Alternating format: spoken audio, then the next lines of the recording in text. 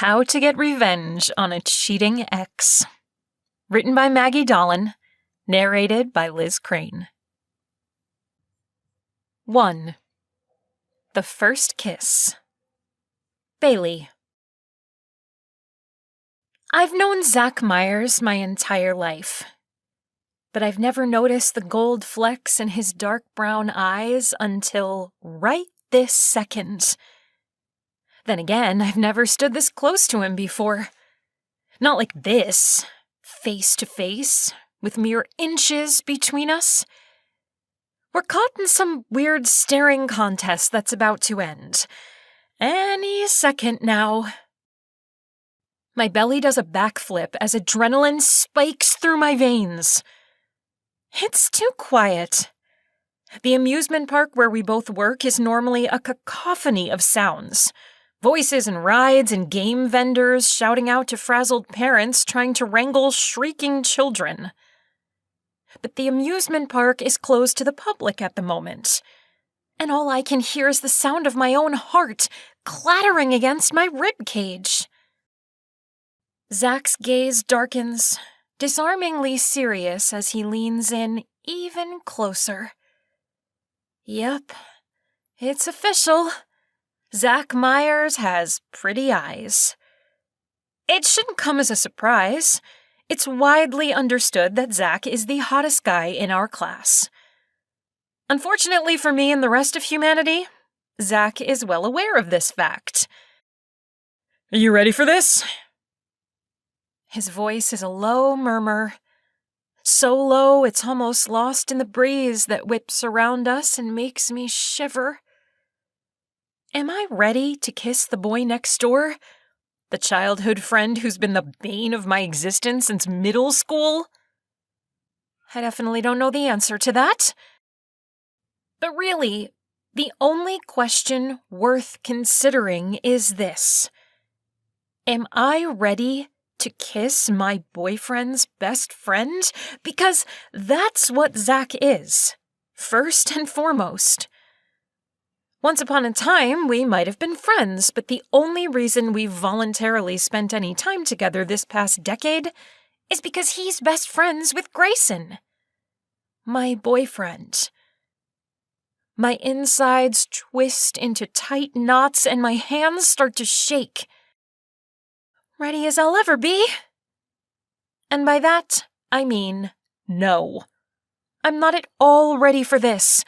I've only ever kissed one guy in my entire life. Grayson. The guy I'm about to cheat on. My heart gives a sharp kick of panic.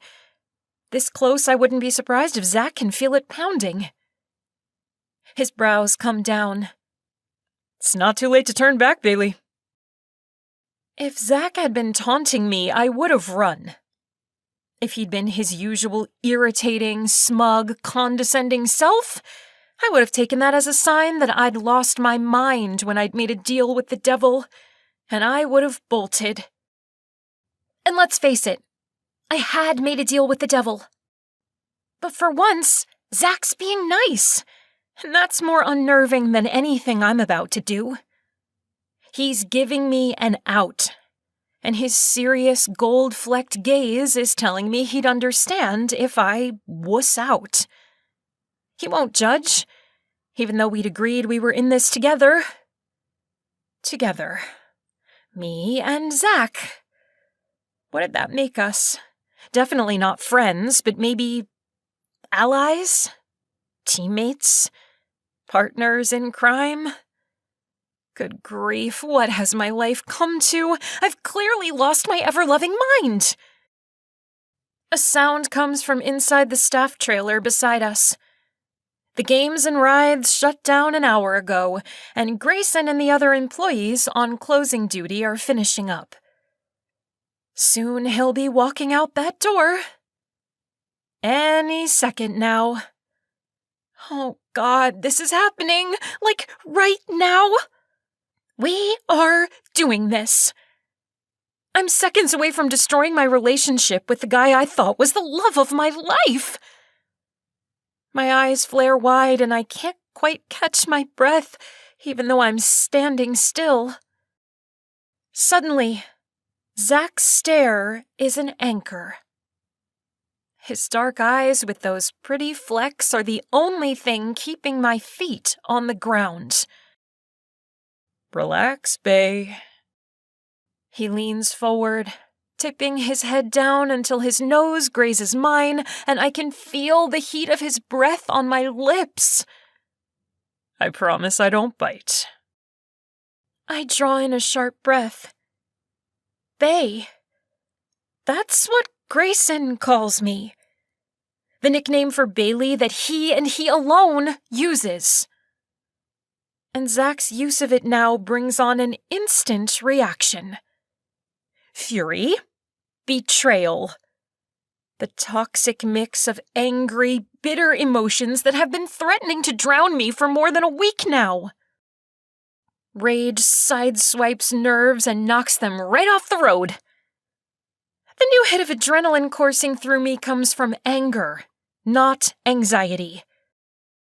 Zack's so close that his gray zippered hoodie is brushing my fingertips, and I reach for it, clasping the material in my fists and tugging him even closer, until the familiar scent of his soap and laundry detergent blocks out the ever-present smells of fried food and cotton candy.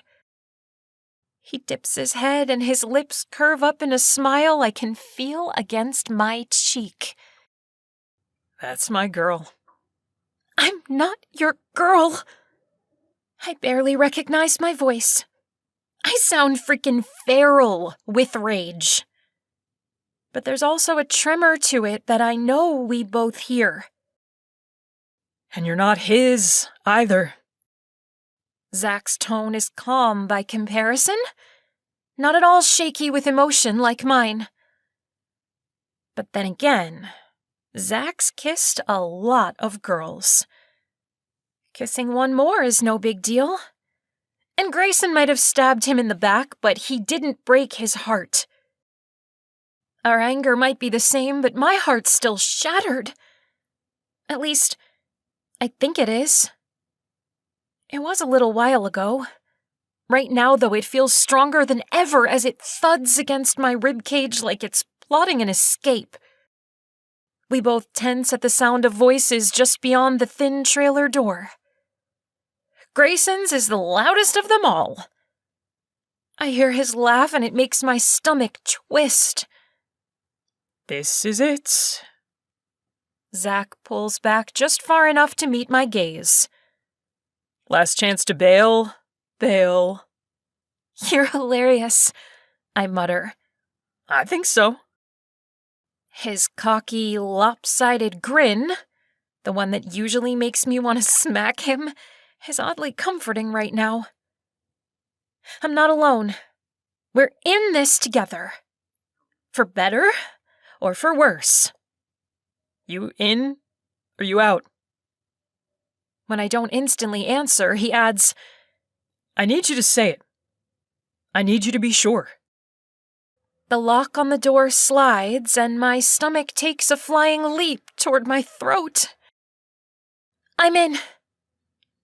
His smile widens. "That's my girl." I go to tell him for a second time that I'm not really his girl. He knows as well as I do that this is all for show. No, it's all for revenge. But the door opens before I get the chance, and Zack doesn't miss a beat. He closes the distance between us and crushes his lips to mine. Here's to hoping he crushes Grayson's heart while he's at it.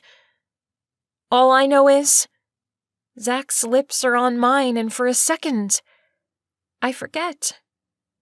I forget where we are. I forget who's watching. I forget my own freaking name. There is just Zack and me. And there's no going back. 2. Rewind and replay. Bailey. Let's back this up a bit, shall we? It's hard to know where to start, but for me, the story begins on the first day of summer vacation. That's the day I got my first hint that maybe my life wasn't perfect. I know. No one's life is perfect. But in my defense, my life was pretty dang close. Junior year ended on a high note. I'd aced the SATs, applied for early admission to the school of my dreams, and my boyfriend's top pick was within driving distance. If all went according to plan, we wouldn't even have to deal with long-distance drama. Yep, life was good. Right up until... Hey, Smurfett! I let the front door click shut behind me with a weary sigh. I don't have to glance over at the neighbor's driveway to know what I'll see. Zack Myers, working on his car, most likely. Like, the most stereotypical stereotype, Mayfair High's ultimate bad boy is sinfully hot, stupidly beloved by the girls in our class, and crazy into cars. He's also insanely annoying. But apparently I'm the only one who sees that side of him. Lucky me. But today, at least, I won't have to deal with him for long. Grayson texted 2 minutes ago that he's close, so any second now he'll pull up in front of my house and whisk me away. Idiot that he is, Zack pretends to be offended by my silence. You wouldn't be ignoring me, now would you? He even adds a gasp. And if I look over, I have no doubt he'll be pretending to clutch his non-existent pearls for good measure. But I don't look over. Instead, I ignore him some more. It's the only way to deal with Zack. If I attempt to engage, it'll only get ugly. I never win these verbal sparring matches. I might have a high SAT score, but when it comes to slinging insults, I end up sounding like the idiot here, and we both know it. Come on. His voice is all low and rumbly. I might even call it sexy if every word out of his mouth wasn't tinged with a smugness that makes me want to punch him in the throat. Smurfett, don't be like that. There it is again. Smurfett. He's trying to get a rise out of me, but I won't give in. I know what you're thinking. Why does he call me Smurfett? Your guess is as good as mine. It started the day I got blonde highlights our freshman year, and it's never stopped. Ever. Grayson always tells me to ignore him, that it's not an insult. He even argues that everyone loves Smurfett. But I know better. I watched those cartoon reruns right alongside Zack when we were kids. Back when we were too young to realize that we had nothing in common. Back when we actually had everything in common because we were kids. All we did was play pretend and watch cartoons. So I know very well that Zack thinks Smurfett is lame. I also know that he has super gross theories about her role within the Smurf community, with her being the only female and all. But one time I made the mistake of fighting back on the nickname thing by calling Zack Gargamel. And Zack pretended like he didn't remember anything about the Smurf villain, or his cat Azrael. I ended up looking insane as I tried to explain Smurf lore to the football team. But Zack was lying. He remembered Gargamel. He so obviously remembered. He just wanted me to look like an idiot in front of Grayson's friends. The ones I actually like, I mean. And I do like Grayson's friends. All of them except for this one. Unfortunately, this one is his best friend. The two are annoyingly joined at the hip. And as most people say the same about me and Grayson, yeah, I spend way more time with Zack than I'd like. Seriously, Bailey. His use of my actual name has me looking over despite my best intentions to ignore him. I was right about him working on a car, but it wasn't his. It's his mom's, the one she keeps threatening to replace. Despite my hatred of Zack, I love his mom. I'm glad to see he's working on her car because we all know she can't afford a new one. Unlike Grayson and his other friends, Zack and I live on the less than wealthy side of town. And after Zack's dad took off, it didn't take a genius to see that they struggled to make ends meet. He eyes me from head to toe, taking in the ugly, pale blue polo shirt and the navy pleated skirt. Going to work? If you're about to make a comment about how I'm wearing blue because I'm... No! He interrupts with a laugh. I wasn't even thinking that. He studies me again. But now that you mention it... I can see that dangerous, mocking glint in his dark eyes all the way over here on my side of the divide. The divide is a literal line in the grass between our driveways. My side is neatly mowed. His is not. Shocker. The guy isn't exactly type A when it comes to his lawn or his appearance. His faded gray t-shirt has grease stains, his jeans have holes, and his dark hair is too long and too shaggy on top.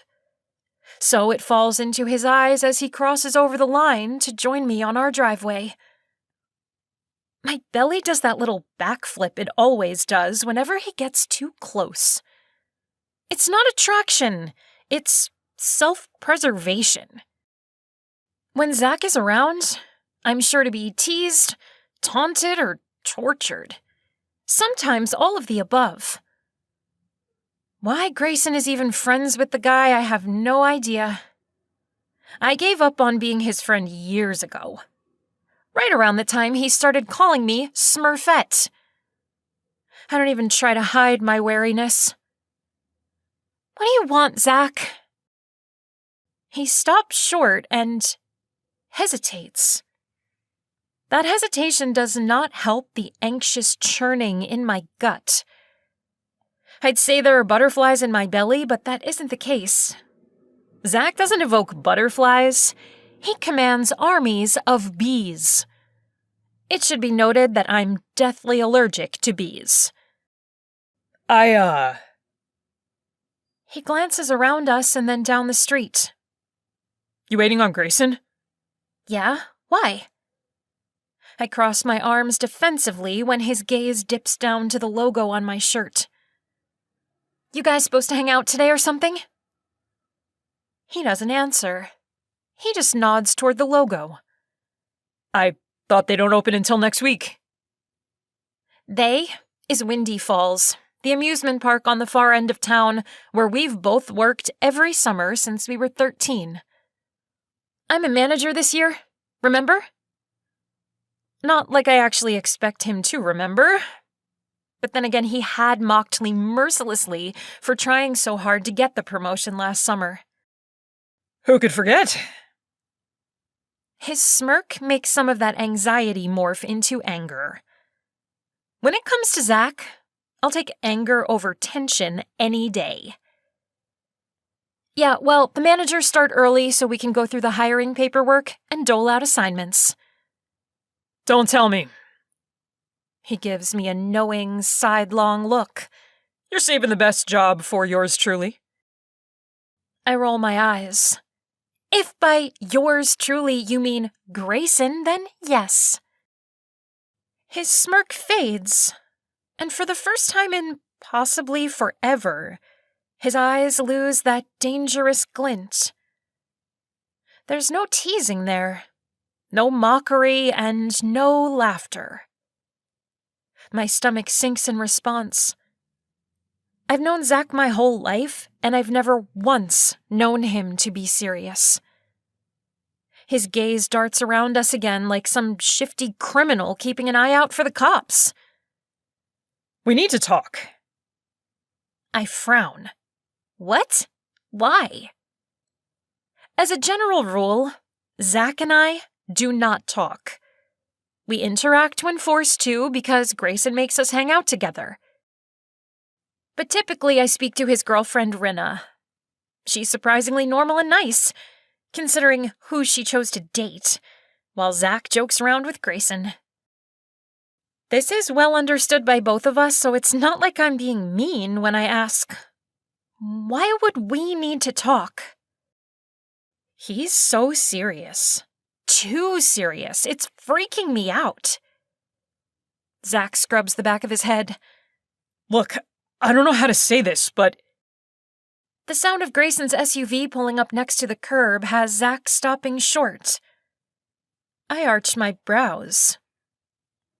You don't know how to say what? But Zack ignores me as he returns Grayson's nod of greeting. What's up, man? Grayson asks through his open window. The guys and I are hanging out at the lake today while my girl here's at work. You in? My girl. I never get tired of hearing him call me that. And those bees in my stomach, they magically morph back to butterflies when Grayson flashes me that smile I love so much. Nah, I've got work to do around here. Zack's voice is weird. I look back at him, and sure enough, the laughter is still nowhere to be found. But I make the mistake of staring a second too long, because Zack arches his brows and leans forward with a smirk. See something you like, Smurfett? Ugh. My lip curls in a sneer at the faux sexy voice. Okay, fine, the voice is sexy, but he's just mocking me because he knows it freaks me out when he flirts with me. Or pretends to flirt with me. Whatever. Sure enough, my cheeks grow too hot, and I hear his knowing snicker as I turn away. Go clean yourself up, Zack. I head toward Grayson's ride. You look like crap. Crap, huh? His voice follows me as I walk, and I'm not sure if I'm relieved or annoyed that his taunting tone has replaced the flirty one. Tell me, Smurfett, are you physically incapable of cursing? I don't look back as I head for the passenger side door. Grayson shakes his head. Leave her alone, man. Come on, repeat after me. Zack continues. Zack, you look like Shut up! I mutter. No, I'm serious. He follows me to my side as I open the door and climb in. Did your parents implant some sort of chip in your brain that makes it impossible for you to talk like a normal person? Come on, Zack. Grayson's voice has that indulgent tone that he always uses when Zack is torturing me. The one that says, I get the joke, bro, but I've got to protect my girlfriend. I hate that tone. I hate Zack for bringing out that tone. But what I hate most is that Zack never knows when to quit. Or maybe it was Grayson. Zack rests his elbows on the open window beside me, and my head whips to the side to face him. It's that weirdness in his voice that made me look. But it's the hardness in his eyes that has my stomach sinking. Dread fills my gut and slithers through my veins. And I have no idea why. But somehow, not knowing why he's acting so strange only makes it worse. I have this sickening sensation that I'm missing something. Zack pats the inside of the passenger side door, and his gaze never leaves mine. Maybe good old Grayson here doesn't approve of his perfect girlfriend cursing like a sailor. Is that it? I stare at him, my lips parting in surprise at the change in him. Grayson is the beloved best friend. I am the one who gets the brunt of his mockery. But right now, it's like something has shifted. There's an edge to his voice when he mentions Grayson. But Grayson doesn't seem to notice. If you change your mind, man, shoot me a text, Grayson says as he puts the SUV into gear. We'll be at the lake all day. Zack doesn't respond. Again, Grayson doesn't notice. But I can't ignore the fact that even when Grayson pulls away, and Zack's forced to step away from the window, his gaze never wavers from mine. When we pull away from the curb, I look in the passenger side mirror, and there he is, watching us. He stands there watching until we drive out of sight. 3. The breakup. Zack. I should care. I really should care. That's all I keep thinking as Rinna gives me the talk. You know the one? It's not you, it's me. Yeah, of course it's you, dumbass. You hooked up with my best friend. That's what I should say. It's what I mean to say, but I'll be honest. I hadn't seen this coming. It's just... Rinna's sigh is filled with sorrow. I'm going to be gone most of the summer with my family, and in the fall I'm leaving for college. She places a hand on my arm and squeezes. I think maybe it's best if we go our separate ways. I stare at her. And quite frankly, I'm speechless. My brain is refusing to compute. She gives me a little wince of regret. 2 days ago, I would have found that wince adorable. Right now, it makes my gut churn, and I instantly know that if I do puke, I'm gonna aim right for those new strappy sandals she's so proud of. Rinna moves her hand to my upper arm and rubs it, as if I'm some little kid who just got a boo-boo. You okay? She tilts her head to the side like a bird. She looks like a bird, now that I think about it. I eye her steadily. Yep, there's definitely something bird-like about her. All small, sharp features, big eyes, and twitchy movements. Again, if you'd asked me 2 days ago, I would have said she was cute. Pretty and outgoing. She's got the sort of smiley personality that's easy to be around.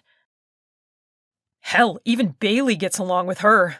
And Bailey's the most judgmental chick on the planet. The toxic churn in my gut is replaced by a swift jab of guilt at the thought of my neighbor. Bailey's sanctimonious and uptight, and I really should have told her this morning when I'd had the chance. Why hadn't I? I don't know. Annoying as she is, not even Bailey deserves to have her heart broken. And it will break when she finds out. She freaking loves that asshole. Me? I'm still staring at Rinna, who's looking more and more anxious with each second of silence. Good.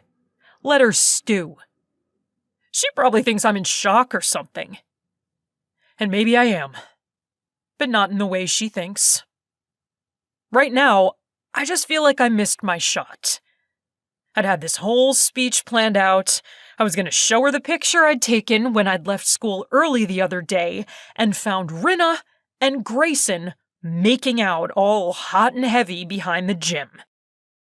For the last 24 hours, I've been waiting for this, but she just went and sabotaged my gotcha moment. She launched into a weepy breakup speech before I could even whip out my phone. So yeah, maybe I'm a little shocked. But more than that, I'm sitting here trying to care.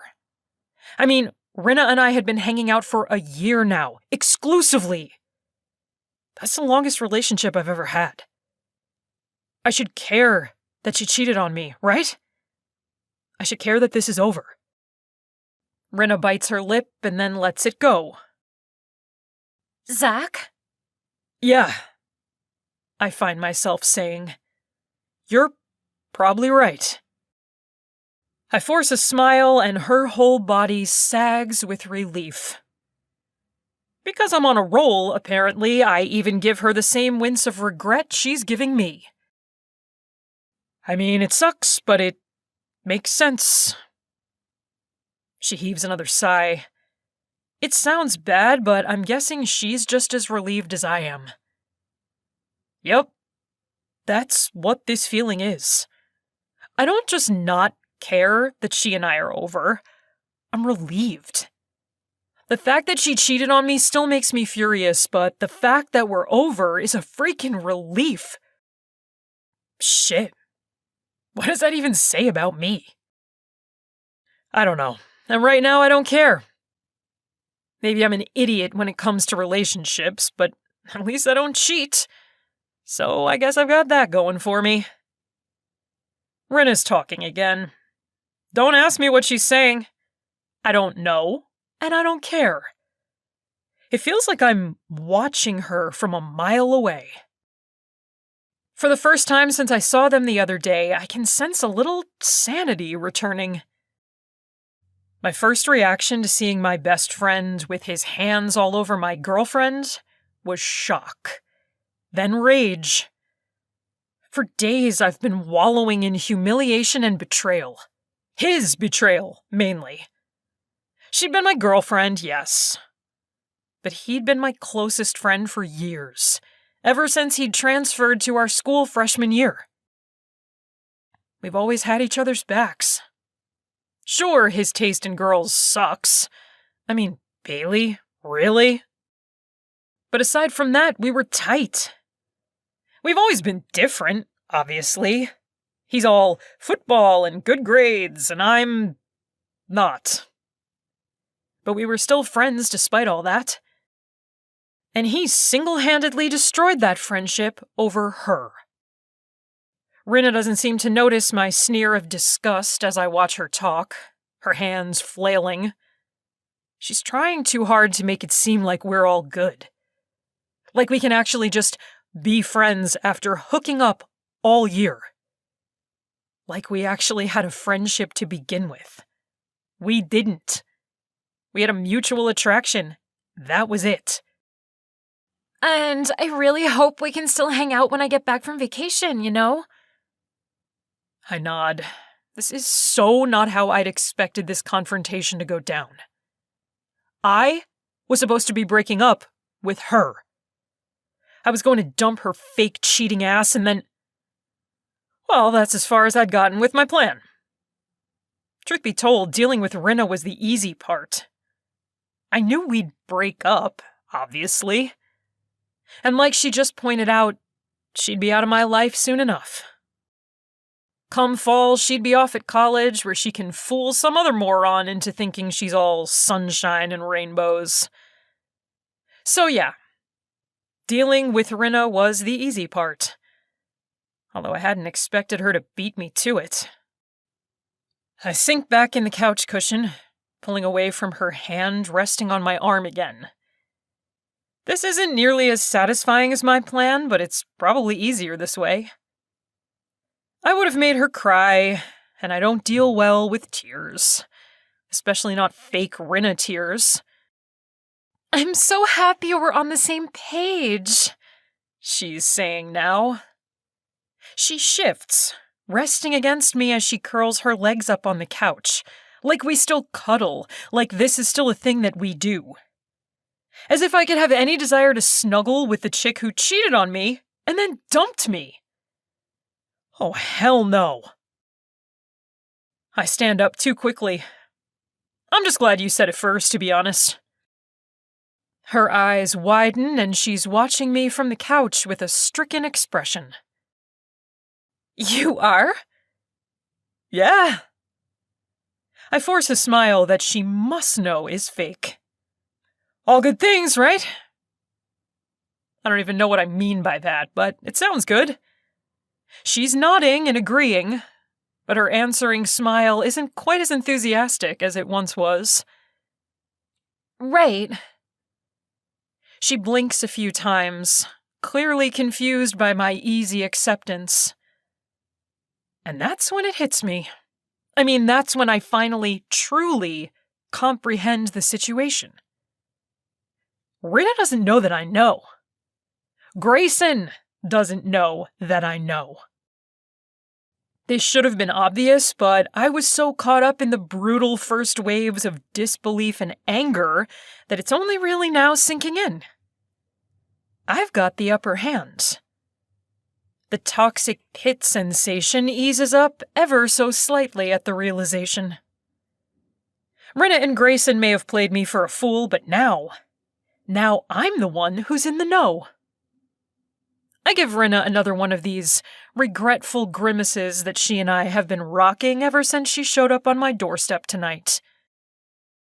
I don't mean to be rude, Rinna, but if you're still here when my mom gets home... She laughs. Yeah, that'd be awkward. I get it. I lead the way to the front door, and I swear I can see the nervous tension in Rinna as she overcompensates when we reach it. She's too loud, too effusive. She's trying so hard it hurts. Finally, she gives me a kiss on the cheek. One last sad, lingering glance, and then she's gone. I can actually start to breathe normally when I watch her drive away. Good riddance. Is that the way I'm supposed to feel after breaking up with my one and only real girlfriend? Probably not. But I have bigger problems on my plate. Namely, Bailey. Smurfett. I smile at the thought of her nickname. More specifically, the way it drives her nuts. It literally never fails to piss her off. Seriously, you'd think that after years of hearing that dumb nickname on a daily basis, she'd get over it, right? But nope, not Bailey Tucker. The girl can hold a grudge like nobody's business. And the way her lips purse and her eye twitches every time I call her Smurfett, it never gets old. Is it obnoxious that I still get enjoyment from her pain? Sure. But the way I see it, somebody has to remind Bailey that she's a mere mortal. And as one of the people who's known her the longest and is stuck living beside her, that falls on me. The girl spends so much time trying to be the best student, the perfect girlfriend, the most beloved member of our class, the ideal employee. Quite frankly, it's exhausting to watch. But the thing is, people buy it. Grayson, my mom, our classmates, everyone. They all think she's God's gift. That she really is as perfect as she pretends to be. In reality, Bailey is irritating and judgmental and a know-it-all, and she still doesn't deserve to be cheated on. I let my head fall against the doorframe with a thud. Bailey has her faults, but she's nothing if not loyal. And in love. The thought makes my chest tighten painfully. I have no idea how I'm going to break this to her. I'm still standing there at the front door when Grayson's SUV pulls up a little while later. It would seem Grayson, the dutiful boyfriend, has picked up his Stepford wife girlfriend from her first day of work, and he's bringing her home safe and sound. Repeat after me. Aww. I don't bother to hide my disgust. These two have never not been nauseating. And no, this isn't my current hatred of Grayson talking. I've despised these two as a couple since the day they made it official freshman year. And yeah, they made it official, like declaring it on social media and holding hands in the hallway every chance they got official. It was obnoxious then, and it's still annoying now. But then again, pretty much everything about Bailey annoys me. I watch as she steps out of the SUV and comes around to Grayson's side. He's smiling that big, dopey, bright white grin of his as she says something. I can't make out what. Then she's at his open window and he's leaning in, and I look away before I puke. And yes, that is my current hatred for Grayson talking. I'm not such a prude that I can't stand the sight of a little PDA, but the fact that Grayson is kissing her, that she's kissing him, that she doesn't know, it lands like a punch in my gut. Shit, she really needs to know. But I'd give just about anything to not be the one to break it to her. I could confront Grayson, tell him I know, show him the picture, demand that he tell her before I do. But that doesn't feel right either. Bailey whirls around, her ugly, pleated Windy Falls uniformed skirt twirling like she's a cheerleader. I rub my temple, which is now throbbing with the start of a headache. The girl might not be my cup of tea, but I've known her forever, and I know she deserves better than this. Better than him. And if I let Grayson confess, there's no telling how he'll spin it. Even before I realize he's been playing me, I knew he was a player. Oh, not in the screw every girl in sight kind of way. He's always seemed more content having Bailey doting on him every second of the day. But he's a player, all the same. He knows how to work people, how to charm them. He knows how to get his way, and I have no doubt that if given half a chance, he'll spin the hell out of his cheating and make it seem like it was all Rinna's fault. Or mine. Don't ask me how I'd be the one to blame. Just know that he could do it. He's that persuasive, especially when it comes to Bailey. She's still smiling as she crosses the lawn toward her front door. Grayson shouts out, "Love you, Bay!" as he pulls away, and I see her lips curve up in this insanely cute little smile as she tucks her head and picks up her pace. She looks so stinkin' sweet, like so very girly. Like she's gonna go inside and kiss her pillow and write love notes with lipstick kisses. My chest lurches at the sight of it. I only ever see scowling Bailey, or brown-noser Bailey. And my least favorite, perfect girlfriend Bailey. Seeing her like this when she doesn't know I'm watching, I kind of feel like a stalker, actually. But more than that, I can't help a surge of pity. I know exactly how she's going to feel when she finds out, and I have no idea how to make it better for her. But she deserves to know. And Grayson? I watch his taillights until he drives out of sight. I have no idea how to deal with Grayson. Somehow, a shouting match and throwing punches just doesn't seem like the answer. It doesn't feel like enough. Not for the way he hurt me. And definitely not for what his betrayal is going to do to Bailey. I wait until she's inside, the screen door clicking shut behind her. And only then do I go back into my own house. I might have no idea how I'm going to deal with Grayson, but I do know this. I want him to suffer. I want him to pay. I want the ultimate revenge. 4. Party time. Bailey. It's official. Zack Myers is freaking me out.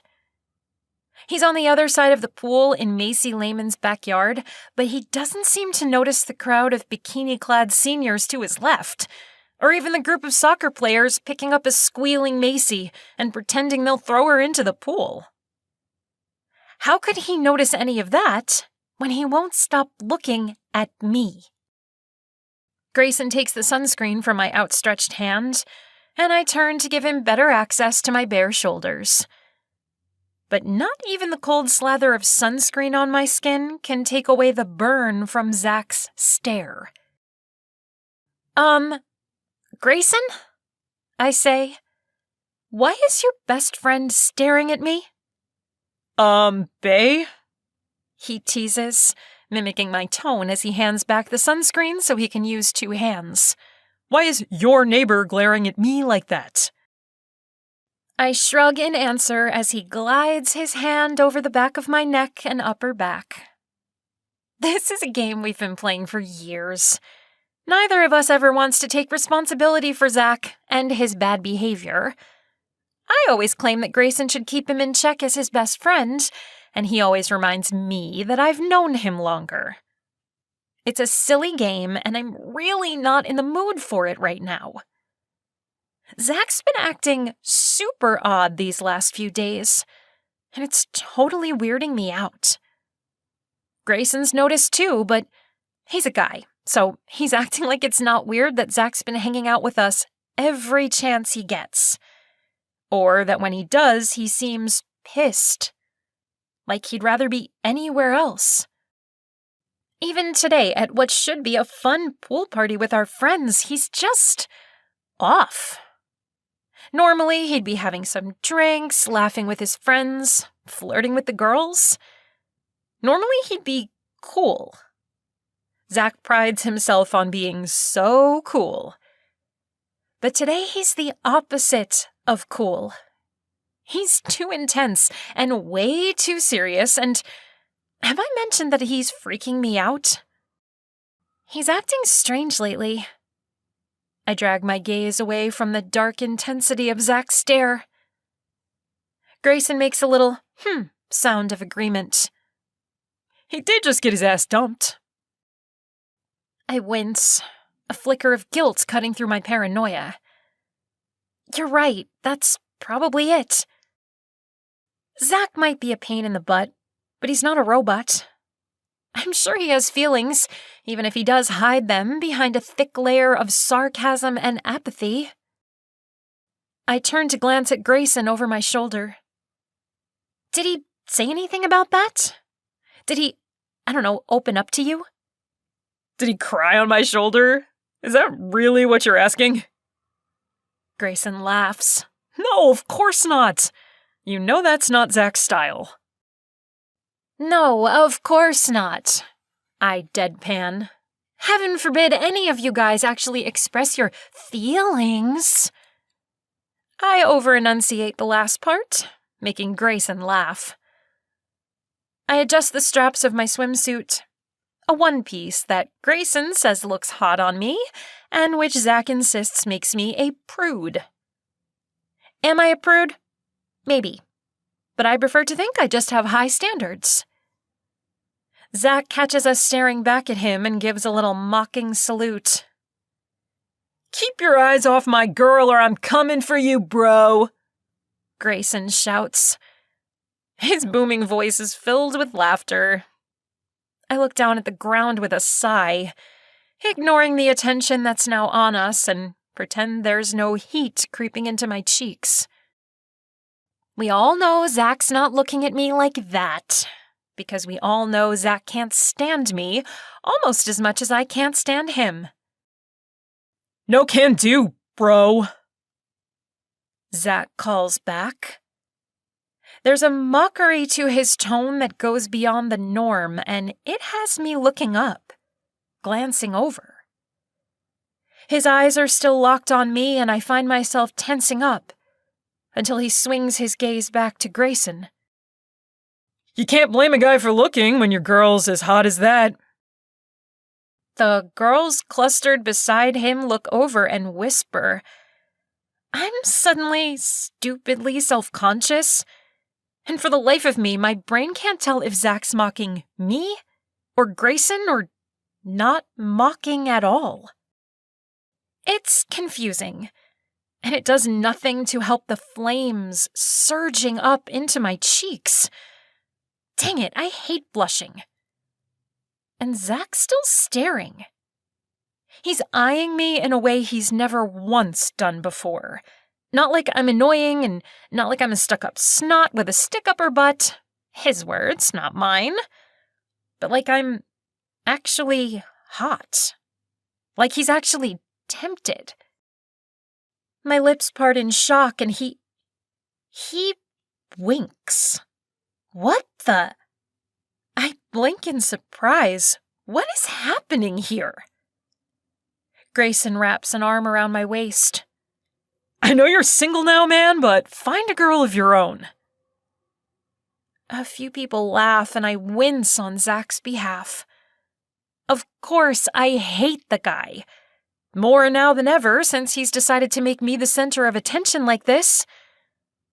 But I also know that he actually liked Rinna, so it's hard not to feel sorry for the way it ended. Zack's taunting smirk is familiar, and the glint in his eyes as he laughs makes my belly twist into a knot. No need to go all caveman, Grayson.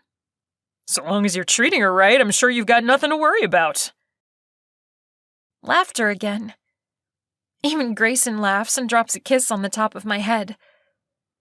Jackass, Grayson mutters. But his tone is affectionate, indulgent.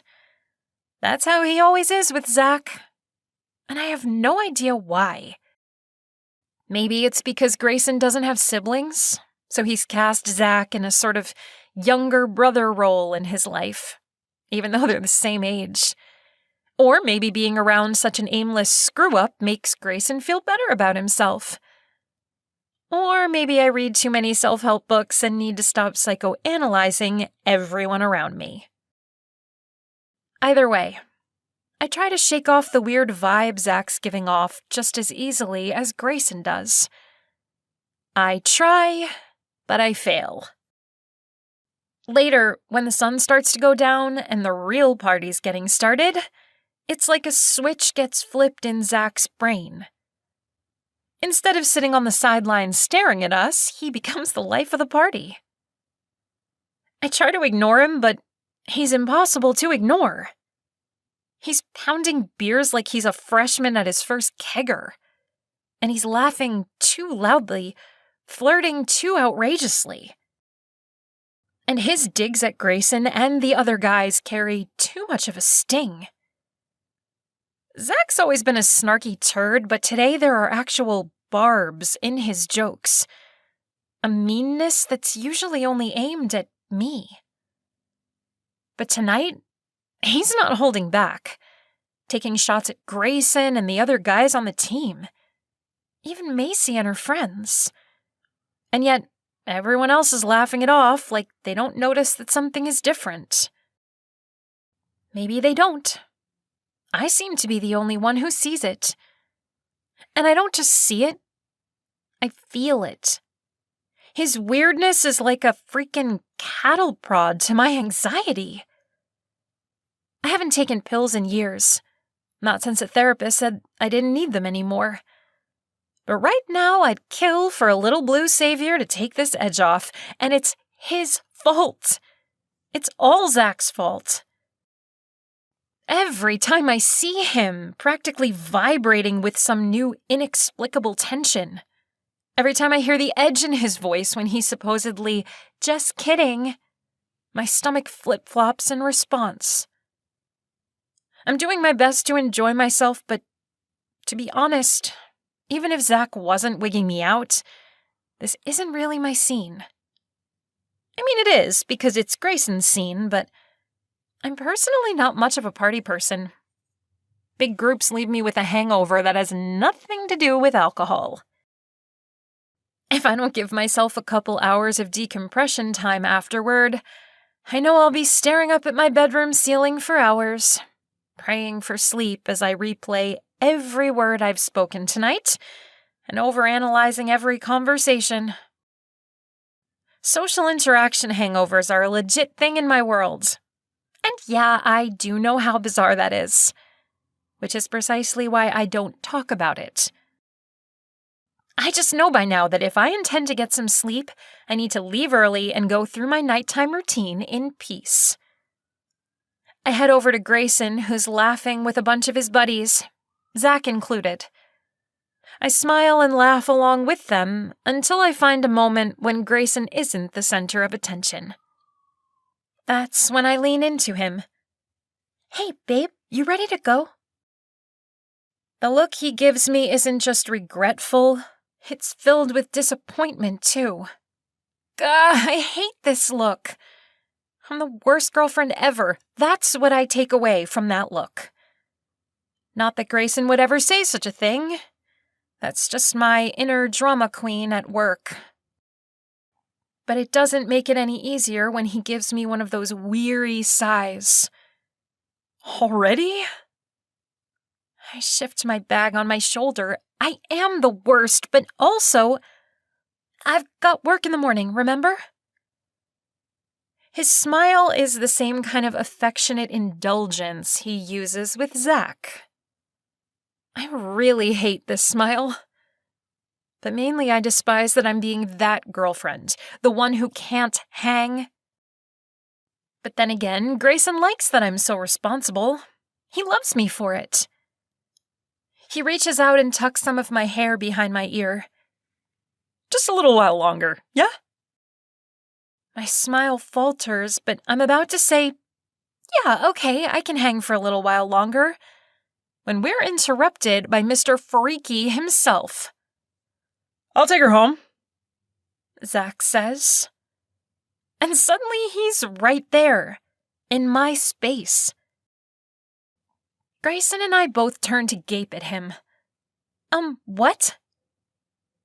I frown up at Zack, but he's grinning at Grayson as he slings an arm around my shoulders and tucks me against his side. The guy is hot. Not like hot, though he is hot, that's already been established. No, I mean, temperature-wise, his skin feels like fire. For a moment, I ponder the rate of his metabolism if he's putting off this much heat on a cool, early summer night. Seriously, I can give her a ride. Zack's talking to Grayson about me as if I'm not here. My frown turns to a glare. You're ready to leave? Grayson says. They're talking over my head. Not like their meaning is lost on me, but like physically. With me tucked under Zack's arm like this, as if we're buddies or something, Zack and Grayson are literally talking about me over my head. I squirm and wiggle my way away from Zack's side. You've been drinking, I say, looking pointedly at the drink in his hand. He uses that beer bottle to gesture to Grayson's. So's he. Yes, but I can hold my booze better. Grayson smirks, and I just barely hold back an exasperated sigh at boys and their pride. The truth of the matter is, I'm the designated driver. Grayson drives us to parties, and I drive us home.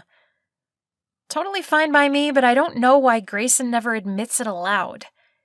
He always lifts his car keys when he's leaving a party and says something stupid like, "Wish me luck." Boys are so dumb sometimes. Nah, man, I got this. Grayson takes my hand and tugs me away from Zack, so I'm pressed to his side instead. I smile up at Grayson. Sure, he has his flaws, but this is my dumb boy. And he's the only guy I want to end the night with. Dude, I live next door, Zack says. And why on earth Zack's arguing for the right to drunkenly drive me home when we normally go to great lengths to avoid any alone time together is beyond me. I squeeze Grayson's hand. Even when he's drunk and I have to call an Uber to get from his house to mine, the ride home is our thing. The goodnight kiss portion of the night is still my favorite part of these outings. There's no way I'm tossing that aside for a ride home with Zack. And I know Grayson feels the same. You sure, man? Grayson wobbles a bit on his feet. I blink up at him. Wait, what? But Zack's already grabbed my other hand, so I'm standing there between them in a human tug-of-war. I'm a wishbone about to be broken. I have this crazy urge to start swinging both arms so they'll look as ridiculous as they sound. No, I say, turning to Zack. What Grayson meant was no, that's not necessary. Bae, he's got a point. Grayson's voice is all sweet and cajoling. I hate this tone. I never ever win against this tone. What? I ask again, as if hearing him repeat himself is going to make this better. Grayson drops my hand and cups my cheek like I'm a little kid. I know you need your sleep, Bae. You got a big day at work tomorrow. I open my mouth to protest, but I can't. It's true. I take my managerial roles seriously, and I have an early start time. But We'll hang tomorrow, okay? He gives me a light kiss and pulls back to smile down at me. Don't worry. Zack's all bark and no bite. I shake my head. I hate that phrase, and right now it's completely senseless. Of course Zack's not going to harm me. That's not what I'm worried about. I glance over at Zack, who's smirking. He won, and he knows it. Though why he wants us to ride home together is beyond me. I'd rather ride home with a dog with rabies, I inform him. He gives a sharp ruff of a bark right on cue. A girl I can't see but who's clearly listening giggles, and Zack's smirk grows into a lopsided grin that makes me want to punch his stupid mouth. Before I can argue, though, Zack's tugging me away from Grayson and the others. He flashes a look back at Grayson. Don't worry, bro. She's in great hands with me. 5. The truth hurts. Zack. Bailey is all grim determination as she stares me down beside the driver's side door. Give me the keys, Zack. You think you're driving? I laugh. That's cute. I'm just messing with her, which I really shouldn't do since I'm about to tear her heart out and stomp on it, but I can't help myself. It's a habit. Her lips pressed together in a thin line. It's also kind of hilarious to watch her get all worked up and self-righteous. You've been drinking. She sticks her hand out, palm up. Hand over the keys. I make my voice all high and breathy and narrow my eyes to mimic her glare. Hand over the keys. I drop them into her outstretched hand. You've got that whole sexy teacher vibe down pat. Her sigh is sheer exasperation as she takes the keys and turns for me to open the door. Do you use that voice on Grayson when he's been naughty? She ignores me. Oh, come on, admit it. You two get freaky, don't you? Role-playing and whatnot. She slams the car door in my face and starts the car, so I have to hustle to the passenger side. There's no doubt in my mind she'd drive off without me. It would probably serve me right. I turn to face her and wish to God that beer had done its job. I was hoping slamming a few would make this easier. All it's done is make me tired. And I still have no idea how I'm going to tell her the truth. But I have to. It's time. Watching her be all obedient girlfriend to that cheating ass is killing me. But the thought of telling her? That's even worse. Despite what she thinks of me, I'm not the devil in disguise. I mean, I'm no saint either, obviously. But I definitely don't revel in the thought of breaking this to her. I know exactly how she'll feel, and if there's any way I could spare her that, I would. But I can't. So I annoy her instead. Don't ask me why. It's what I do. It's how we coexist. And right now, an irritated, stuck-up Pris is easier to handle than the Bailey I'd watched at the party. All doe-eyed and sweet to her a-hole of a boyfriend, who clearly couldn't have cared less that she hadn't been having fun at the party. I'd noticed she'd been bored out of her mind. How had he not noticed? He'd acted all put out at having to leave. Imagine having a girl who's willing to drive your drunken ass home and treat you like you're God's gift. Must be tough to be Grayson. Please tell me you roleplay as Smurfett, I say. She clamps her lips together so tight it looks painful. I adopt that stupid high voice again. Oh, Papa Smurf, for a Smurf so old, you sure know how to— Ew, stop! Her hands clench the steering wheel. I stare at her profile because I could have sworn I'd seen a twitch of her lips. But no. No way. But then again, I lean in for a better look and she shakes her head. Just stop, she says. But her lips are trembling and a laugh tumbles out of her. Loud and genuine. And it ends with a little snort. She clamps a hand over her mouth, still shaking her head. That wasn't funny, she says when she drops her hand. Her annoying goody two-shoes voice is spot on once more, but I can't help grinning because I got a laugh out of Bailey Tucker. Over a dirty joke, no less. Over a dirty joke that involved Smurfs. I feel my own lips tugging up on one side. So, Bailey Tucker has a deviant sense of humor somewhere under that buttoned-up, takes everything way too seriously exterior. Good to know. She drives in silence for a little while, and the closer we get to my house, the more I start to sweat. She says something, and I miss it, because I'm too busy staring out the window, trying to figure out how best to start a conversation that'll crush a person's life. No, not her life. Just her heart. Yeah, that's way better. Zack? I look over to see her staring at me with her brows drawn together in concern. You okay? Yeah, of course. I expect that to be the end of it. We're not friends. We don't do talking. But she clears her throat, and the awkward silence instantly grows 10 times more awkward. You've been acting kind of weird lately. According to you, I'm always weird. I shoot back. This isn't quite true.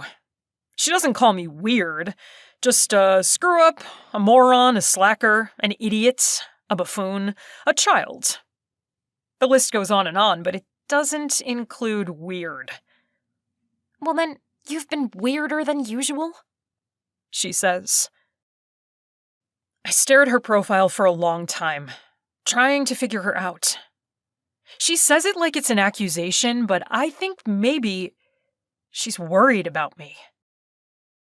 Crap. My head falls back against the seat with a thud. The last thing I need is this girl being nice to me. That's only going to make this harder. She turns onto our street, and a second later we pull into my driveway. This is it. There's no avoiding it any longer. I've been waiting for days to catch her alone, to find a time when she's not in public or with Grayson. I draw in a deep breath. This is it. Okay, well... She goes to open the car door. Thanks for the ride, I guess. I lean forward to stop her. Wait! She pauses with one hand still on the steering wheel, the other on the door handle. She turns back with a question in her eyes. For a second, I sit there with my mouth open and no words come out. Her brows arch up and she looks torn between concern for me and wariness. Zack, if you're going through something... She clears her throat again and her tongue darts out to wet her lips. She's nervous. I'm making her nervous. Awesome, good start. And yet I still find myself just staring at her lips as my brain draws a complete blank. I'd been rehearsing what I was going to say for days. But right now, all I can do is sit here like a chump as the words refuse to come. How was I going to start? Shit, I'm seriously drawing a total blank here. Everything I planned to say sounds too harsh now that we're here. She turns toward me, her brows drawing down now. I'm suddenly facing a very serious Bailey. Look, I know we're not exactly close, but it seems like you're going through something and She hesitates. You know, if you need to talk... Okay, this is too much. I'm about to ruin her life, and she's decided now is the time to be my friend again? I draw in a deep breath and run a hand through my hair. She touches my arm, and every muscle in my body tenses. She draws her hand back quickly, like she just realized what she'd done. Zack, I'm here if you need— Grayson cheated on you! The words spill out too loudly and so quickly it sounds like one word.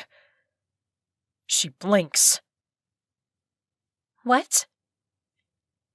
And then she blinks again, and I see the words register behind her eyes. I swear, I feel it when the meaning of them settles inside her like a sack of bricks. What? This time her voice is high and tight. I know what she's feeling. I know exactly how she's feeling, like the world is off center and the ground is pitching forward. I reach for her to, hug her? Pat her back? I don't even know. But she swats my hand away. What are you saying? I'm sorry, Bailey, I really am. She's staring at me with her features screwed up in confusion, like she's not sure why I'm saying something so stupid. She's trying to figure out why I'm lying. I let out a long exhale. I wish to God I was lying, if just to spare us both this moment. No. She shakes her head as she turns away. You don't know what you're talking about. I saw them. She freezes, staring straight ahead through the windshield like she can read some hidden message in the faded paint of my garage door. The sun's sinking below the horizon, and the world takes on that surreal orange glow. Quite frankly, it's not helping matters. This moment already feels like something out of a movie. We don't need cinematic lighting for effect. For her, I know that unreal sensation is even worse. That disconnect between what she's hearing and what she believes to be true, it's growing wider by the second. No, she says again, slower this time. You're wrong. I have proof. The words seem to hit her like a punch, and she jerks back like I literally struck her. God, I hate myself right now. I hate that I'm relieved that it's out there. I hate that I'm glad I'm not the only one who knows. As she scrambles for the door handle and I watch her climb out, I hate that I just broke this girl's heart. 6. Aftermath. Bailey. I hate Zack Myers more than life itself. The words race through my brain like some sort of toxic mantra as I race toward my house. As if I can outrun Zack's words. No, his lies. He is lying. Of course he's lying. I fumble with my house keys as I let myself in and slam the door shut behind me. He's clearly lying. But why? I squeeze my eyes shut and blood rushes to my head. My temples throb as a roaring sound fills my ears. I have proof. My stomach heaves like it did back in the car, like it always does when I ride Windy Falls' highest coaster and it tips over the edge. Saliva pools and I clap a hand over my mouth. Oh crap, I'm going to be sick. I dart through the family's living room. My mom doesn't look up from her book as she calls out a hello, and my dad is watching the news so intently I'm not even sure he sees me. I make it to the bathroom just in time, and the contents of my stomach come out in one massive heave. Oh my God! My sister Jane's voice in the doorway makes me groan. I sit back on my heels and flush, reaching for a towel to wipe my mouth. Did St. Bailey actually get drunk at a party? My younger by 1 year sibling gasps. But that would mean you actually had fun, and that's just impossible to imagine. Shut up, I mutter. She is so not what I need right now. But Jane follows on my heels all the way to the room we share at the end of a narrow hallway. Our little brothers share the room to our right, and our parents are across the hall. It's no secret that Jane is counting the seconds until I can move out and she can have the room to herself. She actually crosses off days on a calendar with giant red X's that make me think that if for some reason I don't move out next fall, she's gonna make me disappear. "So, what happened?" she asked as I laid down on my bed. "Did Grayson finally convince you to let loose with the wine cooler?" Jane's purple-streaked hair is in my face as she bends over me like she's examining a lab rat. "Leave me alone!" I cover my face with my hands. She doesn't move. I can hear her breathing over me as seconds tick by. But mostly I just hear my heart pounding, and I am trapped somewhere in the back of my mind, like I'm watching myself from a distance. I'd say it was an out-of-body experience, except that I haven't escaped my body. I feel everything. My muscles are too tense and my chest feels like Jane's sitting on my rib cage, even though she's not. She's just hovering. And then she's cursing under her breath and the bed sinks beside me. "Are you having another panic attack?" "No." "Yes, probably, but this is worse than any panic attack I've ever had. Because it's not only my nerves that are frayed, and it's not just my mind on the fritz. This feeling of distance, like I've taken 3 steps back from my brain, it's not gonna last forever. And part of me doesn't want it to end, because if Zack isn't lying, but he is. He has to be. Should I get Mom? The worry in Jane's voice only ratchets up the adrenaline in my bloodstream. My breathing is getting shorter and quicker by the second, and my insides feel like they don't fit inside my body. I need to calm down. I need to breathe. There's an explanation for all this. There has to be. I drop my hands to find Jane frowning down at me. Her face so close I can tell she's been snacking on tortilla chips and salsa. I swallow down another wave of nausea. "Bailey, should I get— No! Mom!" I'm panting out right now and I curl into myself, my nails digging into my palms. But my parents can't help, and I don't want them to worry. "You gonna be okay?" Jane's voice is weirdly nice. I nod. "No, not really." And then panic takes over completely. My heart races out of control and I try to calm the urge to writhe and pant and clench and scream. It's not pretty and it feels like hell. But Jane doesn't go anywhere, which is also weirdly nice. It's never been awesome to have someone witness an attack, but she's seen it all before, and she sits with me until the worst of the panic attack passes and exhaustion makes my limbs feel heavy. She shifts beside me. "Want to tell me what brought it on this time?" I shrug and go to tell her it was nothing. It wouldn't be the first time I'd had an attack I hadn't been able to explain. But something about the way Jane's watching me has me blurting out the truth. "It was Zack." Her eyes narrow and she lets out a hiss. Like an actual hiss, like she's a freaking snake. "What did he do to you?" I feel a hysterical laugh forming, along with a surge of gratitude.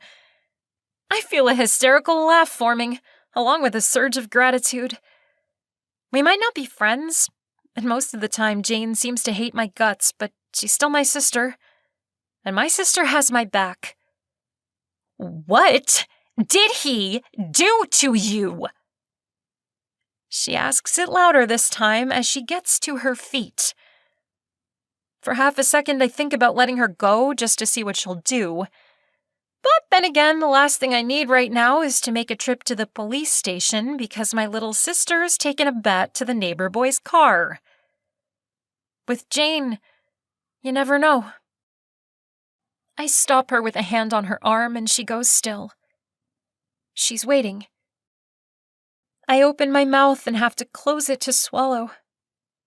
It sounds so silly when I go to say it aloud that I know it can't be true. He said, Grayson's cheating on me. Jane's jaw goes slack, and her face grows paler than usual. But he's lying, I say quickly. He has to be lying. Jane perches on the edge of my bed, more tentative than she's ever been around me. That makes me nervous. Bailey, why would he lie about that? I don't know. It comes out more defensively than I'd intended, and I rub a hand over my forehead. I don't know, I say, softer this time. Jane's hand lands on my shoulder, and I whip my head around to stare at her in alarm. Pat, pat, pat. 3 solid, thumping pats to my shoulder, and Jane's giving me this awkward grimace. What is this? I demand. Are you trying to comfort me right now? She shrugs. I thought I'd try. Well, cut it out. It's bizarre. My sister might have my back, but touchy-feely we were not. I inch away from her and see her flicker of relief that she's not expected to hug me. It's not only strange, it's unnecessary, I continue. But my voice sounds off. I sound just as uptight and prissy as Zack makes me out to be. My enunciation is absurdly on point. There's been a mistake. Zack is wrong, and I will prove it. I have proof. Zack's words from earlier are a punch to the gut, and I shift on the bed so I can reach my phone in my back pocket. Jane watches me with a frown. What are you doing? Texting Zack. He said he has proof, but obviously he's wrong or he's lying. Why would he lie? That question will just not quit. Zack has no reason to lie, and I know it. Grayson is his best friend. In an instant, my mind conjures up every strange Zack interaction I'd witnessed these past few days. The way he'd been acting so off around Grayson. I text Zack with cold, numb fingers. You sure you want to do this?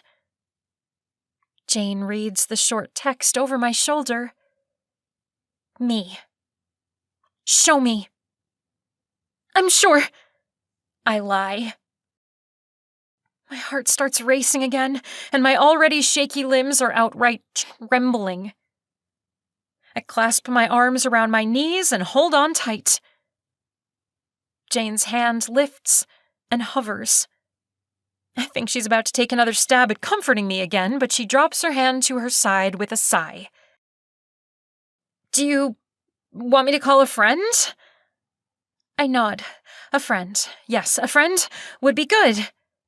But even as I nod, my mind flips through the list of potential friends who would rush over to be with me during my moment of crisis, and it comes up empty. Macy, Bridget, and the other girls I hang out with at school are still at the party. And even if they weren't, I'd feel weird talking to them about Grayson. They're our friends, not mine. And if I'm being honest, they're probably more his friends than ours. They'd not only laugh at me for doubting Grayson, they'd turn right around and tell him that I'd actually believed Zack. Zack, who's obviously lying. This is one of his pranks. A joke that he's playing at my expense. That's the only option. My phone dings, and I stare at it. Then I look to Jane, and she picks it up with an expression of grim determination. She looks first. I wish she hadn't, because I see it on her face. I see her horror, and then her pity when she hands me the phone with a picture on the screen. My hands are shaking so badly I can barely hold it steady, but even shaking and even blurry, there's no denying what I'm seeing. It's Grayson and Rinna. And they're going at it against the wall of the school like they're starring in their very own porno. I'm gonna throw up. No sooner do I whisper the words through frozen lips that Jane's hauling me down to the bathroom. When we're back in our room and I'm lying on the bed staring at the ceiling, I have no idea what to do next. Neither does Jane, apparently, because she asks for a third time if there's someone she can call. She clearly wants off friend duty, and who can blame her? You've gotta have one friend who's not a Graysonite, she says. Graysonite. That's what she's been calling Grayson's teammate buddies for years now. She makes it sound like he's running some sort of cult, when in reality he's just popular. And here I am, sticking up for him in my thoughts when he's so thoroughly betrayed my trust. What about Tony? Jane asks. I turn my head to give her a bland look. Tony was my best friend in grade school and junior high. We didn't get into a fight or anything, but we'd gone in different directions in high school. We hadn't hung out outside of school since the summer after 8th grade. I couldn't exactly call her up now and expect her to come running. I turn my face back up to the ceiling as a fresh wave of self-pity washes over me. I have no friends. Jane doesn't argue. My boyfriend cheated on me, and I have no friends. I say it aloud just to see how it feels. Still doesn't feel real, to be honest. There's a sort of numbness around my heart now that the shock has faded. That's probably good, probably for the best. But hours later, after Jane's fallen asleep, the panic is back.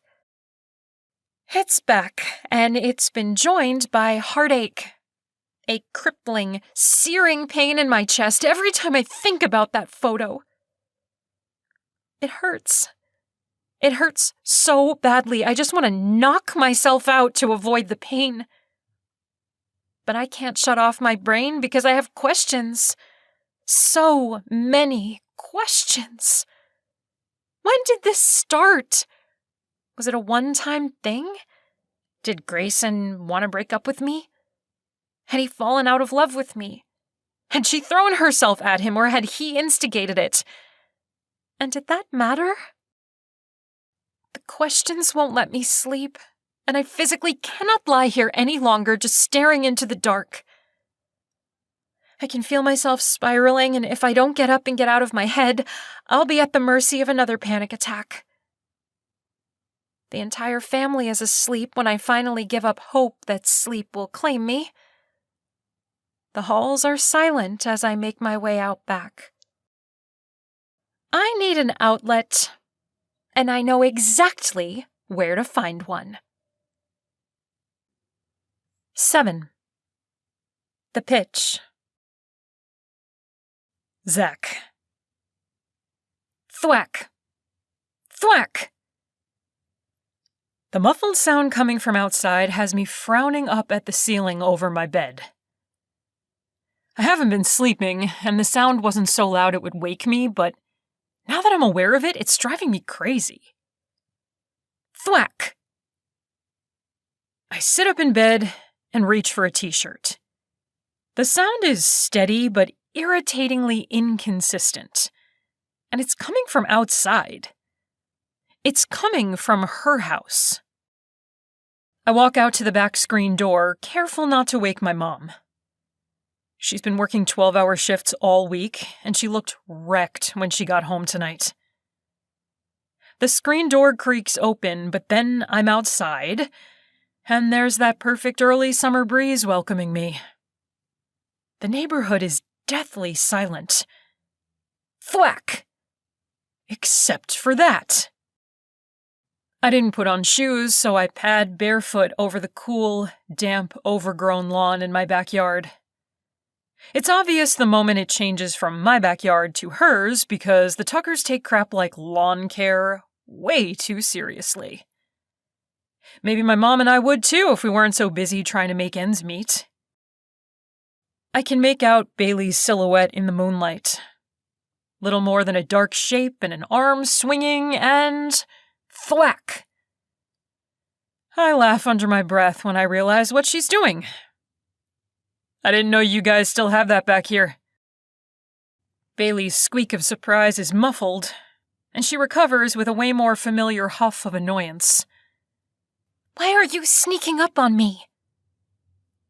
Her voice is low and hushed, but the breeze seems to carry it my way, and I hear her perfectly as I walk toward her, trying my best to avoid sharp stones and twigs. I wasn't sneaking up on anyone, just trying not to wake the neighborhood. She doesn't respond. I'd half expected one of her complaints about how loudly I play my music when I'm working in the garage. But she's back to focusing on the pitcher's net that's situated in front of the line of trees that marks the end of the Tuckers' property. I don't need to see her eyes to know her gaze is fierce as she eyes her target. Bailey has never been chill about anything, and when it comes to sports or games, forget about it. The girl gives new meaning to the word intense.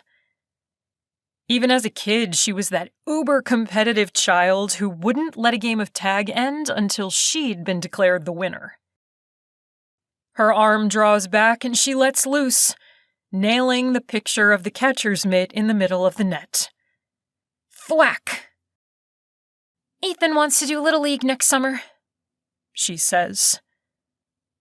I blink in confusion, and for a second, I'm thrown by the fact that we're still talking about the pitcher's net. And then I don't respond right away because I'm confused all over again, trying to picture little baby Ethan playing baseball. No more t-ball? She shakes her head. This was there last year. Wow.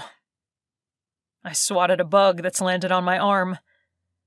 And Nate? He's not interested. Her lips twitch up a little at the corners. Says, athletics are a waste of time. I laugh. I can totally picture him saying that. First grade keeps a guy busy. I agree. I love that kid. I love both those kids. They'd come as an unexpected surprise to the Tucker family when Bailey, Jane, and I were in middle school.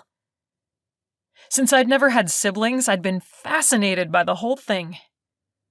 I still remember the day they came home from the hospital in vivid detail.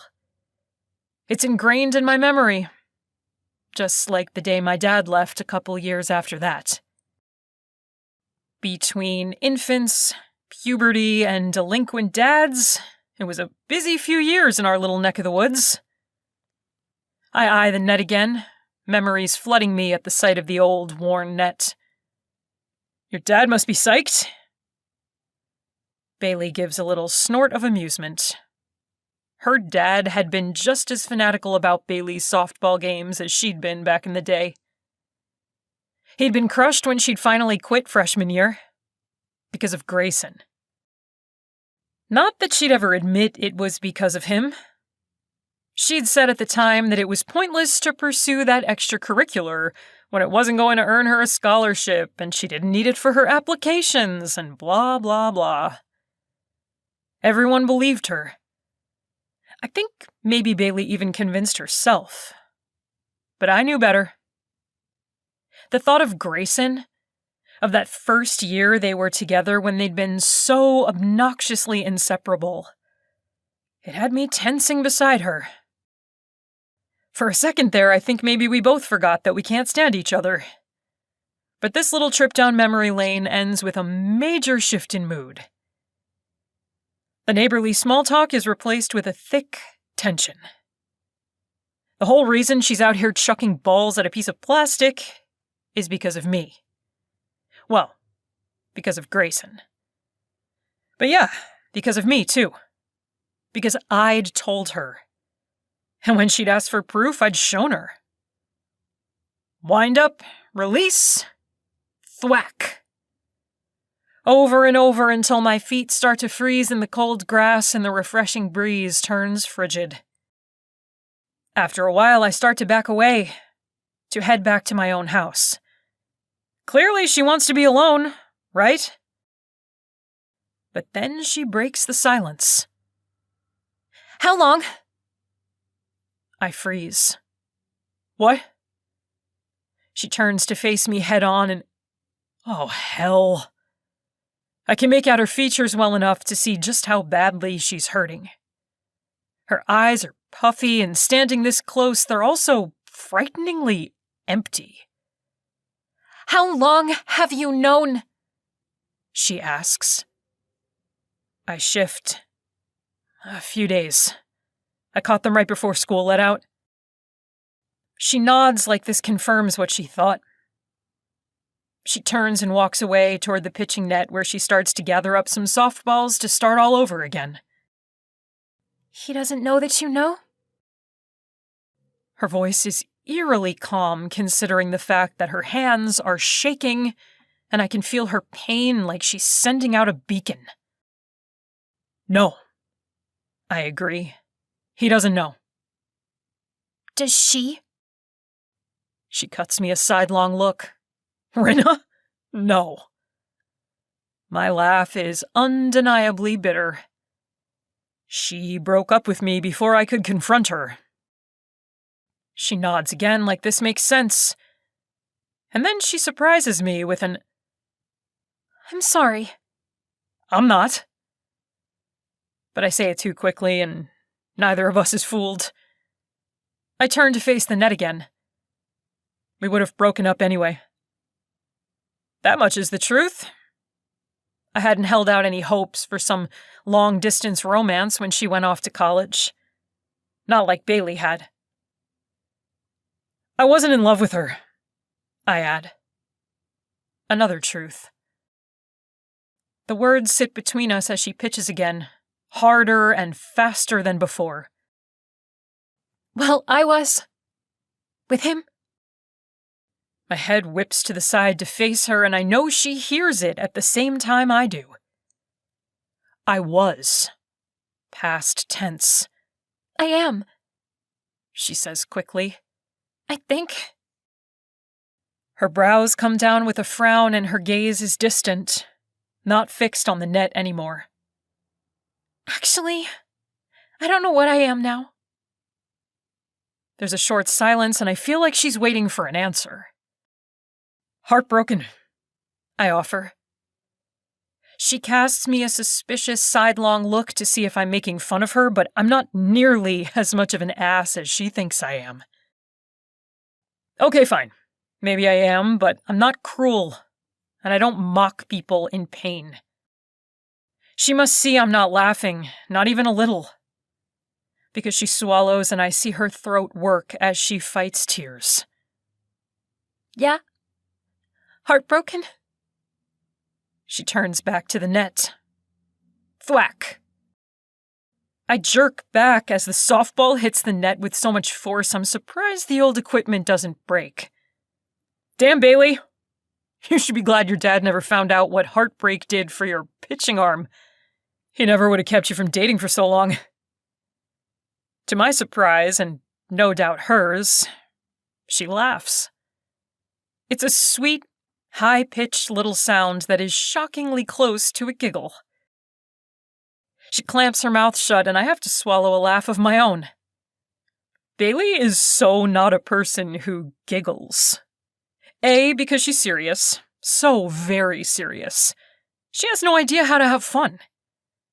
And B, because she's Bailey, and she prides herself on being above anything as childish as giggling. Maybe A and B are one and the same, but whatever. That's not the point. The point is, the little sound is happy, and it gives me hope. Not for me, but for her. If she can still laugh, she'll be okay. Just maybe not anytime soon. What are you going to do? I ask when the silence stretches too long. She shakes her head, but she doesn't ask what I mean. She knows what I mean.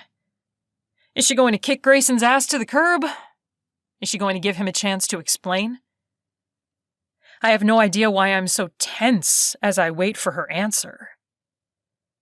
Probably because that jackwad hurt me too. And I don't want to see him walk away without paying a price. She sighs. I don't know. I nod. Fair enough. You don't have to figure it out tonight. She tosses the ball in her hands as she thinks that over. I don't think I'll be able to sleep until I do. You're working tomorrow, right? She nods, turning to look at me again. It's going to be torture. Nah, it's probably for the best that you have a distraction. I speak like a man who knows, because I am. Between memories of my dad and talk of Grayson, I feel like the world's leading expert on the topic of betrayal. I wince at the thought. Not exactly where one wants to be in life. I'd far rather be an expert on beer pong and getting laid. And maybe I will be by the end of the summer. But right now I'm the freaking king of rejects. Awesome. Bailey's eyeing me oddly, and I can't tell if she's really seeing me at all. We're going through the hiring paperwork tomorrow, she says slowly. As a manager, I'm in charge of choosing the employees for my zone. And there's my Bailey, the girl who can turn any conversation boring in the blink of an eye. Oh yeah? I can't even pretend to sound interested. With everything going on right now, does she honestly care about who's going to be working the ice cream stand and who's on rides? Apparently so, because her eyes have some life to them for the first time since I've come out here. I was going to give Grayson a job with me in the souvenir shop. Of course she was. It's the cushiest job at the theme park.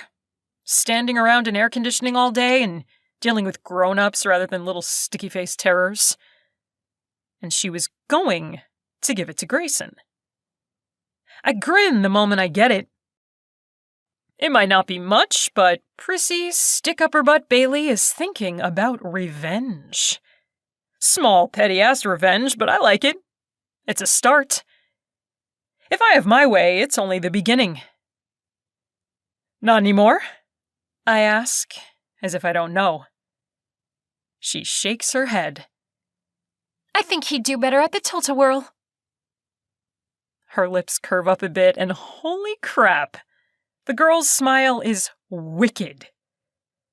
She arches a brow. Don't you? I'm laughing now at the thought of Grayson cleaning up puke at the ride every employee knows is the worst assignment. I rock back on my heels as I pretend to consider it. You know, I think he'd be a perfect fit for that ride. She laughs too. And there's some disbelief there. Like she can't believe she even thought of it. I'm not so sure she'll even go through with it. The girl is gooder than good. Maybe she's thinking something similar because her laugh trails off and her smile dies. She stares down at the softball in her hand like she's not sure how it got there. I move closer to her and nudge her arm with my elbow to try and get her out of her head. See? You have a plan for tomorrow. It's a start. She gives a little scoff. Yeah, but what do I do after that? I can't avoid him forever. I shake my head like I don't have an answer, but I do have an idea. It's a crazy idea, and one she'll probably never go along with. But there's no way I'm gonna hit her with it now. Not when she's still reeling. She has to figure out her own mind first. The girl has to get through the shock. And then maybe we'll talk. What am I going to do? She says it so quietly, I know she's not asking me. But my idea is right there, on my mind, front and center like it has been for days now. Earlier tonight, I'd even tested it out. How Grayson would respond to his best friend making a move on his girl. He didn't even think it was possible. The cocky ass couldn't even conceive of it. Which meant he'd never see it coming. But I shoved the thought aside for now. I'm not gonna push Bailey when she's still so obviously in shock. She's not herself tonight, and taking advantage of that would be a total dick move. She's turning the ball in her hands, lost in thought about how she's gonna handle this. What she's gonna say to Grayson. An idea occurs to me and it makes my stomach plummet. Do you think you can forgive him? Please say no. For the love of all that's holy, seeing Grayson come through this unscathed, and with Bailey still fawning all over him? I run a hand through my hair and take a deep breath, holding it until she answers. I don't know. She turns and meets my gaze, and the force of the impact hits me in the gut. She frowns, and then she shakes her head. I don't think so. I hate the satisfaction that swells in my chest. I don't want to sway her. Well, I do, but I won't. But if Grayson ends up with Bailey Tucker after all he's done, well, there's officially no justice in this world. I know, life's not fair. But there should be some karma, right? And while we might not be able to control outside crap like the weather and freak accidents, we can decide if people are forgiven. We can choose how to respond when someone screws us over. I steal the ball from her hand, ignoring her surprised, "Hey!" as I wind up and throw it as hard as I can. Thwack! Damn, that felt good. Not bad, Bailey murmurs beside me. I grin and shove my hands in my pockets. Bailey and I might not have asked to be Grayson's victims here, but we can sure as hell decide if he's made to pay. 8. Show up or show down? Bailey. The fluorescent lights in the manager's trailer are killing my eyes. My eyelids feel like sandpaper after no sleep and endless fits of crying. But that doesn't keep me from staring intently as Derek, the harried college sophomore back for a summer at Windy Falls, holds up Grayson's application and peers at it. Grayson Abler, 2nd year. Seniority is everything at Windy Falls, and it's the only real consideration since we have hundreds of positions to fill. I think of Zack, who's been an employee here just as long as I have, and still working a crappy maintenance job. Okay, maybe seniority isn't everything. It's key to advancement, but you still won't move up unless you show some interest. You have to ask to be promoted. You have to show them that you're serious about advancing in the ranks. I tap my pen against the edge of the table. Or you have to have an in. Which was exactly what Grayson had last year since I'd put in a good word for him. Which was why he was the only first year to get a sweet gig taking tickets at the amusement park's indoor theater. Derek looks around the table, waiting to see if someone will speak up on Grayson's behalf. When no one does, his application gets tossed in the stack with the other first and second years. The stack that leads to the worst jobs. And just like that, I watch Grayson's summer get tossed into the toilet. It's that easy. All I had to do was keep my mouth shut. It's almost too easy. The thought has me clamping my lips shut to smother a laugh. Not a good laugh. A crazy laugh. The kind of laugh that's only heard from a condemned lunatic in bad horror movies. Actually, I'm a little afraid it's an evil laugh. What do you think, Bailey? Shelley, one of the few managers who's permanently on staff, faces me across the large fold-out table that passes for a conference room in this amusement park's largest trailer. Her blonde hair is high. So high I can't help but wonder how much hairspray she uses on a daily basis. How many bottles she must go through in a month.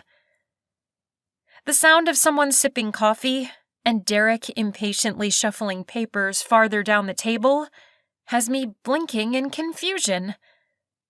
What do I think? What do I think about what? I glance down the row of faces, some more familiar than others. No newbies here. Of course not. It took seniority to be a manager, assistant, part-time, or otherwise. My former BFF Tony is at the far end of the opposite side, and her red curls dangle in her face as she leans forward to stare at me too. Ever since Jane brought her up last night, I've been wishing Tony and I hadn't drifted so far apart. It would have been nice to have a real friend to talk to last night. My gaze connects with hers. I want to smile. I want to wave. But I can't do much of anything today but sit here and stare. I think I may have officially lost it. This feeling has to pass eventually, right? I'm not going to spend the rest of my life reeling from a breakup. Am I? Crap. I went and thought of the B word again. I swallow down a wave of emotion before I can do something unforgivably embarrassing, like cry. Shelley arches her brows, which makes her entire head of helmet hair shift, and creases form along her brows. It looks like you still have an opening in souvenirs, she prompts. I blink. Right, I'm not done working. Everyone stares at me. I avoid looking at Tony because she's the only person here from school. The only person who might be wondering why on earth I'd just let Grayson's application get dumped in the garbage, relatively speaking. But she doesn't say anything, and I'm on the spot. I'd come up with my ideal staff ages ago, and Grayson was on it. So now I have an opening, and there's only one person I can think of whose promotion would annoy the crap out of Grayson. I was thinking Zack Myers. To my surprise, my voice sounds normal. And while my silence might have stretched way too long, no one seems to care. The fact that I'm a walking zombie is hidden by the fact that no one wants to be here. They probably think I'm just hungover and miserable like they are. Or just miserable about having to work on such a gorgeous sunny morning. Zack, Derek mutters as he sorts through the applications in his hands. He tosses it into the pile closest to me.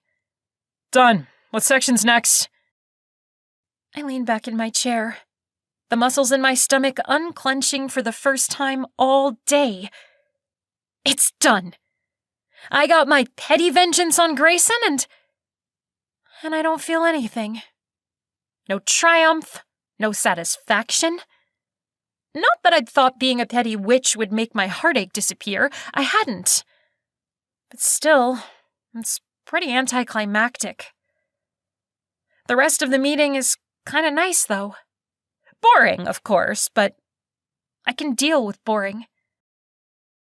I have to pay just enough attention that I can't sit there and wallow in memories of a certain photo I can never erase from my brain. And no cell phones are allowed, so I can't check my phone and stew over the text that's still waiting for a response. It's from Grayson, asking if I needed a ride. I didn't respond, but he hasn't seemed to notice. Then he texted asking if I wanted to hang out with his friends Cody and Macy tonight. Cody and Macy have been an on-again, off-again couple nearly as long as Grayson and I had been dating. When they were on again, we did lots of couple stuff together, typically. But the thought of going on a double date right now makes my heart sink. The idea of seeing Grayson at all is enough to bring on a full-blown panic, so I don't go there. I didn't respond to that text either. Mainly because I'm still just as clueless as I was last night as to what I'm going to say and how I'm going to handle this. Until I figure it out, I'm not going to say or do anything at all. Avoidance. That's a healthy coping mechanism, right? I'm still in a daze when the rustling of papers and the squeak of chairs being pushed back alerts me to the fact that we're done here. I follow the rest of this crowd and spot a familiar redhead in front of me. "Tony, hey!" She turns to me with a smile that seems to be part surprise, part autopilot. "Looks like we'll be working together again this summer," I say. She bobs her head with another smile. "Looks that way." We shift forward, but the narrow door to the trailer has created a bottleneck, and there's a line forming to get out. So... My brain is moving like molasses as I try to think of something to say. It's been so long since she and I have talked, apart from the occasional small talk in class or questions about an assignment. I'm drawing a blank. "How's your family?" Her eyes widen slightly in surprise, and I see a glint of amusement in her eyes. "Good. Thanks." After a beat, as we continue to shuffle forward, she adds, "How about yours?" "Good." My heart is breaking. They're fine. I want to tell her. I want to unload on a friend. I want to ask for advice. I have art class with Janie," she says. "Oh, that's right." I love that she still calls her Janie and not Jane. It's a reminder of how long she's been in our lives. So that makes us friends, right? Yes, definitely. This is a girl I trust. Someone who knows me well. It's just, I have no idea how to bring this up. I have no clue how to break away from the small talk. Tony's smile brightens. "Jeannie was telling me about your parents' trip to Italy." It's a question, a prompt. Tony is definitely better at making small talk than I am. This much is clear. "Yeah, they leave in a couple weeks." I force a smile that feels brittle and wrong. They've been talking about this second honeymoon for about 5 years now, so we're all happy for them. The small talk continues, and it leaves me feeling more hollow with each passing second. I need a friend, and somehow Tony and I are stuck in that polite zone. The friendliness is there, but it's a thin veneer of smiles and inane questions. I don't know how to start a real conversation, and by the time we get outside, it's clear she's not in any hurry to forge some new bond. "Well," she says as she takes a step away from me. "Guess I'll be seeing you soon." She nods toward the amusement park with a wry smile. "Right," I laugh. "Work buddies." Her smile grows, and for a second it feels real. But then her gaze catches on something behind me and the smile falters. The moment's over.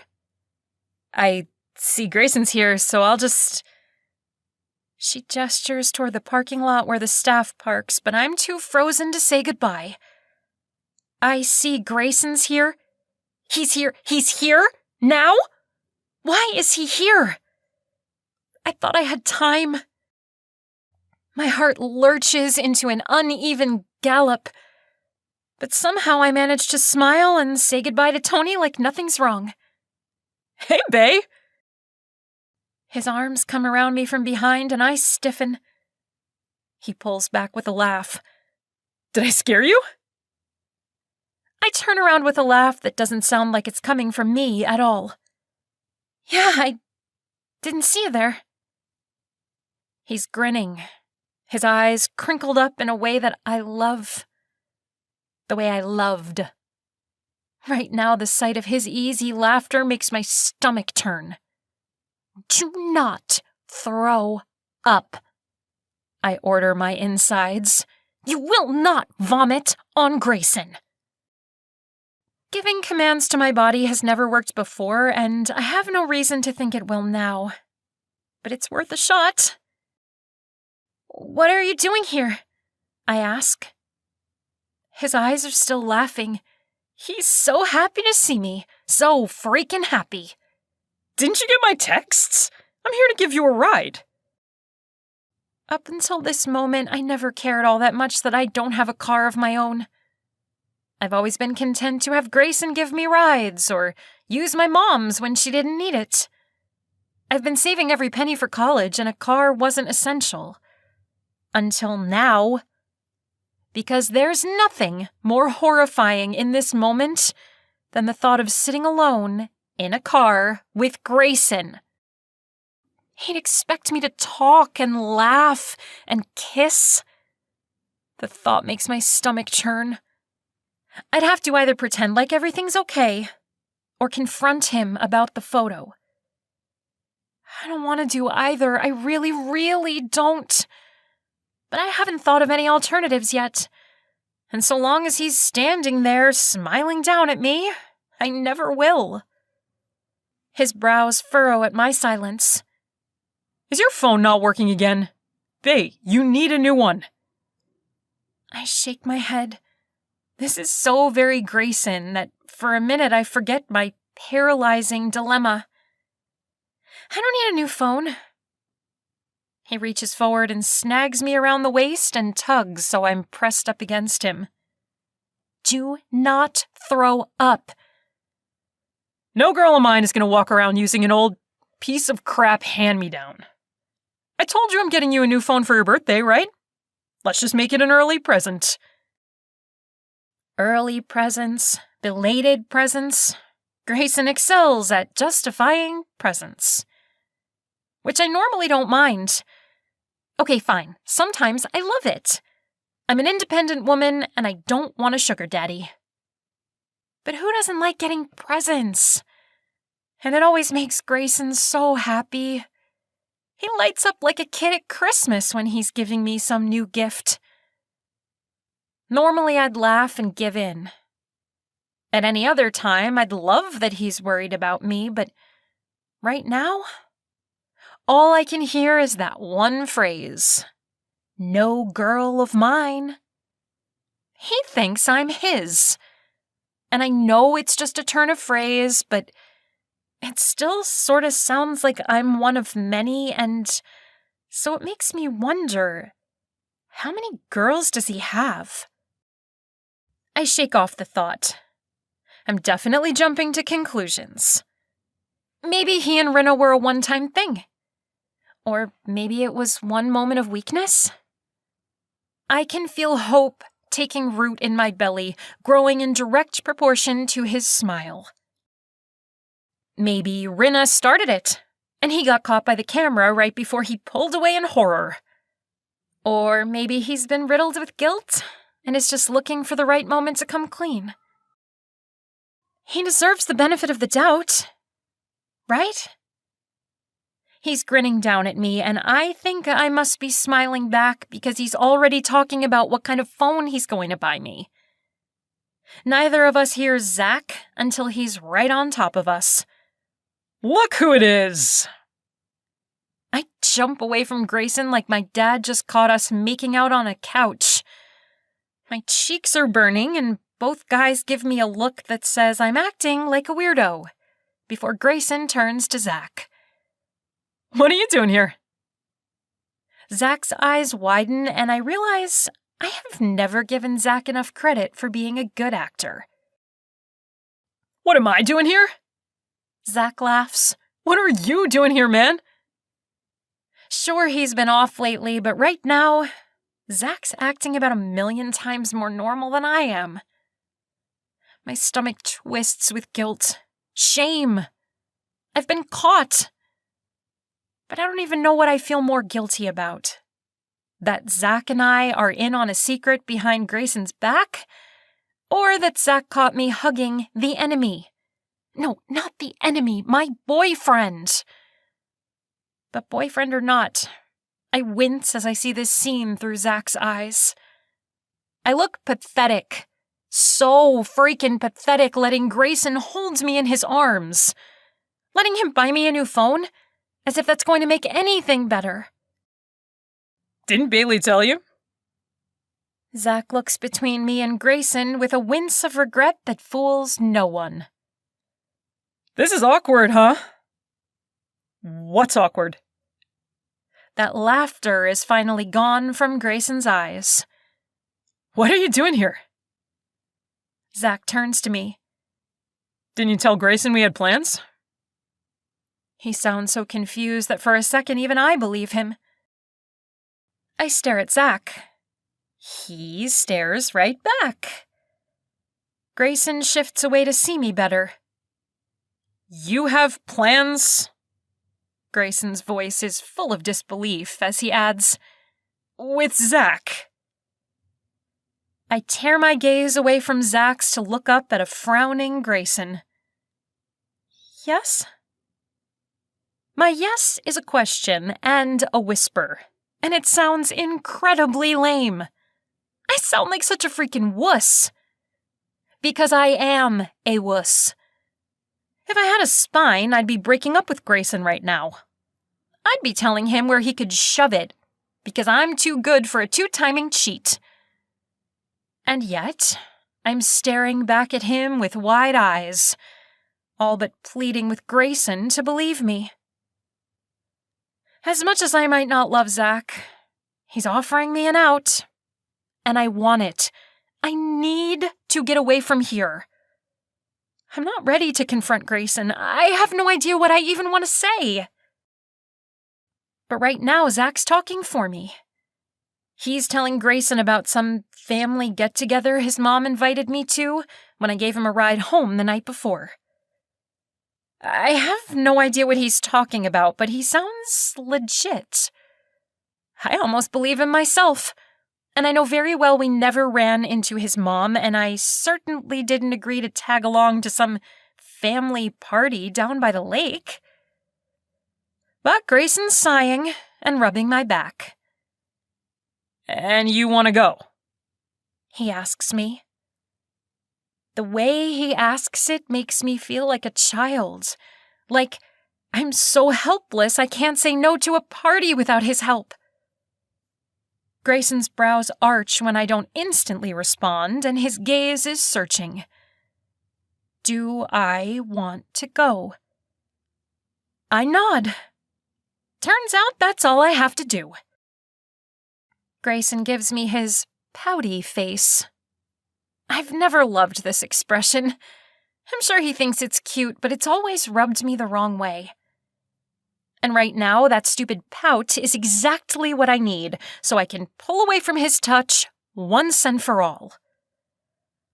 I promised Zack's mom I'd go, so I shrug in a what are you gonna do kind of way.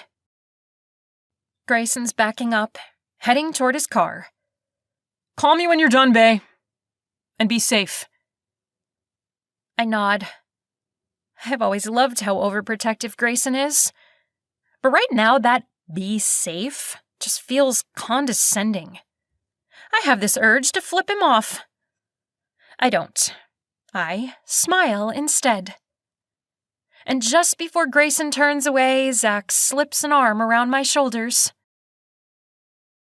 What are you doing? I ask as he pulls me in against his side. Between him and Grayson, I feel like a rag doll today.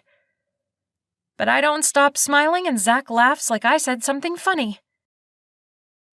Grayson's looking over his shoulder. He sneaks a few looks in our direction as he goes his way, and then Zack and I head toward Zack's car on the other side of the lot. It's not until we're in the car that I turn to face Zack. "What are you doing?" I ask again. He grins, and the laughter in his eyes is the dangerous kind. "Taking you to a family party. What do you think I'm doing?" I start to ask more questions, but he reaches for his seatbelt and nods toward mine. I automatically reach for it, but I'm not done with the questions. "What was that back there?" He shoots me a sidelong look, and that laughter is dying. "I could ask you the same thing. I figured you might need a ride since your personal driver is, the same guy who's cheating on you." I flinch. Turning so I can face him better, I narrow my eyes. "And the party?" He shrugs. "I really do have to go to this party. It's my great-uncle's birthday. You remember Ray, right?" I nod. Of course I do. We used to spend long, lazy afternoons at his great-uncle's lake house when we were kids. I haven't been back there in years. Zack doesn't say anything more, but there's a tension in him that's at odds with his easygoing words. There's more going on here, and I deserve to know what. I remember the way he wrapped an arm around me a minute ago, just like he did the night before at Macy's pool party. I'm not proud of the flicker of satisfaction I feel at the memory of Grayson watching us. His confusion over me having plans with another guy? The way cool, confident, always in control Grayson was thrown for a second. It was brief, but it was noticeable. And I liked it. I liked it a lot. "So, back there," I nod toward the parking lot. "You weren't trying to, I paused to take a deep breath. You weren't trying to make Grayson jealous, were you?" Zack eyes me. From head to toe, I feel his gaze rake over me like a scalding burn. And I have no doubt my cheeks are bright red when his eyes flick back up to mine. "Why? Do you want me to?" My lips part because I don't know. Do I? 9. Family is family. Zack. Bailey is quiet for way too long on the drive out to the lake house. Not that I'm complaining, mind you. Her silence is better than her nagging or her lectures, and it's a hell of a lot better than her tears. Not that she's ever actually cried to me, but the evidence is written all over her face. I glance over and she's still staring straight ahead, lost in thought. Or maybe she's sleeping with her eyes open. She should sleep. She clearly needs it. How Grayson wasn't falling all over himself with concern at the sight of her this morning is beyond me. Her eyes are puffy and red-rimmed, and her face is about 2 shades too pale. She has some makeup on, but her hair is pulled back in a messy ponytail that's not even close to her normal, blown-out perfection. And her uniform is wrinkled. Anyone who knows Bailey knows she never goes anywhere without looking 100%, and she doesn't do wrinkles. Seriously, I'm pretty sure she irons her pajamas. When she finally does speak, her words have nothing to do with the topic I know is on her mind.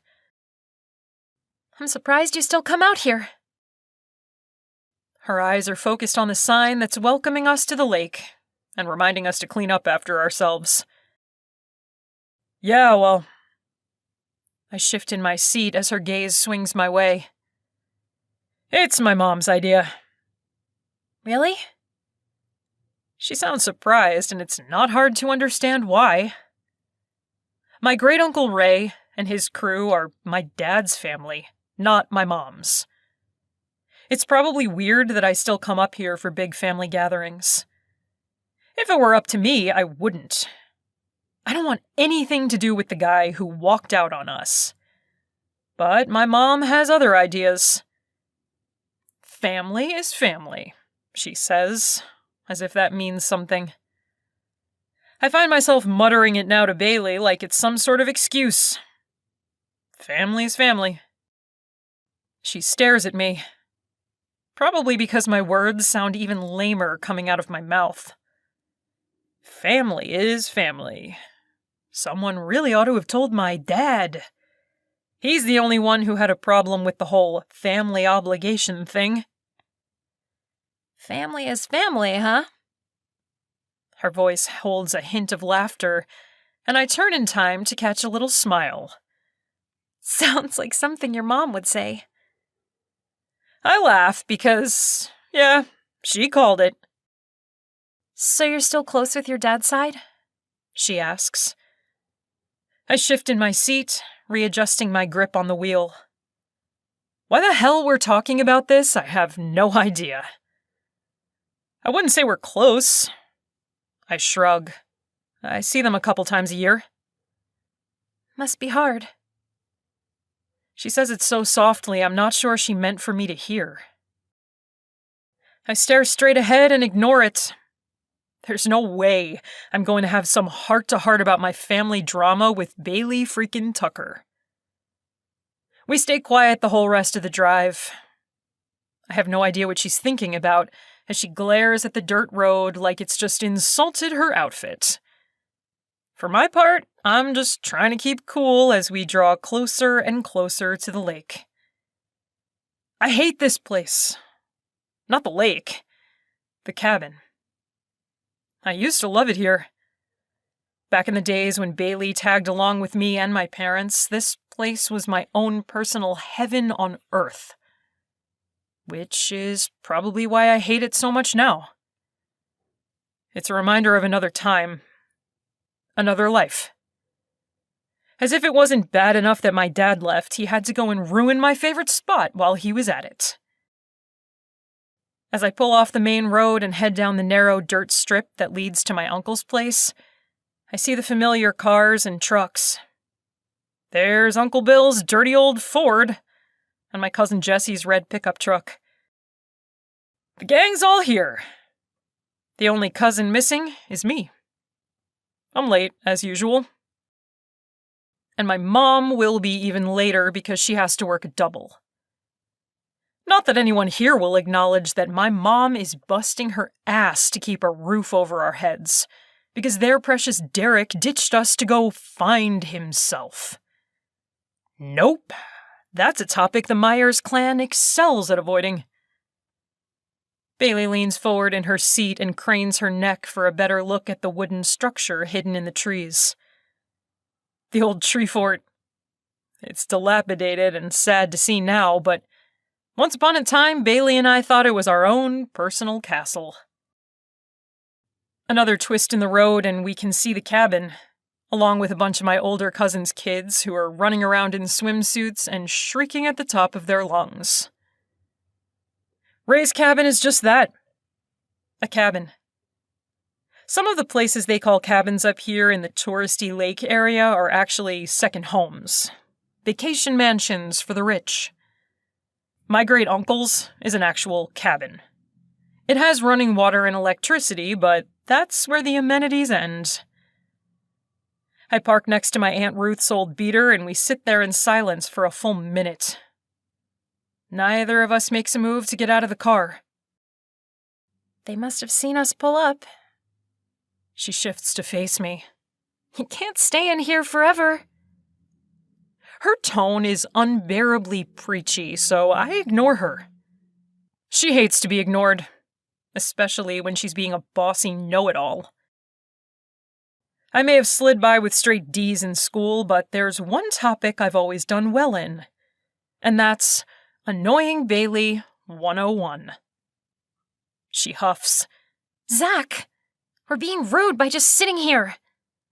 They'll just think we're a couple of horny teenagers who can't keep our hands off each other. I wink, and a bright pink blush works its way up her neck, into her cheeks. It's kind of cute, and a hell of a lot better than the ghostly pale look she was sporting earlier. They won't think that, she mutters, but she doesn't sound convinced. Won't they? I keep my voice bland, and she wiggles in her seat, wildly uncomfortable that anyone might think we're getting it on in here. For the first time since we turned onto the dirt road, that tightness in my chest starts to ease. Would it be so bad if my dad's family thought we were hooking up? She narrows her eyes. It's interesting that you refer to them as your dad's family. They're your family, too. Thank you, Dr. Bailey. I lean in toward her. But don't try to change the subject. You're the one trying to embarrass me. I don't deny it, but I'm also not going to let it go. Would it be so horrible if people thought we were hooking up? Her eyes lock on mine. She knows exactly where I'm going with this. Annoying or not, Bailey is nothing if not smart. I hold her stare. Do you want to make Grayson pay, Bailey? Her eyes flash with too many emotions for me to clock. There's anger and fear, confusion and panic. I lean back in my seat. Last night you said you didn't think you'd forgive him. Her lips press together and her cheeks flush a deeper shade of pink. I tap the steering wheel, my fingers quietly patting out a steady rhythm as I watch her think. It's true. Thinking isn't something you can normally watch someone do, but I swear I can see the wheels turning behind those pretty blue eyes of hers. She doesn't glance away from me, and I have way too much time to just look at her. Maybe it's being back here at this place we used to go to as kids, but I'm suddenly very aware of how much she's changed since the last time we were here. Physically, I mean. She's always been a type A little nerd, but these days, she still has the same big blue eyes that could fool a guy into thinking she's helpless. She's not. Never has been. But the rest of her is all grown up. There's a reason Grayson singled her out. He could have had any girl in our class, but he took one look at Bailey with her high cheekbones and pointed chin, the full lips and the bright eyes, and he saw what most had overlooked. Little Bailey Tucker had turned into a hottie when no one was paying attention. I don't know what you want me to say, she finally says. I can't hide my disappointment. That answer is beneath her. She's not stupid, and she doesn't play the part well. You never answered my questions, Smurfett. I know I don't have to spell it out for her, but I do anyway, speaking slowly as if to a child. Do you want to make Grayson pay?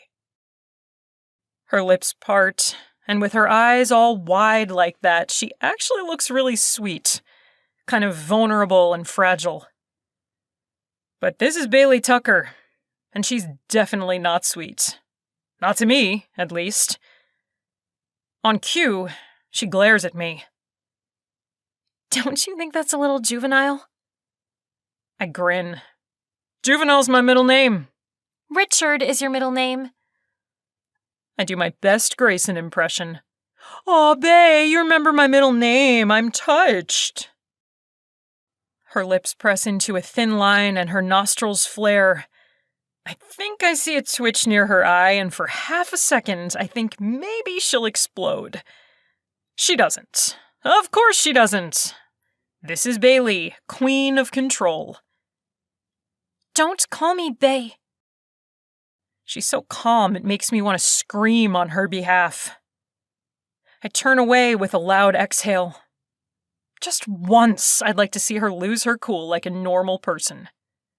Just once, I wish she'd admit that she's human and not Grayson's perfect little trophy wife in the making.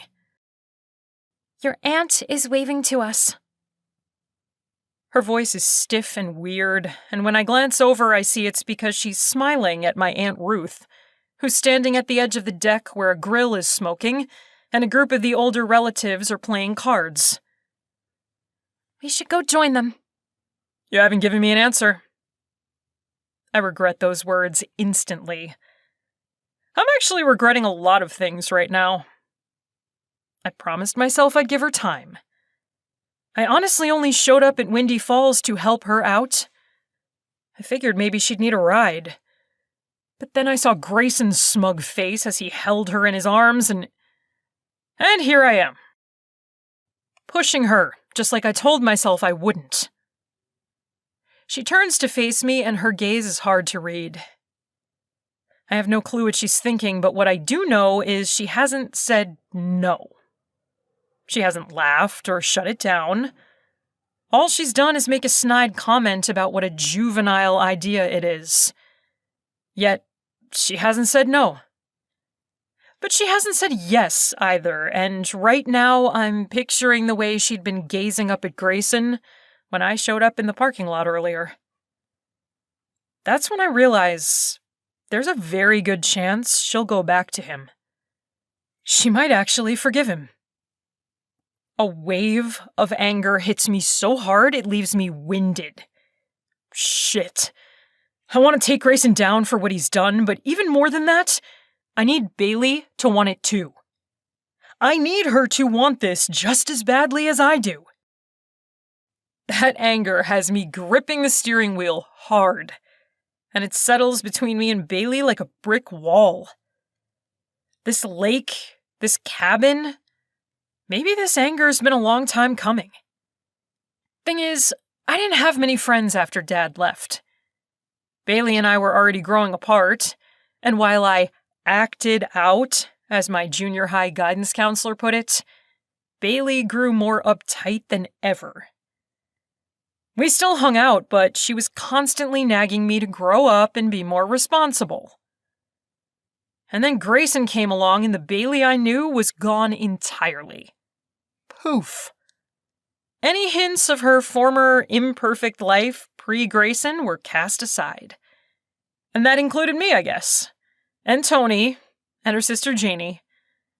Basically anyone who wasn't as perfect as her beloved Grayson. And yeah, that sucked. But Grayson was cool. He went out of his way to befriend me, even though I wasn't part of his football crowd. His huge house with its pool and rec room, that became my home away from home. The place I could go when the tension in my house got to be too much. Next thing I knew, I thought we were as good as brothers. He made me trust him when I'd given up on trusting anyone. So yeah, I'm not about to let this go. And with all those memories slipping and sliding through my mind, I shove aside my promise to give Bailey room to decide. Screw that! Grayson doesn't get to be forgiven for this. He hurt us both, and if we do this together, we can actually give him a taste of that same pain. Well, I tap my fingers against the steering wheel again. I can wait in this car all day. What's it gonna be, Smurfett? You in? Or you out? 10. Like hell. Only hotter. Zack. Bailey bites her lip and toys with the hem of her navy skirt, which does an excellent job of showing off her tanned, toned legs. Not that I'm trying to notice that. I'm not actually interested in this girl, but I am male, and it's impossible not to notice that she's female. She glances over in my direction, but I stare straight ahead. I'm not sure I want her to see just how pissed I am right now. So? I say. I don't know. Her voice wobbles, and I almost feel bad for pushing her for an answer. I squeeze the steering wheel hard. I may be pushing, but I'm not going to manipulate her into this. That's my new promise to myself. My ethical compromise, if you will. Because I could easily rile her up if I wanted. It's truly tempting to point out all the reasons she has to be furious, to get even. But I won't, because she's smart. She's well aware of how he'd betrayed her trust, and judging by the fact that she hasn't said no to this idea, she sees its merit. I bite my tongue to keep from pushing for an answer again. Part of me knows that if she thinks I want this too much, she'll take off running in the opposite direction.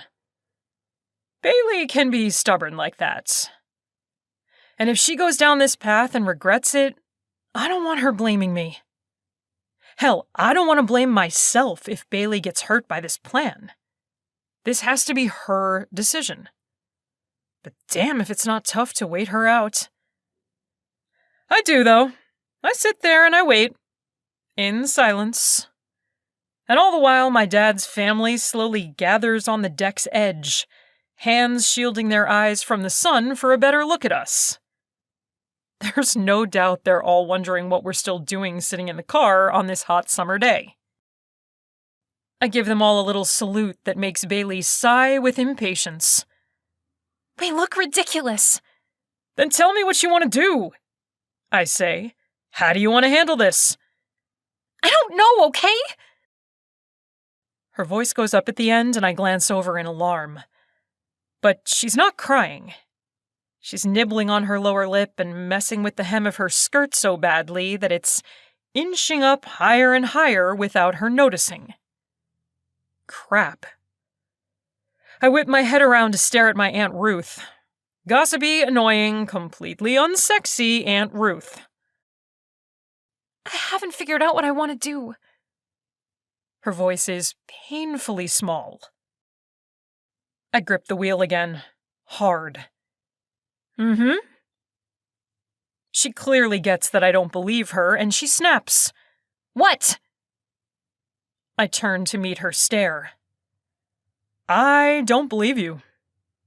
She frowns. Why not? Because I know you. Her brows come down. What's that supposed to mean? I shove my hair back. I turned off the car when I'd parked, and the temperature in here is rising fast. It means you hate confrontation and you'll avoid it at all costs. I confront you all the time, she says. No, you give me lectures and tell me what a screw-up I am. Exactly. Not the same. I shift in my seat to face her. You don't shout or punch me in the face like I know you want to. And my guess is you've never so much as hinted to Grayson that your relationship might be anything less than perfect. It is perfect! Her annoyed response is automatic, and she flinches a second after it slips out.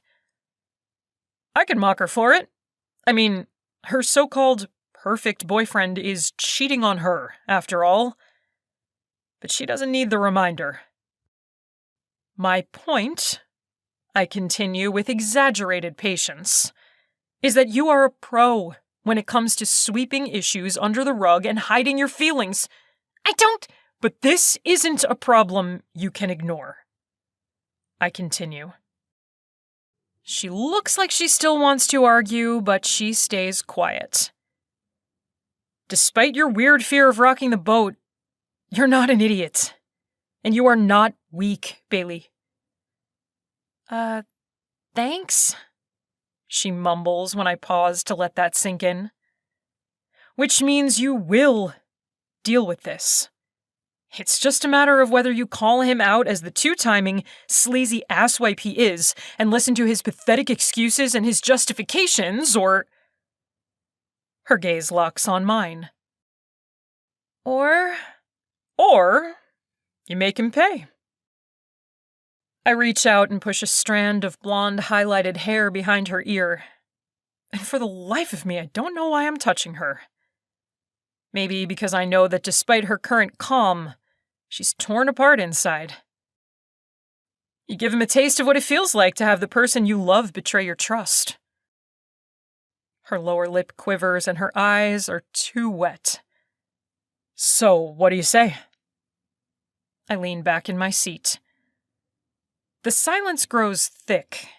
The heat is cloying. Her eyes are pained and panicked. And then she's saved by Aunt Ruth. A knock on her passenger side window makes her jump, and then her door's thrown open and there's no more hiding from my dad's family. Is this little Bailey Tucker? My aunt's voice is high and shrill as she tugs Bailey out of her seat and into a bear hug. My entire family has always been gaga for Bailey. All hell breaks loose as we get out of the car, and the amount of squealing going on at the unexpected arrival of little Bailey Tucker is insane. My cousin Ashley, who's 1 year younger than me, is over the moon. Haven't seen you in forever. She gives Bailey a hug. I can't believe you're here. I follow behind, nodding and shaking hands as my relatives belatedly realize that I'm here too.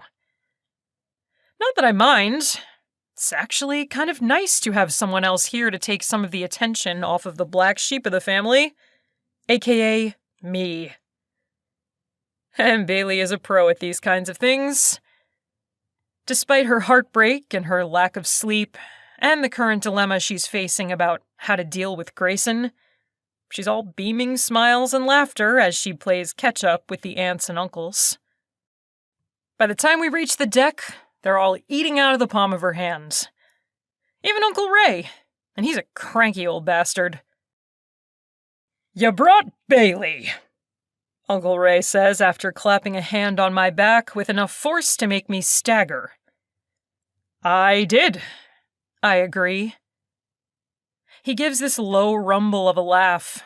"I always knew you two would end up together." I open my mouth to argue. Me and Bailey? Never. But I'm not in the mood to explain why she's here with me, so I just nod. We both turn back to watch Bailey dazzle my dad's family. "Cabin's looking good," I say. He grunts. "It's a pile of crap." I choke on a laugh as one of Ray's sons hands me a soda that I didn't ask for. Ray's eldest son nudges my arm. "Pop says this place is his own personal hell." "But hotter," Uncle Ray adds. "It needs more work than this old geezer can handle." He follows this with a sad shake of his head. If my mom were here already, she'd be leaping in to offer up my help. But not me. I've only ever done the bare minimum as far as family duty goes, at least when it comes to this side of the family.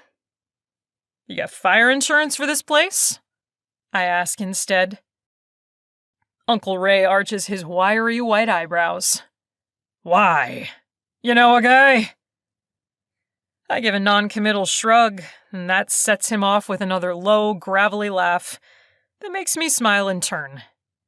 I do like this guy. Always have. It's not his fault my dad's a spineless jackass. And unlike the aunts and uncles, he never even asks about my grades or college plans. Why don't you have a swimsuit? Ashley's voice carries over the classic rock playing from a stereo down by the lake where the younger kids are swimming. Bailey makes up some excuse about how she decided to tag along at the last minute, but Ashley's already steering her toward the cabin. Don't worry, I always keep a backup here in case I forget mine. Bailey casts me a pleading look that makes my grin widen. I could help her, but I don't. I lift my can in a salute and she rolls her eyes as she gives in and lets Ashley drag her inside. Uncle Ray is chuckling beside me. "You're a lucky guy, Zack. Bailey's a sweetheart." A sweetheart? Hardly. "She's something, all right," I mutter. My Uncle Tony joins us, and I'm sucked into a boring conversation about the work he's doing on his house. I'm 100% tuning him out when Bailey reappears. I freeze with the soda halfway to my lips because... damn! Bailey sees my stare and gives me this warning scowl, which should absolutely not be sexy. She should not be sexy. But try telling that to Ashley's itty-bitty bikini. The white scraps do nothing to hide her curves or the perfectly taut stomach. Holy hell, how long has she been hiding that body?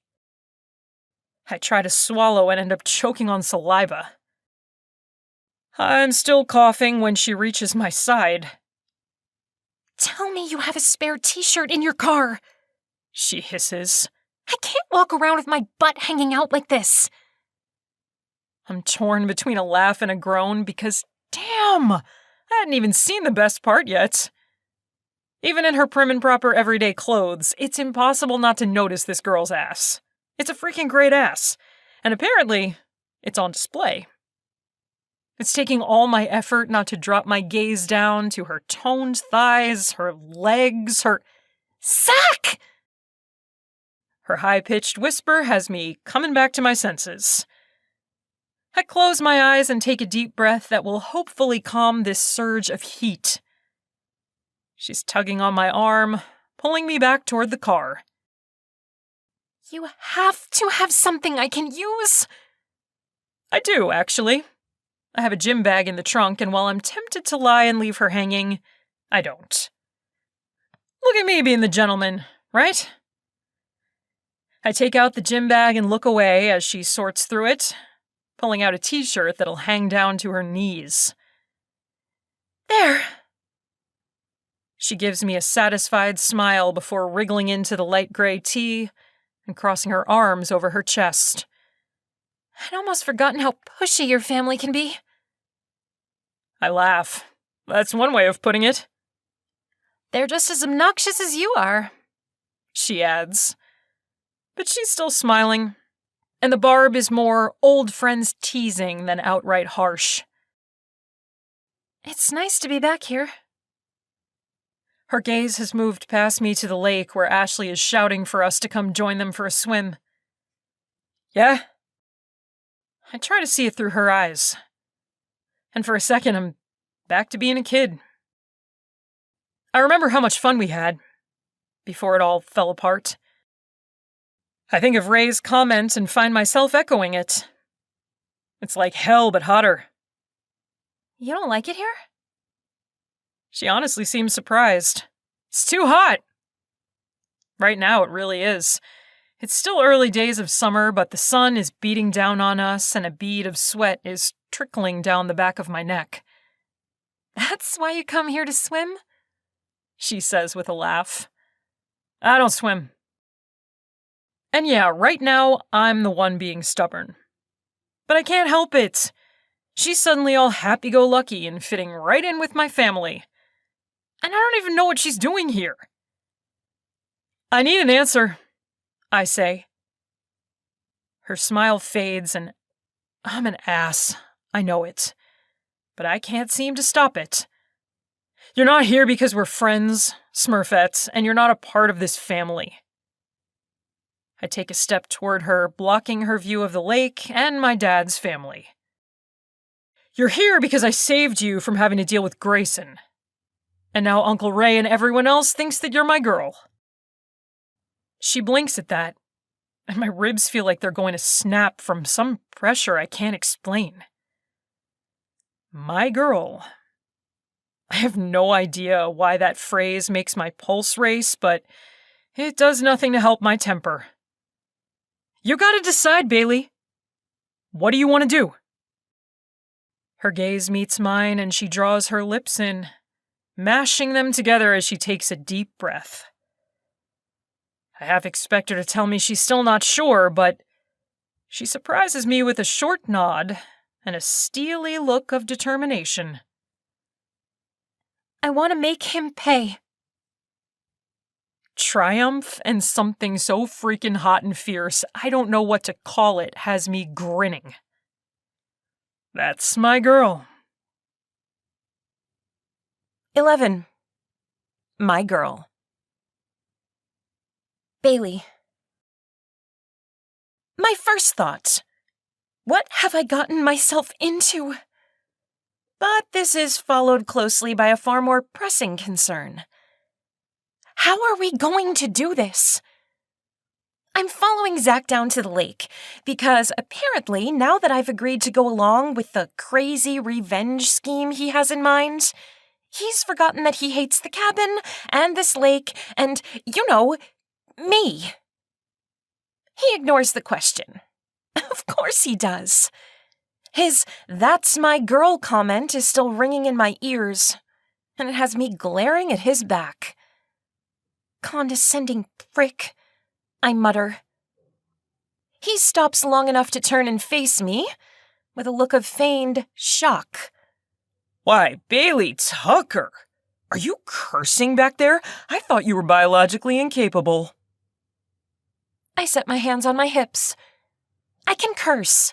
I just choose not to. That's right. I almost forgot. St. Bailey holds herself to higher standards than us mere mortals. I stop for a second, shocked at hearing the nickname I loathe.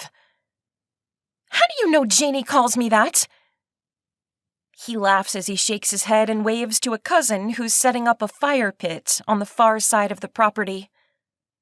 I don't think I'm a saint, I say. I just think cursing is crass. He scoffs, and my frustration grows in direct proportion to his amusement. Once more, he's off, striding toward the lake as I hurry to keep up. Having standards isn't exactly a bad thing, I say. In fact, having some standards might be good for you. He cuts me off with a high-pitched meep, meep, meep noises, like Beaker from the Muppets as he imitates me. I sigh. You are such a child. He laughs, and honestly, I haven't heard him sound this genuinely happy in ages. He's gone from grumpy party pooper to happy camper so quickly, my head is spinning.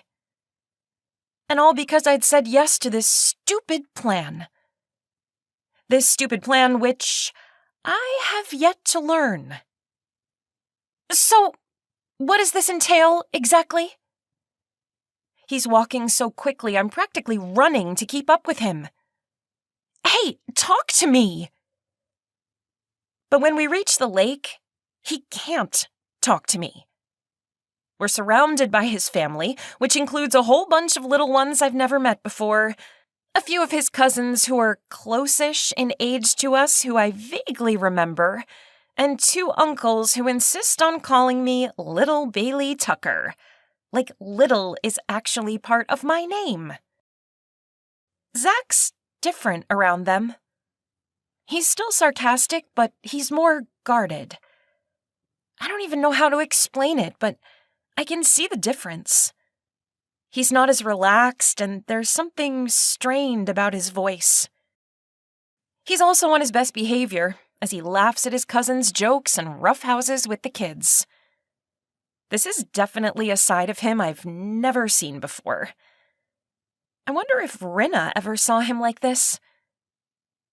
And just like that, I'm freaking blinded by rage.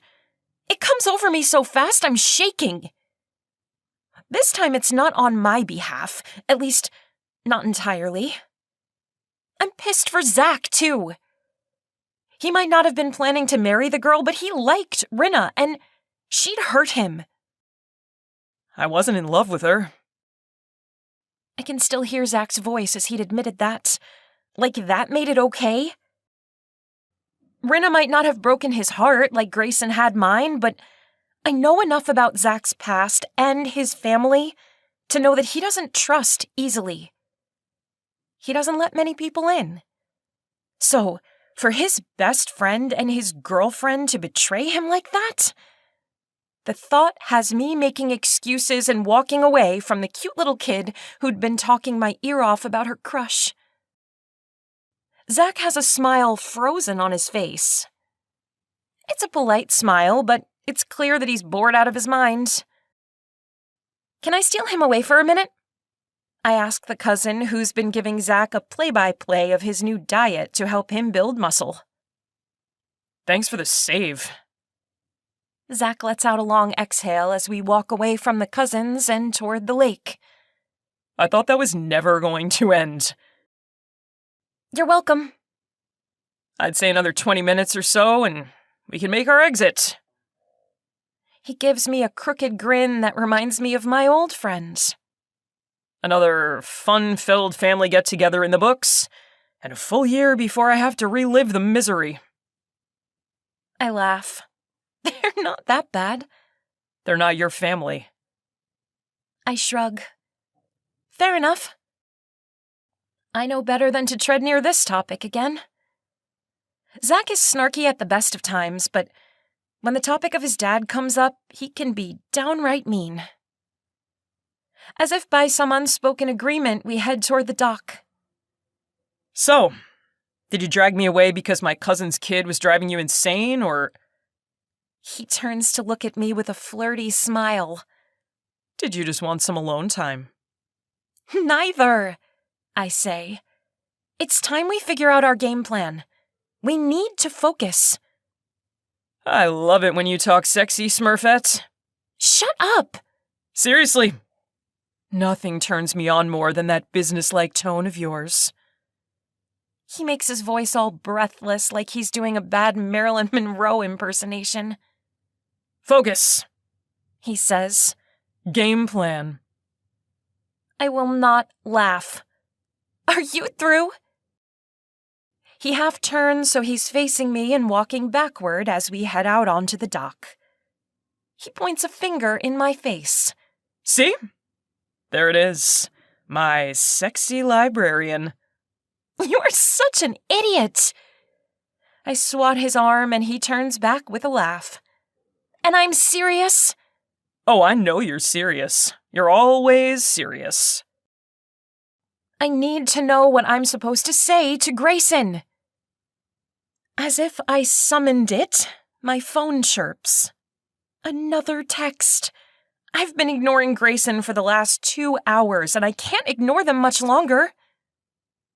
You want to know the game plan? Zack snatches the phone out of my hand. First step, you don't respond to this. He tosses my phone back toward the grassy area next to the dock. Hey! We're gonna take it slow. A wicked smile curves one side of his mouth. We're gonna make him wonder. I frown. The thought of drawing this out is unbearable. I can't have another run-in with Grayson like the one I had this morning. I'm not good at faking it. Yeah, I know. Zack's laughter is low and soft, and not necessarily mean. But that's the beauty of this plan. The weirder you act, the more he'll wonder. He turns back to study me. Hasn't he ever made you wonder? I go to say no, but I can't, because a memory hits me so hard it nearly knocks me off my feet. The night he went to a Valentine's Day party without me because I was sick. I told him to go, but I remember how he didn't respond to my texts, and I'd had this overwhelming fear. Not that I ever really thought that he was cheating on me. It wasn't that. It was just... I'd hated knowing I was missing out. That he was having fun without me. I worried he'd forget all about me if I wasn't there. I swallow and give my head a shake. It's a random memory, but for some reason, that night in particular stands out. The next morning, he'd been so sweet, and I'd felt like a jerk forever doubting him, but now it's like the memory of that one night cracks open all the others. All the countless nights where I worried because I wasn't at his side. A few times I'd tried to talk to him about it, and he'd laughed off my fears.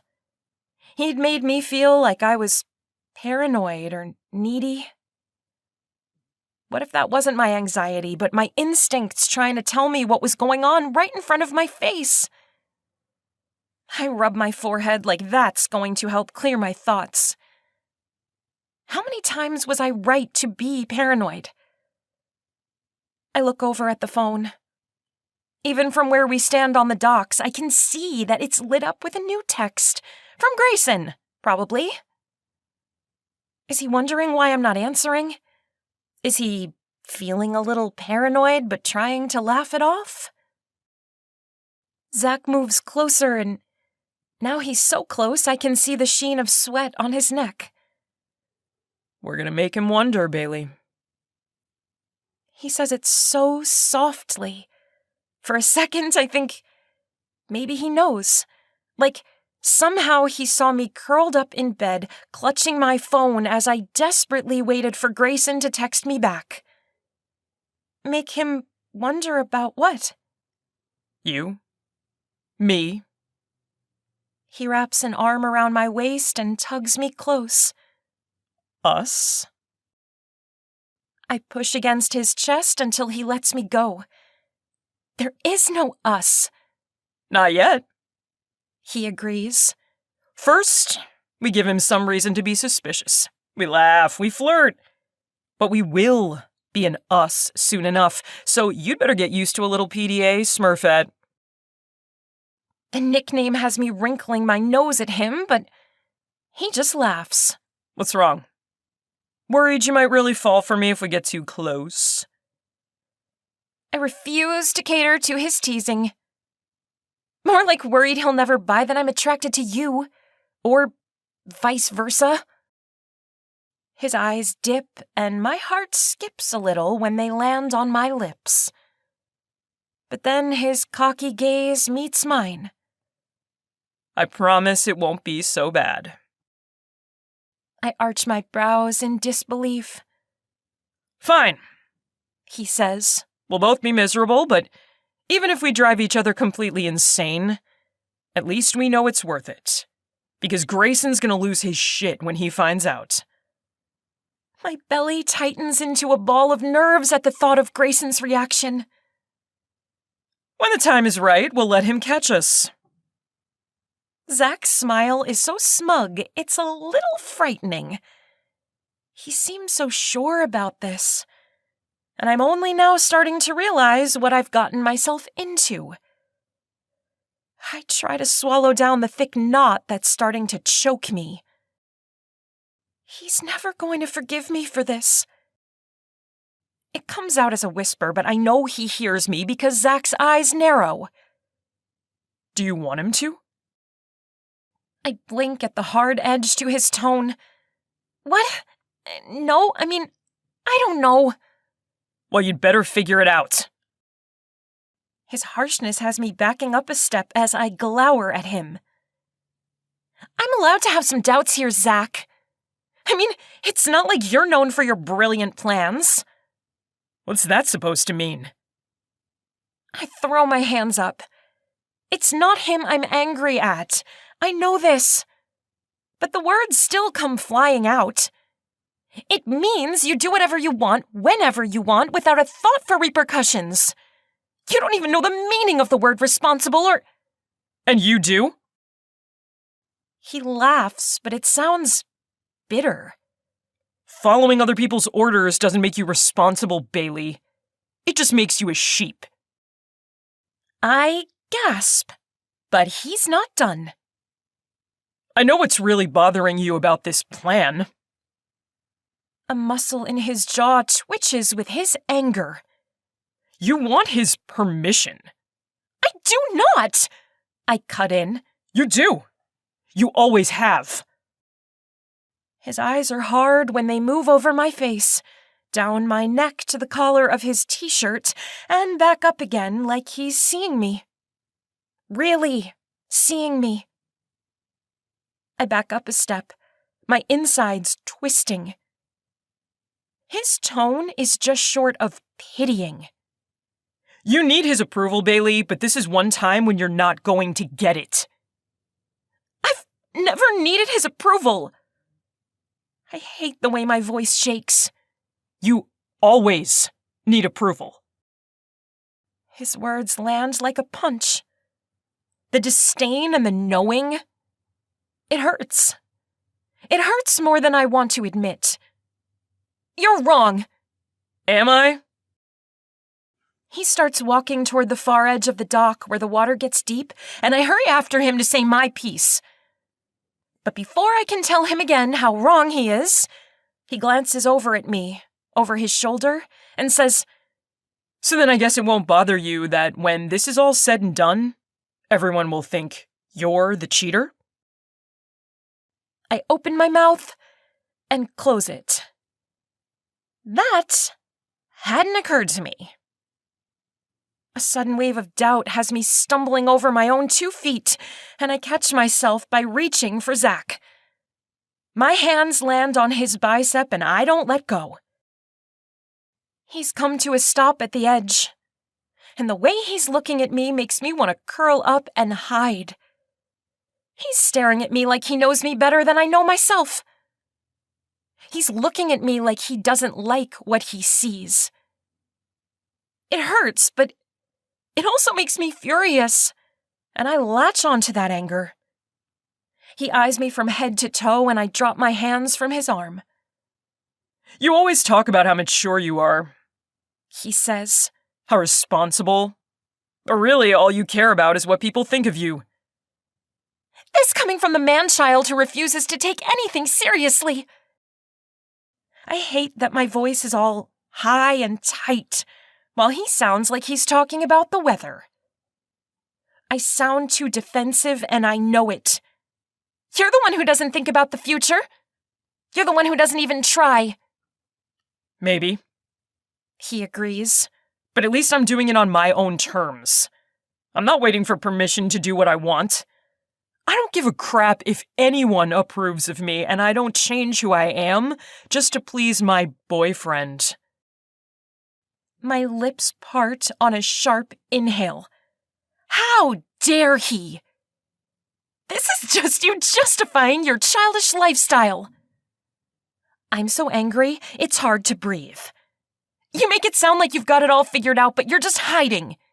You're like a kid who thinks if they cover their eyes, no one will see them. My breath is coming short and choppy. You pretend like you don't care, but that's just an excuse so you don't have to try. He doesn't flinch. He barely reacts. But I see the dark haze of anger in his eyes.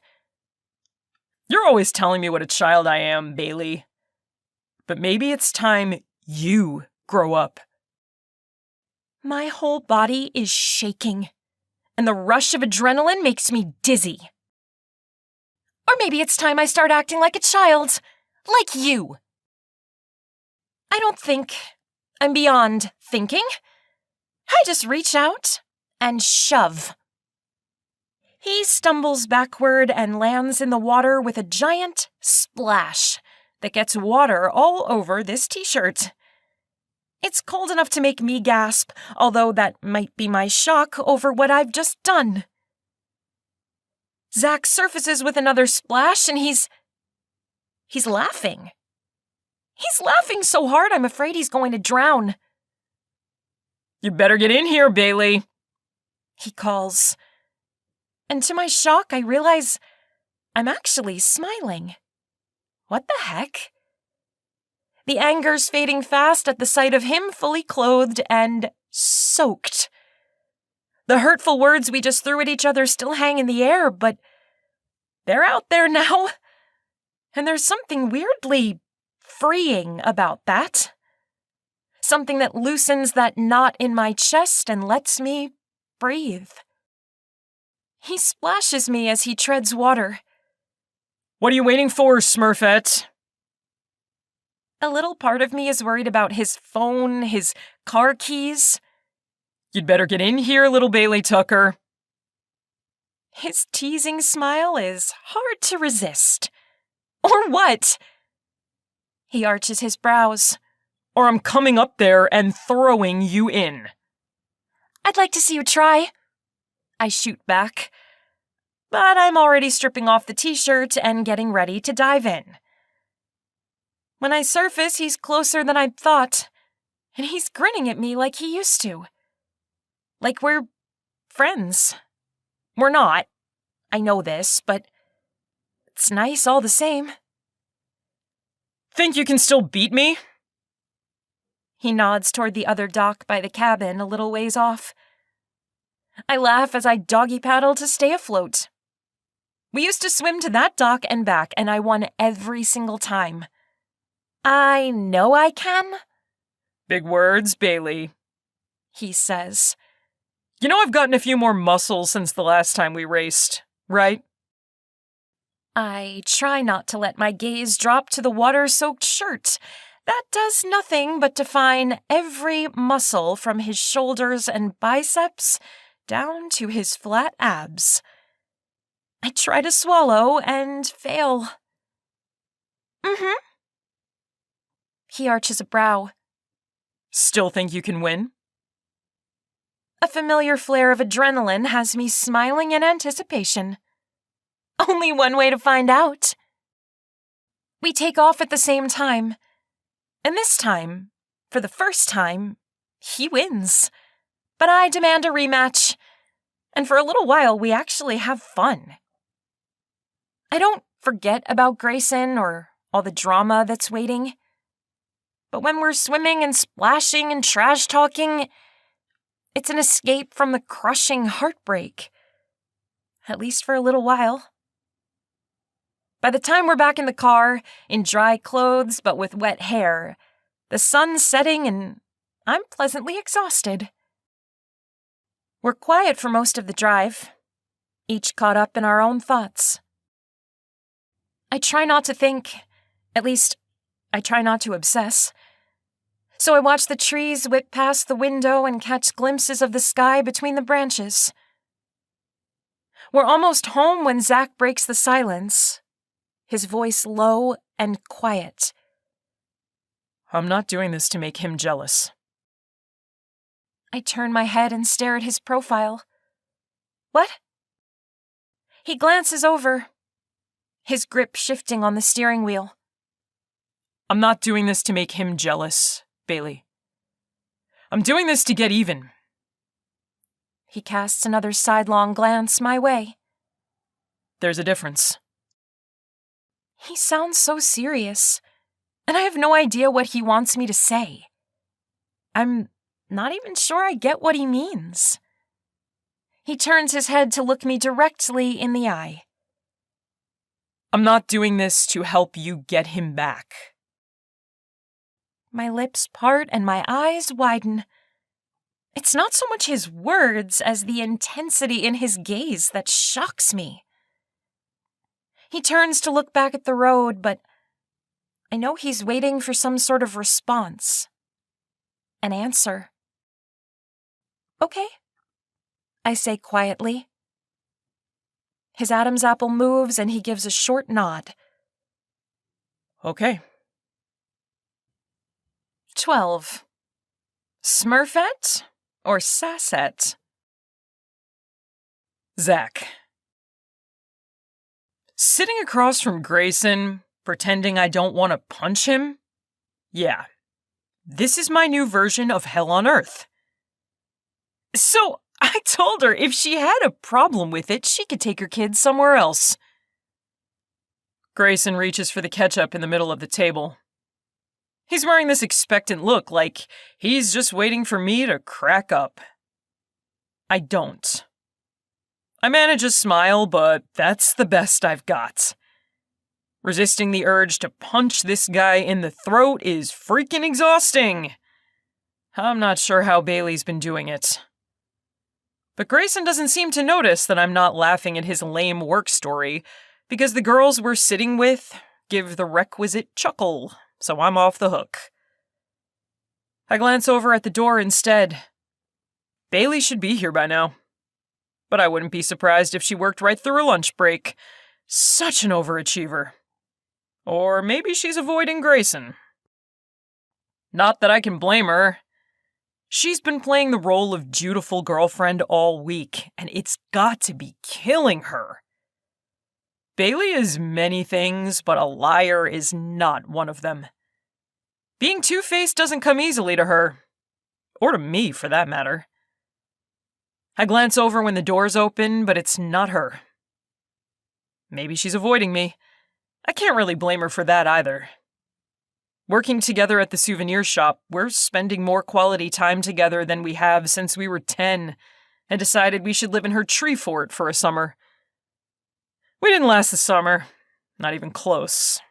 But my point is, that's the last time we've been so joined at the hip, and I wouldn't blame her for being over it. I mean, we even drive to and from work together these days. Bailey gave Grayson this whole song and dance about how it only makes sense for me to drive her to work since we work the same hours and blah blah blah. I was there for this speech, and Grayson's expression had been so awesomely confused. Understandably, Bailey spent the last few years actively avoiding being alone with me, and now she's voluntarily carpooling with me twice a day? It was a real head-scratcher for poor old Grayson. Watching his confusion and the flicker of jealousy he'd tried to hide, it had been epic. Even Bailey had looked smug when he'd walked away. So yes, if she bails on lunch today, I can't really blame her. But I can't stop keeping an eye out for her all the same. But the doors to the break room stay closed. The break room is also a cafeteria of sorts, although no one here actually eats the disgusting food they keep in those warming stations all day long. Instead, we all use our discounts at the park's food court or have our friends who work at the food trucks hook us up. Jessica at the taco truck has a thing for me, which is why I'm eating a burrito for the 3rd day in a row. I never turn down free food, even if there are strings attached. And these particular strings are why Jessica is sitting beside me right now, working on a burrito of her own, her friend Krista on the other side of her. Jessica's a sweet girl, but too young for me. She'll be a sophomore next year. She's friends with Macy and the rest of the cheerleaders, though, so she's in with Grayson's crowd. It's not a surprise at all that she's laughing a little too hard over his story of parental drama at the Tilt-A-Whirl. Across from me is Tony, Bailey's old bestie from back in the day. She's not laughing, and her smile is small and tolerant. Her gaze meets mine and she widens her eyes a bit in a way that says she's bored as all hell at this table. I tuck my head to hide a grin. I've always liked Tony. It sucked when she and Bailey stopped being friends because then she and I stopped hanging out too. The common denominator named Bailey was all we'd really had in common. Although now it seems maybe we share a mutual dislike for Grayson, Prince of Rides. He'd taken his subpar job in stride. He'd actually believed Bailey's wide-eyed lies about how she'd tried to put in a good word for him, and I'd watched her with more than a little amusement as he'd comforted her. I know you did your best, Bay. Patronizing ass. The question I've been grappling with lately is this. Had he always been such a D-bag? How had I not seen it before? Because now it's all I can see. Every time I look at him, I see the schmoozy, lying dickwad who made out with my girlfriend and betrayed Bailey. His smile makes me want to vomit. He's so freaking slick, so sure of himself. Tony kicks me under the table, and when I look up, she's giving me this weird look I can't decipher. It's part confusion, part understanding. And then she gives a little head tilt in Grayson's direction, and I realize she knows. Or she knows enough, I guess, because I think she's warning me that I'm acting weird. Because I am. I totally am. I relax my features and look away. She'd caught me glaring at Grayson, no doubt with all the disgust I'm feeling. If anyone else had seen my hatred, there'd be questions. The jig, as they say, would be up.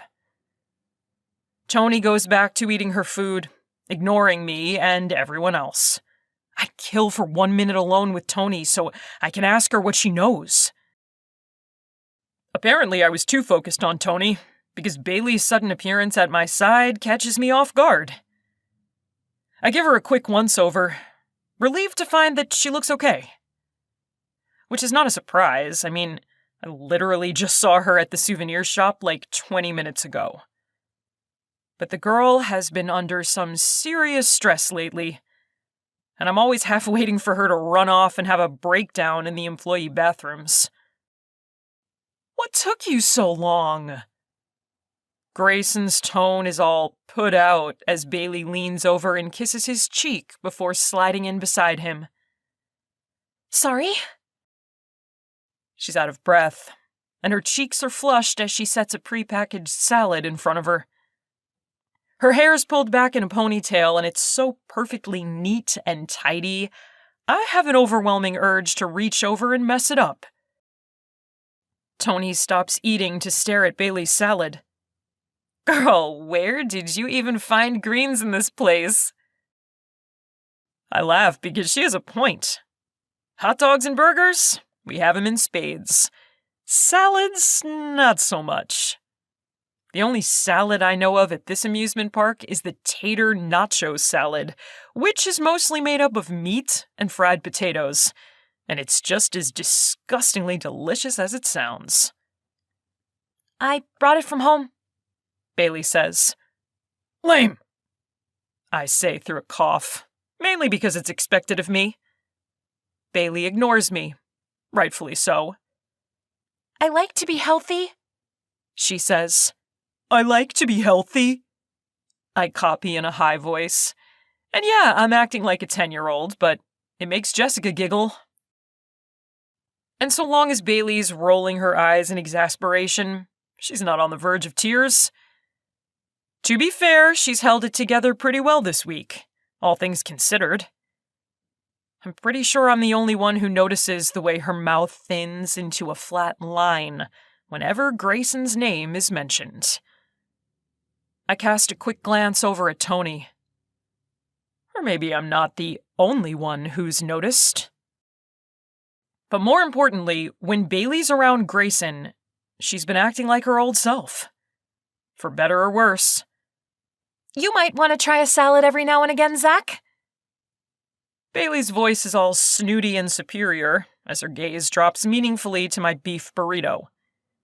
They just released a study that links too much red meat to erectile dysfunction. Tony snorts out a shocked laugh around the hot dog she's eating, and I let out an honest-to-God laugh because, holy shit, Bailey just made a dick joke. Kind of. Close enough. Grayson's eyes are wide as he turns to her, and her cheeks turn the most adorable shade of pink. But she's smiling, all proud of herself for getting a dig in at my expense for once.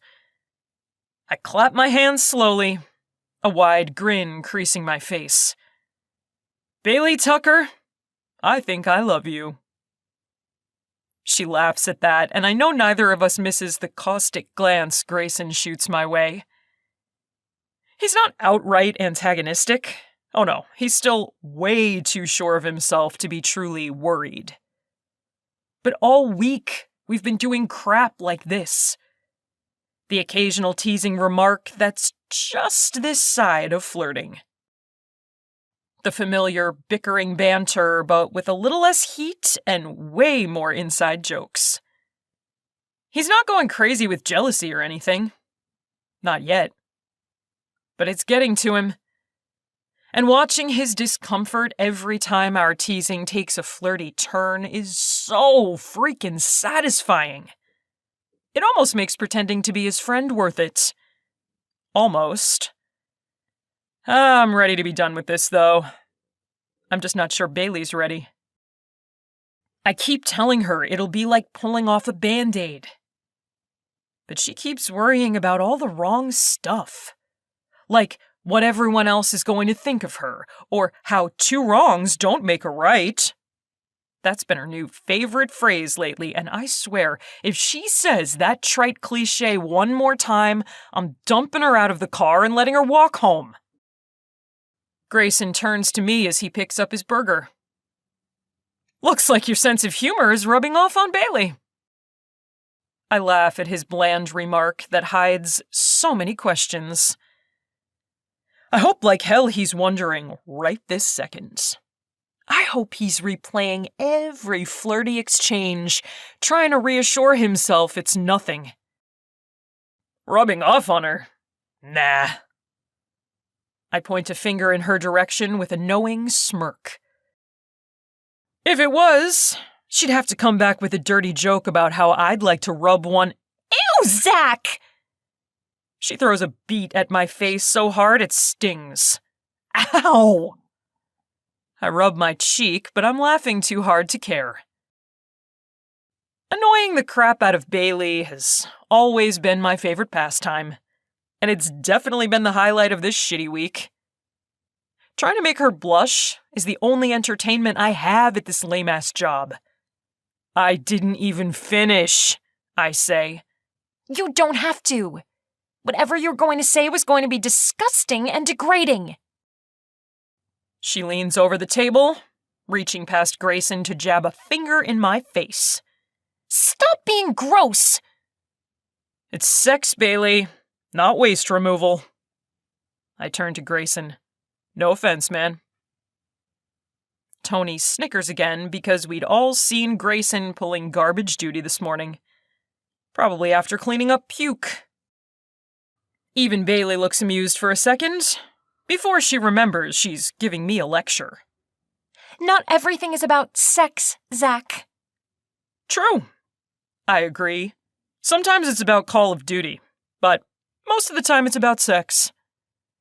She narrows her eyes. What is wrong with you? I shrug.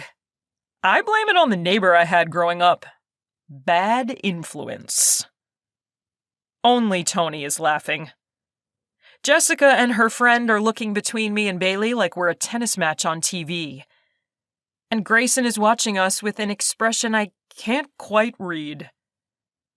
Why do you have to make a joke out of everything?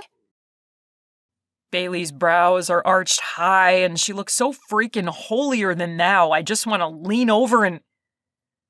And what? I don't know. Make her smile and laugh and forget for a second that she's the responsible one, I guess.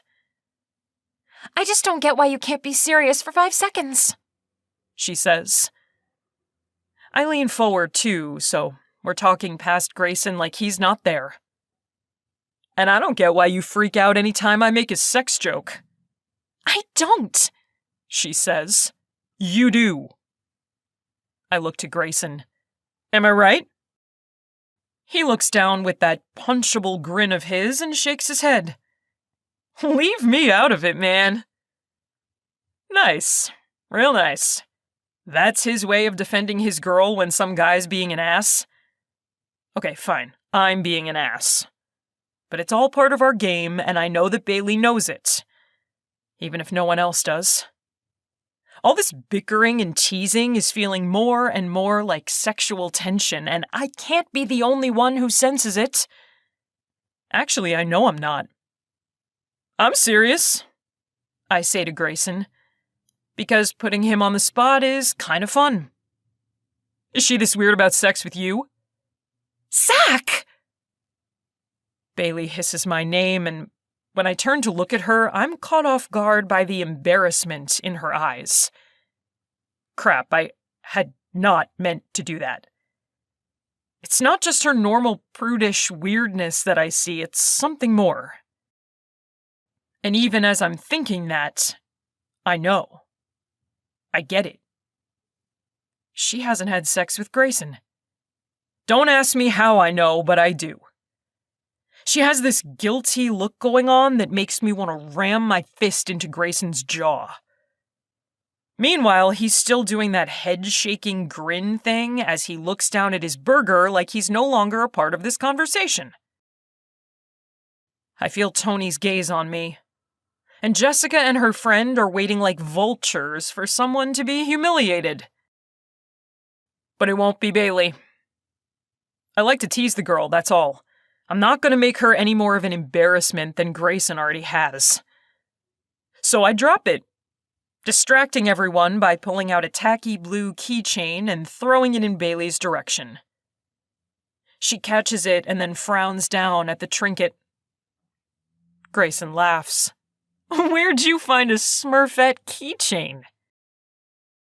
I can't make out Bailey's expression because her head is tipped down, studying the little figurine and turning it over in her hands. We sell them at the souvenir shop. Her voice is tight and weird. And then her shoulders start to shake and she lets out a hiccupy sound. She's laughing. Bailey is laughing. I made Bailey laugh. She looks up at me with arched brows, her eyes dancing with amusement. You better not have stolen this. Grayson's smile is fading fast as she and I keep staring at one another, ignoring him entirely. I hold my hands up, my smile widening. Why do you always assume the worst? Because I know you? She deadpans. I pretend to be offended. Cold, Bailey.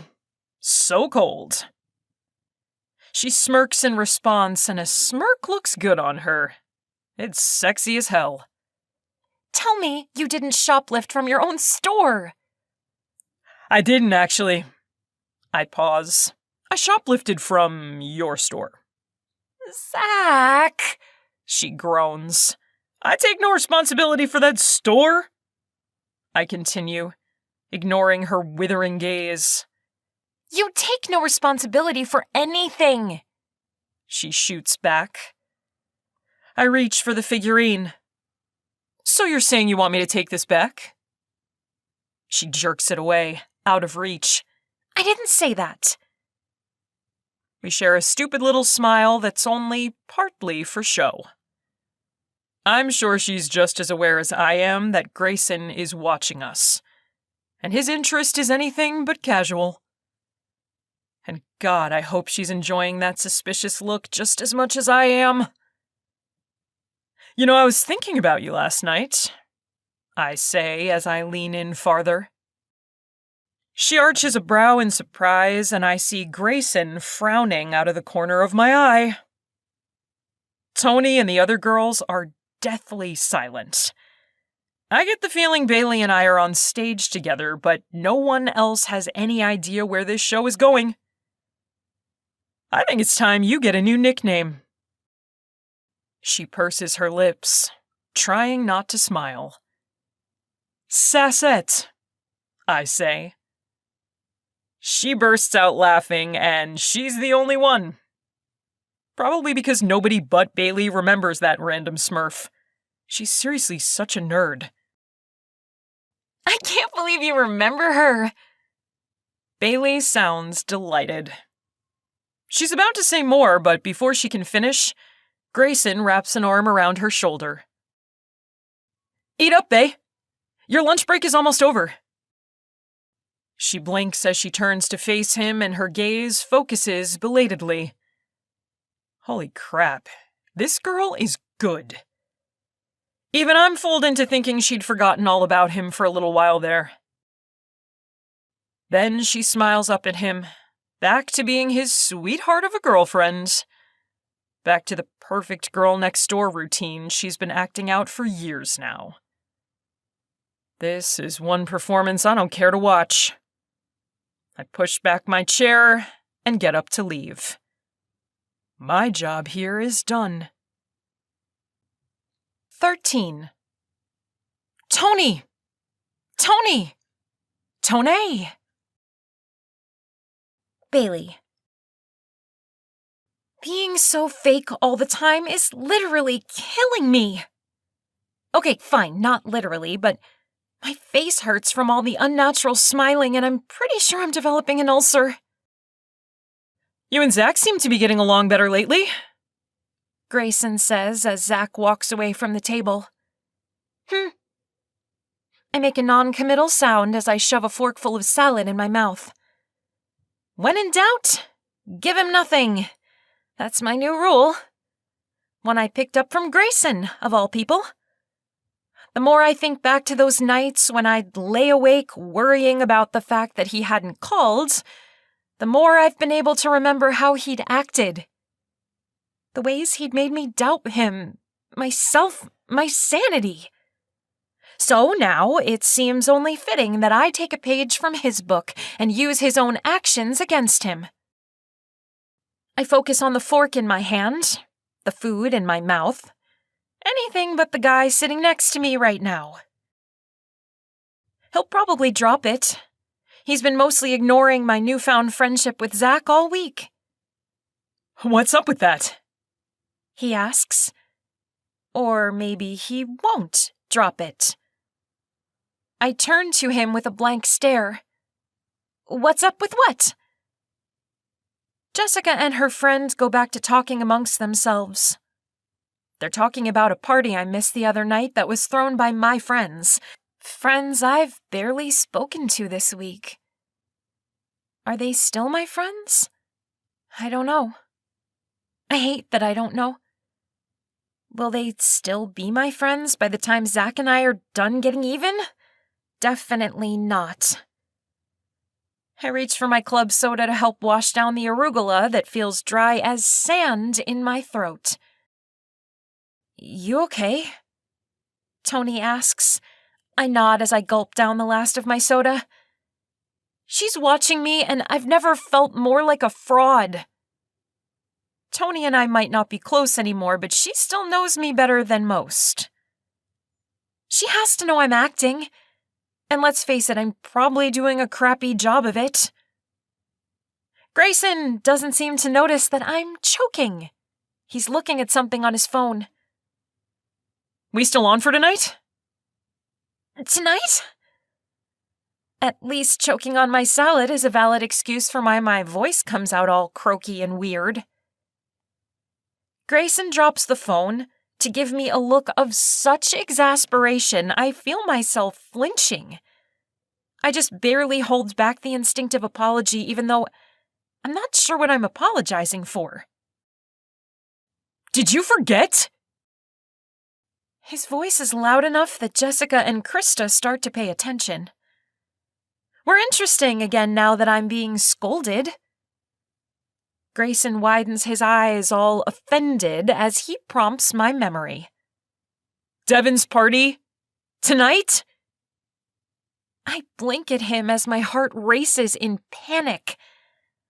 I can't. What I mean is, I can't spend any more time with you. I can't keep pretending like this.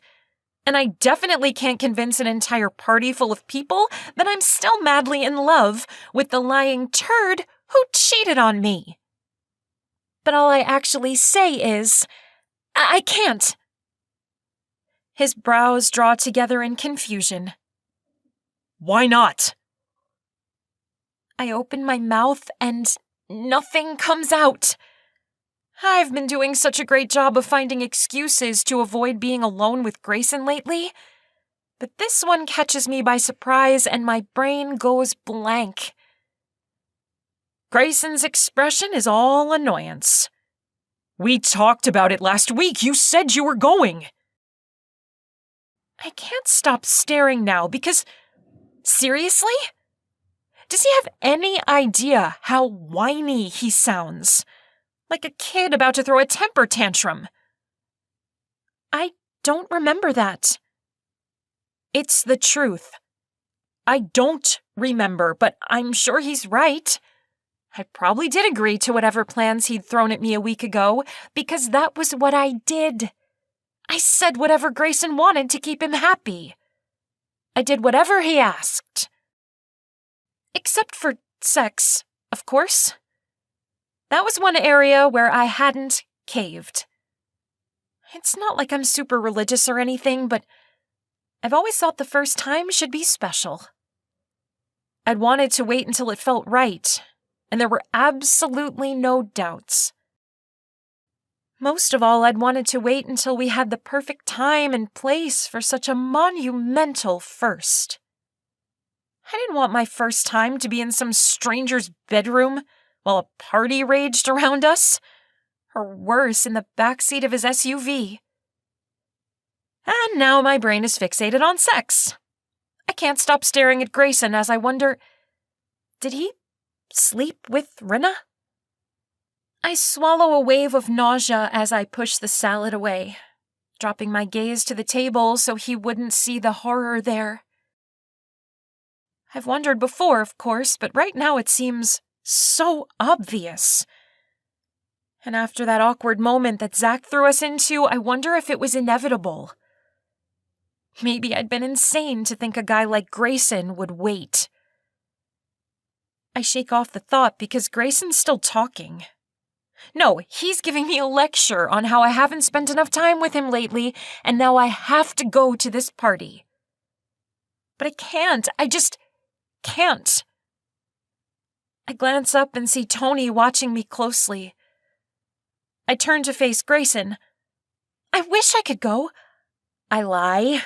But I already made plans. What plans? He's so confused, it's almost funny. Like, the idea of me making plans without him is just so mind-boggling. But it's not funny. Because my brain is scrambling to come up with some sort of fictional family outing or... with me. Tony reaches for her drink, her eyes wide and innocent as she lies far more convincingly than I ever could. Bailey promised to help me with a summer class I'm taking, and tonight's the only night we're both free. I stare at her. She stares at Grayson. Grayson turns to stare at me. And for some reason, I tense up. I half expect him to call me out as a liar, but he just sighs like I'm a huge disappointment. I can't believe you forgot. I shrug and give him a wince of regret. Sorry. Grayson leaves the cafeteria first, but not without giving me the cold shoulder and a passive-aggressive, sarcastic comment about how he hopes I have fun with my steady date. Jessica and her friend follow him, asking about the party, and Tony and I wait a minute before tossing our trash and following the others into the bright sunshine. You okay? Tony's voice is gentle, and it makes me want to cry. I wonder how much she knows, or how much she's guessed. I turn to give her a smile. Thanks for the save. She shrugs. No problem. We walk in silence toward the souvenir shop. She's stationed a little farther off by the games, and neither of us is in a hurry to get back to work. Are you guys fighting or something? She hedges. I swallow. Or something. I give a little nod. Does he know you're fighting? Her tone is still gentle, but there's a hint of amusement there that makes me smile. Not exactly. Ah, she says with a knowing smirk. For a second, it's so normal to be talking to her. It's almost like no time has passed. Her shoulder-length red curls bob as she walks, and I can't make out her expression, but I have this overwhelming urge to spill my guts. I need a friend so badly, and Tony stepping in back there, it was like old times. I remember vividly how good it felt to have a friend who knew what I was thinking, who was always by my side, who I trusted to keep my secrets and to have my back. Do you want to know why? There's laughter in my voice now, too. Not that I suddenly find it hilarious that Grayson cheated on me and broke my heart, but there's something so nice about walking with her like this. Talking to her about something that's not meaningless small talk. She glances over with an impish grin. Only if you want to talk. I'll admit I'm curious what's going on between you two, but it's not like it's my place to ask, you know? That stings just a little. I mean, it's the truth, but it still stings. But I want to tell her. I love my sister, but we're not friends. We're too different. And Janie has always hated Grayson, so I can't talk to her about what's going on between us without feeling her "I told you so," even when she doesn't say it aloud. And Zack is Zack. He's got his own issues going on with Grayson, and he's not exactly the person I want to go to for girl talk. Tony looks over again and laughs at whatever it is she sees in my expression. Look, forget it. You don't owe me anything. We're not BFFs anymore, and he cheated on me. I blurt the words out quickly, and we both come to a stop as a group of tween girls pass us with high-pitched laughter. Tony's eyes are wide with surprise, but she doesn't speak right away, and the air is filled with the sound of games and rides and the voices of people walking around us. She blinks, and the surprise fades to a look of regret. That sucks. Now it's my turn to blink. That sucks? Her gaze is shifting to take in the people around us, and she looks decidedly uncomfortable. That sucks? Really? That's the best she can do? I hadn't really thought about how she would respond, but if I had, I would have expected shock, horror, sympathy. A whole lot more than, that sucks. There's a hint of sarcasm in my tone when I agree. Yeah, it does suck. Sorry, it's just... She bites her lip and meets my gaze. I thought you already knew. I can't stop blinking, as if opening and closing my eyes will somehow make her words make sense. What do you mean? She shrugs, her expression wary, and my stomach plummets toward the ground. It's just, I thought you always knew. Always? My voice is little more than a whisper. She sighs, and her gaze fills with pity. You didn't know.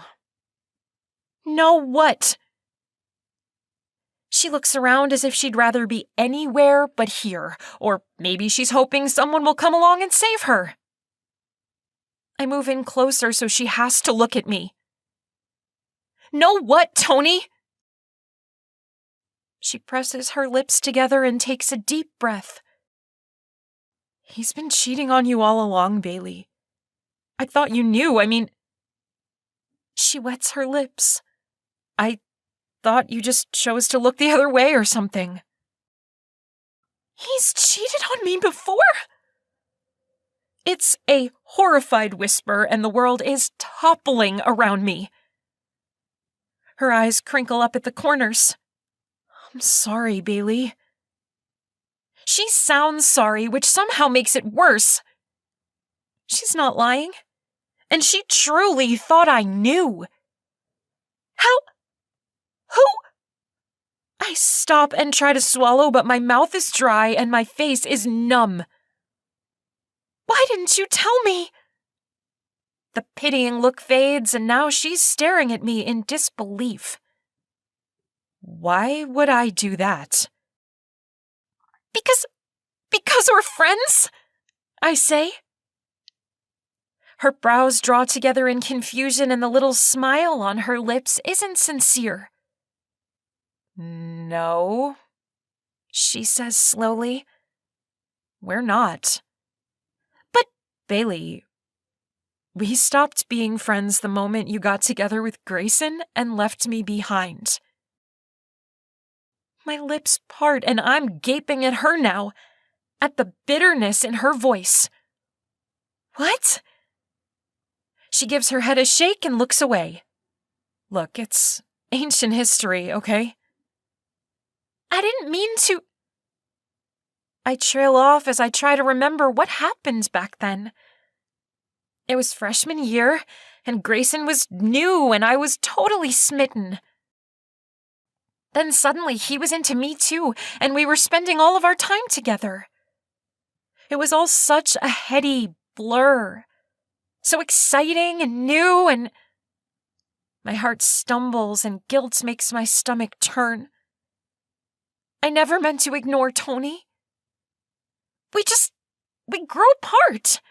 I tell her now, repeating the story I've been telling myself for years now. We started hanging out with different groups of friends and... No. Her voice is a little harder than before. You started hanging out with a different group. You got the popular boyfriend, and were suddenly in with the cool crowd. She uses air quotes when she says, the cool crowd, and her lips twist in bitter amusement. And I got left behind. I stop and start again. I didn't think you wanted to hang out with those people. Yeah, because it would have been such a bummer to be invited to parties. She talks in a monotone that feels like a punch in the gut. She rolls her eyes. Like I said, this is ancient history. It's not like I'm still hurt or anything. Still hurt, which means she had been hurt. My mouth opens and closes. Guilt wraps around my chest and squeezes. I didn't mean to hurt you. I'm sorry. She sighs again, and her gaze fixed somewhere over my shoulder. Yeah, well, that's why I didn't tell you that your asshat of a boyfriend was sleeping his way through the cheerleading squad. My stomach lurches into my throat. Her eyes meet mine again as she shrugs. It wasn't my place. Then that pity is back. And I really did think you knew. I stare at her for a long moment. She's serious. She thought I knew that Grayson was cheating on me and was just okay with it. You thought I knew because... My mind's racing. Because everyone knew? She winces, and that's my answer. I close my eyes and squeeze them tight. I don't want to believe her. It's bad enough to think he slipped up once. It's hard enough to have that image of him and Rinna burned into my brain. But to think it had happened before? To think that everyone knew. Zack. I have this flash of my neighbor's smug smile and his constant jabs at me over the years. Had he known? I started walking away from Tony as she calls out after me. I really am sorry. She's sorry? So am I. I'm sorry I ever met Grayson. I'm sorry I ever trusted him. I'm sorry I lost the only real friend I'd had. I'm sorry I've been a laughingstock for the past 3 years and never even knew it. The bell above the door rings when I walk into the souvenir shop, which is ice cold compared to the muggy afternoon heat. Zack's leaning over the counter, reading something on his phone as he ignores the customers milling around him. I stop right in front of him and he looks up. His automatic smile falters. Hey, you okay? Am I okay? No, not even a little. But as the shock fades, I am one giant seething mass of anger. Grayson hasn't just betrayed me. He's made a fool of me. If Tony's telling the truth, and I have no reason to believe she's not, then I've spent the last 3 years either being pitied or laughed at because of him.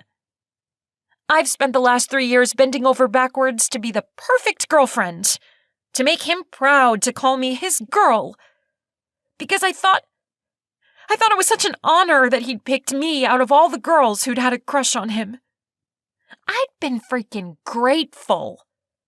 Like he was doing me this big favor by going out with me. And all the while, he's been a lying, cheating, manipulative... Bailey? Zack's brows draw together in clear concern. What's wrong? What's wrong? What's wrong?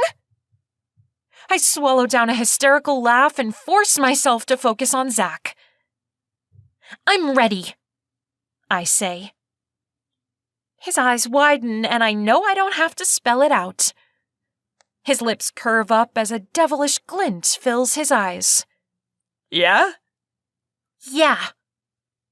I nod, swallowing down the nausea and the panic. Let's get this over with. 14. First kiss, take 2. Zack. I swear, I can actually feel Bailey's tension. Anxiety comes off her in waves as she rings up an old couple and the stuffed animal they just paid way too much for. Your granddaughter's going to love it. Bailey gives them a beaming smile that fools no one. Well, it doesn't fool me. The old couple seems to buy it because they're all smiles and waves as they head back outside to the rides and the games. Then we're basically alone again. There are a few customers still walking around. A couple of freshman boys who are no doubt about to shoplift something, and some tween girls who are also about to steal something if their nervous glances in our direction or anything to go by. This souvenir shop is something of a training ground for little wannabe badasses. Every kid in town knows the security is non-existent, and the employees don't care. Well, except for Bailey. I bet she chases down the thieving little bastards. Probably frog marches them over to the security guard's hut down by the bathrooms, all the while scolding them about how they should do better.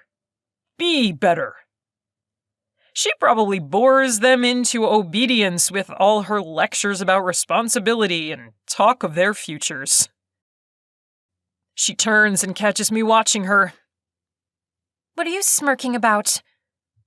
My smile widens. Nothing. She narrows her eyes but lets it go, turning to lean against the counter as that tension comes back with a vengeance. I'm not kidding. She's so high-strung, her body's basically humming like a tuning fork. So how? She inhales quickly and then gives a sharp exhale. How are we going to do this exactly? I study her for a long moment as I waver between an honest answer and a joke to get her loosen up. Even eye rolls and weary sighs would be an improvement right now. But what ends up coming out is, "Do you want to talk about it?" She stares in surprise. I'm kind of shocked myself, to be honest. I'm not much of a touchy-feely, let's-talk-it-out type, and we both know it. But like it or not, we're stuck together in this whole pretense of not knowing what Grayson and Rinna did, so... Did you know? It comes out of nowhere, her voice sharp and accusatory. My head jerks back at her intensity. Out of the corner of my eye, I see the tween girls fleeing. Bailey's scared off the wannabe thieves without even trying. She presses her lips into a thin line like she's bracing herself for my answer, and I officially have no idea what we're talking about. Did I know what? She huffs in annoyance. That Grayson's been cheating on me from the beginning, she says, her voice just as stiff as her muscles. Did you know? Her words hit me like a blow to the chest. He's been cheating all this time?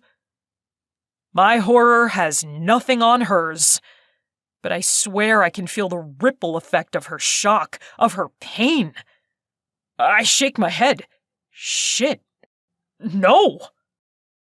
She narrows her eyes slightly, like she's trying to read me, and I cut off all the stupid questions that are flying around in my head.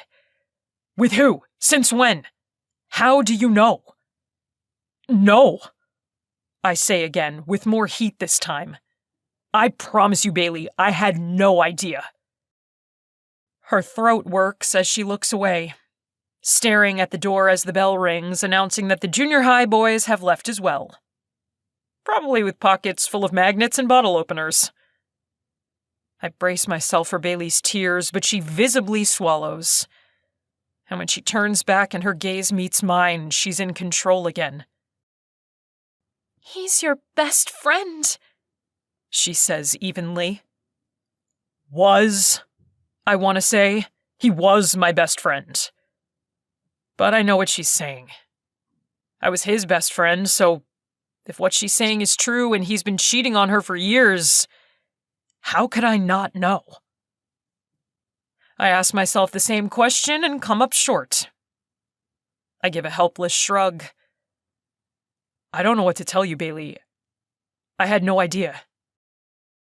A beat passes as she studies me, and I realize belatedly that I'm holding my breath. Why? I don't know. But I don't let it out until she nods. She believes me. Some of that tension in the air eases up as well.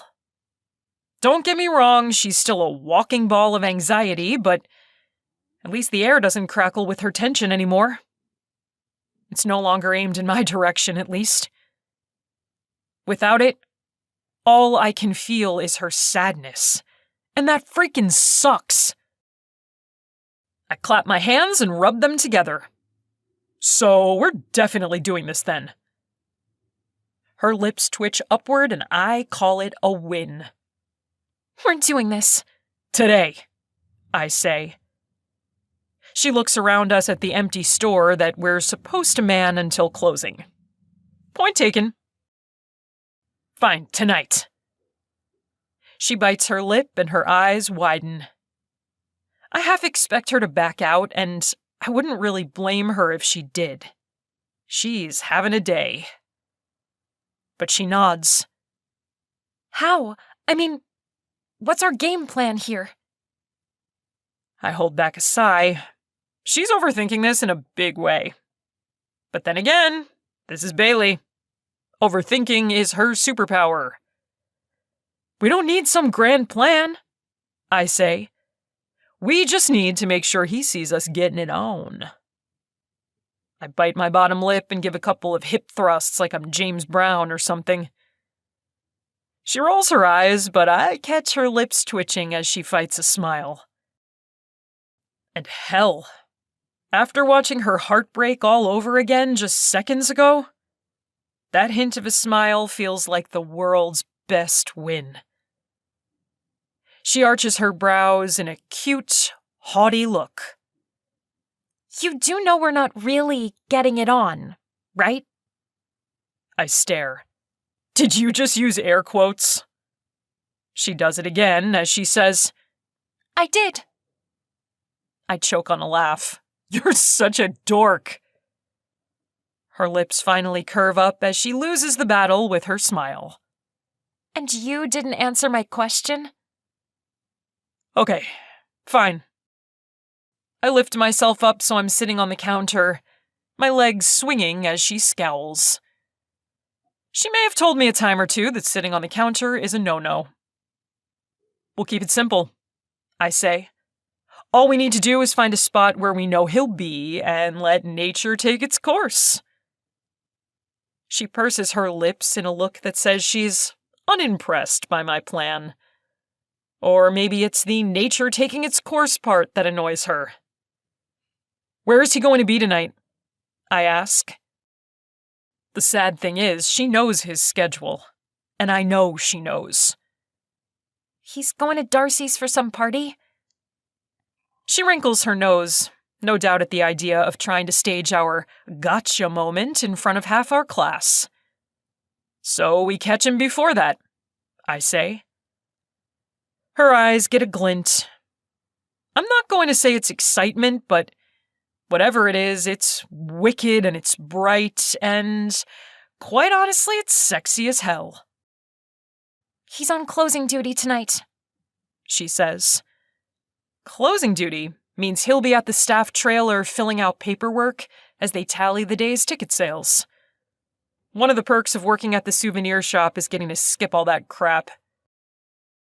But closing duty also means we know exactly where he's going to be tonight before he takes off to hang with his friends.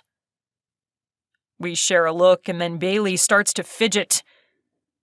So what? We just plant ourselves in front of the staff trailer and start making out? I grin. She sounds so turned off by the idea of making out with me, it's kind of hilarious. Sure, some guys might be offended, but my ego can handle it. In fact, a little part of me may have just perked up at the challenge. I'm going to kiss Bailey Turner tonight. And I'm gonna do it right. Out of nowhere, I have this vision of Bailey in my arms, her lips parted and her eyes glazed with desire. I imagine kissing her until she forgets her own name. Until she forgets that I'm me and she's her and we're us. My lungs contract, and for a second, I can't breathe. Bailey's going up on her tiptoes, her arms wrapping around my neck as she presses against me and... Zack? Bailey's eyes narrow. Why are you looking at me like that? I give my head a shake and clear my throat. Reality smacks me in the face and I shove all those thoughts out of my head. I point to her. You, me, closing time. It's a plan. She fidgets, shifting from one foot to the other. It's not much of a plan, though, is it? I mean, won't it seem weird that we're kissing right in front of the staff trailer? Her eyes widen as she adds, Where Grayson just happens to be? You're overthinking this. I'm not. I'm just saying, why would we be kissing in front of the staff trailer when... Because we got caught up in the moment, Bailey. I hop down from the counter, and that puts me right in her personal space. She doesn't back up. So at least she's getting more comfortable being close to me. That's progress. We did? Her brows draw together in disbelief. Picture this. I move in a little closer. You and me, we're doing our bickering thing. You're giving me a hard time about my terrible work ethic, and I'm making you blush by talking about how great your legs look in that little pleated skirt. Her eyes widen slightly. They do? I nod. Hell yeah, they do. Her cheeks flush just as I'd said they would. You're teasing, she mutters. I'm not. I move in closer until she's backed up against the counter. I place my hands on either side of her, having a little too much fun watching her eyes darken with awareness. Can't you picture it? Bickering turns to flirting, and flirting... I reach out and touch some hair behind her ear. I don't even know why. I just want to touch her. Her lips part and my point is made, but I spell it out for her anyway. All week, Grayson's been watching the sexual tension build between us. And today that sexual tension is about to break. She blinks a few times. It is? I nod. It is. I see the tip of her tongue as she wets her lip, her breathing uneven. Okay then. I fight a smile because the way she's looking up at me right now, all wide eyes and parted lips, it's exactly like I'd imagined. The sound of the bell dinging over the shop's door has her jerking away from me as she calls out a greeting to the middle-aged couple who's walking in. They smile and wave, and we both wait until they've started browsing the t-shirts by the front window before we go back to the topic at hand. Bailey turns to me with a determined look. Tonight, at closing. She draws in a deep breath. We're doing this. The next couple hours crawl by as we go through the work that Bailey insists we do. How she can worry about whether or not I've swept the back room is a mystery to me. But I go along with it, because at least nagging me and checking chores off her list keeps her mind occupied. She's almost calm by the time we lock up and head over to the staff trailer. Almost. We have time to kill, which doesn't help. It'll take them a little while to do the closing routine, and it's not like we can stand out front for too long without it looking weird. So we take a leisurely stroll through the park, watching harried parents herd their kids toward the exit and concession stand workers as they pull down their gates. We watch as lights go out one by one, as the rides stop and the games shut down for the night.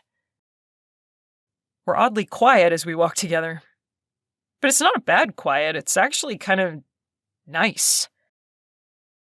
When it's time to head to the trailer, her hands won't stop fidgeting with the hem of her polo shirt, and I can feel her tension grow by the second as we head in Grayson's direction. I wish there was some way I could make her feel better, but I have no idea what to say that'll make it easier for her to cheat on the guy she's loved since freshman year. Even if I wanted to reassure her, I'm having a hell of a time ignoring the guilty voice that's telling me I pushed her too hard, that I talked her into this. I have to repeatedly remind myself that she's a grown woman with a mind of her own. But I can't shake a nagging fear that at the end of the day, she's going to resent the hell out of me for this. We reach the trailer and the sounds from the rest of the park feel like they're coming from miles away. It's too quiet as the seconds tick down. I turn to face her and my heart twists when I see her staring up at me with wide eyes. She's scared. Bailey Tucker is scared, and that kills me. Her fear is like a freaking knife to my chest. My voice comes out too low and gruff. Are you ready for this? No. The answer's no, and we both know it. She swallows, and I see her hands shaking before she clasps them together. Ready as I'll ever be. It's not too late to turn back.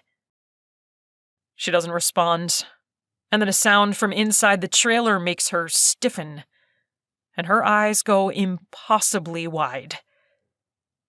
The way she's looking at me, all vulnerable and helpless, my heart twists like a dish rag being wrung out to dry. I want to comfort her, tell her it's all going to be okay. But we have seconds before Grayson walks out here, and it's not comfort that she needs to get through this. She needs anger. She needs to remember what he's done and why she's doing this. So instead of comfort, I offer a smirk as I lean in close.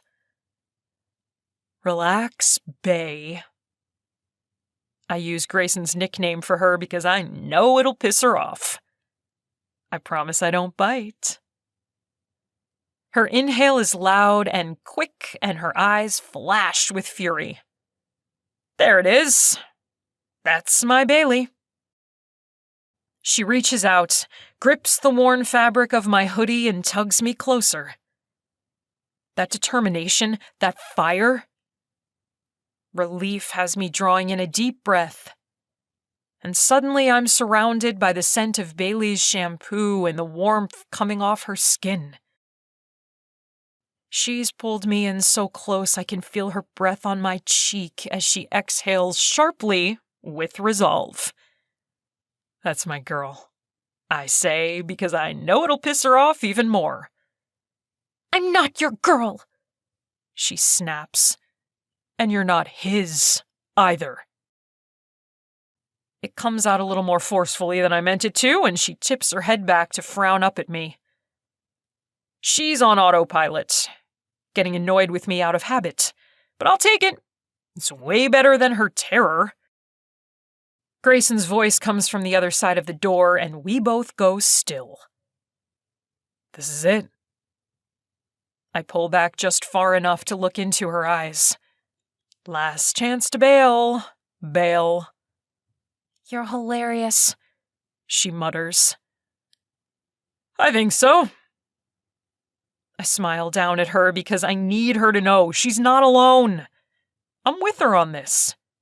We're in this together. And also, I need to know she really wants this. I need her to be absolutely positive.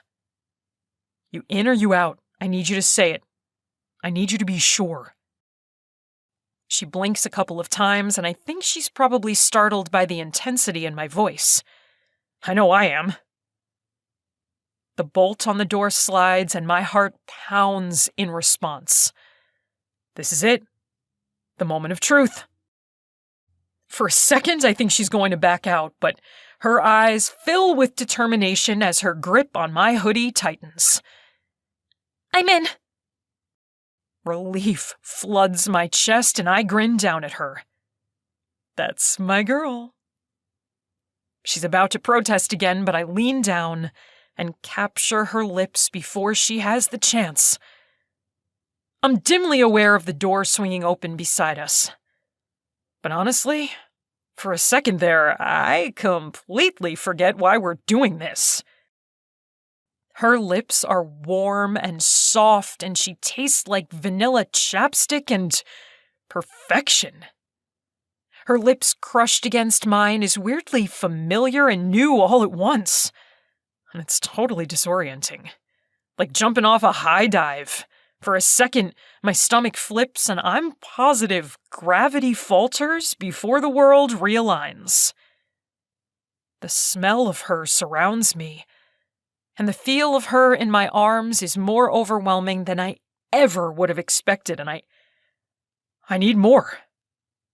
So I take more. Tilting my head, I deepen the kiss, and she opens for me, her lips parting on a gasp that I devour. And then she's kissing me back, all fierce and passionate, like she can't get enough of me either. She's kissing me back like she means it. My blood is lava. My body is on fire as it reacts to hers, like it's just been waiting for this moment. Her warm hands clutch my shoulders, and my hands press against her back, pulling her even closer. She slides her arms around my neck as she moans, and holy shit, that moan! Nothing in my life has prepared me for the level of sexy that is Bailey Tucker in my arms. And nothing on earth could stop me from touching her skin, from kissing every inch of her, from... Hands grip my shoulders and wrench me back. What the hell? Grayson's face is red with anger as he gets in my face. What do you think you're doing? I'm too slow. My body's still caught up in that kiss, and I don't even move when I see his fist coming. The next thing I see? Blackness. 15. A heartbeat. Bailey. Funny how everything can change in a heartbeat. 1 second, one action, one decision, and boom! The world is a different place. I'm a different person. One photograph of Grayson and Rinna, and my heart's broken. One conversation, and I'm out for revenge. One kiss, and I'm a slut. A whore. At least that's what Grayson's telling me. He's hurling F-bombs in my face, and that should make me flinch, but all I can do is stand here and stare in disbelief. Did I really just kiss Zach Myers? My lips still tingle, and my heart is racing as I touch my fingers to my mouth. Yeah, I did that. One kiss, and I don't know who I am anymore. My heart's racing, but it's fear for Zach, who's sprawled on the ground. My stomach's still churning from the sickening crack of Grayson's fist colliding with bone. 2 of the staff members who'd walked out with Grayson are holding him back now so he can't hit Zach again. Or maybe so he can't hit me. I don't know if he would, But the way he's shouting at me right now, he could. Spit flies from his mouth as he curses and rages, and I should be upset, right? I should be feeling something more than this. Maybe I'm in shock, but I don't think so. I hear Grayson say, "We're through. You and me, we're done." I should care. I really should. But all I feel is a surge of relief as the indecision and fear and anticipation that's been tying me up in knots all week comes undone. It's over. And it's not good. I get that. Zach's groaning on the ground, and Grayson's red-faced with rage, and the employees holding Grayson are shouting at him to calm down, and one's telling the other to call security. Or no, he says that to me. And I realize they're looking at me like they're waiting for me to do something. But I just stand there and watch Zach to make sure he's okay. I see a crowd forming around us, but I don't care. Most of them are employees I know by sight. Except for Jessica. She's one of Macy's friends, and she's watching Grayson and me with an open mouth and her phone in hand. Someone's got to be taking pictures, maybe even filming our breakup, and I don't care. Not now, at least. Maybe later I'll care. Yeah, I will most definitely care later. But for now, Grayson shakes off one of the kids who'd been holding him back. Tom, I think his name is. He's young, a freshman, I think.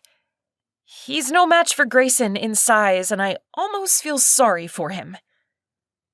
I don't want him to get hurt like Zach, who's rolling onto his side to get up. No one moves to help him, so I push past Grayson to help Zach to his feet. Grayson finally goes quiet, and I turn to see him staring at me like he's never seen me before.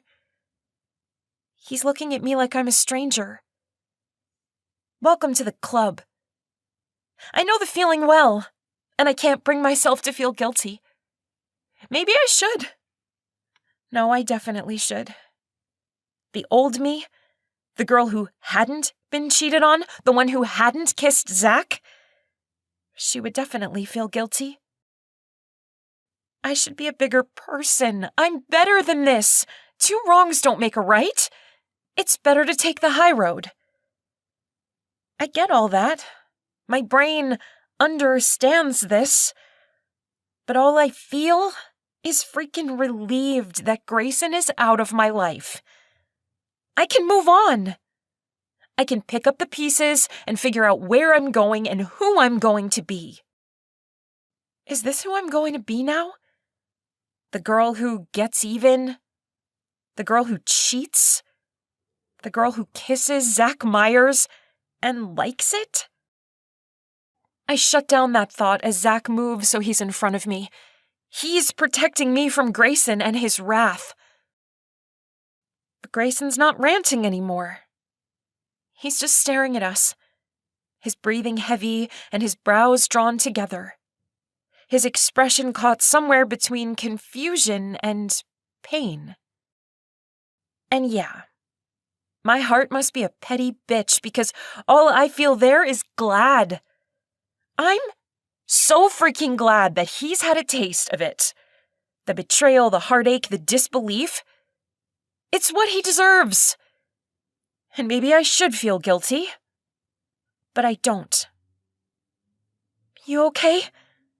I ask Zach. He nods, his gaze colliding with mine. Something passes between us.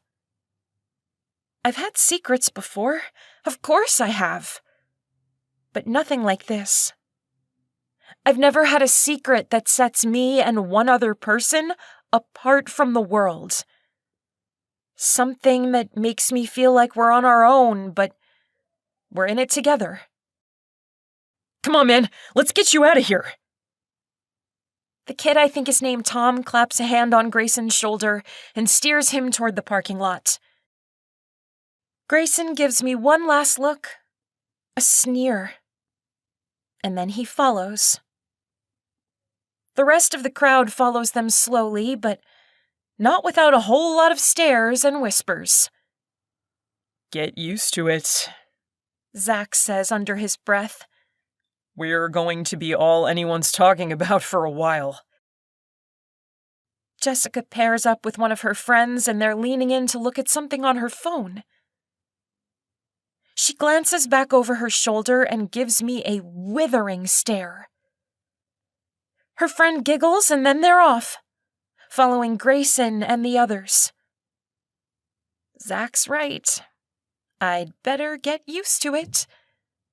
I'm the bad guy now. I'm the cheater and the liar, and I've definitely given up my social status. I've lost my entire circle of friends as well. I let that sink in, expecting to feel something. You okay? Zack asks. I nod. And I am. Because those people that I'd thought were friends, the Jessicas and the Macys of my life, they must have known he was cheating on me. In fact, I go still as memories come back to me.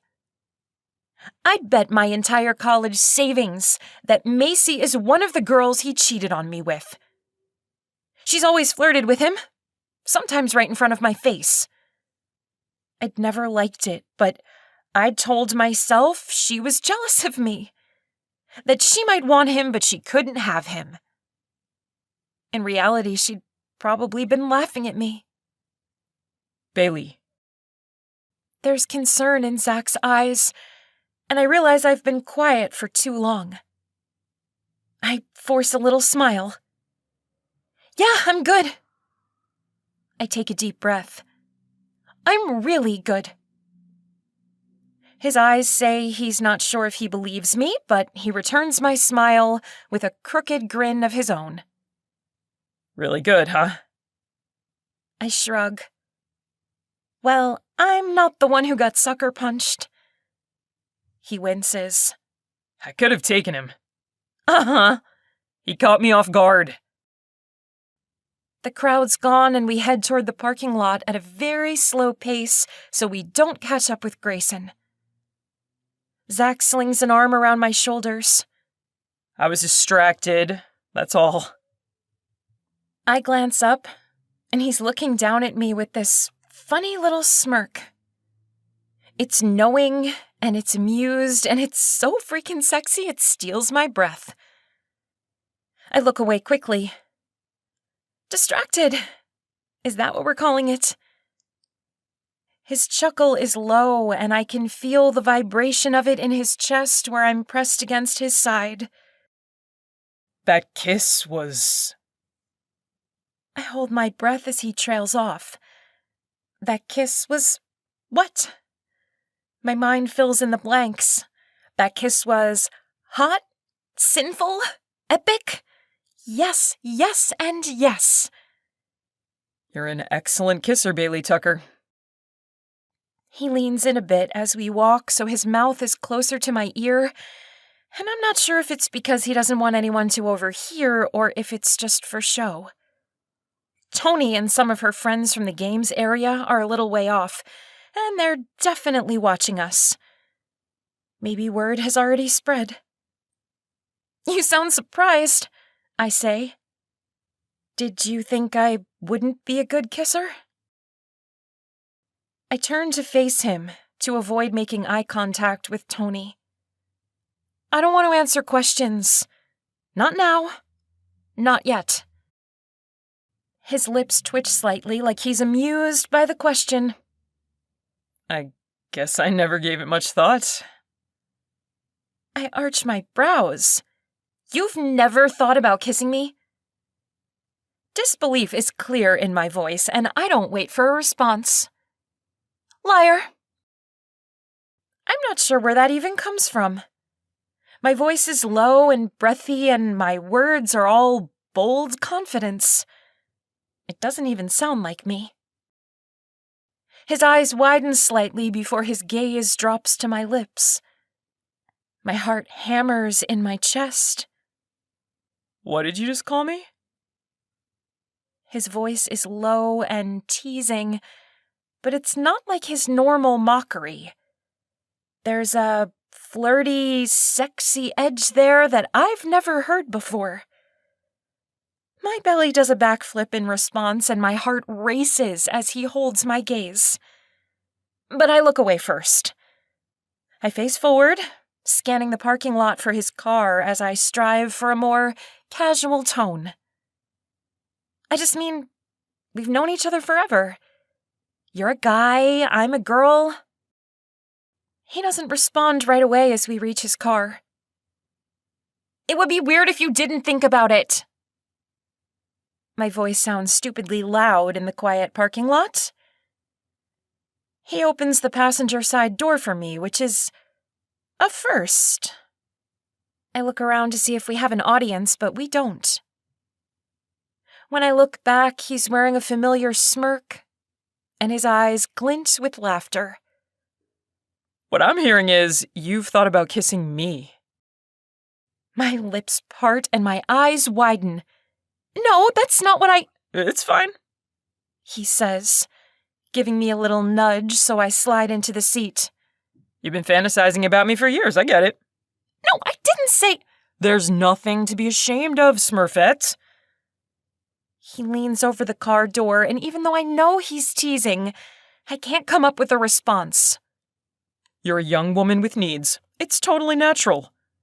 I don't have needs, I hiss, my cheeks burning. He bursts out laughing as he shuts the door, and I'm kicking myself for reacting like a prude just like he knew I would. He opens his door and climbs in. I fold my arms. Are you through? His eyes are still dancing with laughter, but his smile is surprisingly soft, almost affectionate. I'm just kidding around, Bailey. You know that. I roll my eyes. Of course I know that. He starts the car and we head toward home. I don't know where Zack's mind has gone, but I can't stop replaying what we just did. Now that the shock is fading, I take it apart, moment by moment. That kiss, Grayson's rage, how it must have looked to everyone else. What now? I ask. He glances over and blinks like I just dragged him out of some deep thoughts. What do you mean? I mean, what now? What's our next play here? I shift so I'm facing him, and he glances over again with a little smile. Our next play? He shifts his hands on the wheel. I've created a monster. He's joking, but my chest gets tight because I don't know what he's created, or what I've become, rather. I mean, it's one thing to say I'm going along with this plan, but to be the person who cheats, who betrays? I feel a little sick as I recall Grayson's pain, and my own satisfaction. God, maybe I am a monster. He's still smiling when he looks over, but that smile fades fast. What's wrong? I open my mouth to deny that anything's wrong. My lips part, my tongue goes to form the words, but what comes out is, I don't know who I am anymore. I realize how incredibly lame that sounds, but I can't bring myself to take it back or laugh it off. His brows hitch up in surprise, but he doesn't laugh at me. He doesn't even pretend like he doesn't know what I mean. Turning back to look at the road, he says, You're Bailey Tucker. Competitive, perfectionist. His throat moves when he swallows. And the strongest girl I know. I stare at him for a long moment. Competitive? Yes. Perfectionist? Obviously. The strongest girl he knows. I lean back in my seat with a sigh. I think a stronger person would have confronted Grayson, I say. She would have called him out for the lies and broken up with him. He lifts one shoulder, clearly not convinced. You can still do that. No, I can't. I'm shaking my head for added emphasis. He can't know that we know, remember? That defeats the purpose? I'll look even more pathetic than I already do, and you... His smile is smug. Don't you worry about me, Smurfett. I thought we were done with that nickname. I'm just saying, do what you need to do, I don't care. He leans back in his seat. I don't care what anyone thinks of me. I give a little snort of amusement. Must be nice. He arches a brow. I don't think you really care either. I go still as I think about that. I don't care. Not much. I don't care that I'm the bad guy at least, or at least not as much as I would have thought. I agree, though. He says. If we can sell this like we had no idea he and Rinna cheated on us, all the better. I nod in agreement. But if you change your mind... He shrugs. I'll understand. My throat grows tight. Thanks. Does that make you feel better? He gives me a sidelong glance as he makes a turn toward our neighborhood. You can still come clean eventually. You can still be the bigger person. The way he says it makes me feel like he could read my mind earlier. Like he knows exactly how my brain works. The old me would definitely want to be the bigger person. I have this weird, hollow sensation as it hits me again. I don't know who I am anymore. He scoffs. I told you, you're... No, that's not what I mean. It's that... I wet my lips as we turn onto the familiar streets of our neighborhood. Janie has this theory. I can't wait to hear this. He murmurs, already smiling. She's big into psychology, and she believes that our identities were pretty much forged when the twins were born. Okay. I'm not even sure where I'm going with this. I feel like I'm pulling at a string that leads to the knotted mess that is my brain right now, and I have to see where it ends. When the twins were born, they were the center of attention, right? So Janie and I had to figure out how to exist in this new family dynamic. I glance over, waiting to see a smirk, but his expression is serious and he seems to be listening intently. That makes sense. He says. So I got the attention by being good. This sounds way better when Janie explains it using all the big words and her annoyingly condescending teacher voice. I got good grades, and I won every award. And I helped out around the house. And I made my parents' lives easier. Or I tried to at least, because Janie... went the opposite route. Zack finishes with a little huff of amusement. I laugh too. Exactly! She was always whining for attention or getting into trouble. I trail off because this isn't about Janie. It's about me. It's about me realizing that Janie was right all along. And so is Zack. I sigh as I say it aloud. I'm a people pleaser. He gasps, claps a hand over his heart, and pretends to be shocked. No! A laugh slips out as I slap his arm. Shut up, I'm being serious. I know you are, and that's why it's so hilarious. He's outright grinning now, and he looks like he's trying not to laugh. I can't believe you're just now owning up to the fact that you're a people pleaser. I wrinkle my nose. Gloating doesn't look good on you. Everything looks good on me. I don't deny it, because I'm pretty sure he's right. He's too dang hot for his own good. My point is, I say loudly, getting us back on track. I don't want to be that person anymore. Hallelujah. And today I wasn't. Definitely not. He agrees. He's having way too much fun considering I'm having a major existential crisis over here. But that means... My voice is getting too high and tight, and I rub my clammy palms on my skirt.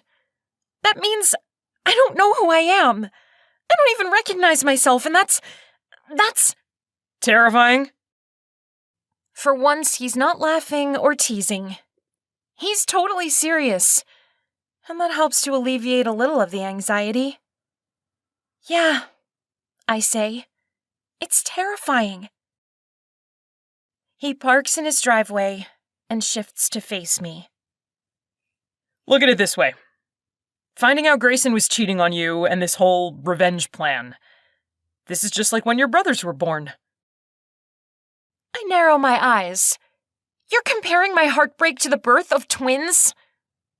He laughs. Just hear me out. It's a moment, right? It's a significant event. Something that reshapes how you see the world and your place in it. Yeah, I guess, I say slowly. So this is just another chance to... His brows draw together. How'd you put it? Forge your personality? I purse my lips as I mull that over. I guess that makes sense. His eyes meet mine. You'll figure it out. And I'm betting you'll be better off for it. I give a little snort of amusement. I hope so. My mind's replaying moments with Grayson. All those times when I'd thought I was being a good girlfriend, but really, I was a pushover, a doormat. I cringe at the thought, but I can't unthink it. And I can't go back either. I can't go back to being that Bailey. And I can't undo what's already been done. My mind calls up the memory of kissing Zack, and it's so vivid, it's like I'm feeling that bolt of electricity all over again. I press my lips together to keep from touching them. I can't undo that kiss, or the way it made me feel. I cast a sidelong look in Zack's direction. Had he felt it too? Because for me, it wasn't just a kiss, at least not like any kiss I'd shared with Grayson. I swear I felt something inside me wake up. And that something was unfamiliar.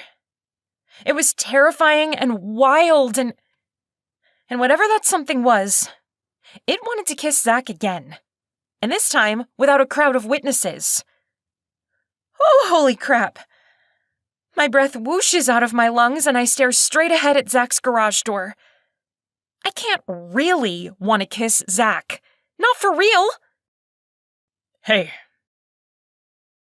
His voice is surprisingly gentle as he touches my hand where it rests between us. You're going to be okay, Bailey. I've lost my mind, I whisper, because I'm still freaking reeling from these crazy thoughts about kissing Zack. Nah, he says. You'll figure it out. And until you do, don't stress. I turn to face him. Easy for you to say. The words catch in my throat before I can say them because his dark gaze is fixed on mine and it leaves me speechless. You won't be lost forever. After a beat, he adds, I won't let you stay lost forever. His promise makes my heart thud painfully. He reaches out and tucks some hair behind my ear. You might not know who you are right now, but I know. I try to smile. Right, competitive and a perfectionist and... Not just that. He's serious. So very serious. You are good, Bailey, but you're not perfect. You're strong, but that doesn't mean you can't get hurt. And yeah, you're competitive and ambitious, but that's only because you care. A lot. You care more than anyone I know. My breath is shallow and tears sting the back of my eyes as his eyes hold mine and don't let go. His lips curve up on one side. You are Bailey Tucker. And you may have been a people pleaser in the past, but that's not you. Not anymore. I nod, my eyes brimming with tears. Thanks. Don't mention it. His smile is slow and sweet, and I feel a response low in my belly. That's what fake boyfriends are for. 16. The kiss heard round the world. Zack. The look in Bailey's eyes, her words, the way she'd tasted when I'd kissed her. I was up half the night replaying all of it. I can't shake the image of the way she looked at me. I keep hearing her words and can't stop seeing that panic in her eyes. Mostly I keep hearing my own words, and I still have no clue where that little speech came from. I mean, it's all true, but it was more serious than any conversation I've had since my mom sat me down to tell me that my dad left. My brain doesn't know what to make of that. And then there was the kiss. I can't stop replaying every freaking second of that kiss. Over and over and over again. So yeah, it was a late night. I don't have work today, and one might think this would be an excuse to sleep in. One would be wrong. My mom also has off today, and she has plans for us. For me. She got me out of bed bright and early with a list of chores a mile long. Which is why it's barely even breakfast time and I'm already outside cleaning off our old, worn patio furniture. I hear Janie's voice coming from her yard. You've impressed me, Myers. I'm an impressive guy, Tucker. I shoot back. She's standing at the border that separates our backyards. Her arms are crossed, her eyes narrowed. It doesn't take a genius to see she's suspicious. Suspicious and protective. I've known Janie just as long as I've known Bailey. And while the sisters might be as different as night and day, they're still sisters. They care about each other, look out for each other, protect each other. When they're not driving each other insane. But right about now, I'm betting that's why Janie's out here this warm summer morning.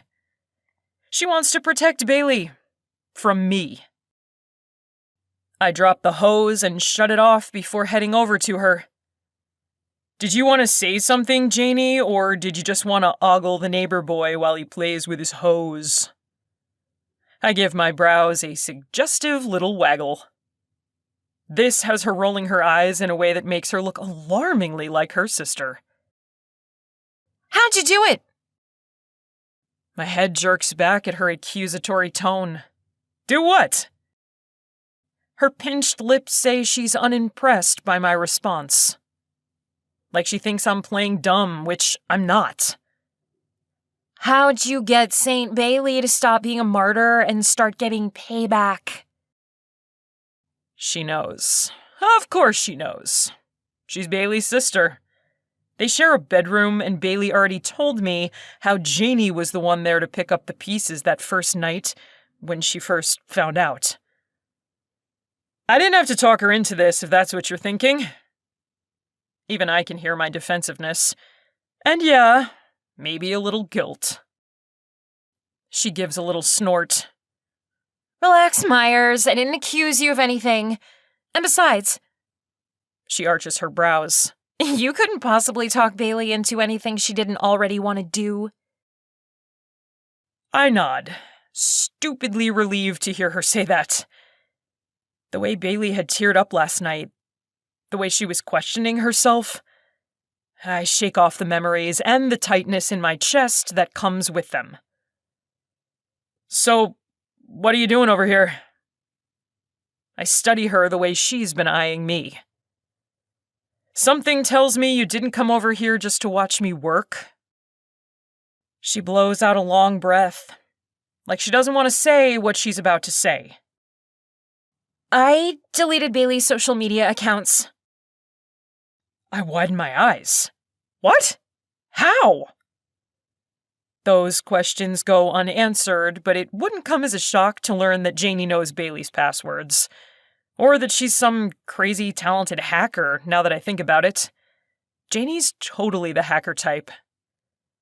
She's watching me with pursed lips, her expression stubborn like she's waiting for me to get over it and move on already. I run a hand through my hair as I take in this girl who's a strange blend of confident badass and worried little sister. You deleted them? She nods. I'm not a big social media guy. It's not really my thing. But Bailey, she's going to kill you. Yeah, I know, She glances away. But she's gone through enough, you know? Yeah, I do know. I speak slowly. What exactly are you protecting her from? But I know. I mean, I can guess. And when Janie starts rattling off some of the nasty rumors that are flying about Bailey, she just confirms it. They're all making her out to be the bad guy. Her so-called friends are throwing her under the bus. Me? I've always been the bad kid, so I guess it's expected. Janie said there's some talk about how crappy it was of me to go after my best friend's girl, but most of it is about Bailey. This leads Janie into a long, angry tirade about the unfair double standards for women. And I can't disagree. I don't disagree, because she's obviously right. But I still tune her out after a little while because my insides are revolting. My stomach's churning and my heart's pounding, and there's a heat flooding my veins that I'm definitely not used to. It's anger, yes, but it's also fear. I'm freaking worried as hell about Bailey. About how she's going to react when she finds out. I glance at her sister, who's so worked up her cheeks are turning red. I get now why Janie did it. She's just as worried about Bailey as I am. But Janie can't hide Bailey from the world forever. My chest feels like it's getting tighter and tighter. I rub a hand over my heart. Either I'm about to have a heart attack, or this is a new emotion for me. I take a deep breath and glance over at Bailey's house as I try to make sense of what I'm feeling. Protective? I guess that's what this is. I want to go in there, scoop Bailey into my arms, and take her away somewhere where she won't have to face Grayson or anyone else. And that's just weird. It's also not my place. We're friends at most, and even that seems tenuous. We've forged a truce. That's all. But that kiss changed nothing. It was all for show, and I know that better than anyone. I cut into Janie's tirade. Janie, I get it, okay? Inequality sucks. She gives one last huff of indignation at my ineloquent synopsis of her long-winded speech. But when her eyes meet mine, there's none of her usual attitude. She was acting weird when she came home last night. Weird how? As if I need Janie to spell it out. Janie just gives me a knowing look. Of course Bailey's been acting weird. Her world's been flipped upside down, and she doesn't know up from down. She'll be all right, I say with more confidence than I feel. She's just going through some stuff. It's only natural, right? Janie nods slowly. I guess. But she still looks disturbed. It's just weird seeing her like this. She's normally so... Bailey, I finish. She cracks a grin. Yeah, exactly. She's normally so Bailey. She gives another little huff, this time with amusement. I never thought I'd see the day when I actually miss Saint Bailey. She'll be back to her holier-than-thou self in no time, I assure her. But I'm not so sure. It's about more than Grayson's cheating now, and I think we both know that. This isn't just Bailey discovering she didn't have the perfect boyfriend. It's about realizing there's no such thing as perfect.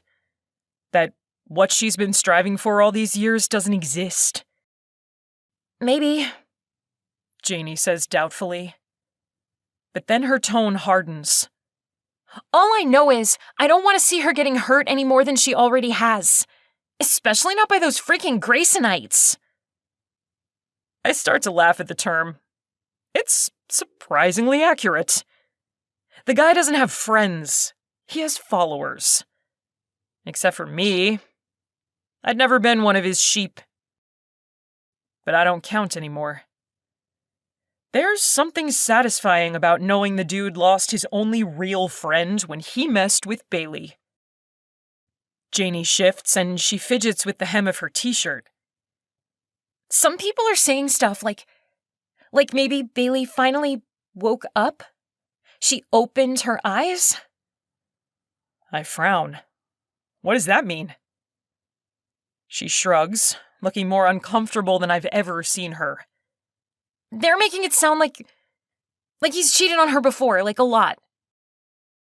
My stomach lurches. Tony told Bailey the same thing, but I still have a hard time believing it. Then again, I wouldn't have believed that Grayson could cheat on Bailey with Rinna either. So it's clear I didn't know the guy as well as I'd thought. Did you know? It's an accusation, not a question. And she sounds exactly like her sister. I tell her what I told Bailey. The truth. No, I didn't know. Her brows come down. How could you not? You're his best friend, right? Was, I say. And I don't know. I really don't. Maybe I was too close to it all? Even I don't really buy that, but it's the best I can come up with. Maybe. She studies me as she thinks that over. Or maybe he didn't want you to know because he knows you and Bailey are tight. I laugh. I hate to break it to you, but Bailey and I haven't been tight for a long time. She arches a brow in disbelief. Or maybe it's mockery at my expense? Yup, she's definitely laughing at me. And I have this sinking feeling like I'm missing something obvious. I want to ask what that look means, but also, I'm not entirely sure I want to hear Janie's take on my friendship with Bailey. So I steer the conversation back to Bailey. More specifically, how we're going to protect Bailey from the aftermath of the kiss heard round the world.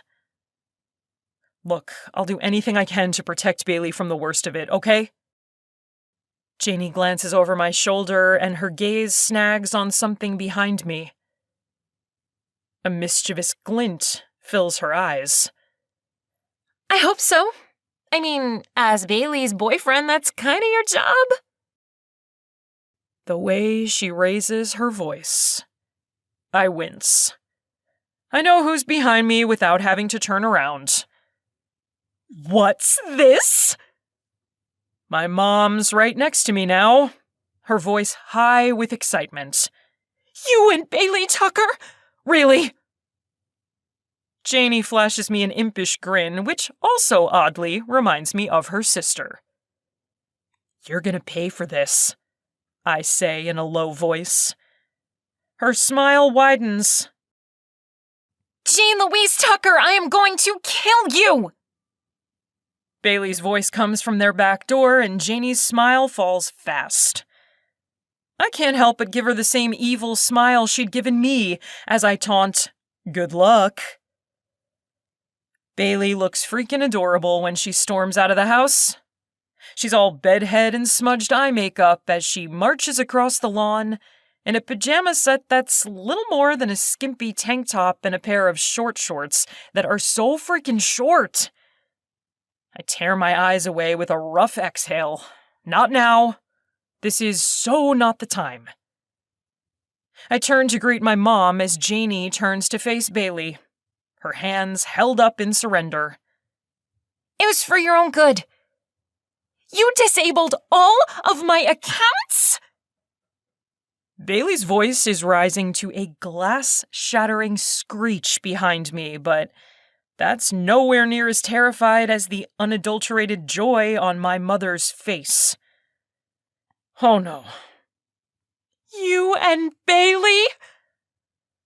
Her eyes are painfully wide as she looks from me to the shrill, raging, bed-headed cutie stalking toward Jane on the neighboring lawn. I hold my hands up. Mom, it's not what you... She grips my face between her hands. This is wonderful! I flinch, mainly because she's crushing my cheeks in her enthusiasm. Mom, I start. Seriously, Zack, this is the best news. I mean, I always suspected there was something between you two. You'd have to be blind to miss it. But oh, honey, to finally see you happy. She's gushing, plain and simple. There's no stopping her now, so I give up with a sigh, not bothering to chime in until she says the words that set off alarm bells. She'll be such a good influence. You need that. You have so much potential.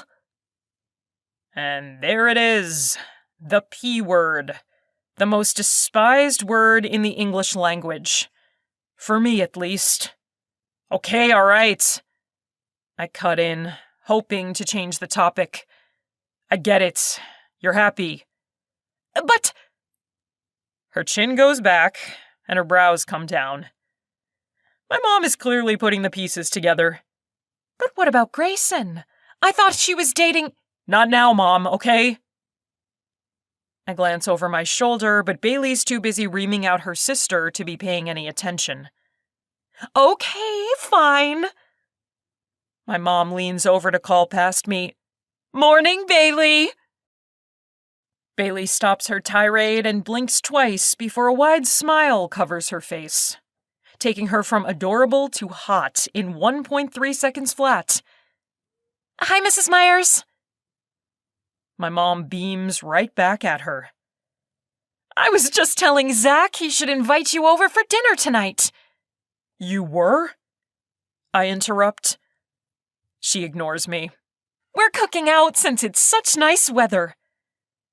Oh, Bailey's eyes are wide and startled. She looks to me for help, but I got nothing. Janie, you should come too. My mom continues, excitement lacing every word. Janie's grin is sheer trouble as she glances between me and Bailey. I wouldn't miss it. Thanks, Mrs. Myers. The two of them exchange a few more blissfully happy interactions as Bailey and I look on in silence. When they've both walked away, Bailey walks over to me. Barefoot and scantily clad, and way too hot for her own good. She's also sporting a worried look. We can't let your mom think this is real. I cross my arms. Uh-huh. And are you going to be the one to tell her what we're really doing and why? She winces in response. That's what I thought. I feel bad, though. Her tone's sulky, which is just as rare as seeing her disheveled. Again, stupidly cute. I have to fight the urge to reach for her. Instead, I back up a step. There is no doubt in my mind that my mom is watching us right now through the back window, and that's creeping me out. Look, I don't exactly relish the idea of lying to my mom either, I say. But I can guarantee she's not going to approve of what we're doing. Plus, she'd be crushed to know that her great shining hope is really just a mirage.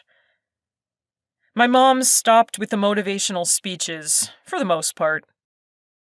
She's finally come to grips with the fact that I'll never be some overachiever earning a scholarship for a good school.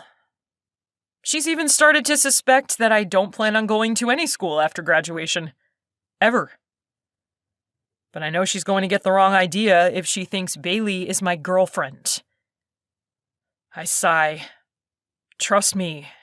If I knew how to tell her this is a lie, I would. Bailey bites her lip for a second. So, what do you want to do then? She doesn't mean for it to sound suggestive, this much I know, but between the skimpy pajamas, the heavy-lidded eyes, and the just-rolled-out-of-bed look she's got going on, her question goes straight to the dirtiest parts of my brain. I study her a little longer than I mean to. She's not wearing a bra, and I wish to God I hadn't noticed that because now there's no unknowing this fact. My mouth goes dry as I drag my eyes up the length of her neck and to her lips, which are pressed together in a thin line as she waits impatiently for my answer.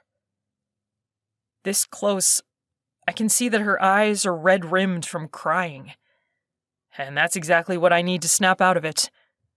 Hotness be damned, this girl is heartbroken, and it's still kind of my fault. I mean, it's Grayson's fault, obviously. But I'm definitely involved. And that's gotta be why I have this crazy urge to protect her right now. This desperate need to make it all better for her. At this moment, all I want is to make her smile. Come to dinner. My voice comes out way more gruff than it should. I clear my throat as her brows furrow in confusion. Yeah? She says, Yeah. I shrug. Why not? Her eyes widen, and I get the impression she could think of many reasons why going along with this act in front of my mother might be a bad idea. All probably accurate. There's another party tonight, she says by way of a non-answer. At Macy's? I stare in disbelief.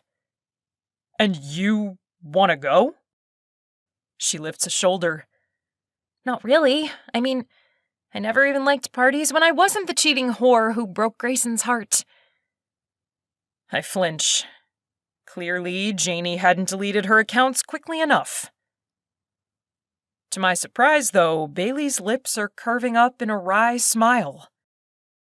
So, no, I don't particularly want to go, but we should, right? She catches her lower lip with her teeth again, and I just barely swallow a groan. God damn! This girl is sexy first thing in the morning. That's the next part of the plan, isn't it? She continues.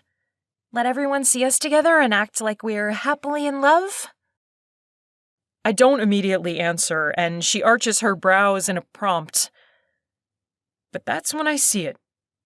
The worry is back in her eyes. I don't know whether to laugh or groan in exasperation when I realize what's going on here. It's not enough for Bailey Tucker to make her cheating ex pay. Oh no. She has to do it perfectly. The girl is a perfectionist even when it comes to revenge. I have to swallow down the sudden urge to pull her into my arms and laugh. Don't worry, Janie. Despite it all, Bailey is still so very Bailey. Laughing will not go over well, however, so I move in closer until she's tilting her head back to meet my gaze.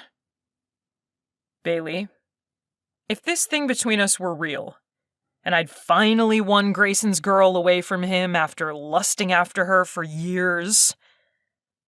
Her eyes widen, and her lips part as she waits for me to continue. I lean in closer like I'm letting her in on a secret. Do you really think I'd share you with the world? She blinks.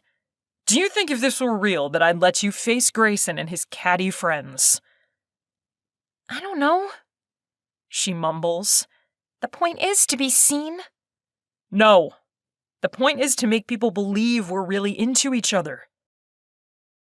I reach out and tuck one of those wispy locks back behind her ear. Apparently it's a thing that I do now, and I can't bring myself to stop. I promise you, Bailey, if this were real, there's no way we'd be going to a crowded party tonight. She blinks, and her eyes look a little dazed. What would we do? A smile tugs at my lips. Well, first we'd probably have dinner with my mom and your sister to avoid my mother's wrath. She chokes on a laugh. And then? I don't think she means to sound so flirty, but I can't stop my gaze from dropping to her lips. A surge of need makes my muscles tense as I fight for reason. This isn't real. But try telling that to my body. It's responding to hers like it just can't wait to relive that kiss.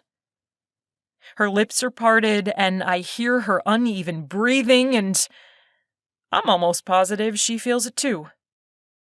What would we do after dinner? Her voice is breathless and so effing sexy, I feel that heat pounding through my veins. You'd stay to watch a movie? I say. Your sister would leave, my mom would go out, and you and I would... I cut myself off with a sharp inhale. She blinks a few times, still looking adorably dazed. Wait, what? She whispers. And now I know she feels it. I'm positive she wants to kiss me again, too. That thought makes my pulse skyrocket, and I almost lose my shit and tug her into my arms right here and now, in broad daylight, and in plain sight of both our families. I lean down a little closer and lower my voice. We'd watch a movie. The lie is so obvious, so not at all what either of us is imagining. But it earns me a cute little smile. A movie, she repeats, and I know the break in tension is helping her to calm down. God, I want to reach for her. I want to hold her close and rub her back until the last of her worries disappear, and she melts into me. Okay.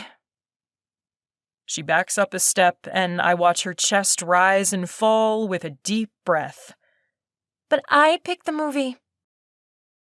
I smile at the unexpected teasing note in her voice. Deal. She's still backing away, and there are questions in the air. Questions that I don't even know how to ask. Deal, she echoes quietly, and I'm pretty sure she's just as confused as I am. We have a deal, that much is clear. But I don't think either of us really knows what we've just agreed to. 17. 17. Old school, new world. Bailey. I'm avoiding the inevitable, and we both know it. Still, I can't quite bring myself to walk over to the faded old couch where Zack sprawled to sit down next to him. My sister's gone back home, and his mom has mysteriously disappeared, just like he'd predicted, and we're alone. We are so very alone. My mouth's gone dry, and for a second I can't even bring myself to look over at the couch, let alone walk toward it. What is wrong with me? I've never been this nervous before. At least, not around Zack. It's weird, and I don't like it. You want to watch a movie, or are you going to just hover in the middle of the room all night? He sounds lazily amused, and that only puts me more on edge. I avoid joining him on the couch a little longer. Instead, I walk over to their TV. I can't believe you guys still have a DVD player. He laughs under his breath. Yeah, well, we're old school like that. I glance over at him and he shrugs. Plus, we're poor. If it ain't broke, we don't fix it. Or give it to Goodwill, which is probably where it belongs. Fair enough. I walk a few steps to the cabinet beside the TV. I see that goes for your DVD collection, too. Hey, there are some classics there, he says. I run a finger over his collection of the Mighty Ducks movies. Uh-huh. He turns on the TV and the sound of it makes me jump. I know he notices because I hear his soft laugh behind me. Great, he's laughing at me. I turn to face him. I thought I was going to pick. He holds out the remote like a challenge. Or maybe like bait? To get the remote, I have to join him on the couch, which is not a big deal. Or it shouldn't be a big deal. With a sharp inhale, I head over, snatch it out of his hands, and plop down beside him, ignoring another low laugh at my expense. He knows I'm nervous. I know I'm nervous. This is so stupid. I click the icon for Netflix because apparently his DVD collection isn't our only option, and the opening sound fills the air as it turns on. I'm only half paying attention as I scroll through the options, but I can feel some of the tension seeping from my muscles as I do. At least flipping through shows and movies gives me something to do. After I've scrolled through 3 different categories, he sighs loudly. Okay, Smurfett, hit me. What's your problem? I turn to face him for the first time since I sat down, and he's so close it makes my mouth go dry again. But the stupid Smurfett nickname sort of offsets the newfound nerves that come with being this close to Zack, and I spit out the first issue that comes to mind. It also happens to be the easiest one to talk about. I feel guilty about your mom. One corner of his mouth twitches, and I know what's coming before he even says it. I feel guilty about your mom. Don't be gross. His smile is quick and sudden, and it steals the air from my lungs. Okay, fine. St. Bailey feels guilty. Duly noted. He arches his brows. Is that it? No, of course not. He knows that's not what has me sitting so straight my spine hurts. And it's definitely not why my belly is a pit of nerves. I turn back to the TV. We have to pick something. I don't even care what. We can't keep sitting here in silence with nothing to focus on but the sheer proximity of our bodies. At least that's all I can focus on. It's a 2-person love seat, which means there's just enough space for the 2 of us, and no space in between. I'm insanely aware of that lack of space. I'm acutely attuned to the way his jean-clad thigh brushes against mine, and how I'm so close I can smell his soap and feel his body heat. I don't realize I've stopped scrolling through movies until Zack comments on the one I've stopped on. I would not have pegged you for a horror fan. I'm not!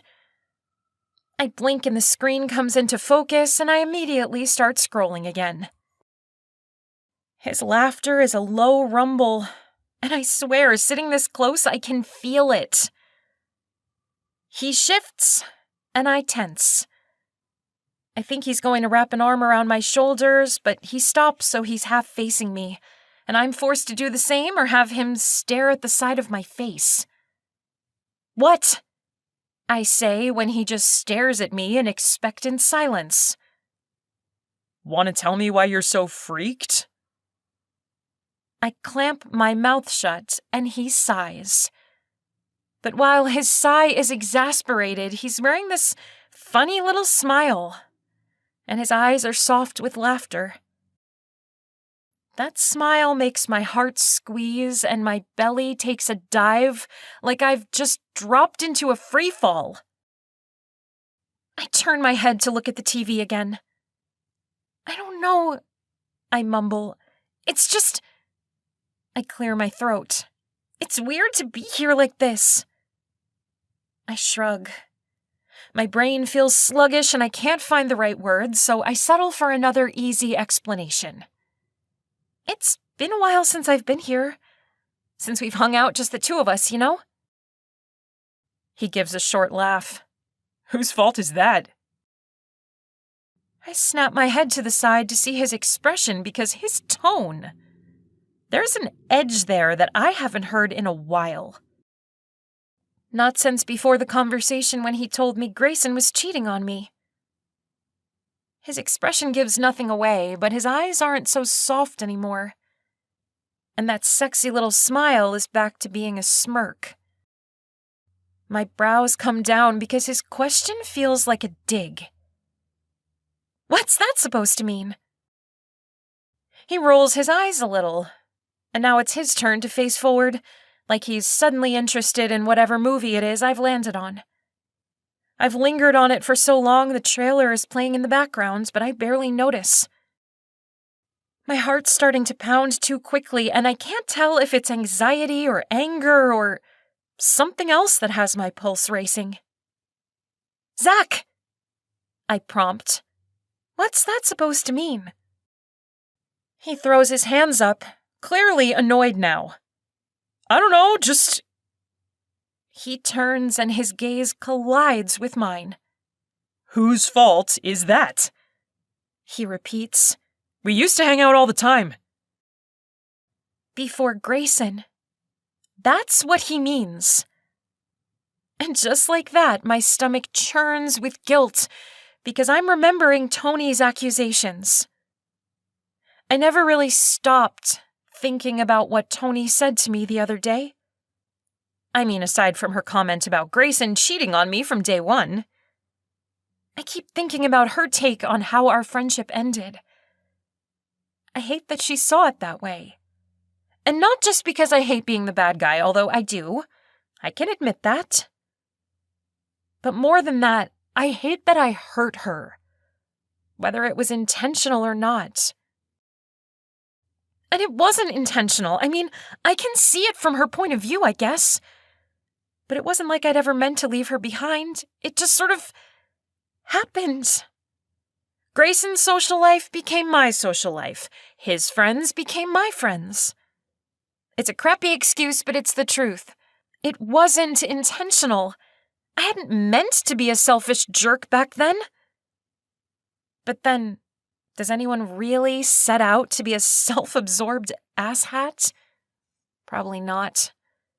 I doubt most people mean to be selfish and hurtful.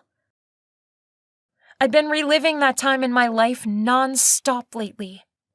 Usually when I'm supposed to be sleeping, and she was right.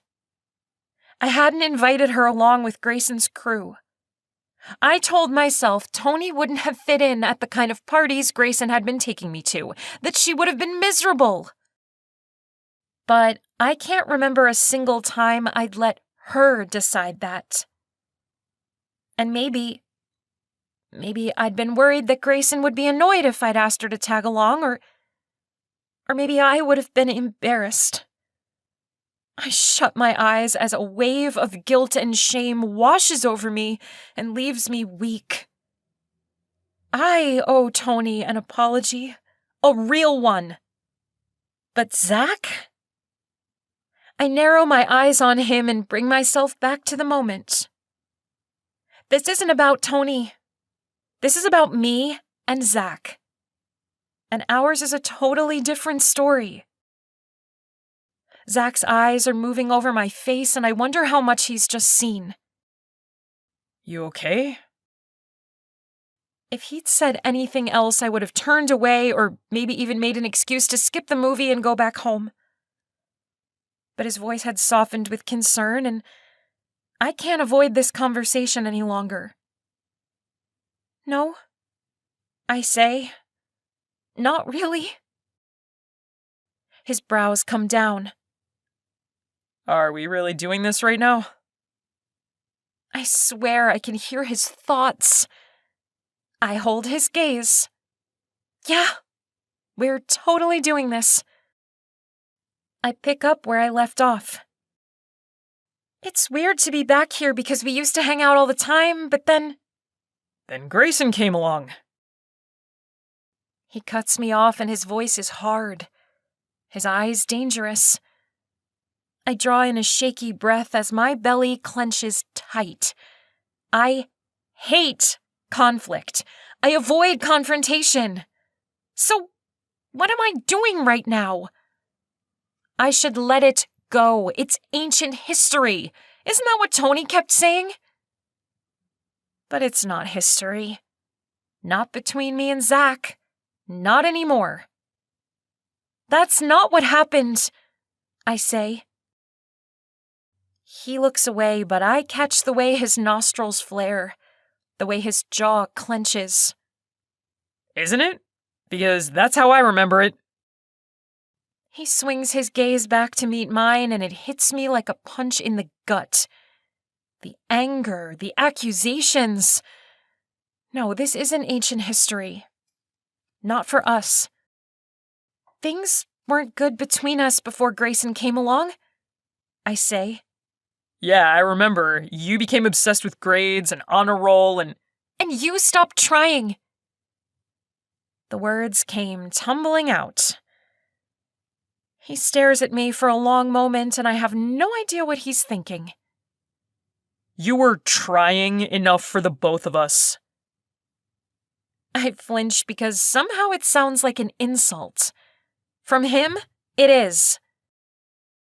He could never understand why I wanted to fit in at school, or why I cared what my teachers and my parents thought. He never understood because he didn't care. And he probably thought anyone who did was lame. Probably still does. I take a deep breath and fiddle with the remote that's still in my hands. You used to care about stuff, I say. About your future and your family and me. You went from being someone who cared about everything to someone who cared about nothing. My heart's climbing up into my throat like it wants to escape. This whole topic makes me want to cry and scream. I've tried not to think about me and Zack over the past few years. It's easier to say that we just grew apart. And we did, but it freaking sucked. And if I'm being honest, it hurt. Losing him as a friend hurt, and it never stopped hurting. He interrupts with a harsh curse under his breath. Just because I stopped giving a crap about school? I don't mean school! My voice is louder than intended, but I can't control it. I'm not just talking about school. I mean everything. You stopped coming to my softball games and babysitting the twins with me. His derisive snort cuts me off. Do you even hear yourself right now? You're upset because I bailed on babysitting and softball games? Maybe they weren't fun, but we did them together. And suddenly you were too cool. I sound like a moron, but the truth is coming out and I can't stop it. I don't want to stop it. It's been a long time coming, and judging by the way his muscles are tensing and the flush in his cheeks, he's just as pissed as I am. I wasn't too cool, he says, his brow furrowed in frustration. He lets out a harsh exhale. I was hurting, okay?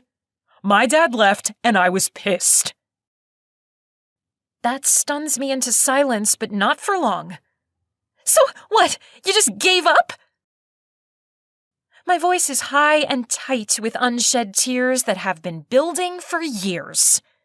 You just stopped caring? He thrust a hand through his hair with another muttered curse. Why does it even matter? His glance my way is bitter at best. You moved on, right? I flinch.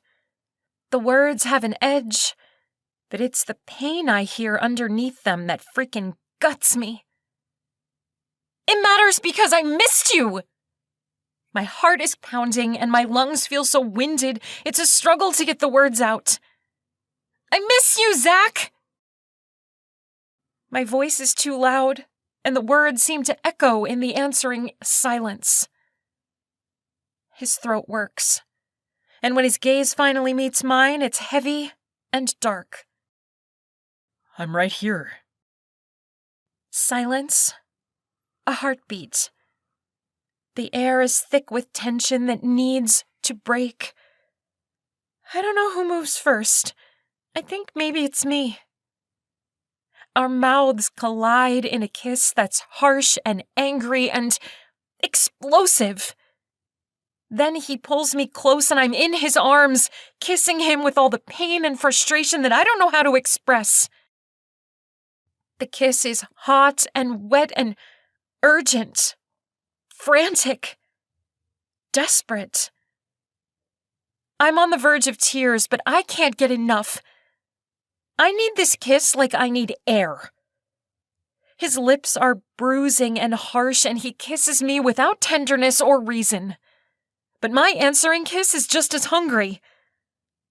My fingers are clenching his t-shirt, and his groan sends a tremor racing through me.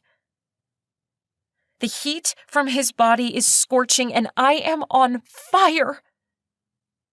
His lips slant over mine as he crushes me to him so we're pressed together. One of his hands slides over my hip, my thigh, and then he's tugging my leg over his so I'm half straddling him. His arms are a vice around me, clutching me tight, but even that's not enough. It's like we can't get close enough. We can't stop touching and kissing, and it's still not enough. Our lips are frantic as they meet and cling. He tastes like heaven, and he smells just as good. His scent is all around me, and it's gone straight to my head, making me dizzy.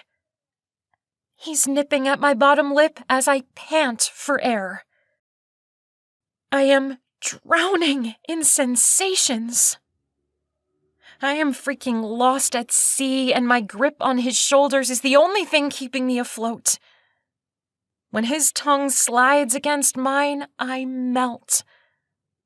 My insides are molten lava, and I've never felt like this before. I've made out with Grayson plenty, and I thought it was good. It was safe and pleasant, and nothing at all like this. Nothing in my life has ever prepared me for this. Not even the epic kiss at work last night. Because that was just a taste. And it started off as something dirty and wrong and not for us. But this kiss is ours. There's no one else here in this room. One of his hands moves up to cup the back of my head as he tastes and teases, deepens and devours. He pulls me fully onto his lap. Pressed against him like this, I feel his heart pounding in his chest. I can't get enough. And what starts as desperation and urgency grows dangerously close to panic. I'm trying to get closer, to touch more and taste more, and what is happening to me? Reality pierces this heady haze of desire. He must feel me tense because he slows the pace of the kiss and gentles his grip. The kiss turns less frantic. Our lips never part, but the urgency settles, and soon his lips are teasing and tender and sweet. So freaking sweet as he slides his mouth over mine with infinite patience, like he's not going anywhere. Like this is just the beginning. My chest swells and tightens at this new aching sweetness, and I don't know what to make of it. My heart trips and skitters in my chest, and I can't tell if it's excitement or terror, or both. I don't know what to make of any of this. And Zack knows it. You're okay. He says in a low voice as he trails kisses across my cheek and down my jaw. I've got you. You're okay, Bailey. I don't know how he knew that's what I needed to hear, but it takes away that edge of panic. And then I'm back to drowning in this new world of blazing heat and overwhelming need. I sink against him, letting him hold my weight as I kiss him the way he's kissing me. Like we have all the time in the world. Like there's nothing in this world more important than exploring and tasting and learning each other. Yep, I am definitely back to drowning in sensations. But I'm not lost at sea. Zack's got me, and he's holding me tight. And while I might not have a clue what this means, I also know that there's no place I'd rather be.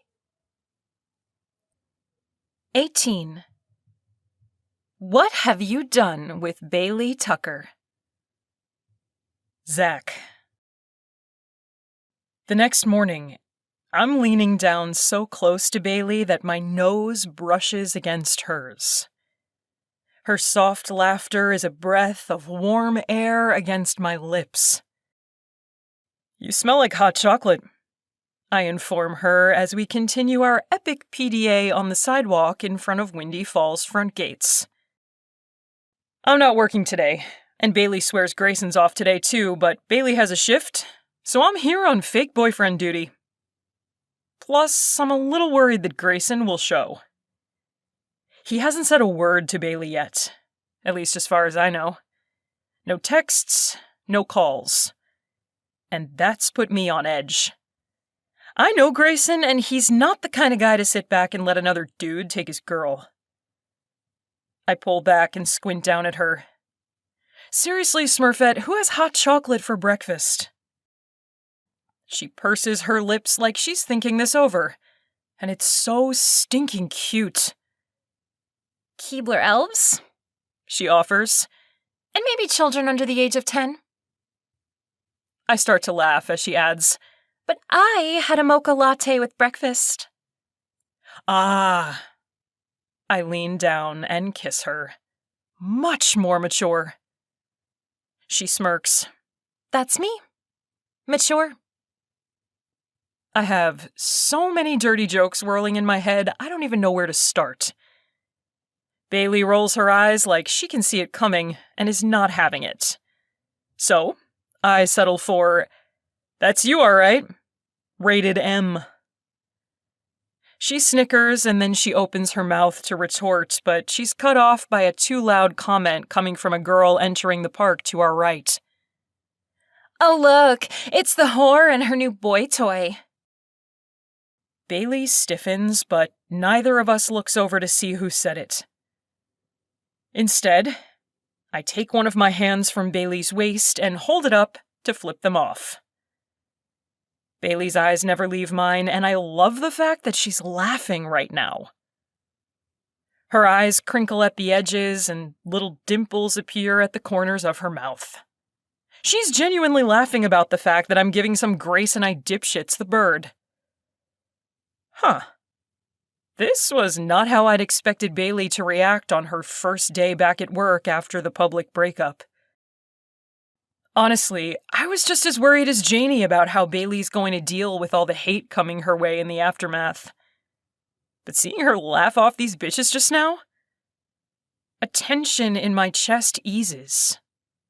She'll be okay. And besides, she's Bailey.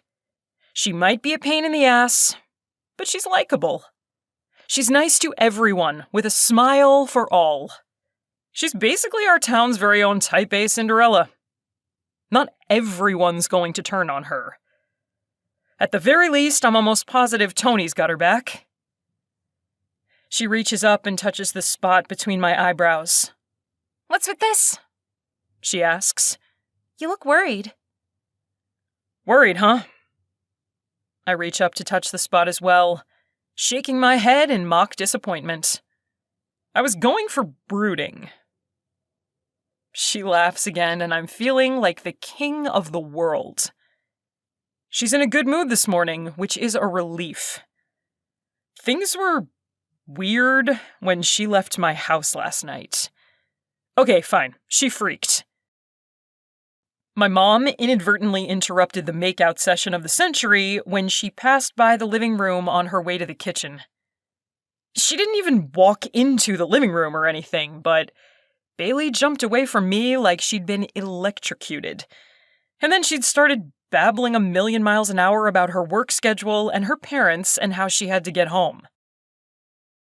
All the while, her eyes were wide and panicked like a spooked animal. So yeah, she freaked, and I couldn't exactly blame her. It was crazy enough that we were pretending to be a couple. It was even more mind-blowing to discover that we actually have chemistry, like insane, off-the-charts, hot-as-hell chemistry. But then, on top of that, things got real last night. The kissing was hotter than hot, and I'm pretty sure Bailey was freaked by that. But it was the conversation before it that messed with my head. Which was why I didn't even try to stop her when she walked out the front door, even though everything in me wanted to haul her back into my arms. Instead, I just waved her off and told her to have a good night. We both needed some time to figure shit out, and Bailey, well, she clearly needed space in a big way. If there's one thing I've always known about Bailey, it's this. She needs time alone to process stuff. I still remember this one time when we were kids. I was all pissed because I'd thought Bailey was giving me the cold shoulder after some stupid little spat we'd had over who was better at Mario Kart. My mom knew better. "Give her time," she'd said. "That girl's a thinker." "What am I?" I'd asked. She'd laughed and tousled my hair. "I guess that makes you a doer." "You're doing it again," Bailey said, a little smile tugging at her lips. "You're brooding." I laugh because this, the teasing, the laughing, this is rare. I haven't seen this Bailey in way too long. "I missed you." I still hear her heart-wrenching voice from last night. I miss you. I swallow hard because, yeah, I get it. I know what she meant. I might be brooding. I start. Then I spot another group of Graysonites heading our way, so I lean down again, my mouth next to her ear as I tug her closer until she's resting against my chest. And you are in a suspiciously good mood. I feel her lips curve up against my cheek as her smile widens. "Am I?" You are. I run my hands down her back. And I'll be honest, I no longer have any clue how much of this is for our audience and how much is for me. Because I like touching Bailey Tucker. In fact, I might be addicted to the feel of her, which is... I don't know what it is, but it's probably not good. And there's a sinking sensation in my gut that says it's only gonna lead to trouble. And... oh shit. I really am brooding. She leans back and cocks her head to the side so she can see me. "I should go. The souvenir shop isn't going to open itself." I tisk. And wouldn't it be a shame if someone had to wait to purchase a crappy, overpriced Windy Falls mug? I wait for her to smack my arm or give me that prissy, pursed-lip scowl she's been aiming in my direction these last few years. But instead, she just rolls her eyes, laughing softly as she pulls away. "Fine. Maybe I'm not saving the world with plastic mugs, but I do need the money they're paying me to make sure it opens on time." I reluctantly let her go. And the crazy part? That reluctance is definitely not for show. I really don't want to let her go, and that's... Nope, still don't know how I feel about that. But as she turns to leave, her pleated uniform skirt twirling around her thighs, I call out after her. "Your good mood is creeping me out. You know that, right?" She turns her head to flash me a grin that hits me in the gut like a sucker punch. "Maybe that's my plan." Other employees are walking past, and she makes a show of turning to face me, walking backward as she blows me a kiss. "Maybe I like to keep you on your toes." Holy shit! Her tone is flirty and sexy and carefree, and I'm just about ready to chase after her so I can kiss her again.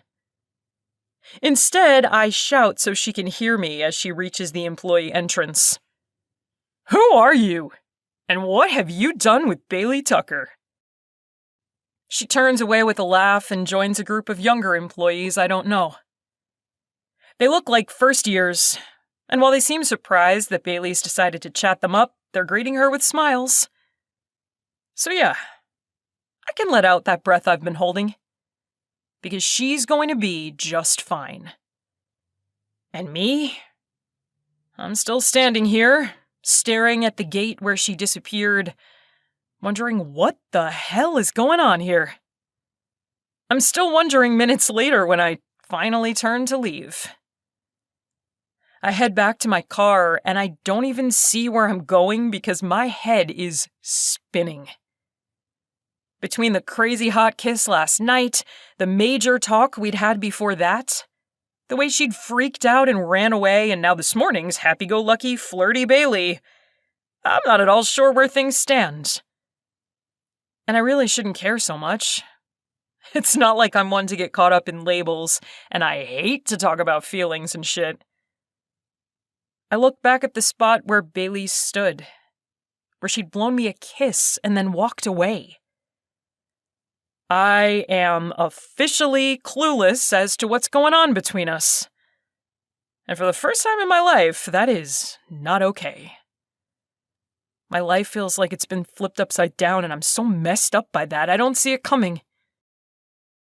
I'm about 2 feet away from my car before I realize that Grayson is leaning against my hood. 19.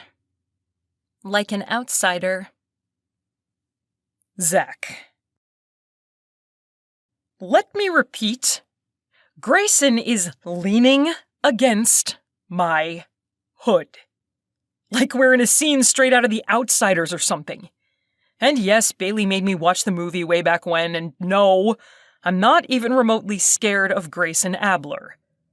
But still, shit, I'm not in the mood, you know? I let out a loud exhale as he straightens. The good news is he's alone. At least I'm not about to have my ass kicked by the entire football team, so that's cool. I don't bother to hide my irritation. What do you want, Grayson? He's giving me this glare that's probably supposed to be intimidating, but it's honestly kind of hard not to laugh. His nostrils are flaring, a muscle in his jaw is clenching. He's like a freaking walking definition of roid rage. He doesn't answer right away, and for the first time since Bailey and I blew up his world, I get to enjoy it. Without her here to worry about, I can actually revel in the fact that I got one over on the asswipe who'd betrayed me and broken Bailey's heart. If you're looking for Bailey, I'm afraid you missed her, I say with a shit-eating grin that I know will drive him nuts. His eyes are dark with anger as his lips curl up in a sneer. You think you won, Myers? I stop and look around like I'm considering that. Yeah, I guess I do. You don't get it, do you? Grayson's voice is taunting. The look in his eyes, cruel. She'll never choose you, Zack. Never. I widen my eyes. Oh yeah? Then why was she with me last night instead of you? He shrugs, but he can't hide his anger. It's right there in his eyes. He hates the fact that she cheated on him, but what he hates the most is that it was with me. I see myself through his eyes then, and it's not a good look for me, to be honest. I'm the guy he looks down on. I'm his friend because I make him look good by comparison. He's the rich, popular jock with good grades and a plan for his future. And I'm the screw-up who'll never measure up. And we both know it. Or more like, we both knew it. Until I took his girl. He shakes his head. I'll admit it. I was shocked. Look, man, it wasn't personal. I start. Of course it was personal, but I need to play the part, right? He starts to laugh. Nah, man. I wasn't surprised that you went for her. I just didn't think Bailey had it in her to go slumming. I give a huff of laughter and try not to let him see how much the words get to me. But he knows. He sees the cut and he digs deeper. You know, I always knew I couldn't trust you with her. I saw the way you watched her. I stare at him. What is he talking about? Why do you think I never told you anything about our relationship? His smile fades. He can't quite keep his cool. I never told you a goddamn thing because I always knew if you saw any opening, you'd pounce. All I can do is stare now because that's why I didn't know he'd been cheating. You were so obvious, Grayson continues. So pathetic. And you know what? You proved me right. You're just as much of a backstabbing traitor as I knew you'd be. I give him my best cocky grin as I wag a finger in his face. But I'm the backstabbing traitor who's hooking up with Bailey, so I pretend to think it over. Yep, I'm okay with that. He scoffs. You're such a prick. Maybe. I shrug. But apparently Bailey likes this prick. I glance down at my crotch like the jackass that I am. This time he outright laughs. It's cruel and it's cold, and I feel like I'm just now seeing the real Grayson Abler. Please. He shakes his head, still laughing. The girl won't sleep with you. Well, she definitely won't be sleeping with you. I'm seething with rage, but I'll be damned if he sees. Not sure if you got the memo, but your bae? She's with me now. My muscles might be twitching with rage, but I look like a goddamn Zen master compared to Grayson. His lips are twitching and his face turns so red it's practically purple. She'll be begging me to take her back once she's gotten you out of her system. I'm her future. I know it. She knows it too. You know it too. Do I know this, though? I rock back on my heels, an obnoxious little smile on my lips as I pretend to ponder this. Do I really? His certainty makes me physically sick. I see it in his eyes. He's furious, yes, but he's still absolutely certain that Bailey will take him back. I want to kick his ass for Bailey's sake, but I hold on to the control with everything I've got. Because I might be a screw-up and an idiot when it comes to school and shit, but when it comes to Grayson, I know exactly how to take him down. He takes my silence for a win. Idiot. But Grayson recovers. Or at least, he doesn't look like he's going to explode. She'll come back to me because Bailey's smart. And she needs me. I can't help myself. That's not what she said last night. Okay, fine. I'm not exactly proud that I basically resorted to a that's what she said joke, but I'm this close to losing my shit, so I'm pretty pleased I came up with any response at all. He laughs, and the sound is unhinged. I know she's not sleeping with you, asshole, and she never will. You know that, right? He arches his brows as his smile twists into a sneer. She's still a virgin! I swear I feel a blood vessel burst in my brain. But I stick to my plan. Is that why you cheated on her? His head jerks back at that. The shock in his eyes is so effing satisfying. Yeah, that's right, jackass. I know. I don't give him a chance to respond. Relax, asshole. Bailey never knew. Not a total lie. She didn't know before. The fact that she knows now, I'm definitely not playing that hand. The beauty of this plan is that Bailey cheated on him without knowing that he'd cheated first. She left him. I won't take that win from her. But that doesn't mean I won't use the fact that I know to make him squirm. She never knew, I say again. And I hadn't either, but he doesn't need to know that. From the moment Bailey told me about the rumors of his cheating, I knew how I'd play this. Like I knew. Like I'd always known. Like I'd been planning to steal his girl all along. I knew, I say, making sure to hold his questioning stare. But I never had the heart to tell Bailey. Yeah, right, he scoffs. But there's doubt there. I've thrown him. I can see his mind racing as he wonders how much I know. I swear I can smell his paranoia. He's scared to death that Bailey knows. That's right, asshole. You live with that fear. That's why she... with you. Yeah, he can't even form sentences now, and that's a good start. Nope.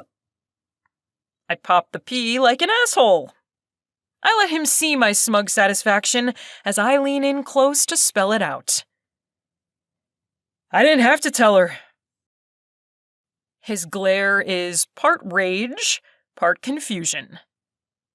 Now it's my turn to laugh, and God, it feels good. It was clear to anyone with eyes that she was over you. All I had to do was give her a ride home. I throw my arms out wide with my best cocky grin. And let nature take its course. He comes for me with a curse, but this time I'm ready. And I land a punch to his jaw before he can hit me. My knuckles shriek in pain, but he goes reeling back with a satisfying grunt before coming at me again. He manages to get one shot in before I knee him in the gut and jam another fist in his face. The dude might be tough, but he's no fighter. He only knows how to be aggressive on a football field where there are rules and he has backup. He doesn't know what a real fight is. But in the years after my dad left, I found out. And now, for once, those wasted nights getting into trouble, picking fights and taunting strangers just to overcome the fear of pain and learn how to protect against it, it's finally paying off now. I step back and watch Grayson spit blood, bent over and hissing in pain. It's not enough, though. He deserves so much worse for what he did to Bailey.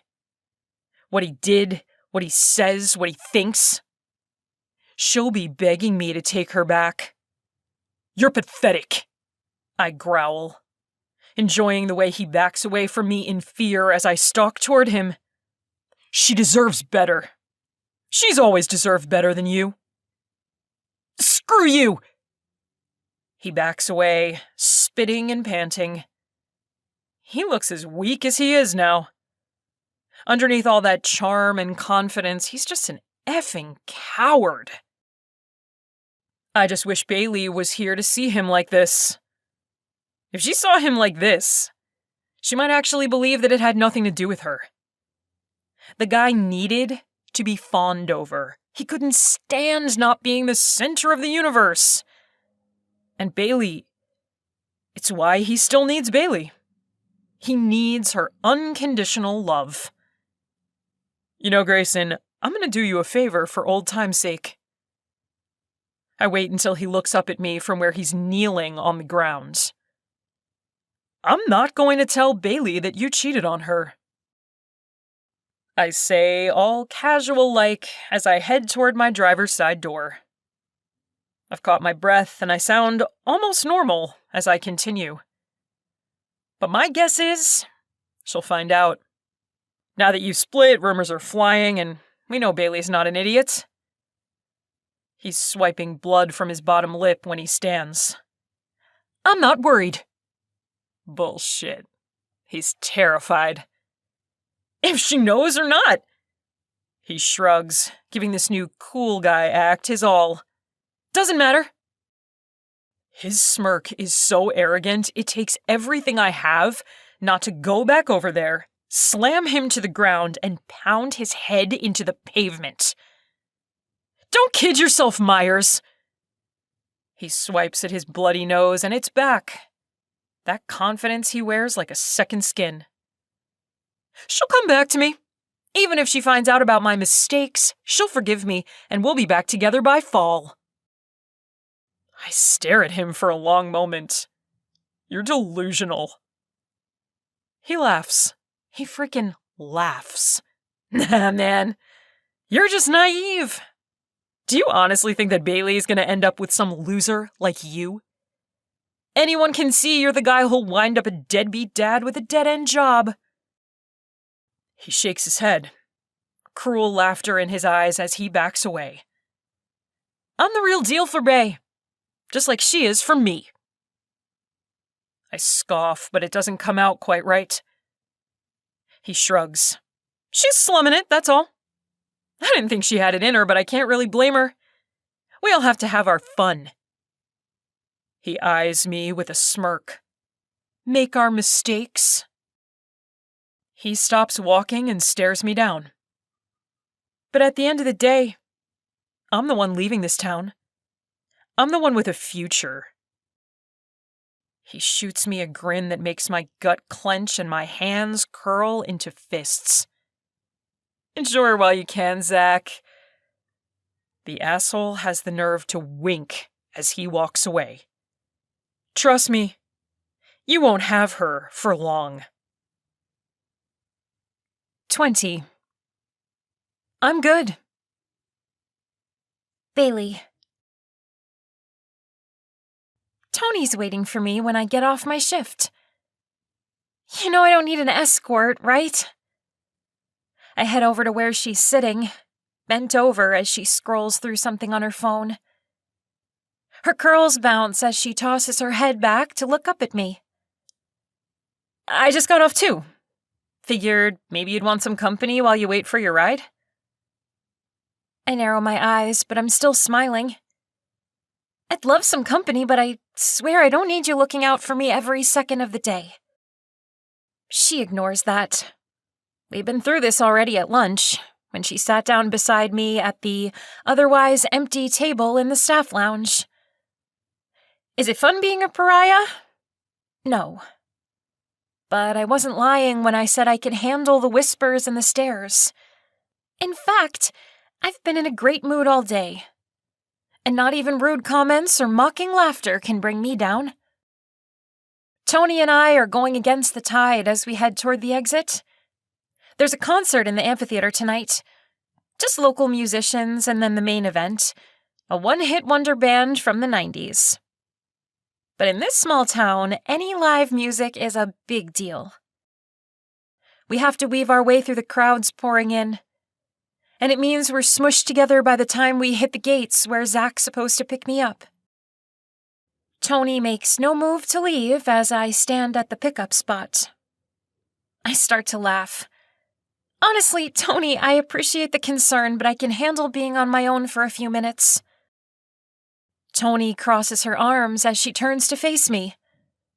Okay, seriously, Bailey? This whole Little Miss Sunshine routine is killing me. She holds up her phone. There's no way you're okay with all the stuff they're saying. I glance at her phone. First of all, Janie's made it almost impossible for me to read all that stuff.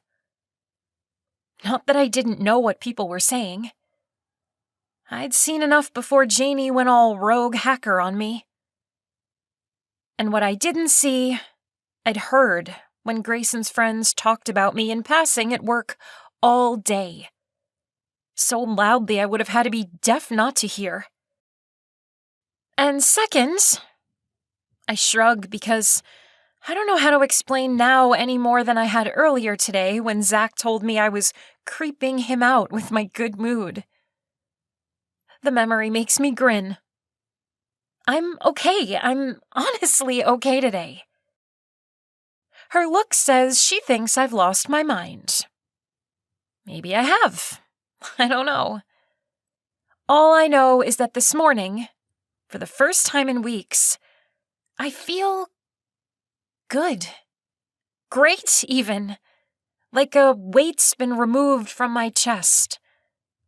Like I can take a deep breath for the first time in years. Nothing's really changed, and yet everything feels different today. I don't know how long this bliss is going to last, but for right now, I want to hold on to it. No one can take it away. Grayson! Tony's sharp tone snaps me out of my thoughts. She's looking at someone behind me. Oh, crap. I turn slowly. Hey, Tony! Grayson says, his attention on my friend. I give her a quick look and see that she's giving him a little smile, and pink stains her cheeks. Is she blushing? I turn back to Grayson, who shoves his hands in his pockets as his serious gaze meets mine. Hey, bae. You don't get to call me that anymore. I literally have to bite the inside of my cheek to keep from screaming that at him. He tilts his head to the side, his eyes all soft and warm. You okay? I tense. I did not see this coming. Of all the ways I thought our first post-breakup interaction would go, this was not it. I nod. You? He shrugs. For a minute, I think neither of us is going to say anything. But the way he's rocking on his heels, the way his hands are shoved into his pockets in that boyish, aw shucks kind of way makes me want to shove a fist in his face. Is it true? I ask. His eyes widen and I feel Tony tense beside me. What? He asks. I wet my lips. This is it. My chance to confront him on the lies, the cheating, the betrayal. I'm hearing all sorts of stuff about you. I take a deep breath. About you and other girls. He flinches. Bae, I never meant... He presses his lips together as he looks upward. His throat works like he might cry or something. If I hadn't known him for so long, I might have actually felt sorry for him. But I do know him, so my stomach turns in disgust. I see right through this act. Just like I'd always seen through his puppy dog looks and that cutesy tone he'd use when he wanted something. His gaze drops down to meet mine and I feel my gut clench like I might puke right here and now. Bae, I never meant to hurt you. I can explain. Don't! Please. I look around pointedly at where we are. And that's when I see Macy and some of his friends from the football team a few steps back, watching. Macy's smirk says she heard everything. Grayson shifts forward, his brows coming down in concern. Is that why? I mean, did you know? Is that why? No! My tone is too harsh and I clear my throat. There's no way he's winning this round. I can match his lies. I can outplay this asshole. I can do this. I force my gaze to soften, and my lips curl up in a sad little smile. I didn't know until today. But I guess... I heave a big sigh as I shake my head. I guess it's best this ended when it did. He takes a step toward me. Bae, let's talk about this. Not now, I say, with another sad shake of my head. I want to vomit on his shoes. I want to jab my fist into his gut and then knee him in the groin. I want to scream at the top of my lungs. But I don't. I keep it together. My head's spinning and adrenaline floods my veins, but I manage to keep up the pretense because there's no way in hell I'm going to let him see how much he hurt me. I cast a meaningful look toward the parking lot. Look, Zack's gonna be here any minute. I can't believe you hooked up with him. His face twists in anger, and that's when I see it. I mean, this is when I truly get it. It's not losing me that breaks his heart. It's the fact that I chose Zack that's killing him. It's the fact that he lost. Pathetic. He's so effing pathetic, I feel a wave of nausea all over again. But this time the disgust is with myself for not having seen it sooner. I bite the inside of my cheek so hard I draw blood. And then I land my last blow in the kindest, most gentle tone I can manage. You know, Zack and I have always had a connection. I give a helpless shrug. I guess we just couldn't deny it any longer. Grayson, come on! Macy calls out, ignoring me entirely as she grabs Grayson's hand and tugs him away from me. I'm still watching them walk away when Zack reaches me. Hey. Zack's out of breath. You okay? I blink up at him because I hadn't even seen him coming. But clearly he'd seen me and Grayson talking because his gaze is roaming over my face like he's searching for injuries. I'm fine. I glance over at Tony, who's watching me closely as well. I'm good. She rolls her eyes and tells Zack, she's been saying that all day. They both turn to me and I shrug. It's the truth. Tony looks unconvinced, but Zack gives me this sexy little lopsided smile that makes my belly flip.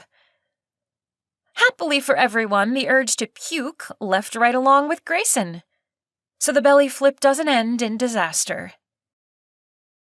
I take a deep breath and let it out slowly, letting it sink in. I did it. Facing Grayson was the last big hurdle, and I survived. I'm honestly okay. That's more than I can say for Grayson, Tony says. She's still watching him walk away, and I can't get a read on her tone. I think maybe she feels sorry for him, which is understandable, I guess. I mean, if I didn't know him so well, I might have bought his wounded puppy routine too. I don't get a chance to ask her about it because Janie's suddenly at my side and tackling me with a hug that is so not like Janie it catches me off guard. I saw! She's breathless too. You okay? She's great. Zack answers for me. He's still wearing this knowing smile, like he completely gets how annoying it is that everyone's just waiting for me to fall apart. But I'm done falling apart. I don't want to waste another second crying over Grayson or worrying about what his friends think of me. I pat Janie's back because, honestly, this is kind of sweet. She's so not the touchy-feely sort. And up until this Grayson disaster, I wouldn't have even said we were friends. But she's stepped up in a major way.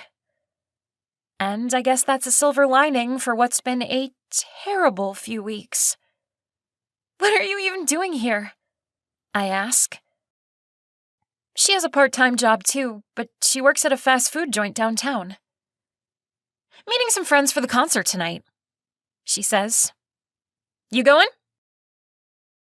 I open my mouth to say no, but Zack cuts me off by whipping out 2 tickets and waving them in my face. She is. I arch a brow. Is she now? He smirks. I mean, if you're not up for a night out in public yet. I snatch the tickets from his hand and turn to face Janie. We're going.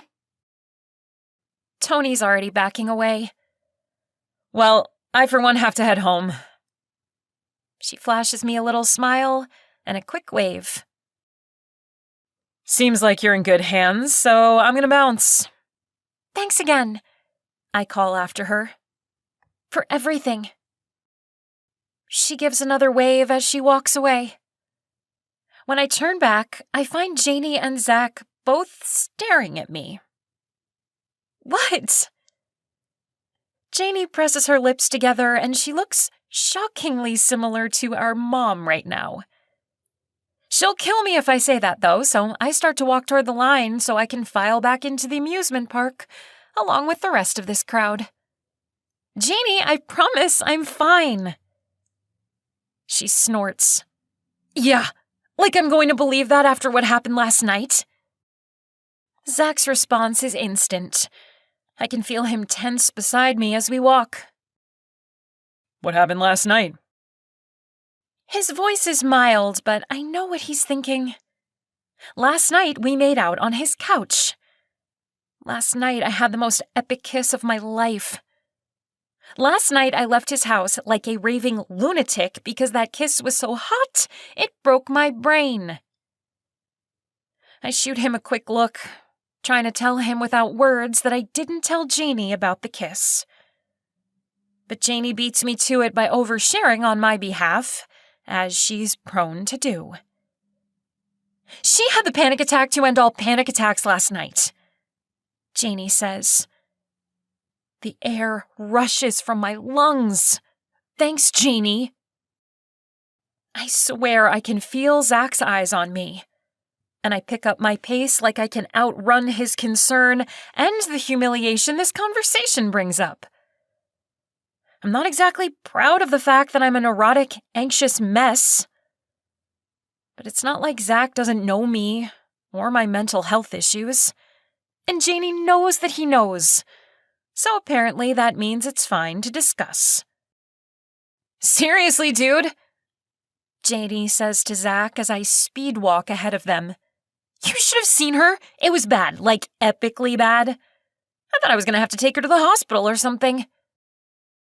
Thanks to my speed walking, we're already at the end of the line. And there's nowhere for me to run. Janie's still talking to Zack, but his attention is entirely on me. I know he's piecing it all together.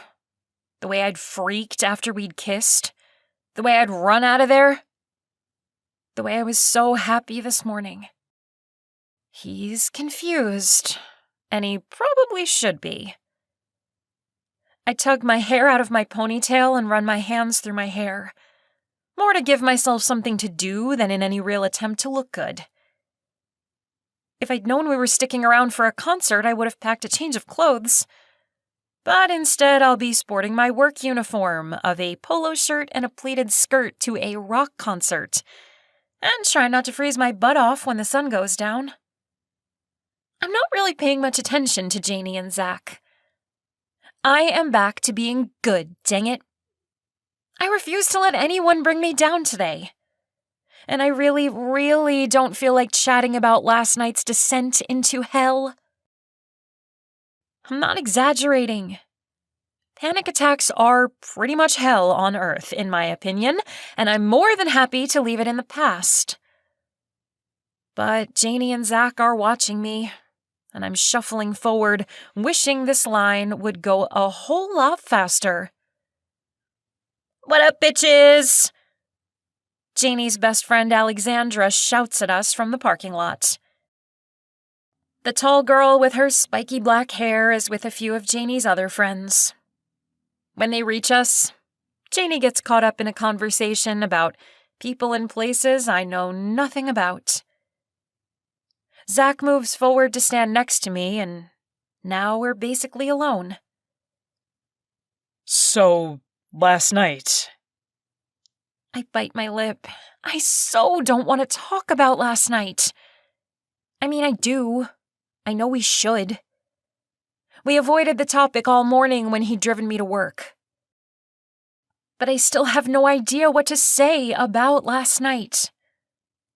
Not about the way he made me feel, or the fact that it's Zack who made me feel that way.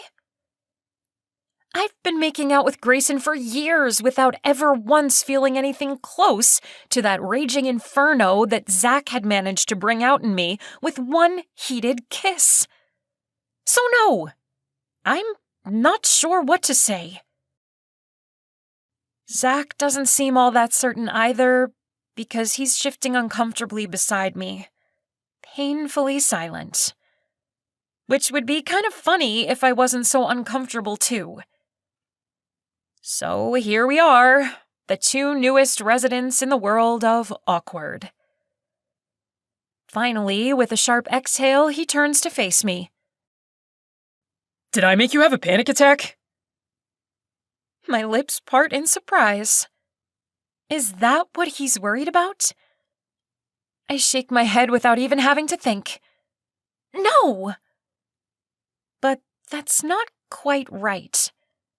I mean, yes, sort of, but not like that. His brows hitch up slightly at that lame response. I take a deep breath and try again as we follow the people in line ahead of us. Maybe a little, but mainly I think it was just an accumulation of stuff. I wince at my own ineloquence. Stuff, huh? He teases. Yeah, stuff. I smile at the understatement. You know, little things like being cheated on and being hated by everyone at our school. And then, oh yeah, making out with the neighbor boy I've known my whole life. He laughs under his breath, and the sound is nice. It's warm and low, and I'm pretty sure I can feel it filling some cavity in my chest. We reach the front of the line before he has a chance to respond, and the next few minutes are spent getting in and waiting on Janie and her friends to follow. You want something to drink? Zack asks as we all head toward the far end of the amusement park, where the concert's taking place. Sure. I go to snag some money from my bag, but he's already walking off with one of Janie's friends, who's been sent to get snacks for their crew. So, Zack's treating you to a night out? Janie says beside me, her voice smug as can be. I roll my eyes. You know this isn't real. And yes, she does know. I told her everything at some point during the trip to Anxiety Hell. I know that, but do you? Janie's eyes follow Zack. Does he? My stomach does another flip, and I have no idea what to make of it. All I know is that I don't want to go there. Not right now. Janie's aware that we're faking this relationship to get back at Grayson, but she has no idea about the epic makeout session last night, and I want to keep it that way. I was at dinner last night, remember? Her tone is taunting. I honestly couldn't tell if you guys were pretending or not. I open my mouth and close it. Mrs. Myers definitely bought it. Janie continues. I flinch. It will never be okay that we lied to his mom. She's the nicest of the nice. So, either you have some crazy awesome acting skills that are sadly underutilized. Janie's having way too much fun with this. I'm debating ways I can shut this down without giving her any more ammunition. But the sound of Macy's voice behind me makes my brain go blank. I can't believe you had the nerve to show up here tonight. I turn as Janie makes a sound that can only be described as a growl, and her friends gather closer around us. But even though my stomach twists at the thought of a confrontation, I don't need backup. Why wouldn't I show up? I say with the sweetest smile I can manage. Because you're a cheating slut. Macy spits. I blink a few times as the words land like a slap. but the hypocrisy behind them makes me laugh. Like an honest-to-God laugh which has Macy frowning in confusion. This is not the response she'd expected. Good. Is this funny to you? Her look of disgust makes me laugh harder. It is kind of funny, I say, because from what I've been hearing, you're one of the girls Grayson cheated on me with. I manage to say it with a smile, and the gasps from Macy's friends is hilariously melodramatic. How many of them knew? I let my gaze move over the group of girls I'd thought I'd known. How many had known and laughed behind my back?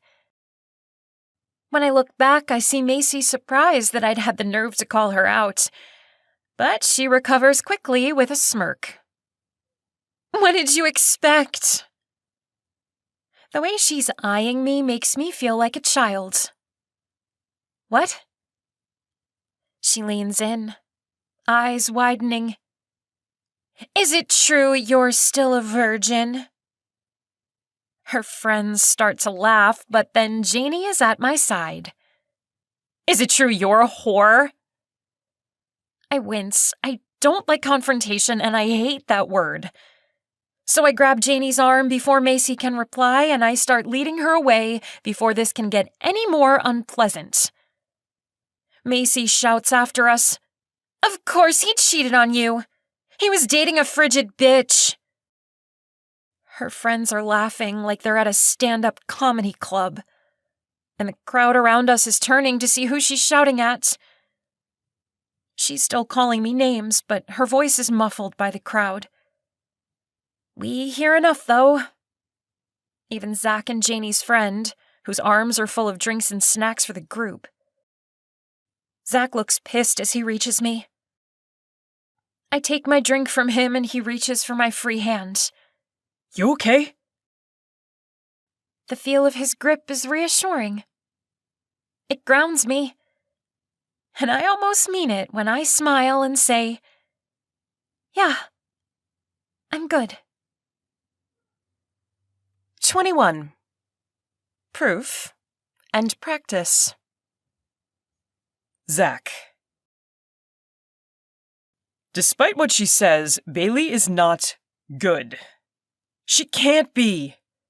The girl just got called out by our school's queen bitch after having a run-in with her ex. This is not exactly her best day. And I have to admit, she's putting on a good front as we head toward the stage. Janie and her friends want to be right up front where people are already dancing to some terrible college bands. But Bailey and I head toward the grassy hill where clusters of concert goers are lounging on picnic blankets and lawn chairs. Grayson, Macy, and the others are halfway across the amphitheater. Close enough to see us, but far enough away to not cause us any trouble. "This is perfect," Bailey says. She's all smiles, and while I'm definitely enjoying this new carefree Bailey, it's still freaking me out. I'm no less weirded out by it now than I was this morning. Maybe even more so because of what Janie said earlier. I have a crazy knot in my gut at the thought of Bailey having a panic attack. It's been a long time since I've seen her lose her shit like that, but it's not something I'll ever forget. The last time it was after a softball game. She'd been pitching and her team had lost. I found her under an apple tree behind the dugout, bent over and panting.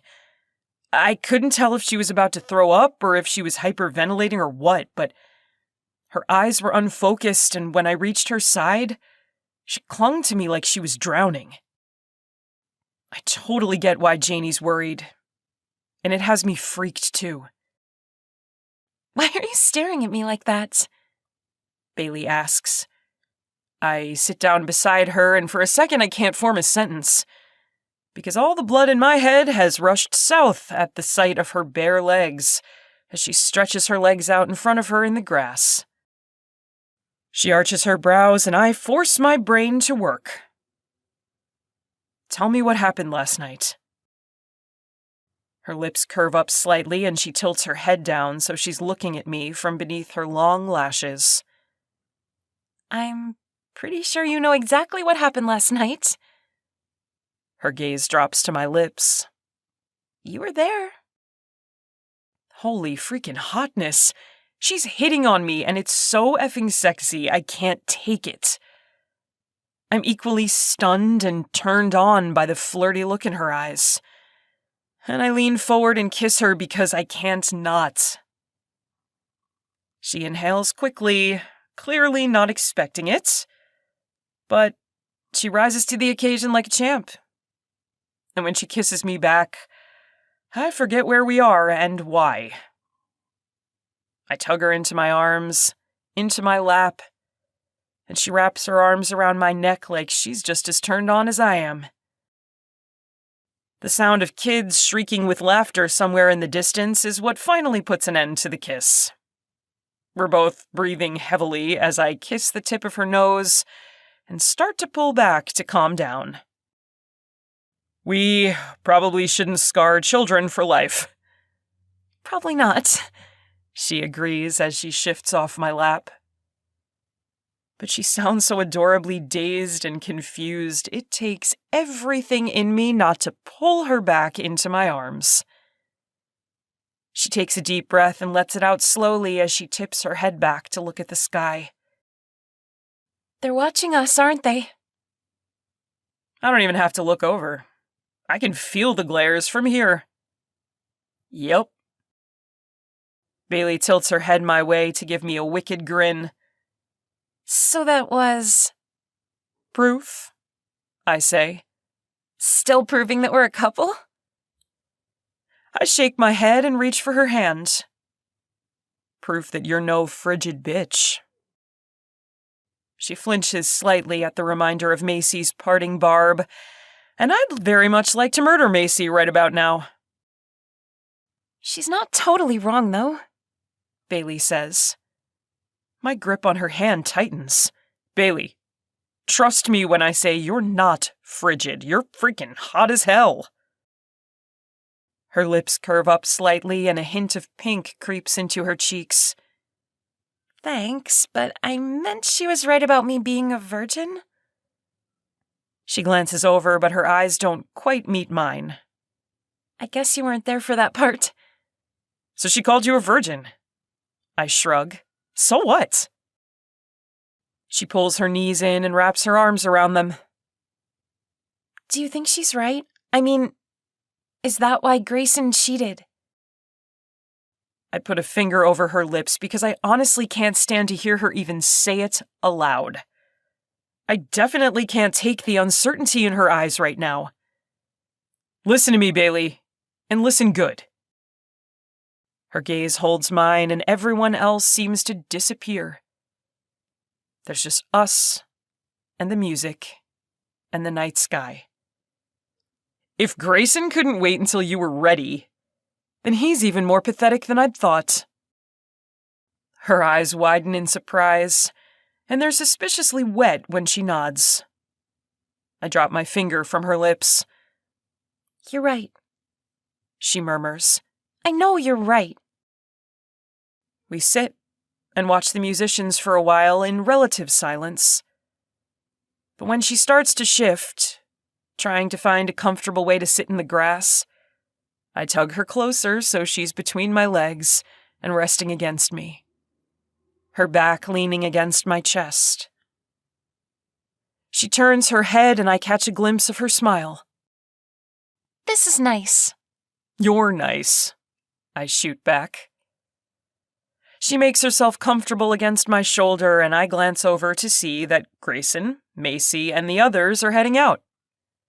To a party, I'd guess. We don't make any move to leave, and we pass another long, peaceful silence listening to the music. When the breeze kicks up and I see her shiver, I wrap my arms around her to keep her warm. She sort of snuggles into me, and yeah, she's not wrong. This is nice. And nice might be the understatement of the century. Still happy? I ask when the last local band leaves the stage and the headliner's roadies start to load their equipment. Very, she says. You know that's weird, right? I whisper it right into her ear, and she laughs, turning in my arms to face me. I don't know how to explain it. It's like... She narrows her eyes and purses her lips, lost in thought. I don't push her because I am oddly desperate to hear what she has to say. Something's changed in Bailey since she left my house in a panic last night. And I want to know what. I need to know. For so long, I've been afraid, she says slowly. Her voice quiet but discernible amidst all the talking and laughter of the crowd around us. I didn't even realize how afraid I was until last night. I wait because I know she's not done. I run a hand down her back as if I can somehow retroactively help with last night's panic attack. I've been so terrified of messing up. Her gaze meets mine. Of saying or doing the wrong thing with Grayson. Of his friends not liking me. Of not being perfect, I guess. But then, last night, it was like... She starts to laugh softly as she glances away. It was like I realized all at once that all of my worst nightmares have come true, you know? I go to make a joke about how I fit into her worst nightmares, but I can't get it out. I'm still hanging on her every word. And yeah, she says with a shrug. I had a panic attack, and that totally sucked. But when it was over... Her eyes shine with emotion when she looks at me again. When it was over, I was so freaking relieved. My gut tightens at the intensity in her eyes. At this relief and the freedom and everything else she's feeling for the first time in way too long. Like, the nightmare came to pass, and I survived. Everything I feared... She shrugs helplessly again. It wasn't the end of the world, and I made it through, and I'm better for it. She takes a deep breath. You know? We both know she doesn't expect me to answer, and for a second, my chest feels too full to respond. But when I do, I force a light-hearted, teasing tone. So what you're saying is, I didn't single-handedly push you over the edge with that kiss then? Oh no, you did, she says. But her eyes are dancing with laughter. That kiss was... She trails off as the blush in her cheeks deepens. And I swear my heart triples its speed in record time. Keep going. I nudge her gently with my knee. You're killing me here, Tucker. She laughs softly. That kiss was like the last straw, I guess. I felt so out of control. And I don't know if you know this, but... She gives me a teasingly serious look. I'm not so good at letting go of control. I nod slowly. I do know this about you. So I guess, yes, that kiss was what set it off. She bites her lip as she gives me a pleading look, like she's begging me to understand. But in a good way, you know? I think I do. Her smile is slow and sweet, and it freaking lights up the night. My chest contracts so violently for a second I can't breathe. Bailey? Yeah? Are you gonna freak out again if I kiss you right now? She's still smiling as she shakes her head. She leans in, placing her hands against my chest, and this time she kisses me first. I let her take her time because I don't want to rush her. This is her figuring shit out, and I'm just here for the ride, I get that. I don't know what it means for me, but I understand it, and I'm okay with it. For now, at least. Do you really think Bailey's gonna end up with a loser like you? My ribcage constricts with the memory. Grayson's words from earlier today are threatening to ruin the moment, but I shove them aside as I draw her closer into my arms and hold on tight. The kiss is slow and sweet, and so freaking hot it nearly kills me. When she pulls back, her lips are swollen and her eyes are dazed. Question? I can't help but smile at her tone, like a student raising her hand in class. Shoot. If that kiss earlier was to prove something... She glances meaningfully to the place where Grayson and Macy are not. Then, what is this? The question is simple, but the look in her eyes is anything but. What are we doing? That's what she's asking. What's happening between us? I don't have the answer. Honestly, I don't really want to think about the question. Not right now. So I run a hand over her hair and lean in until my nose brushes against hers. This is practice. She starts to laugh. Practice? Everyone knows practice makes perfect, right? She's still laughing as she nods. And I do like perfection. I grin against her lips. Then it's settled. Our lips meet and cling like this is a dance we've been doing forever. The music starts up in the distance, and I am brutally aware of the fact that this is the last band, which means the night is almost over. And this thing between us, that's almost over too. I try to shove the thought away as I wrap my arms around her so we can watch the last performance. But despite my best efforts, I still hear Grayson's parting shot.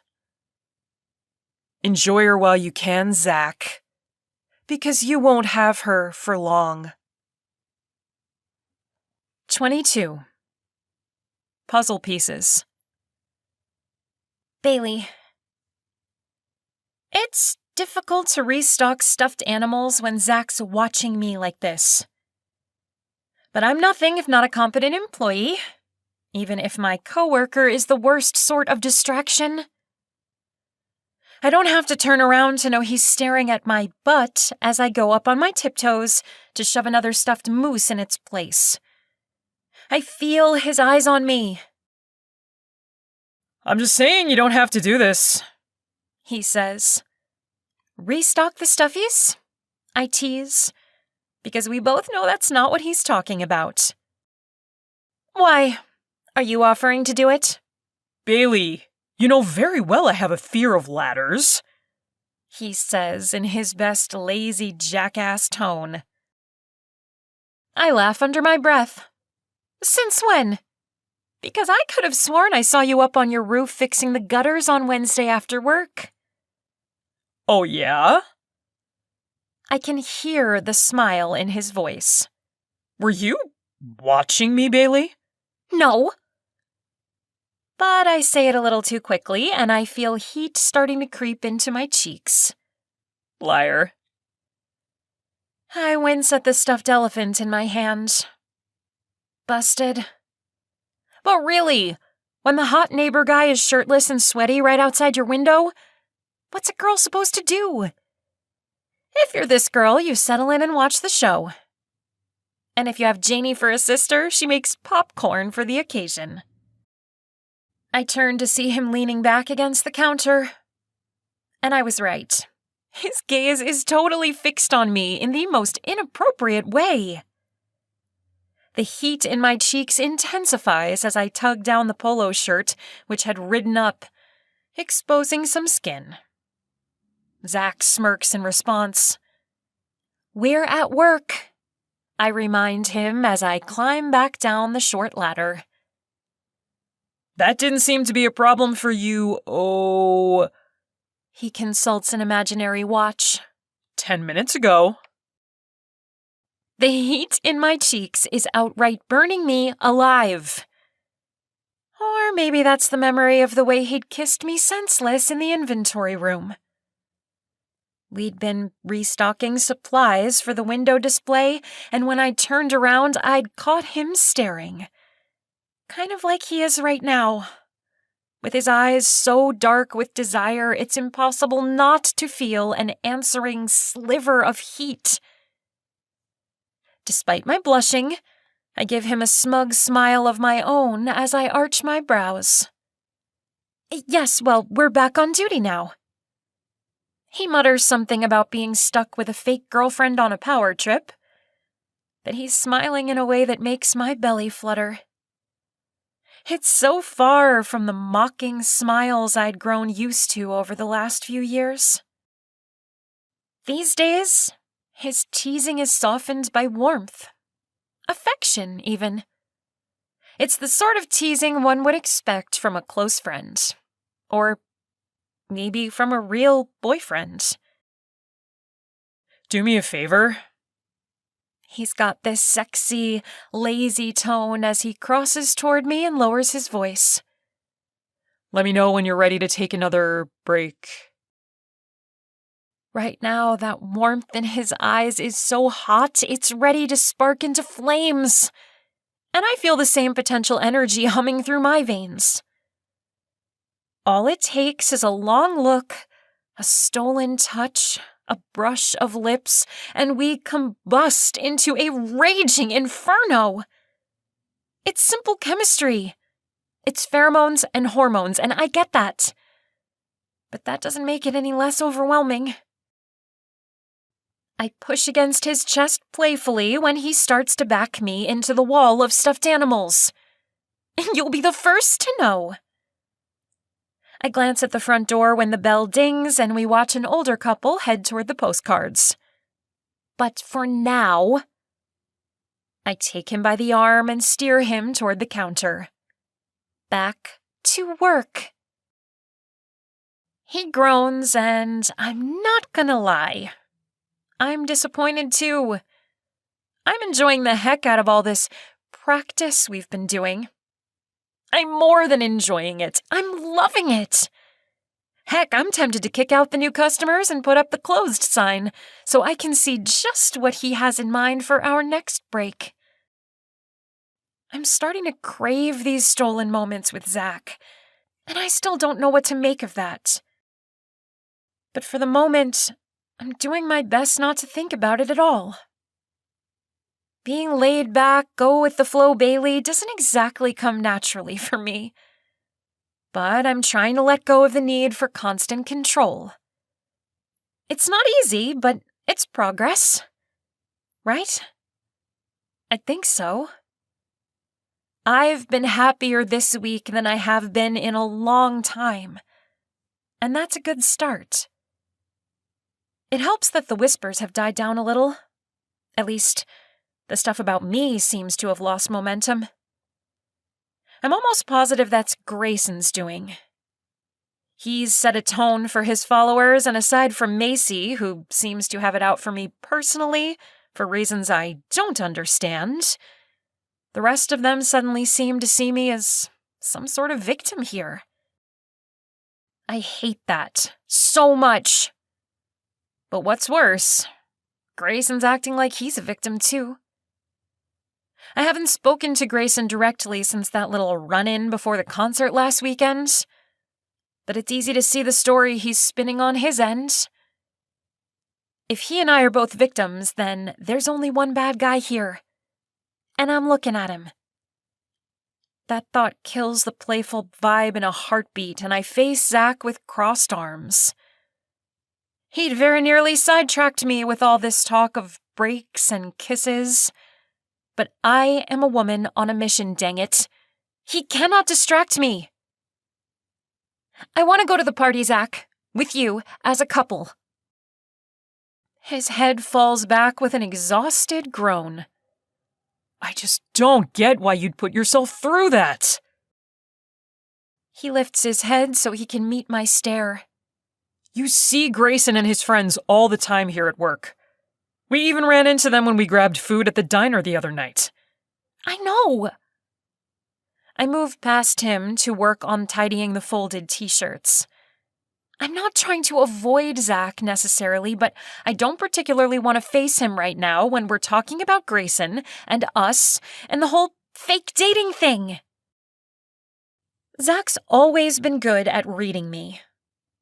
But lately it feels like he can take one look at my face and see everything I'm feeling. Honestly, sometimes I feel like he gets me better than I do. It's disconcerting. Everyone believes we're a couple, He says, like he's checking off a list. No one thinks you knew about his cheating before the breakup. I understand that, I say as I flash the elderly couple a bright smile. Neither of us speaks again until we've walked past the couple at the postcard rack and are far enough away we can't be overheard.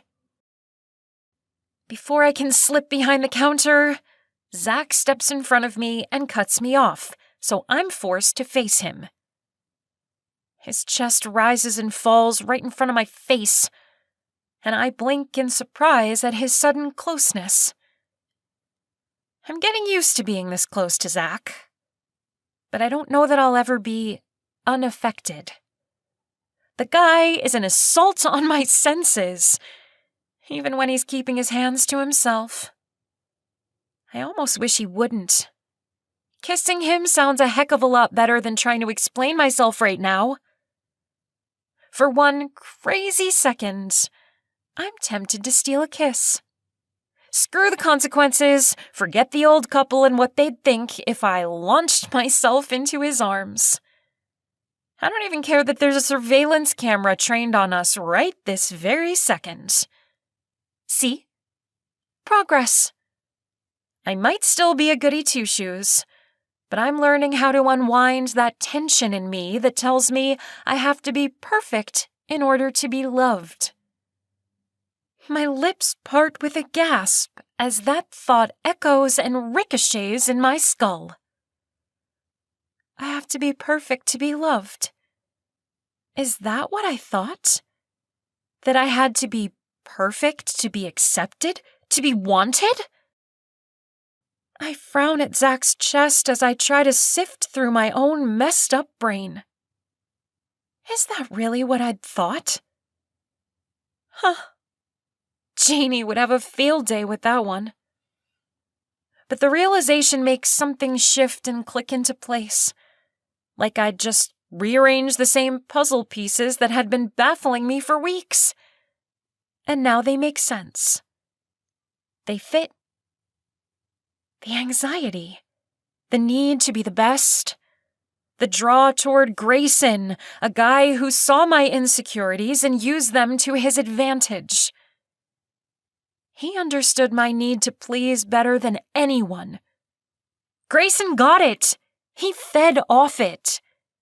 And he manipulated it. He manipulated me. God, it's so obvious. Bailey, you okay? Zack's voice is gentle, and I shake off the stunned expression that has him frowning down at me in concern. Yeah, I'm fine, I say. I'm good. His lips curve up a bit, and I know he's thinking about teasing me for saying that phrase again. He and Tony spent the better part of lunch doing imitations of me, saying that while wearing big, creepy grins because they're so hilarious like that. But right now, Zack doesn't tease, and he doesn't laugh. You sure? I take a deep breath. Positive. So then... He pauses as the bell signals that the old couple left, and the other customers right behind them. And we're alone. He moves closer to me, so close I could lift a hand and touch him. And I know without a doubt that's all it would take, and he'd pull me into his arms and kiss me. The conversation would be over. It's tempting. Very, very tempting. But when I look up, I'm blindsided by his seriousness. If you're so fine and good, Do you want to explain why you feel this burning need to go to the party this weekend? I press my lips together. Do I want to explain? Not really. But there's no getting away from Zack. We have another 2 hours left of this shift, and while he might be easygoing about most things, when he truly cares, he's more stubborn than I am. Also, we've been doing this honesty thing lately, and I don't want to be the one to screw that up. But then again, he's going to hate the real reason. So I give evasion one more shot, and try for a casual shrug. Everyone's going to be there. He makes an obnoxious buzzer sound like I got the wrong answer on a game show. Try again. I purse my lips, torn between amusement and annoyance. I just want to go, that's all.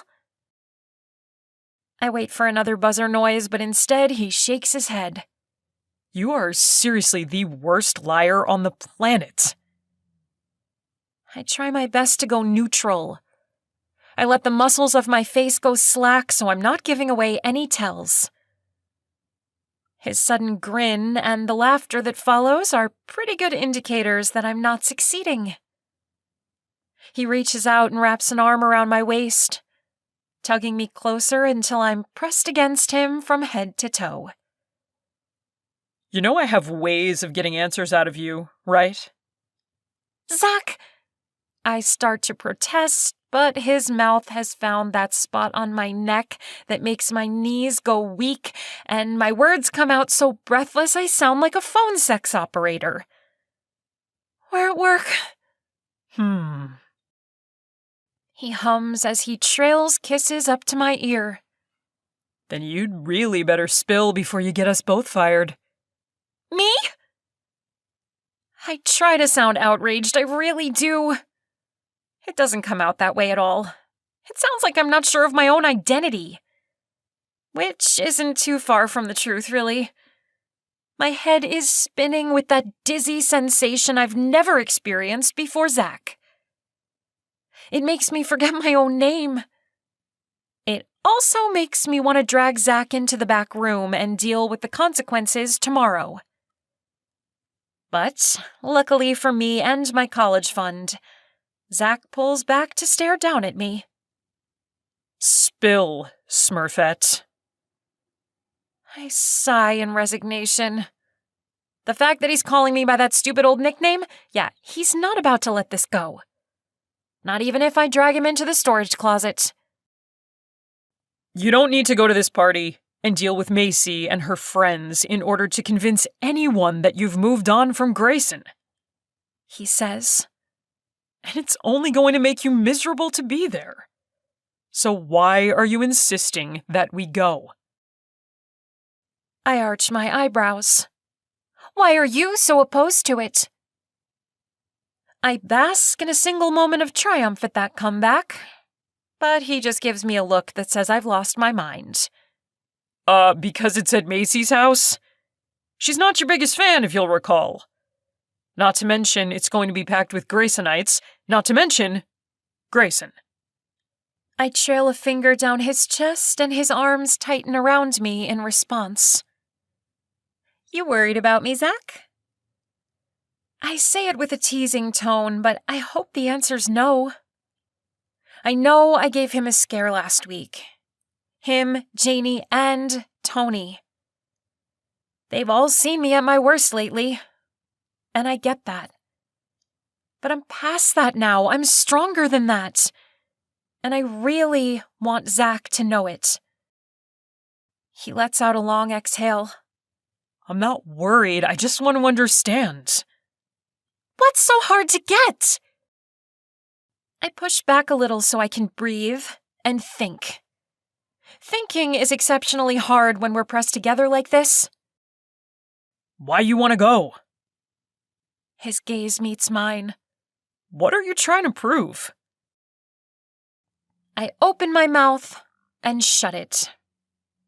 I want to say I'm not out to prove anything, but we both know that's a lie. I didn't even like going to these ragers when I was a part of Macy's crew. And he's right, I don't have to go to a party to prove that we're together. Everyone believes us. Sometimes even I believe that we're together. All the practicing makes it easy to forget. I want them to see me with you, I say slowly. I want them to see us. Why? One word, but it hits hard. There's no escaping when he looks at me like this. Like I'm the only person in the world that matters. Like whatever I say next is crucial. Like he'll wait all day to hear the truth from me. I swallow. I don't like what they're saying about you. He frowns. About me? I nod, suddenly feeling more shy and awkward around Zack than I have in weeks. I see the way people are acting around you, and I know what Grayson's doing. What's he doing? His voice is low, but his gaze is so heavy it makes my stomach muscles tighten and my heart beat faster. He's making you out to be the bad guy. He doesn't deny it, and he doesn't look surprised either. So? He shrugs. I don't care. Liar. I mimic his tone from earlier. One corner of his mouth hitches up in a crooked smile that makes my belly dip. I care, I say. Grayson's making me out to be some pathetic, spineless idiot who didn't stand a chance when a player like you came along. Zack doesn't deny that either. Anyone who believes that is a dumbass. I give a huff of amusement. He makes it sound so simple. So easy to disregard what people say. And Grayson... I shake my head. He's acting like he's the injured one here. I've heard what people are saying. They feel sorry for him. Zack, they feel sorry for him. I repeat it louder, like maybe he didn't get it the first time. He gives me another small smile. Again, anyone who believes his pathetic acting isn't worth our time. I can't deny that. Every time I see Grayson in passing at work or with his buddies in the break room, I wonder how on earth I fell for that act for so long. It's so obvious now. Still. Do you know Jessica and her friends stopped me on my way out the other day to plead his case? Zack doesn't respond, but I see him stiffen. I watch a muscle in his jaw clench tight. Apparently he's fooled everyone into thinking he's racked with guilt for cheating on me. He's making all sorts of excuses and telling everyone how I deserve better. You do. Zack interrupts. You do deserve better. Of course I do, but him saying that has made everyone think he deserves a second chance. Zack shrugs. So? His eyes get hard, and I feel a slither of wariness. This is why I didn't want to talk about it. This is why I didn't want to have this conversation. Every time we talk about Grayson, I feel him pull away. Every time we talk about the reality of what we're doing and why, he shuts me out. He's making you out to be the bad guy here, Zack, and I can't stand it. I pull back far enough that I can cross my arms and he lets me go. I won't let it slide.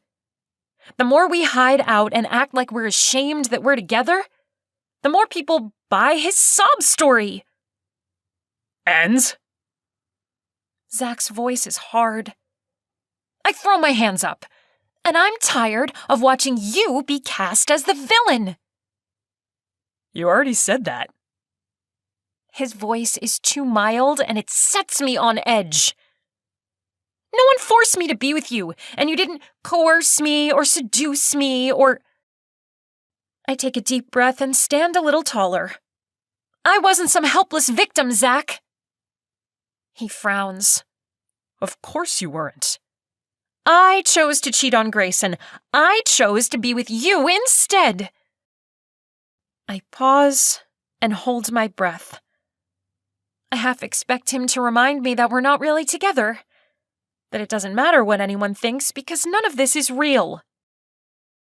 But he doesn't remind me, and I let out a relieved breath. I just don't know what you think going to this party is going to prove, he says. I bite my lip because I'm not totally sure either. But I'm tired of hiding, and I can't just sit back and let Zack take the heat for my decisions. He's watching me so closely that I hesitate, choosing my next words carefully. I want to show them that I'm happy. His brows hitch slightly in surprise. Because I am, I add. He stares at me with this unreadable stare. He's quiet for so long the words seem to swell and take up space between us. They sound more significant than I'd intended, so I hurry to add, they need to see that you're not the bad guy here, Zack. With a sharp inhale, he looks up to the ceiling, the muscle in his jaw working again. Why does that bother you so much?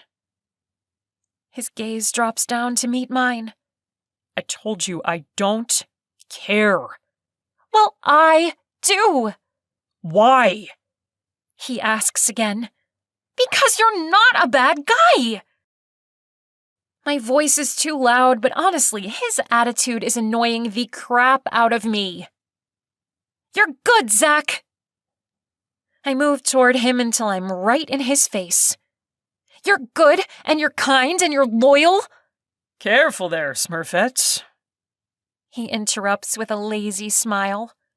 Now you're making me out to be some sort of saint. And we both know that's not true. I look into his eyes, and I don't like what I see. There's his snark and that apathy that he hides behind so well. But there's something more, something darker. It's self-derision or something like it. It's disdain and maybe even disgust, but it's not toward me. Maybe it was never toward me. The sight of it makes my hands curl into fists, defensive on his behalf. But I don't want to fight, and that's what he's looking for. I soften my tone. I know you're no saint, Zack. I try for a smile and fall short. Trust me when I say I have no misconceptions about you. I know your flaws, and I know...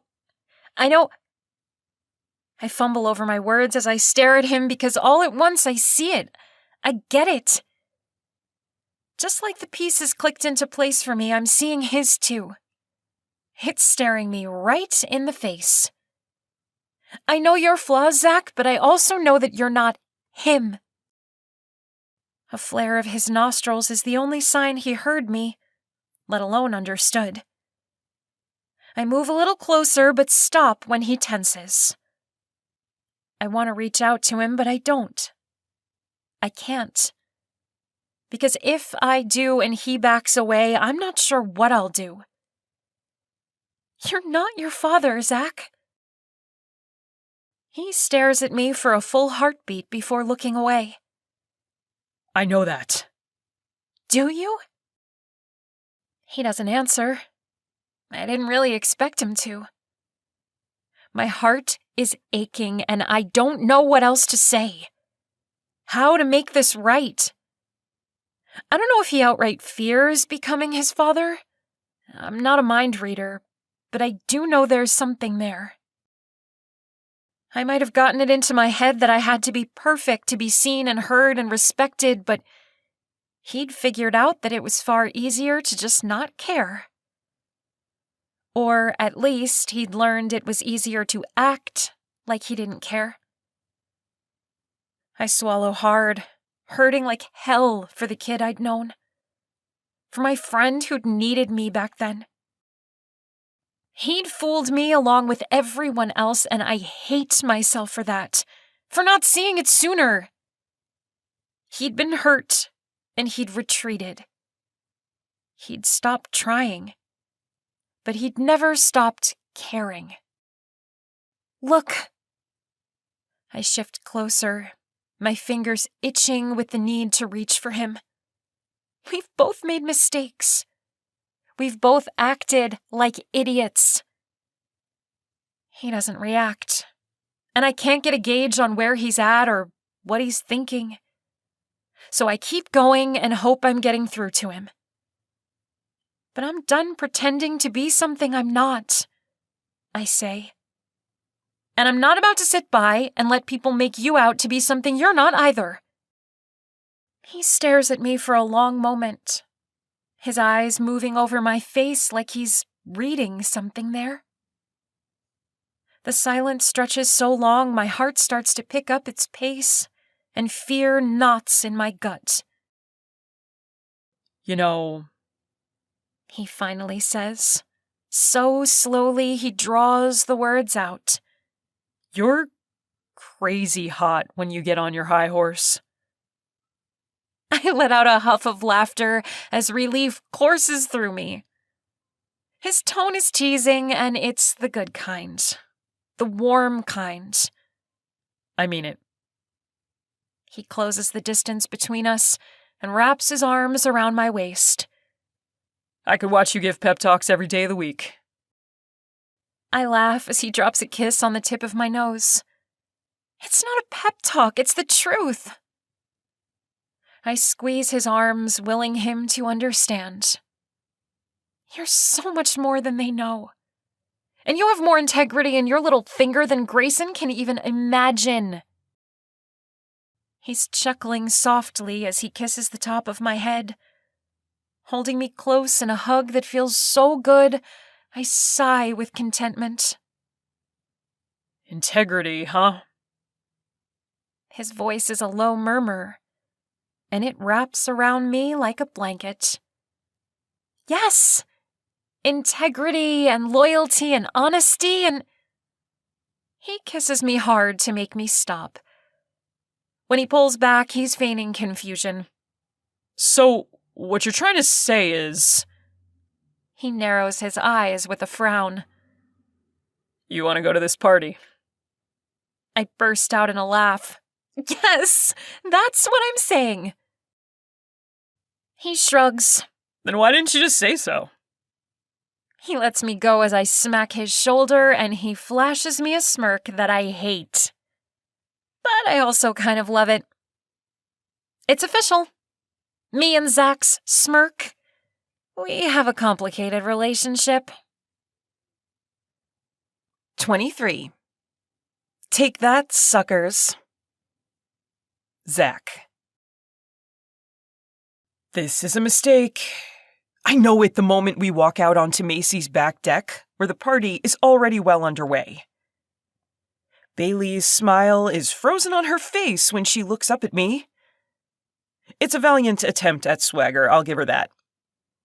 But watching her try to appear unaffected by the stares and the whispers makes me want to take a blowtorch to this place.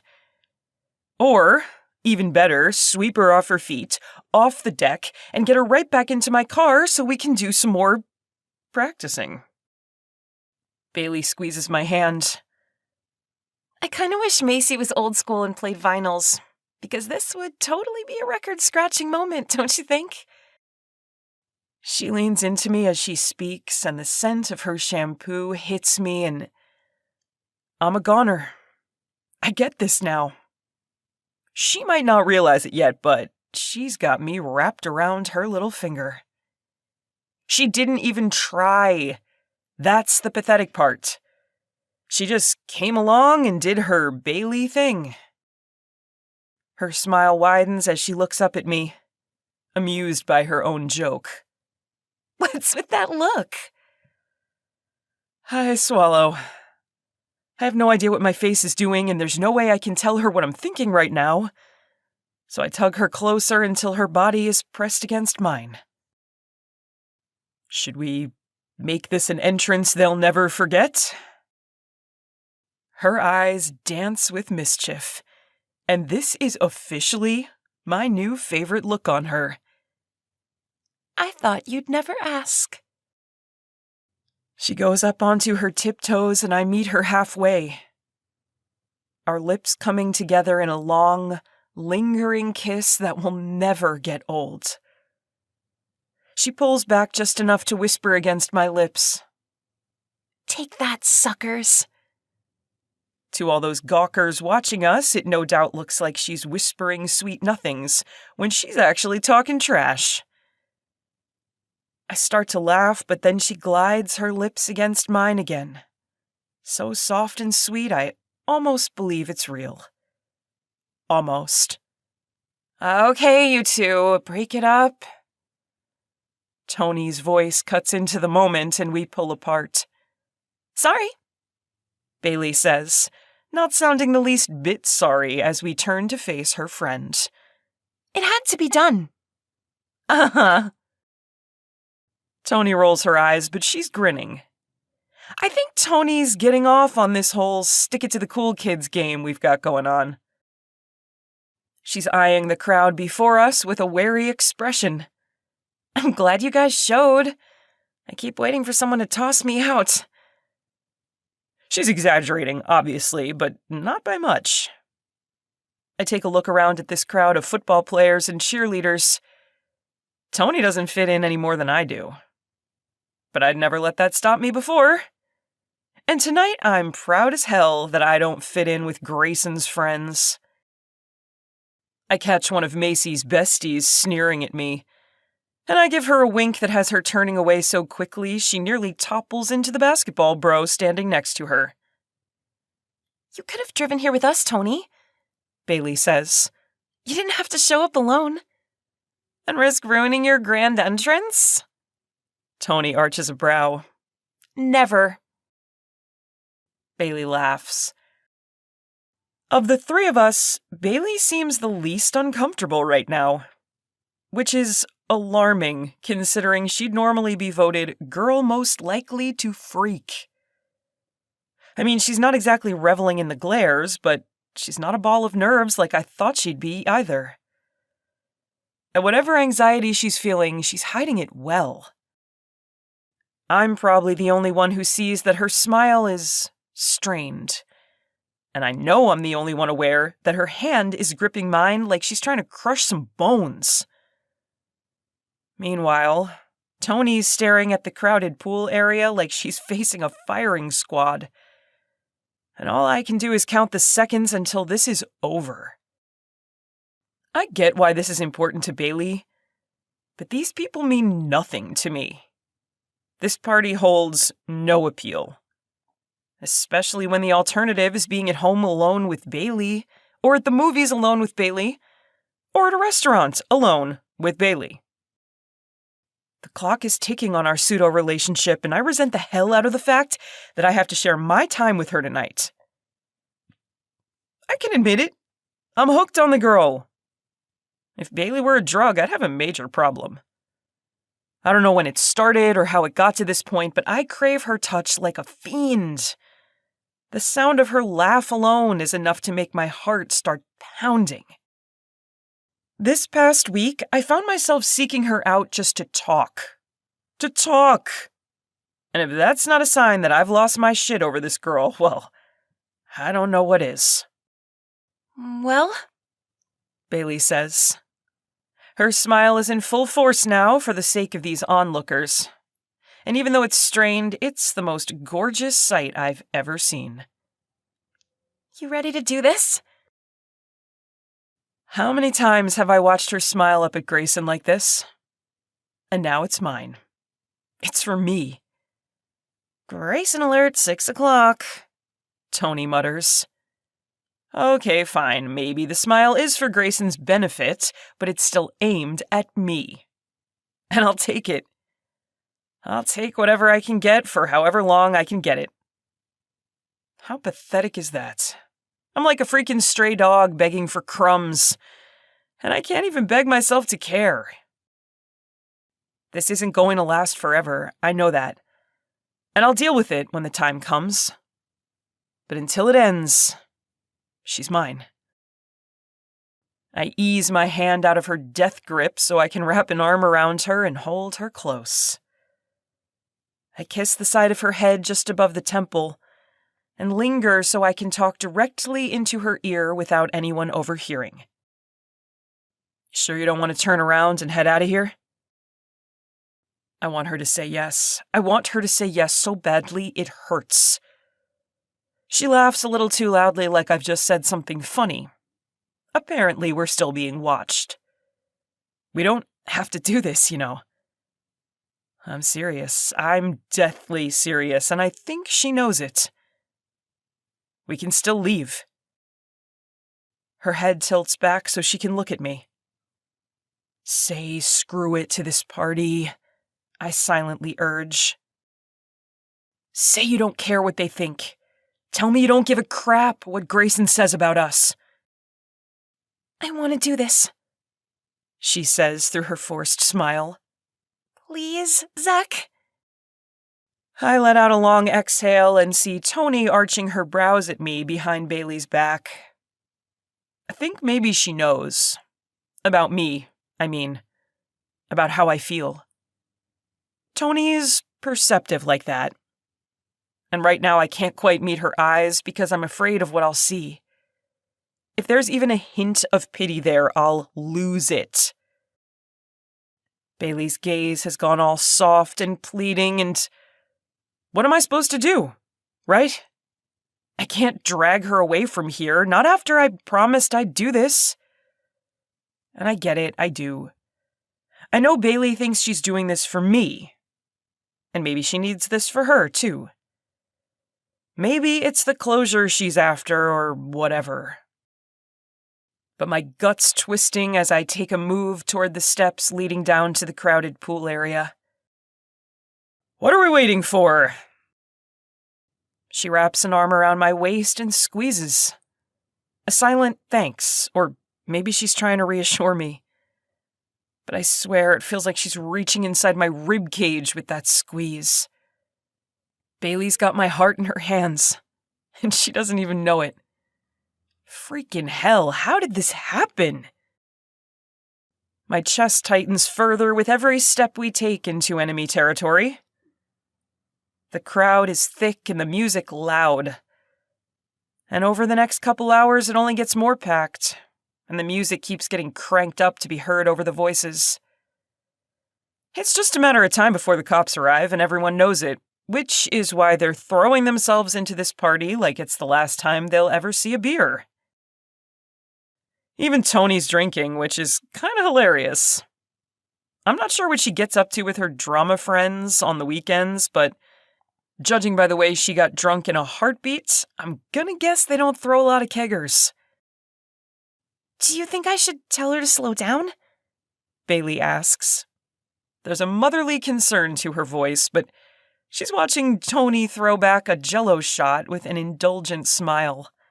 Nah, she's having fun, I say. Also, selfish ass that I am, I don't want Bailey to walk away. Considering how much I don't want to be here, we've actually been having fun. Sort of.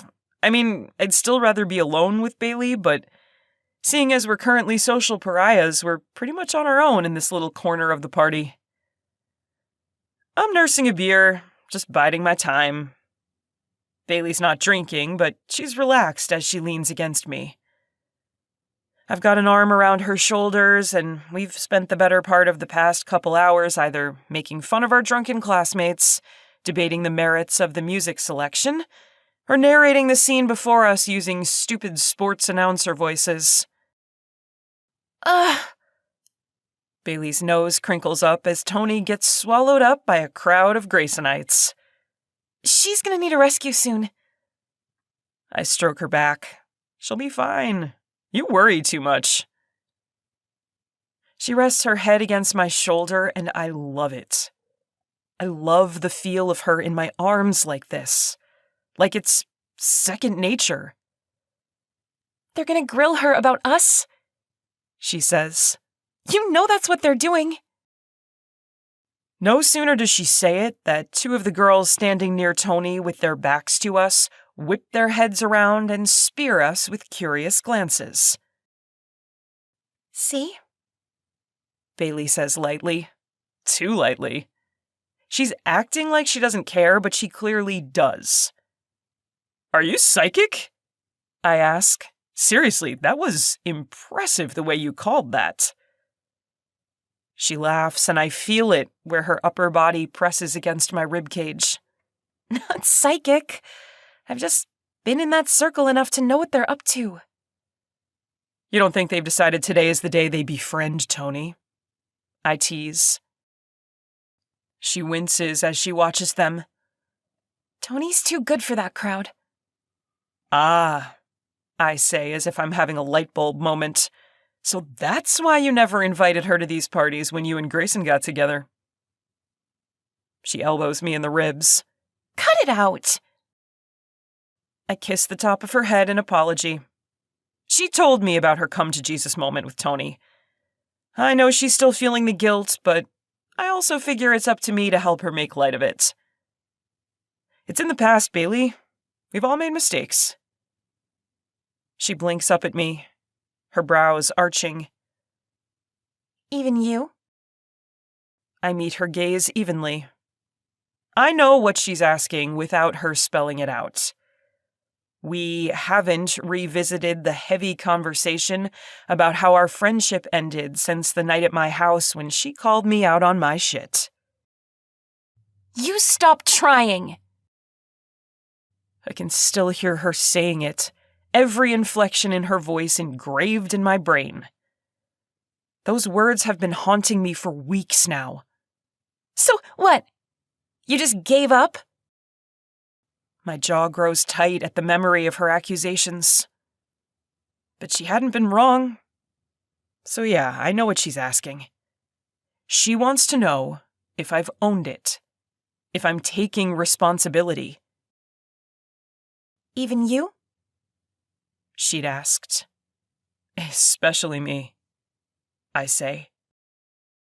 Her eyes grow soft and they flicker back and forth like she's reading something deep down inside me. When her lips curve up a bit, I relax. Did you see where she went? Bailey glances away, shifting for a better view of the crowd Tony was with. No, I say. I'm sure she's fine, though. Bailey's brows draw together in a worried little frown. It's a cute look on her, and one I know well. She's deep in Big Sister Bailey mode, and no amount of me reassuring her that Tony is fine will help. I'm gonna go see where she went off to, Bailey says. Want me to come with? She shakes her head. Do you mind grabbing me a drink? I pretend to be shocked. Saint Bailey is drinking tonight? She rolls her eyes. Only Janie is allowed to call me that, and only because I can't get her to stop. Okay, fine. I say with a laugh. What are you in the mood for? Her smile is pure sin as she backs away. Surprise me. Oof. The air rushes out of my lungs like she just sucker punched me. And when she bites her lower lip and gives me a wink, I'm pretty sure I've died and gone to heaven. I'm still getting used to this new mischievous, sexy, flirty side of Bailey. And I'm well aware that I might just be the luckiest guy alive since I'm the only fool who gets to see it. For now, at least. Meet you back here? She shouts back to me. I nod and watch her disappear into the crowd. The party's gotten even more packed than I'd realized, and I have to shove my way through the crowd. Everyone's too caught up in their own conversations to pay attention to me. Until I get to the makeshift bar, at least.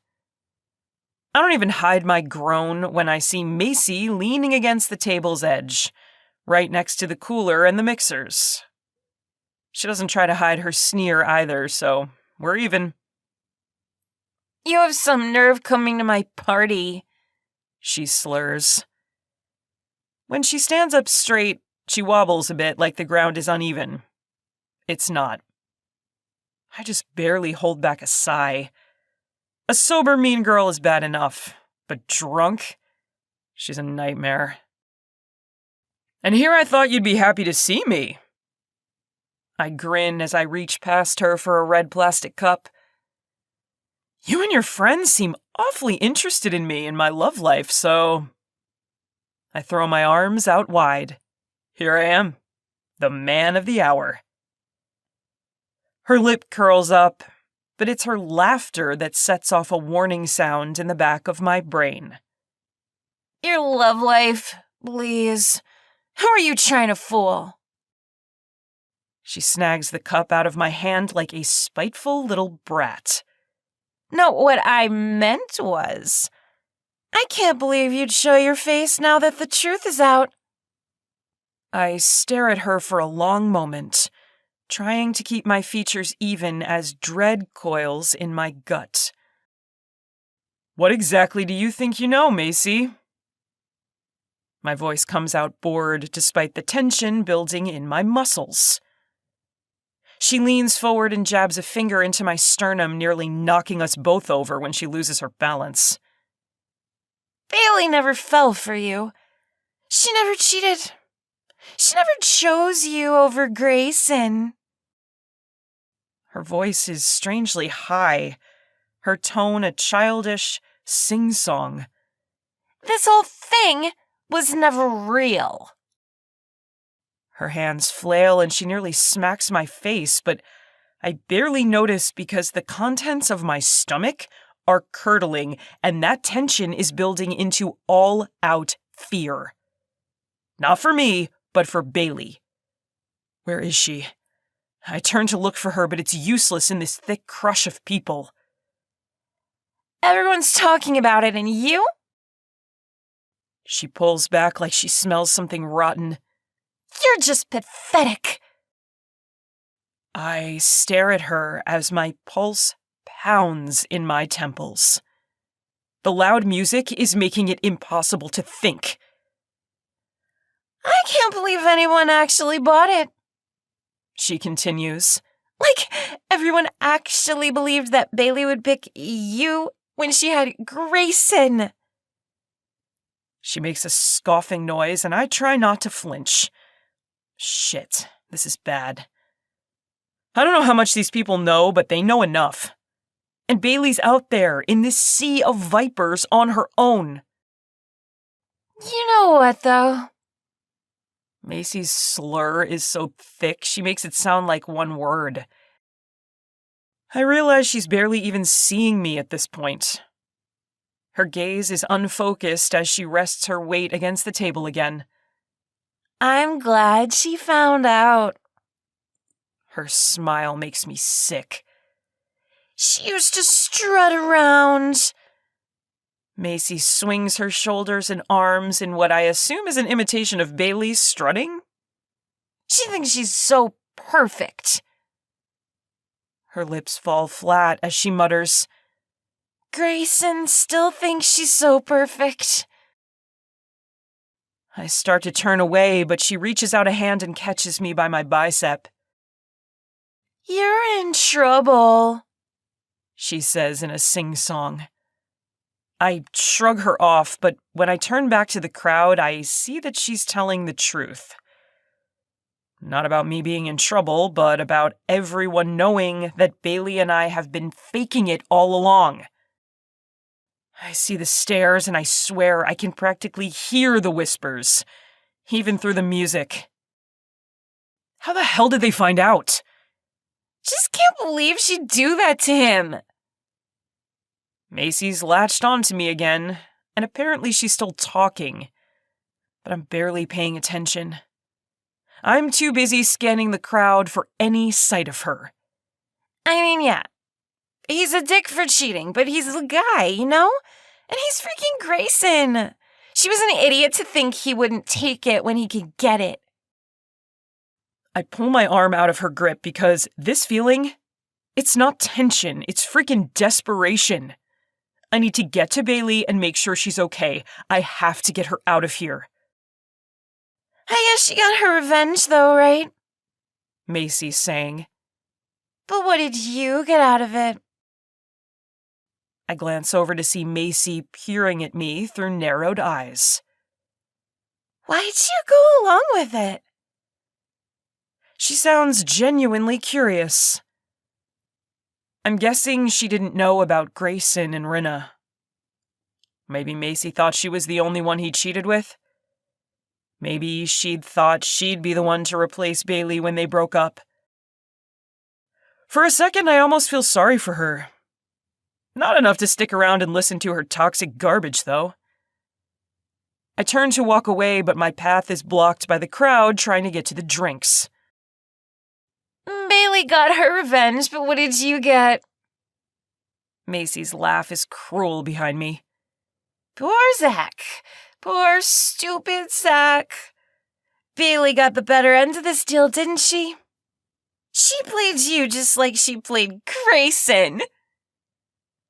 I swear to God, she cackles behind me, like the freaking Wicked Witch.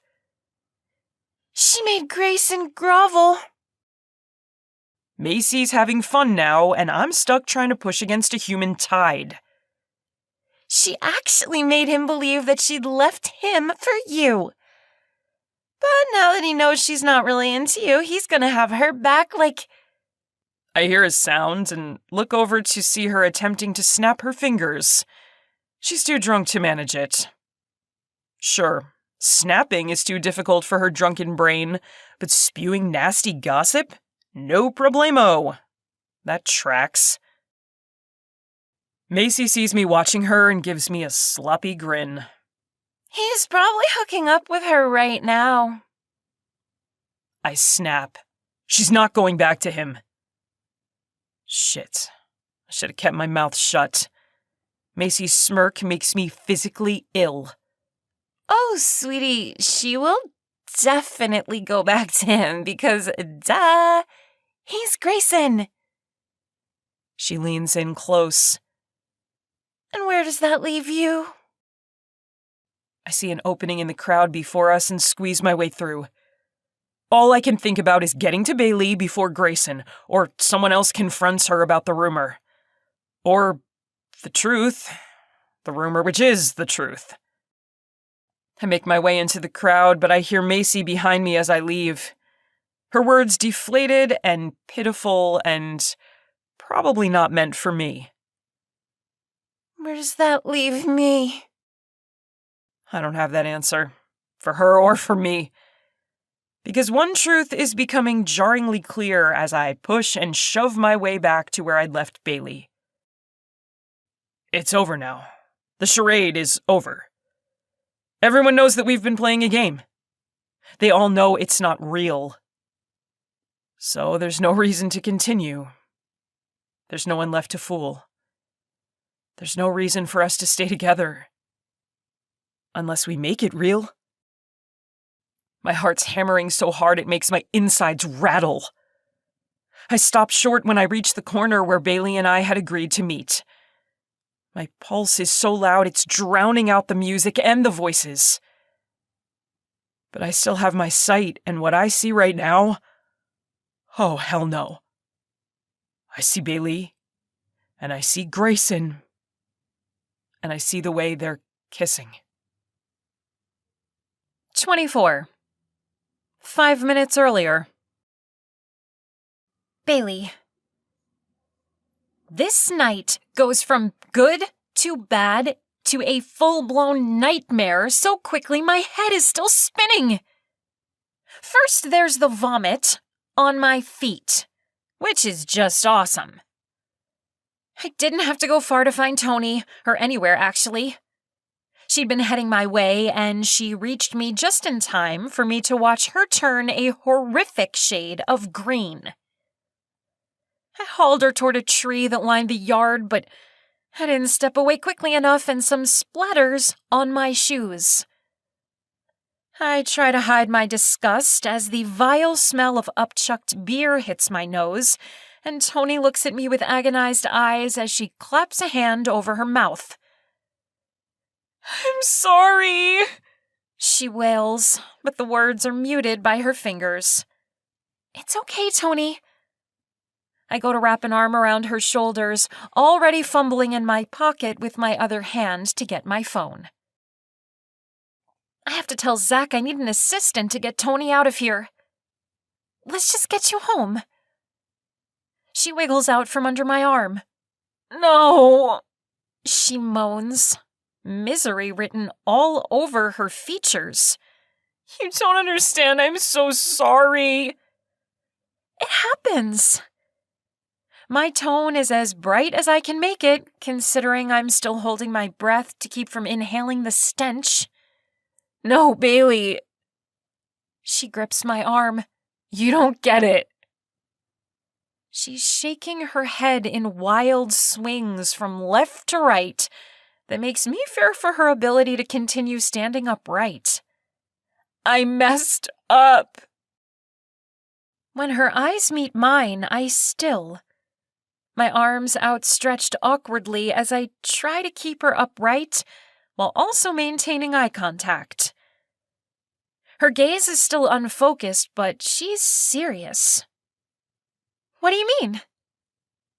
Wariness hits me hard. Tony, what happened? I was just... She interrupts herself with a hiccup. I was just so mad at the things they were saying, and maybe I was still a little mad at you. She gives me this desperate, pleading look as she shakes her head again. I don't know why I said it, Bailey. I really don't know. Her voice is high, and she's dangerously close to tears. My face feels tight as I try to control my expression, but my stomach is churning with dread. What did you say, Tony? She sniffs. I told Jessica that you and Zack were faking it. She presses her lips together with a pathetic little moan. I told them you only got together to get even with Grayson. I cringe, acutely aware now of the eyes that are on us. On me. I look around and see the stares, all trained on me as they whisper and they laugh and... Crap. My heart races in my chest. Where's Zack? I whip my head from side to side, but I can't spot him in the crowd. Instead, I see him. Grayson. He's walking toward me, the crowd parting for him like he's freaking Moses. Maybe it's the smell of puke lingering in the air, but my stomach heaves when I see his expression. Saliva fills my mouth and I have to swallow hard to fight a sudden wave of nausea. It's not a smirk Grayson's sporting, it's more like a... It's like a simper. That's the only word I can think to describe the ingratiating, smug, holier-than-thou look he's wearing right now. I tear my eyes away from his because where is he? Where the hell is Zack right now? This pounding in my chest isn't just from embarrassment because people are staring and whispering. It's a clawing sensation that makes me want to shout. I want to scream Zack's name. It's terror, plain and simple, and I can't explain it. And even if I wanted to sit down and sift through my feelings to figure it out, I can't. Because Grayson is right in front of me. He's smiling down at me. That smile is sappy and just plain gross. It's his puppy dog look times 1,000,000. He knows. That much is obvious. He knows about me and Zack faking it, and he thinks that means something. He knows, and he thinks he's won. It makes me want to barf. And I'm almost positive that urge isn't just because of the raunchy smell at my feet anymore. It's all him. You make me sick! I spit the words out with all the venom I feel. It's the truth I haven't been able to say because of our payback plan. But what's to stop me now, right? His eyes widen like I've struck him. He looks genuinely wounded. Bae, let's talk about this. What's there to talk about? You cheated on me. You made a fool of me. I give him a smile that's not even close to pleasant. And I got even. There's really nothing left to say. I can explain. He's the picture of earnest sincerity. His brows drawn down in concern, and his eyes crinkled at the corners as he gives me a beseeching look. Tony makes a choked sound like she's trying not to hurl again. My feelings exactly. Grayson's gaze flickers over to Tony and he flinches at whatever he sees. I'll have one of the guys take her home, he says to me. She's right here, Tony says. Her irritation about being spoken of in the third person might have been more effective if she hadn't hiccuped loudly at the end. Right. Grayson gives her this condescending little grimace of regret that makes me want to scream all over again, but this time in rage. Who does he think he is? What gives him the right to look down on everyone in our school? What makes him think he's so much better than Zack? And that's what he thinks. I've always known it. Heck, as much as I hate to admit it, there was a time when I believed that bullshit. I get hit with another wave of revulsion. Once upon a time, I'd actually compared the two guys and found Grayson to be the winner. God, sometimes I just want to go back in time and kick my own ass. I'll ask Zack to take me home, Tony says. I'm pretty sure she's talking to me, and then she's trying to get past us, to leave us alone. Or maybe she just wants to escape the spotlight. If curious looks could burn, Grayson and I would be on fire right now. The crowd's inching closer like they might be able to hear us over the music. They can't, and they won't because I have nothing left to say. I start to turn away, but he stops me with a hand on my arm. Bae, just hear me out, he says as he steps in front of me. I shift, shaking off his hand as I try to move past him. All I want is to join Tony and find Zack, and the three of us can get the hell out of here. But Grayson's blocking my way, and he's a big guy. He doesn't even have to move to keep me in my place. All he has to do is stand here, and I'm trapped. And back when we were a couple, the thought comes out of nowhere.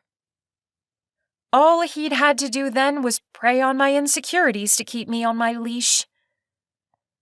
Looking up at him now, all those old feelings come back with a vengeance. The way he'd made me feel paranoid and needy and boring and plain and like I wasn't enough. Like I could never be enough.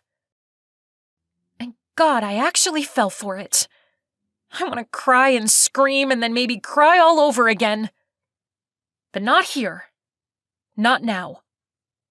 So I clench my hands into fists and sneer up at him. You are such an asshole! It feels good to finally say it aloud. But he acts like he doesn't even hear. You were hurt, Bae. I totally get that. I arch my brows and use a saccharine tone. Oh, really? Do you get that? He gives me a chiding look, like he's disappointed I've reverted to sarcasm. It's a look that says I'm being immature.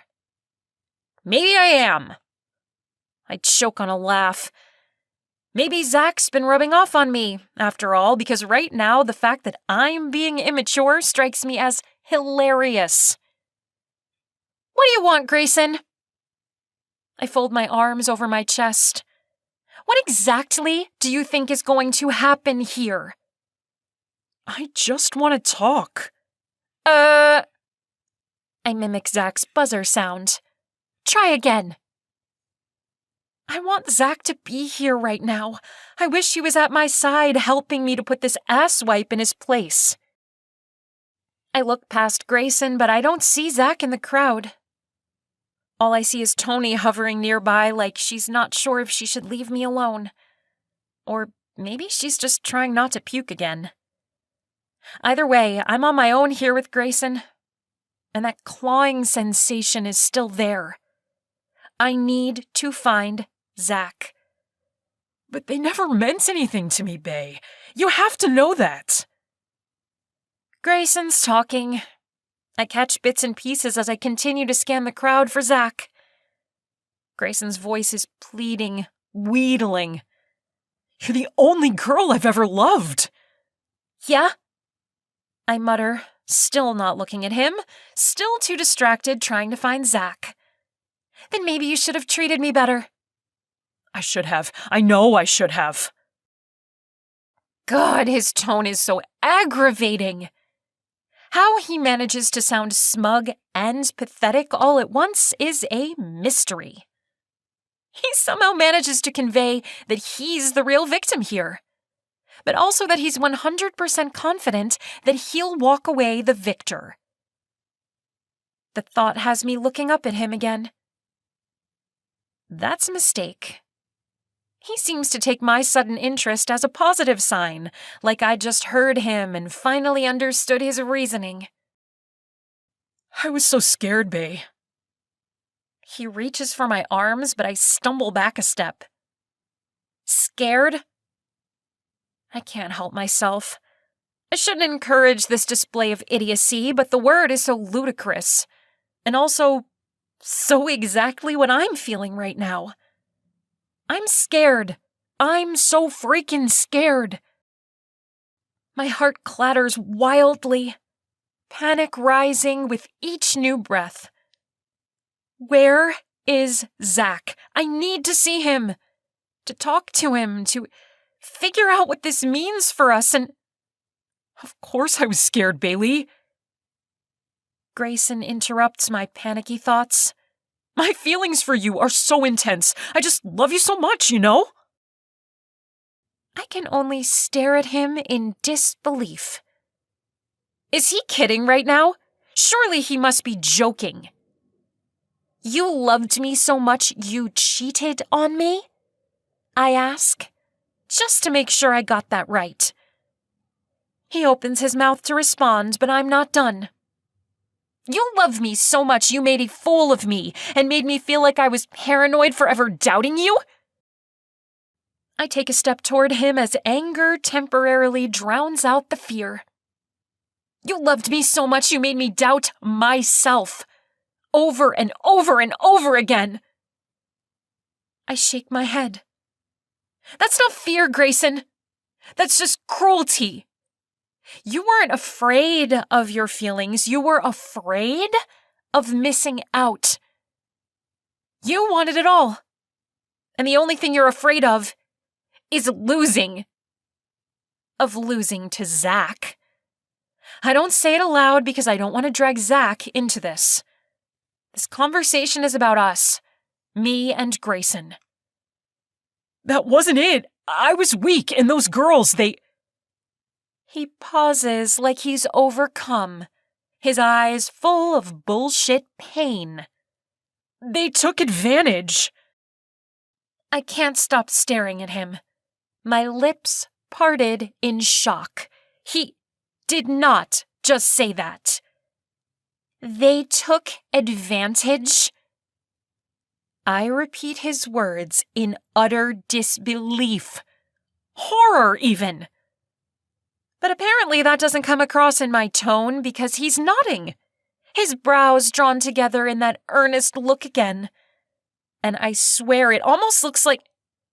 Oh my God. Are you crying? It's horrible, but I kind of want to laugh. No, I really, really want to laugh.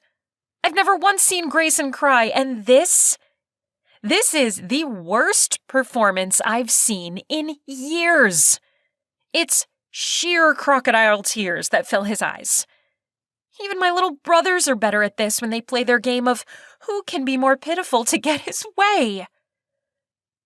Don't you see, Bae? You're the one for me. He moves closer, and I have to tip my head back to keep staring. I wish Zack was here to see this in the worst possible way. He'd know what to say to end this conversation for good. And then he'd make me laugh until I cried as we replayed this ridiculous scene. I look at Tony, but she's still on her own and there's no sign of him. Where is he? I'm terrified. And with each second that I don't see Zack, the fear grows and the questions get louder and louder. Has he heard? What's he thinking? What does this mean? And the question that nearly knocks me off my feet. Does this mean we're over? I don't mean to say it out loud, but honestly, I sort of forgot Grayson was standing there. I'd been so intent on searching for Zack that I actually forgot the dumbass standing right in front of me. Until he reaches for me. I go to pull back, but I'm too late. His big, meaty hands are wrapped around my arms. That's what I'm trying to say, Bae. It doesn't have to be over. We can start again. What? That's all I managed to get out before Grayson's leaning down. I tug my head back, but he's persistent. His lips land on mine, and yeah, I'm so ready to puke. I wrench my arms free and pull away. I swear I can feel Zack because my gaze swings to the left, and there he is. He's staring at me with dark, hooded eyes, and oh, holy crap! His eyes might be hooded, but the tick in his jaw gives him away. He's furious. At Grayson, no doubt. He can't possibly think I'd wanted to be kissed. But even so, the sight of Zack's hard stare makes my stomach sink, and that clawing in my chest grows infinitely worse. Zack looks away, and then Grayson's hands land on my shoulders, holding me in place and bringing my attention back to him. Let me take you home, Bae. Get off of me! I shake him off for good measure. Touch me again and I'll press charges! Ugh, not exactly the comeback of my dreams, but I don't even care about Grayson right now. He doesn't matter. I start toward Zack, but he's hovering over Tony, wrapping an arm around her and tugging her toward the street where he's parked. I turn back to Grayson, jabbing a finger in his direction. No, scratch that! Touch me again and I'll cut off your dick! His eyes widen, but I spin around before he can reply. Immature? Maybe. But it sure as hell felt a lot better to threaten castration than legal action. Zack, wait up! I call when we're out of the crowd and the car's in sight. You can stay, he says. I'll make sure Tony gets home safe. I stop. No, I freeze. My blood runs cold at his tone. I can handle anger or confusion or anything else, really, but his words are bland, bored, like he couldn't care less if I stay or go. That tone is a cold knife to my chest. He can't think. I stop walking. Zack, look at me! He glances over his shoulder, but his hold on Tony has him facing forward again quickly when she stumbles. I've got you, he tells Tony under his breath. He's gentle as he gets her into the back seat. So freaking kind when he wants to be. But then he straightens and turns to face me, and his eyes are blank. There's just a dark void where there used to be warmth and laughter. Zack, I can explain. I stop with a wince when I realize I sound just like Grayson. No need. He shrugs. We're done. Right? I didn't! That's not fear that makes my chest feel like it's being torn apart from the inside out. It's not fear and it's not panic. It's something so much worse. I didn't kiss Grayson! My voice sounds too weak, and Zack doesn't even glance in my direction as he closes the back door on Tony. It sure looked like you did. His smirk is what does it. It finally cuts through the pain and gives me a heaping dose of anger. Aren't you even going to let me explain? He lifts a shoulder and heads toward the driver's side. If you want. If I want? I trail off with a loud exhale. So what? That's it? We're just done? We're over just like that? My voice is climbing higher, but he doesn't so much as flinch as he slides into the driver's seat. You should probably get in the back with Tony, he says. She might need some help. I stare at him until he slams his door shut. Then I slide into the back, behind the driver's seat, and next to a miserable-looking Tony. Zack, talk to me, I say. You can't just shut me out.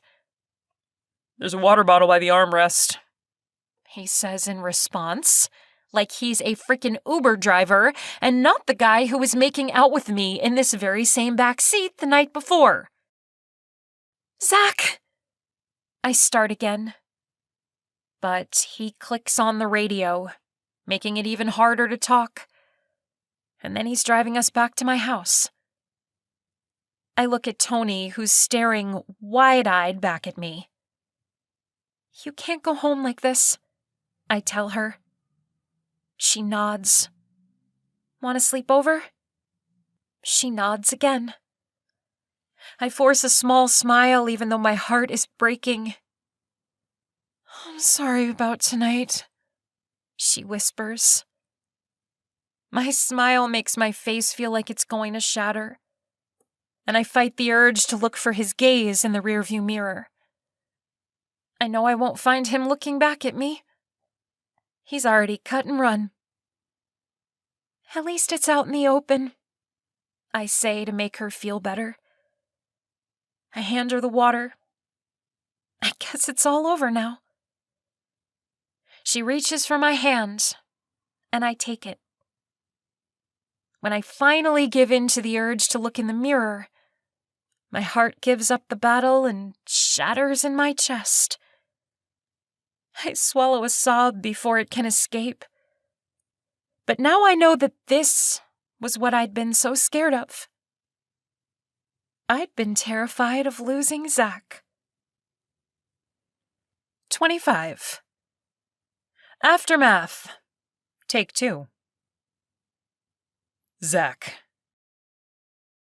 The drive home is a blur. I'm vaguely aware of Bailey and Tony's hushed voices in the back seat, but I can't make out what they're saying, and I don't try. I'm too busy trying to get a freaking grip. My hands are clammy on the steering wheel, and adrenaline makes my muscles twitch. I stare at the road in front of me and the green streetlights that mark the way home. But all I can see is Grayson kissing Bailey.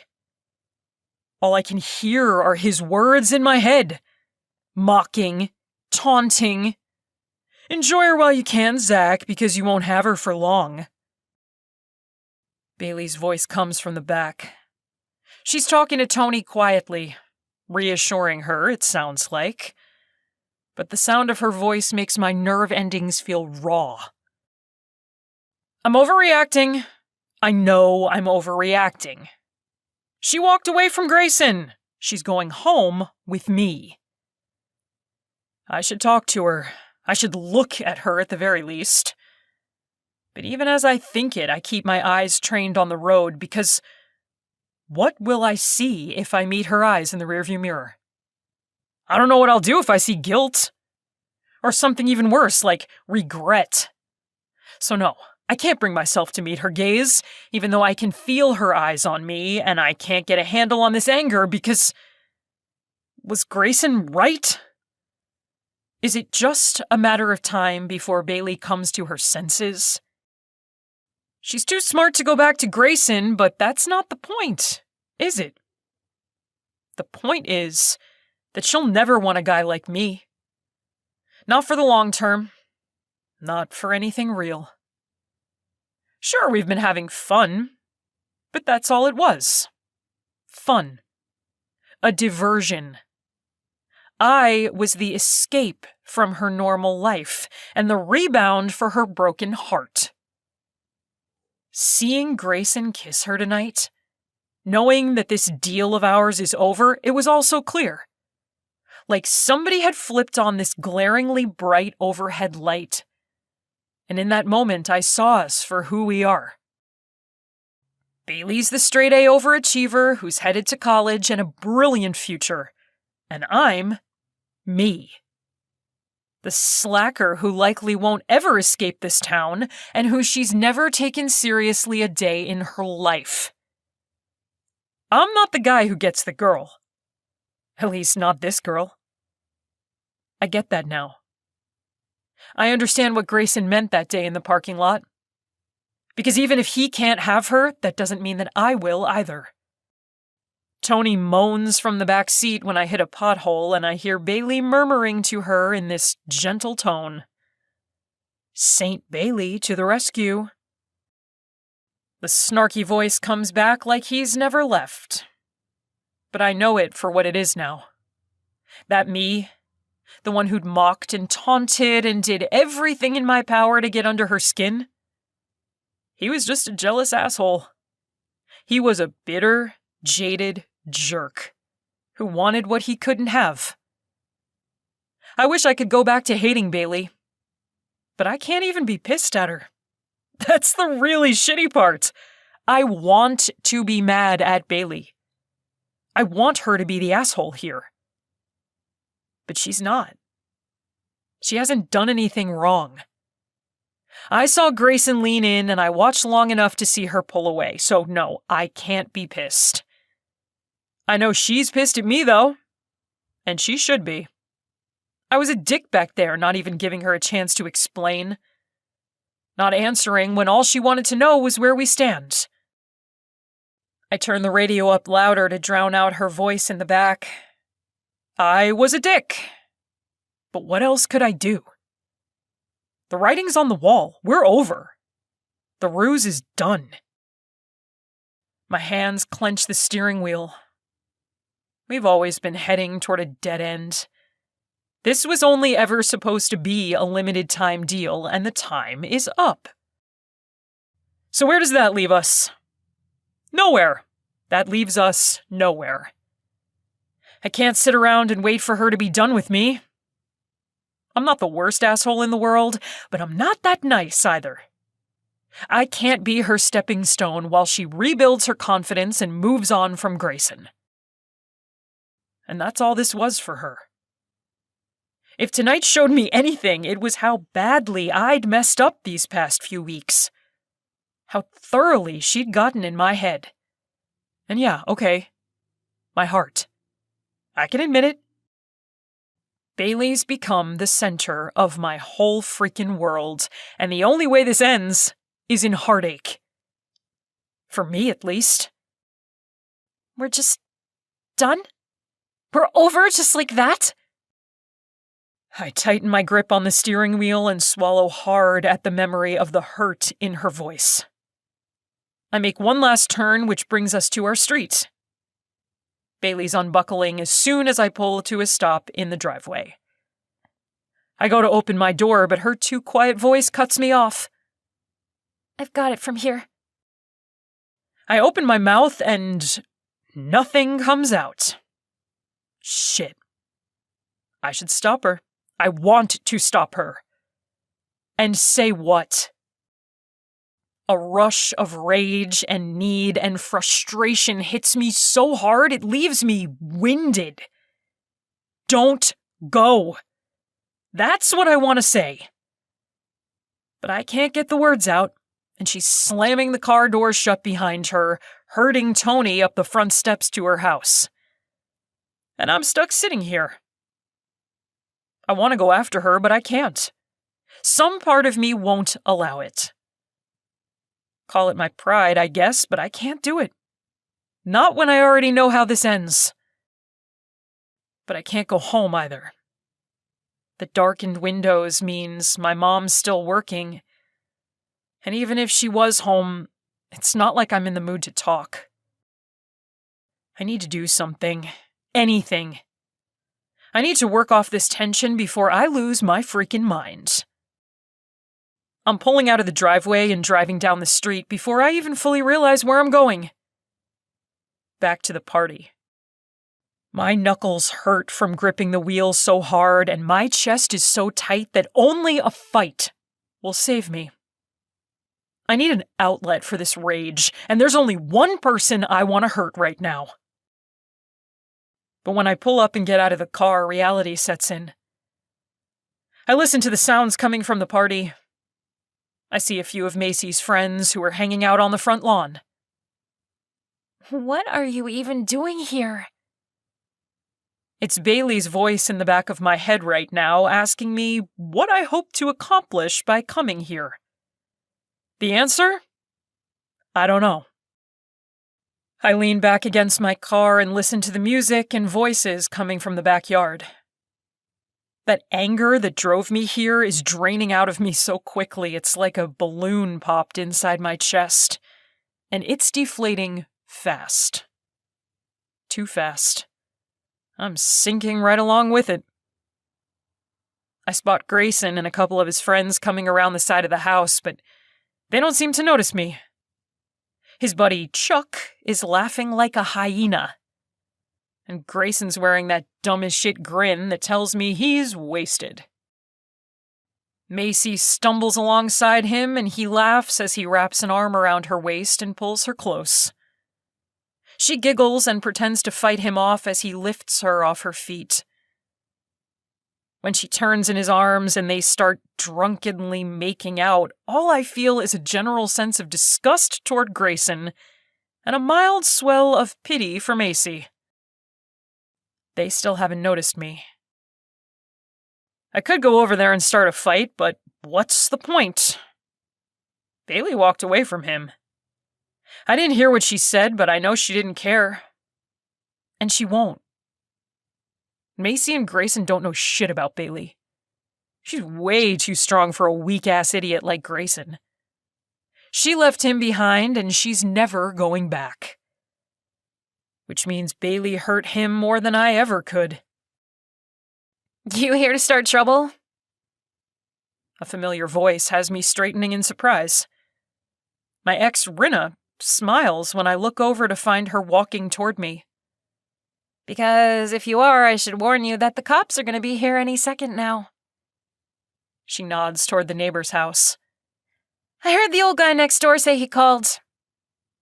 You're back, I say by way of answer. Her smile widens as she leans against the car beside me. Just for the weekend. She glances over. I would have let you know, but I didn't really think you'd want to see me. I don't argue. She wets her lips and takes a deep breath, her gaze straight ahead on the revolting image of Grayson and Macy making out like their lives depended on it. Is it true what they're saying? She turns to face me, her eyes wide and her expression pained. Did you, She bites her lip. Did you find out about me and Grayson? I nod. And that's why you and Bailey... Whatever she sees in my expression, she trails off and faces forward. Pretty devious. I'm a devious guy, I say. She gives a snort of amusement. You're really not. Her eyes are bright with amusement when she turns toward me again. But I wasn't talking about you. I meant Bailey. Her lips quirk up in a wry smile. I honestly didn't know she had it in her. I know what she means. And guilt is a kick in the gut I don't really need right now. When Rinna and I were together, Bailey was something of a running joke. I wasn't the only one who made fun of Bailey for being a straight-laced bore. Yeah, well, there's more to Bailey than I ever gave her credit for. I stare straight ahead, but I feel Rinna's eyes on me. I can also feel her fretting beside me as she shifts from foot to foot. Finally, when I can't take her silence or her fidgeting any longer, I let out a loud exhale and look her way. What is it? She twists her hands together. I'm sorry. Okay. Her answering smile is soft and sad. I didn't mean to hurt you. I wish I could say I feel something. Anything. But I look right at this girl I dated for many months and I feel nothing. Not a goddamn thing. You didn't hurt me, I say. And I mean it. Grayson had hurt me. His betrayal had cut like a knife. But Rinna?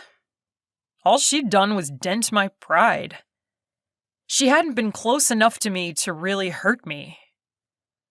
I get that now, obviously, because right now it's not my pride stinging at the thought of losing Bailey. I wish to God it was, because this is brutal. My insides feel like they're crumbling as it hits me all over again that it's over. No more teasing, no more laughter, no more kissing, no more talking. No more being understood. No more being needed.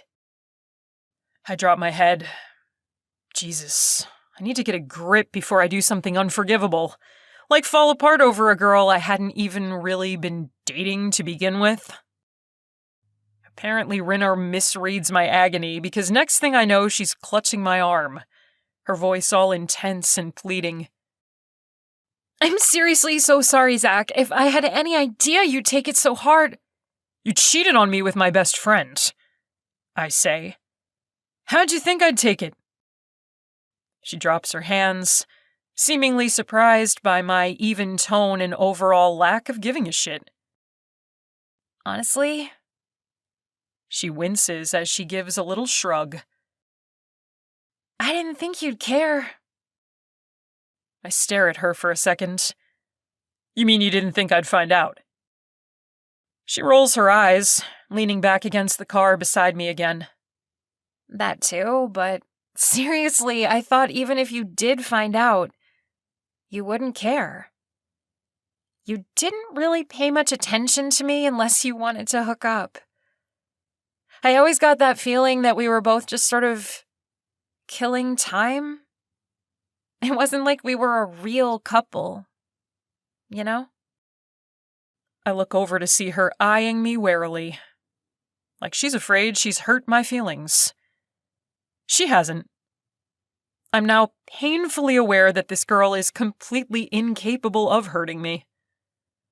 There's only one girl who's gotten close enough to cause serious damage, and she's probably cursing my name right now as she nurses Tony back to sobriety. Rinna gives me a small smile. I'm right, aren't I? I don't bother to deny or confirm. My best friend, though? Yeah, that was a mistake. She has the good grace to flinch. Sorry. We're both quiet for a little, until I get tired of drawing this out. She was shitty. I was shitty. Maybe we're just two shitty people. I lean over to bump my shoulder against hers. I'm sorry I was a crappy boyfriend. It's the best peace offering I've got in me. She shrugs. You were fine. But I realized pretty early on that you were never going to let me all the way in. You know? I nod. Unfortunately, I do know. As Bailey so brutally pointed out, I've done a stellar job of keeping just about everyone at arm's length, ever since my dad walked out. even Grayson, though he'd gotten closer than most. So where the hell was that self-preservation when it came to Bailey? But I am sorry, Rinna says. You deserved better than that. And so did Bailey. She looks over at me, her expression pained again. Is she okay? I shrug. It must have sucked for her. She continues. I say nothing. But Rinna doesn't seem to get the message that I don't want to talk about my new faux girlfriend to my cheating ex. At least she got her revenge tonight, though, right? She shakes her head, amusement dripping from her tone. Poor Grayson. Everyone's talking about how disgusted she looked when he kissed her. She makes this funny angry face and raises her voice in what I gather is supposed to be an imitation of Bailey. Touch me again and I'll cut off your dick. Rinna tips her head back with a laugh. I'm staring at her now. Wait, Bailey said that? Rinna's still laughing as she nods. A bunch of people heard her. That and a whole speech she gave him about how pathetic he is. She widens her eyes. And I mean, he is. What kind of asshole goes after his best friend's girl? I stare at her, but I can't bring myself to point out that she was part of that equation. Because, hell. I lift a hand to my chest as if that's going to help. It doesn't. My rib cage feels like it's being crushed. One part of me is proud as hell that Bailey told him off, but another part of me is drowning in regret at the way I walked away. Shit! Would it have made a difference? We'd still be over. If not tonight, then soon enough, right? And I'm right back to where I started when I drove over here looking for a fight. But now, no amount of fighting is going to make this pain go away. And there's nowhere left to run. I scrub a hand over my face, only vaguely aware that Rinna's still talking about all the excitement of the night and the gossip she'd heard about me and Bailey. About Bailey and Grayson. About Grayson and Macy. You know, I always liked Bailey. I'm glad she finally saw Grayson for the lying cheat he is. Rinna says. You knew he'd been cheating on her? I ask. I mean, before you? She shrugs. I suspected. He's that kind of guy, you know? Clearly I hadn't known, but I do now. Anyway, Bailey deserves better. She leans over and nudges my arm with a playful smirk. I'm glad you two finally worked things out between you. I let out a muffled grunt as her teasing comment stabs me in the chest better than any knife ever could. I guess you didn't hear the part where she and I were just pretending to be together to get back at Grayson? She laughs. Oh no, I heard, but I also heard you two have been all hot and heavy for weeks now. She holds up her phone like it's proof when I glance over. Trust me, Zach. No one wasted any time filling me in on how quickly my boyfriend moved on. I flinch, and part of me thinks I should apologize, until I remember that this all started because she cheated on me. Honestly, I was surprised at first, she says, her tone all thoughtful as she stares at her phone. But then, the more I thought about it, you two kind of make sense in a weird sort of way. I always felt that tension between you guys. And you know what they say about love and hate, right? Yeah, well, I don't finish. I don't know what to say. It's not real, it never was. I can't bring myself to say that, so I just shake my head. It doesn't matter. To a confused Rinna, I add, it's over now, anyway. Oh. She looks startled. Is that what you want? I blink in the face of her oh-so-blunt question. Is that what you want? Such a simple question. Such an obvious answer. No. Her expression turns sickeningly sweet with sympathy. Oh, Zack. She leans in closer until her arm presses against mine like she's trying to physically give me support. So that's what she wants? Yes, maybe. I settle on, probably. Probably. Rinna frowns. Did you even ask her? I clamp my mouth shut. No. Ugh, Zack. Rinna whines my name in a way that is familiar and irritating. It's a tone that says I've disappointed her. Again. You didn't even try? You stopped trying. My heart slams against my ribcage. She'd been right that night. I had stopped trying. It was so much easier not to try, not to care, not to get hurt. But Bailey deserves better. Rinna's still talking. She's lecturing me. I guess for old time's sake. I don't listen. My thoughts spin out of control, and my heart races away from me like it knows what I'm about to do before I even decide to do it. I'm going to do it, I say softly. Rinna's staring at me in confusion.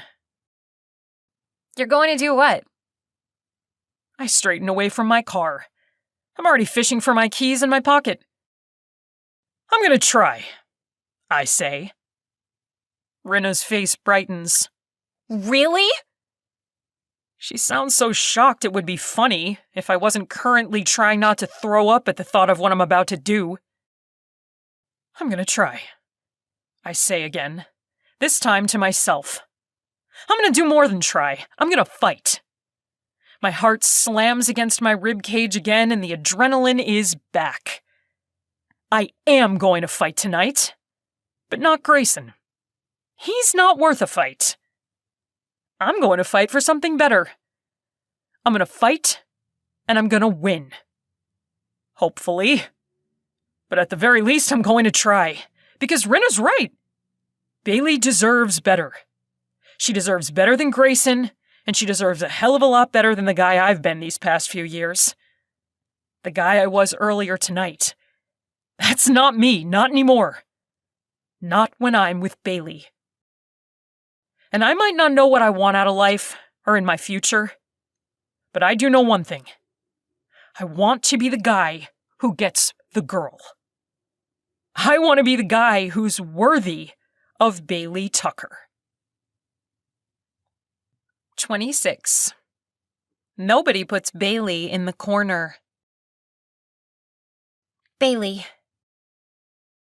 Tony's sprawled out beside the toilet, her hands clasped over her chest as she stares up at the ceiling. Okay, she says. I think that was the last of it. I hand her a cold, wet washcloth and grab an unopened toothbrush from one of the cabinet drawers. Thanks for letting me crash here, she says. No problem. My parents were out on a date night when we got home, and Janie's the only one awake since the boys went to bed hours ago. Janie shows up in the doorway now, her nose scrunched up in a sympathetic wince. You hanging in there? Tony nods and points to me. I'm doing better than her. I sigh. Thanks, Tony. Janie swings her concerned gaze in my direction, and Tony somehow manages to look smug and superior, even as she sticks a hot pink toothbrush in her mouth. What happened? Janie asks. I shake my head. I'm trying my best not to think about it. It's not really working, but I'm trying. Zack, Tony says around a mouthful of foaming toothpaste. Zack happened. I look to her in exasperation.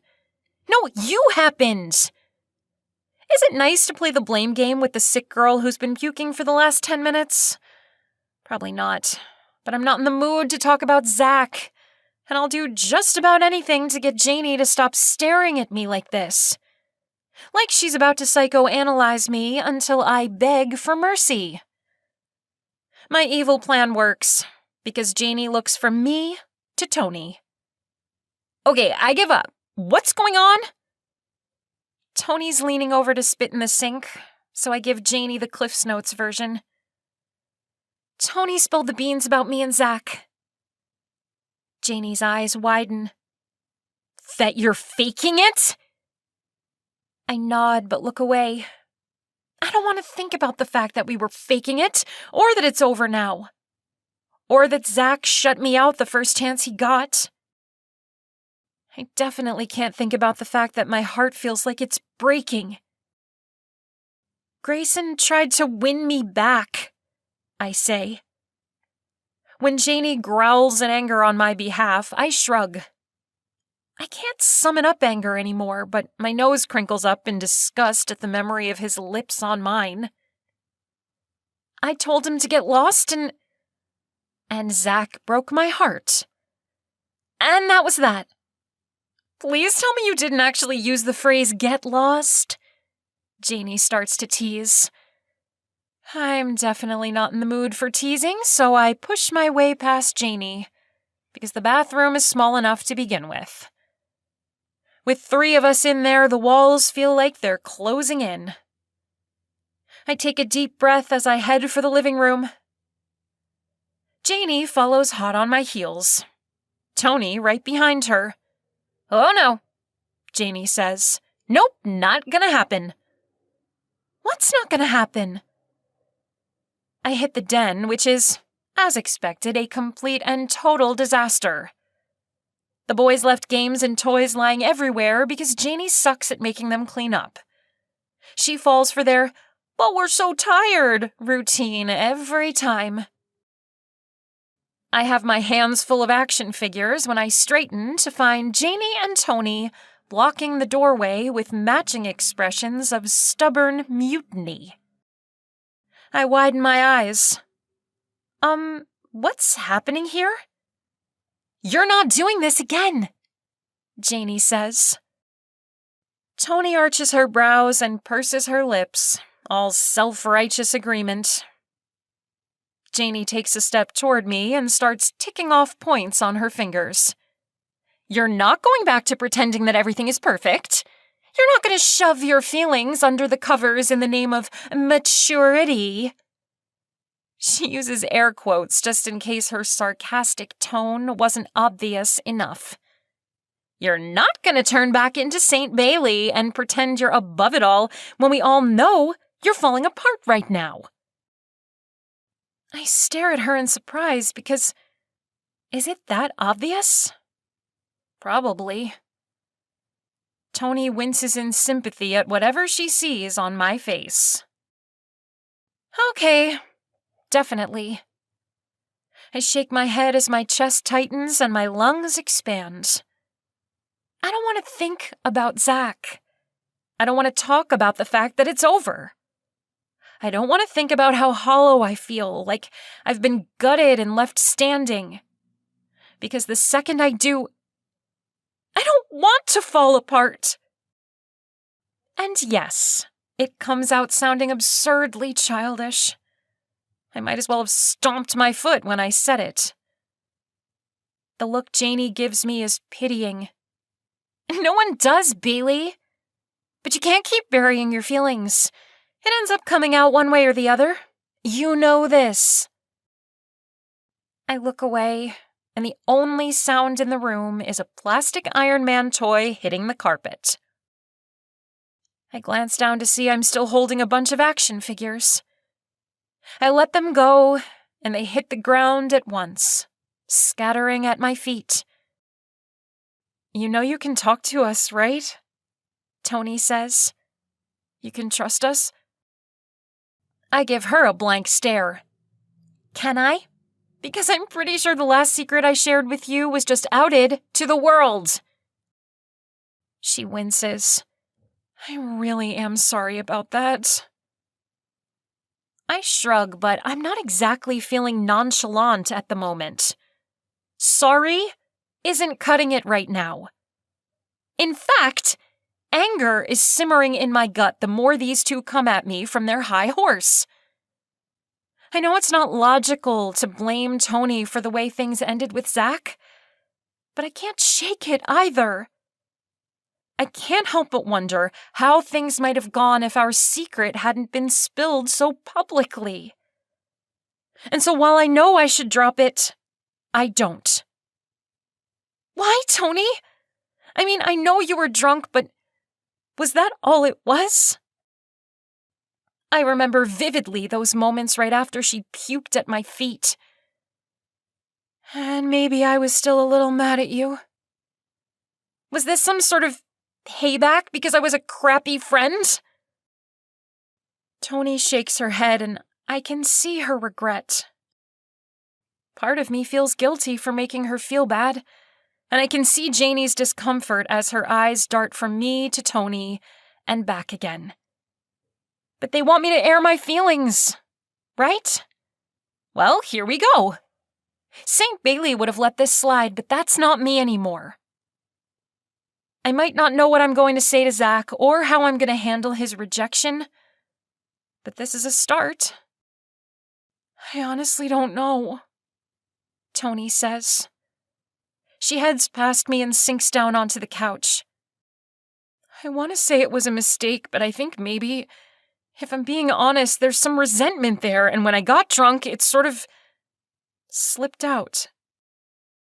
We're silent for a long moment, and I fall onto the couch beside her as the silence stretches between us. I still feel like an ass for how I handled things between us years ago, but it's hard not to feel hurt right now, too. Janie stands in front of us with her arms crossed. Do you know what you two are? I glance at Tony, and the two of us look up at Janie. What? I say. She waves a finger between us. Your baby and Lisa.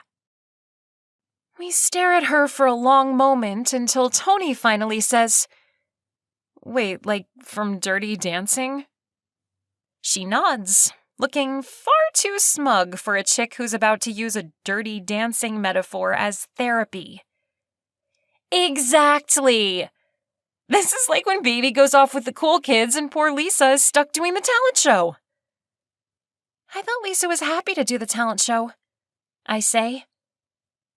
This earns me stares from both of them as Janie says wearily, Bailey, no one wants to do the talent show. Tony gives me a little shrug like she kinda agrees.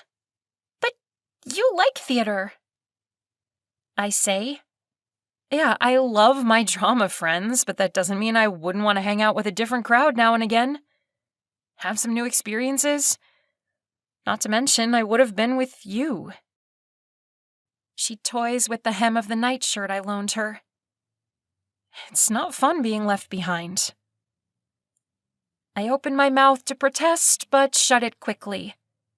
I should have included her, and I know it. This isn't news, but I haven't really apologized. Not the way I should have. I'm sorry, Tony. I was a crappy, self-absorbed friend. You're right, I say. And I was wrong. She meets my gaze levelly for a long moment, and then her lips twitch up at the corners and she drops her voice several octaves. When I'm wrong, I say I'm wrong. I burst out in a laugh that feels strange when my chest still feels so empty.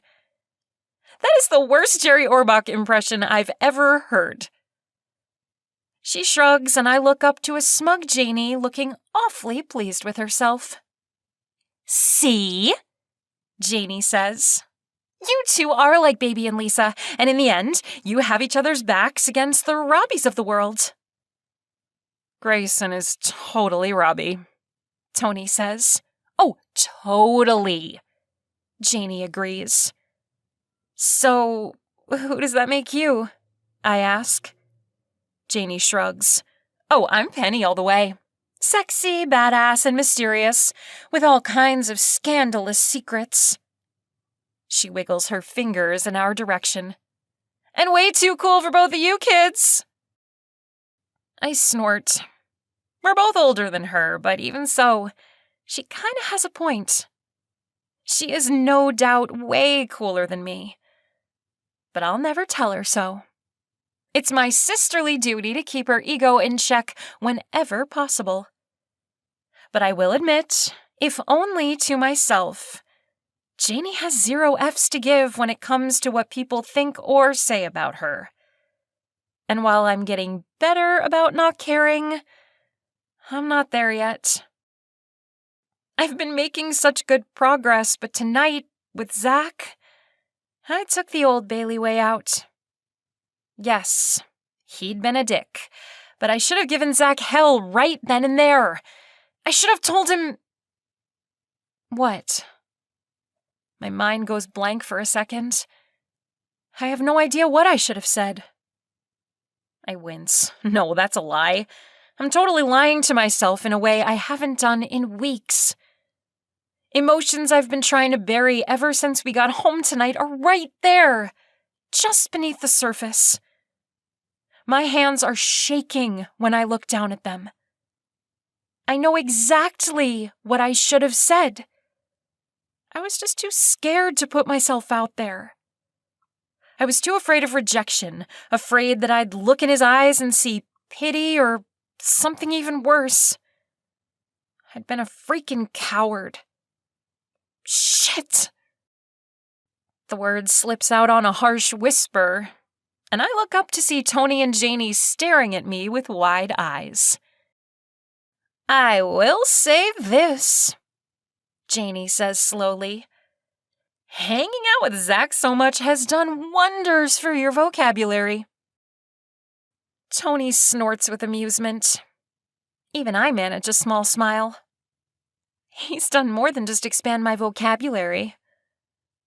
Janie's eye roll conveys, well, duh. And Tony outright says it. Of course he has, Bailey. Anyone can see that you two have been good for each other. I look down at my hands again. They're still shaking, but I can't say if it's from fear or sadness. I know heartache is waiting.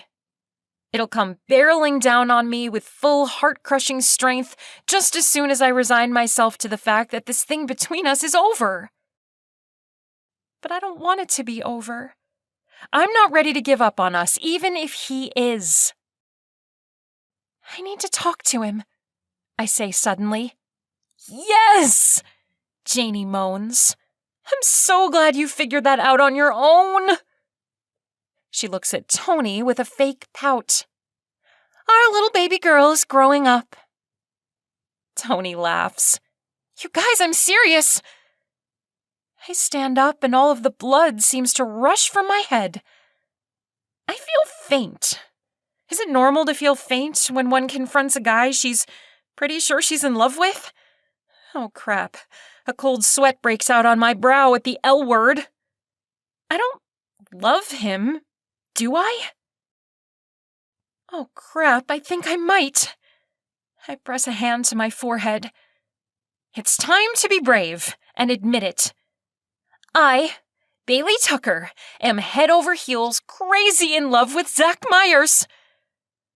A weird wheezing noise escapes from my lungs. It's terror and excitement and panic and terror. Did I say terror already? I look from Janie to Tony and then back again. I don't know how to tell him. Tony stands up and pushes me toward the door. Girl, you look worse than I feel. The best thing you can do is just say it. Say whatever it is you need to get off your chest. Rip off the Band-Aid, Janie agrees from behind me. I let them lead me to the back door. But what do I say? What if I panic? What if I freeze? I look at them with wide eyes as a whole new fear hits me smack in the forehead. What if I'm wrong? What if I'm wrong about how I feel is what I mean, but also, what if I'm wrong about how he feels? What if he doesn't feel the same? What if he's not even close to feeling this way? My head is spinning with horrifying what-ifs as Janie takes me by the shoulders and grips me like she's a coach about to give some tough love. There's no wrong when it comes to emotions. You can be confused about what you're feeling, or your feelings might not be reciprocated, but Tony smacks Janie's shoulder when my face drains of blood and my eyes widen. But, Janie says again loudly, you won't know unless you confront this head on. One of you has to be brave. Why does it have to be me? I whimper. Janie gets serious. Because you're Bailey Tucker, and you're strong as hell. Tony nods. You told Grayson you'd cut his dick off. You're a freaking badass. Janie looks to Tony. Wait, she did what? I straighten, their words giving me a burst of confidence. Right, you're right. I need to do this for my own sake, no matter the consequences. Damn straight. Tony clasps a hand on my shoulder alongside Janie's, her expression fierce. Remember, nobody puts baby in the corner.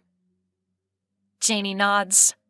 Nobody puts Bailey in the corner. I stare at them for a long moment to see if they're serious. They are. As far as rallying cries go, I'm not sure that's a winner. They're both giving me fierce glares now, and I'm not gonna lie, it's a little weird. Tony repeats the line. Nobody puts Bailey in the corner. I nod, letting go of the ridiculousness of that battle cry. It might be stupid, but it's kind of working. Yes, okay. Nobody puts Bailey in the corner. I can do this. I'm done swallowing my emotions. I'm through pretending I'm all right when my heart is breaking. I'm ready to come out and fight for what I want. I wipe clammy palms on my pajama pants as I head through the back screen door to go find Zack. Tony and Janie follow me onto the back porch. Summon your inner baby and tell him how you feel, Tony shouts. I take a few solid strides toward Zack's yard, but I stop short when I see him burst out of his back door and head straight for their shed. Well, that's not exactly heartening. I'm over here planning to spill my guts to this guy, and apparently he's decided that tonight is the night to take up weeding.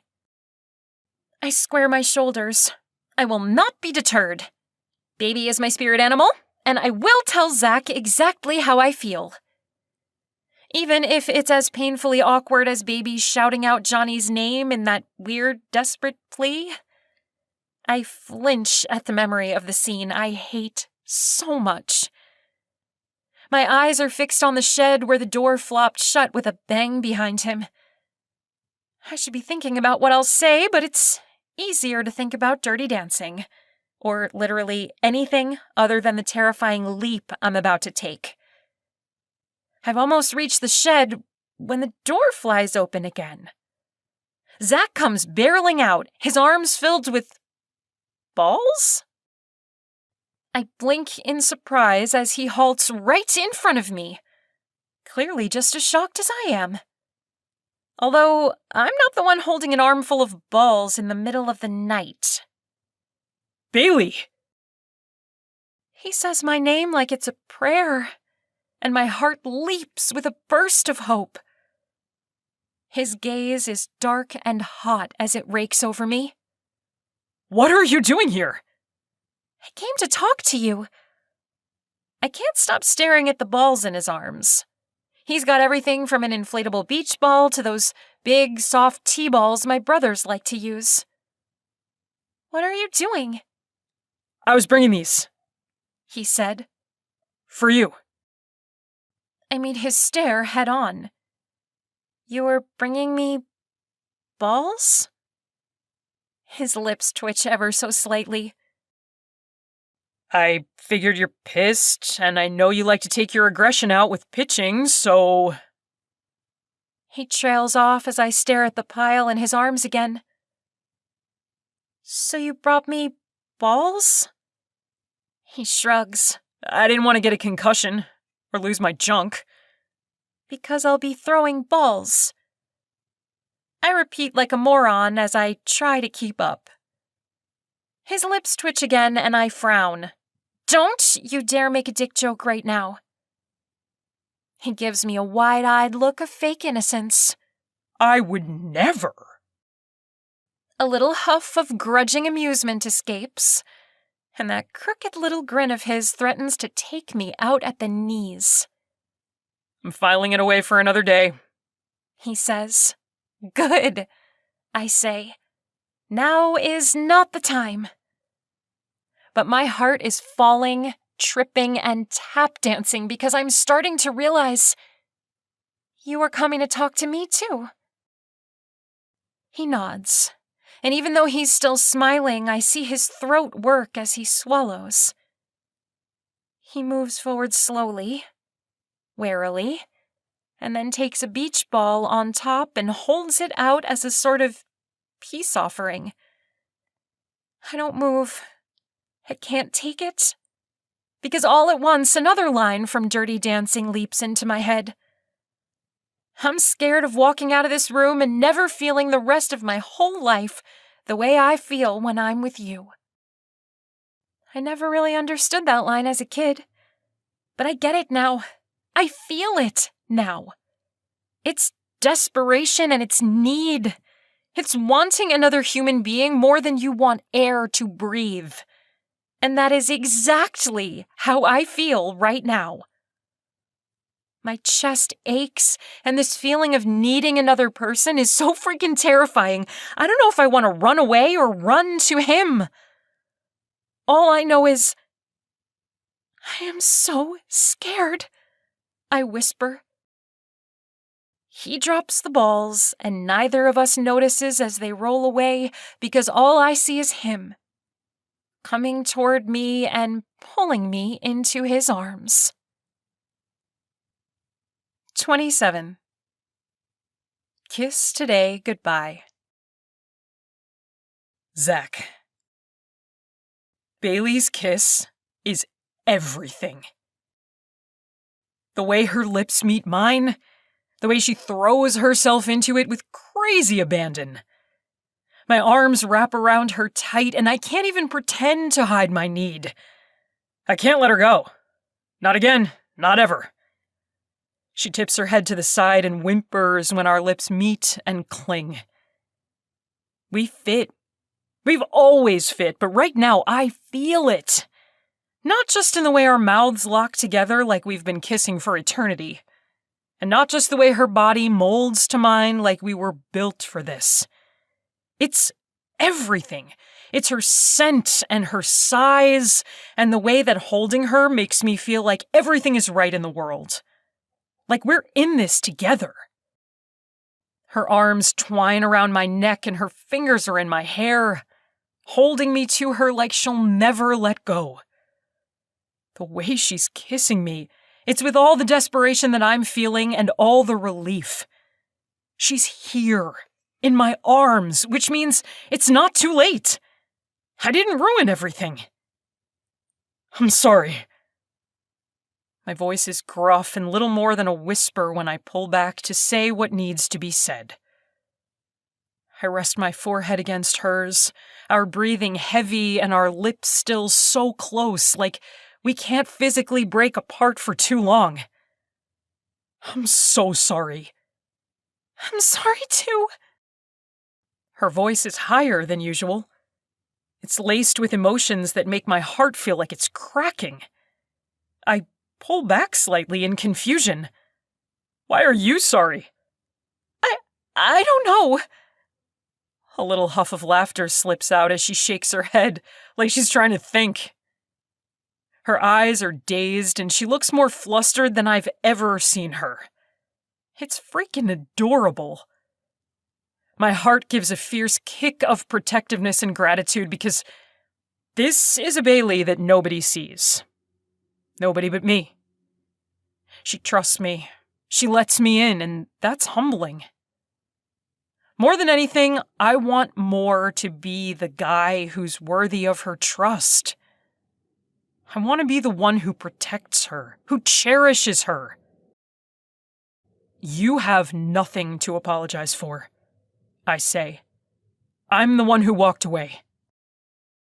I lean down again, kissing her softly. You were right before when you said I'd stop trying. My insides churn with the admission, but I know it's true. I thought it would be easier, you know. She nods, and I think maybe she does know. Maybe she understands me better than I understand myself. I swallow hard and pull back so I can look into her eyes, so she can see how serious I am. I'm done with that, though. I don't want to be that guy anymore. I want to be better. I flinch slightly at the inadequate words, and that gets another huff of amusement from Bailey. I want to try. For you, I say. I'm not letting you go again, Bailey. Ever. Her eyes widen slightly, and I'll admit I'm slightly freaked out in the intensity in my voice. And yeah, I realize I sounded like a stalker just now, I add, hoping to make her smile. I don't intend to take you prisoner, I just mean I'm gonna fight for you. Always. I'm not gonna let you go without a fight, and... She stops me with a hard kiss. Putting myself out there? It's a risk. It's scary as hell. But when Bailey flings her arms around me and squeezes me tight, it's worth it. It's so freaking worth it. I love you. She whispers the words in my ear. Her voice is shaky and packed with emotion, and my heart can't take it. The world as I know it breaks into pieces and is reformed right in front of my eyes. She loves me. I hold Bailey so tight we're pressed together from head to toe. My hands clench, gripping the fabric of her top as a wave of emotion hits me with the force of a tsunami. For a second, I can't speak. I can't do anything but hold her. My eyes shut tight as the past is washed clean and the future stretches out ahead like a beacon because Bailey Tucker loves me. I'm not sure I'm worthy of that, but I want to be. And I will be. Because my girl deserves nothing less. God, I love you, Bailey. I bury my face in her neck. I love you so much. She gasps, or maybe it's a sob. All I know is we are frantic to touch each other, to kiss and hold and get as close as humanly possible. And as I kiss her, there's wetness. She's crying. And I try to kiss away her tears. And for a while there, the rest of the world stops. There is no world outside of us. All I know is her. All I want is her. I'm never letting you go, I say again. It's a promise, a vow. She nods, her breath catching. I'm not going anywhere. I'm holding you to that, Smurfett. My heart is aching, my throat tight. She makes a sound that's somewhere between a sob and a laugh. That's the least romantic nickname for a girlfriend I've ever heard. You'll have to come up with something better. You're probably right. I steal a kiss, a goofy-ass grin spreading across my face. Girlfriend. She's my girlfriend now. Not in a phony way, and not with a time limit. What about Bae? Absolutely not. She melts against me in a way that I love. Like some couple version of a trust exercise, she rests against me like she knows I'll catch her. I'm sorry about tonight. Her eyes are still wet with tears when she looks up at me. I shouldn't have given Grayson a chance to speak, let alone kiss me. I nuzzle that spot behind her ear that always makes her shiver. I get it, a lot was going on. It caught you by surprise. I was just... She grips my shoulders tight when I kiss her there, and sure enough, she shivers. I can't stop a smug smile as I kiss my way up her neck and along her jaw. I was just so scared, she says. This is the second time she's said that, and I pull back to cup her cheek. What are you scared of, baby? The cheesy term of endearment slips out, and I guess I've found my new nickname for my girlfriend because it feels weirdly right. As soon as I found out that our secret was out there, I was terrified that this... She clutches my t-shirt. Would end. My heart just gives up the fight right then and there. She owns me. I kiss her hard, like I can kiss away her earlier fears or somehow make up for the scare I gave her when I walked away. I love this. She tightens her arms around my neck when I start to pull back. I love us. And I love who I am when I'm with you. And who's that? I try for teasing, but my voice is so gruff from all these emotions I barely recognize it. Her voice wobbles. Myself? I grin, and I'm pretty sure my heart triples in size in my chest, like the goddamn Grinch who stole Christmas. I'm myself when I'm with you. She shrugs. And you still like me, faults and all.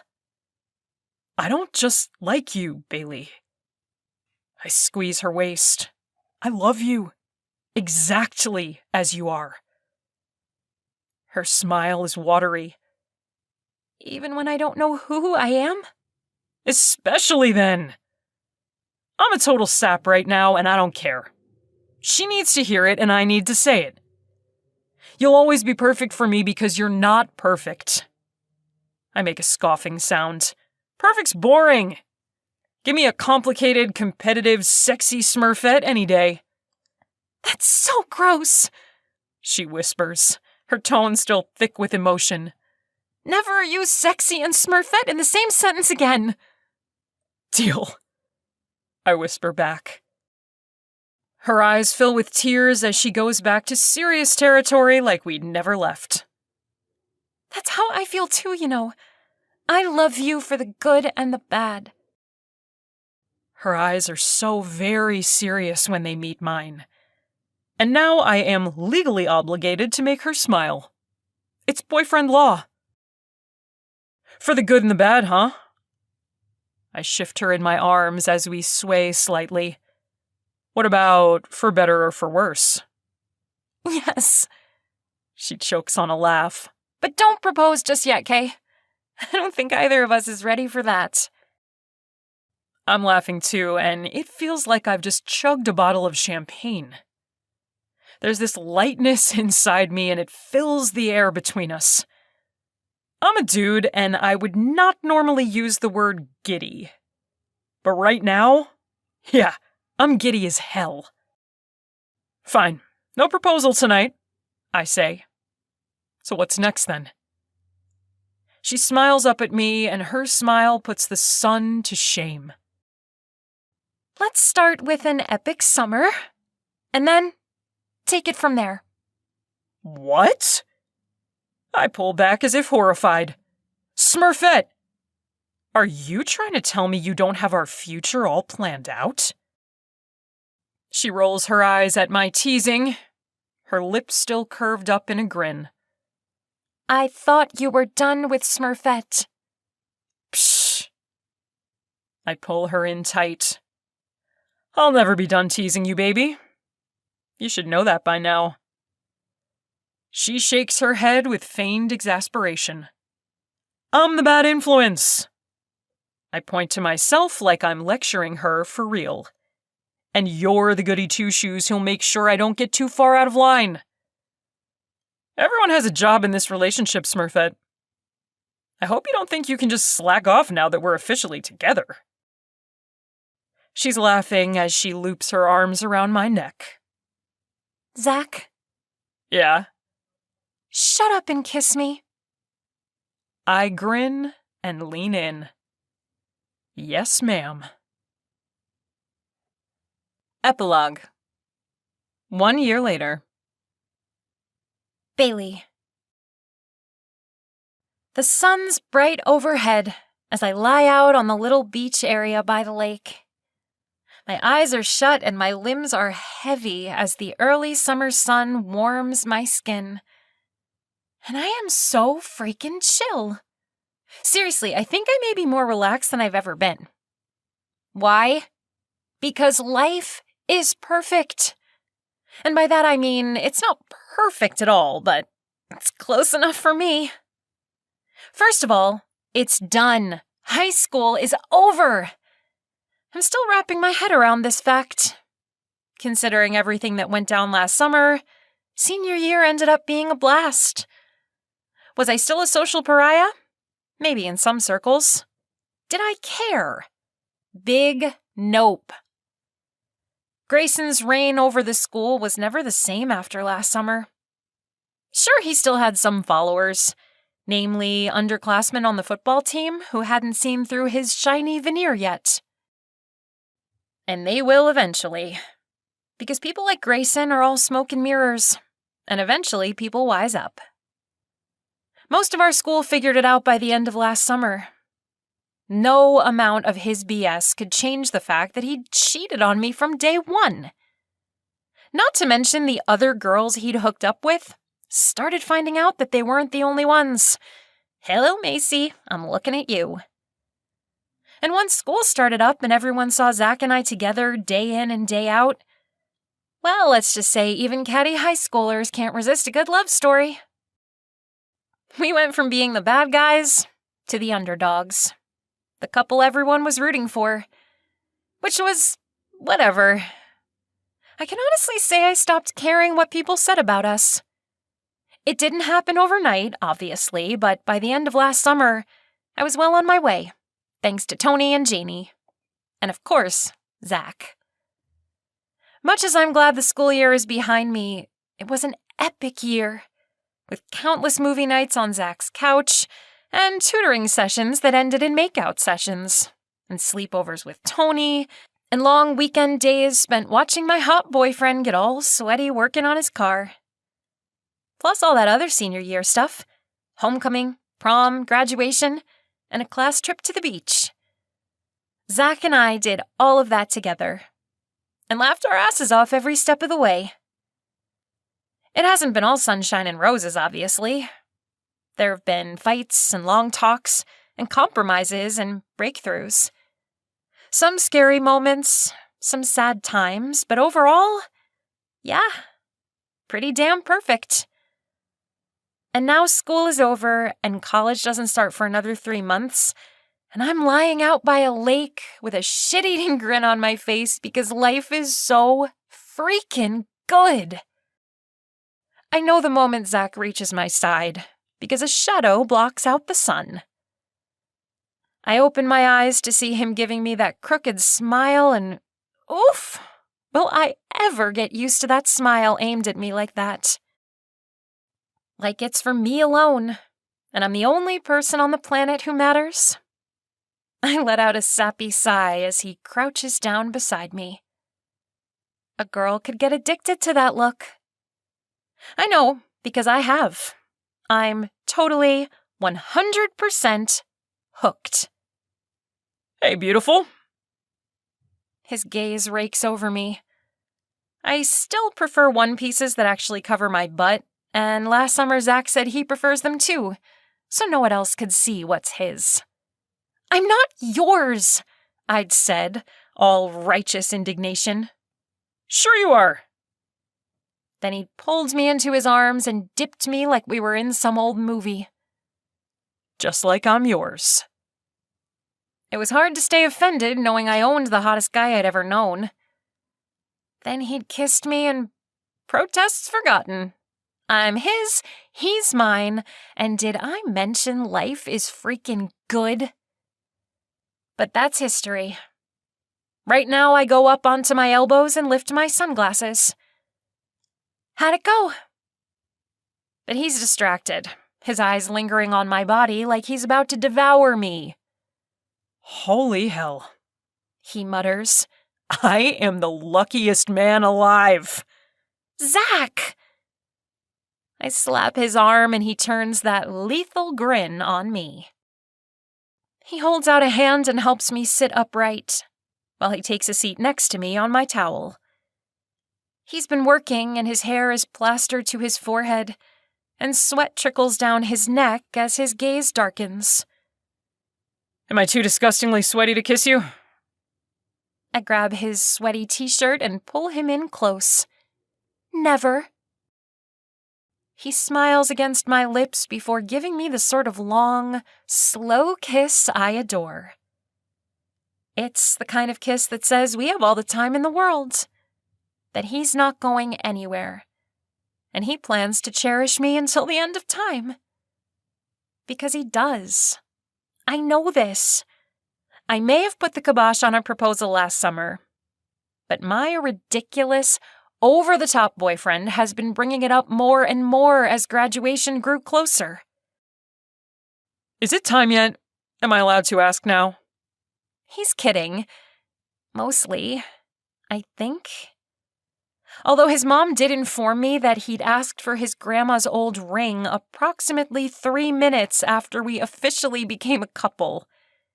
And he makes fun of me for being the long-term planner. I grudgingly pull back from his kiss because right now I'm way more impatient to find out the answer. How did it go? His grin says it all. I clutch his shoulders. Yeah? He nods and I throw my arms around him with a squeal that makes him laugh and has both of us toppling back onto the towel. I drop kisses all over his face and his arms wrap around my waist. He said yes, with conditions. Zack's smile is too sexy not to kiss. Turns out, Zack's wildly ambitious when he's properly motivated. Last summer, his whole extended family was so happy we were official, we started hanging out here at the lake more often. I'm not gonna lie, it hasn't been all hunky-dory. His dad is still a sensitive topic. But it seems like Uncle Ray and his sons have been more than happy to meet Zack where he's at. So, Zack started working for Uncle Ray, fixing up the lake property and then doing some odd jobs for his son's new home.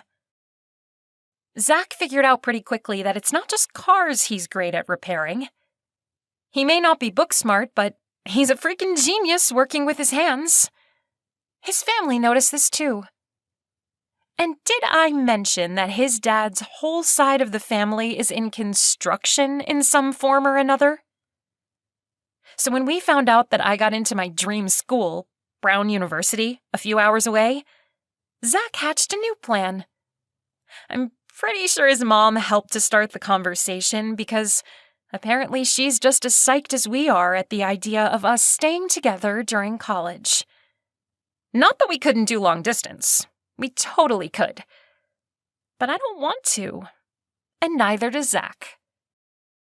And as Zack put it, construction happens everywhere, right? So, he and his great-uncle made a deal. If he worked hard for the family during the year, he'd pull some strings and make some calls and try to get him a job with a company near my school. He even offered to give me a loan, so I'll have enough for first month's rent before we get there. Zack's laughing as he talks because I haven't stopped peppering him with kisses. And I don't plan to anytime soon. This was the last piece of the puzzle for our big 5-year plan. And yes, fine, I do have a 5-year plan. I basically started working on it approximately 3 minutes after I officially told Zack I was cool with going with the flow. I am not, in fact, a go-with-the-flow sort of person. And I'm okay with that. And for some reason, Zack adores that about me. His fingers slide into my hair and he pulls me back gently so he can meet my eyes. His are warm and soft and sparkling with laughter, and those gold flecks I love so much. I take it you're happy? I smile. The happiest! That's what I love to hear. We both hear the cars pulling up and Zack sighs. That'll be the cousins. Now's the time to make a run for it, baby. Nope, your mom would kill us. He flinches like he hadn't thought of that. These family get-togethers have become a more common occurrence, and I, for one, love them. And so do Tony and Janie, who love to join. In fact, I crane my neck. That might be Tony. She said she'd drive out after her shift. Me, Tony, and Zack are all back at Windy Falls for one last summer. Grayson didn't apply this year, which is too bad. I'm a manager again, and I was really looking forward to putting him on puke duty at Tilt-A-Whirl again. Not that I'm still harboring any anger in that area. Really. I mean, I'll never forgive the jackass, but these days he's too pathetic to worry about. He's kinda sad, in a cautionary tale sort of way. Like, look kids, this is what happens to manipulative narcissists who prey on others' insecurities. At the end of the day, they end up sad and alone. And that's exactly where Grayson's heading. So no, I'm not angry. But I'm definitely not above petty revenge either, as I believe I've proven. Come on. Zack's getting to his feet. Where are we going? He doesn't pause to answer, just leans down and scoops me up into his arms. His eyes are so bright, and there's a lightness to him these days that's so at odds with the brooding, snarky ass he was only a year ago. I cling to his shoulders as he carries me over to the dock. Zack! I know what he's planning. I know it before he even turns that wicked grin my way. I pretend to scowl. Don't even think about it! Oh, I'm not thinking. He strides out onto the dock. If I recall, last summer, you threw me into this lake. Zack? I'm kicking my legs, but I can't stop laughing either, so I'm not really fooling anyone.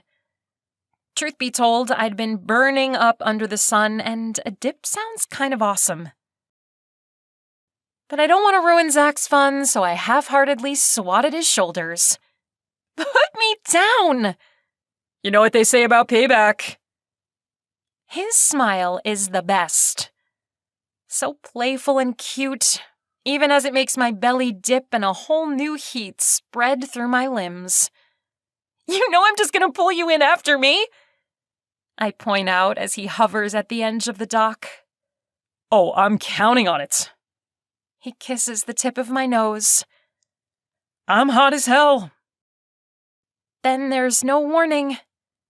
Kinda like every other day of the year that I've been with Zack, I find myself free-falling. My belly does a flip before I land in the cold water. It feels amazing, and I come up for air with a smile, only to see that he's already diving in after me. He surfaces right in front of me.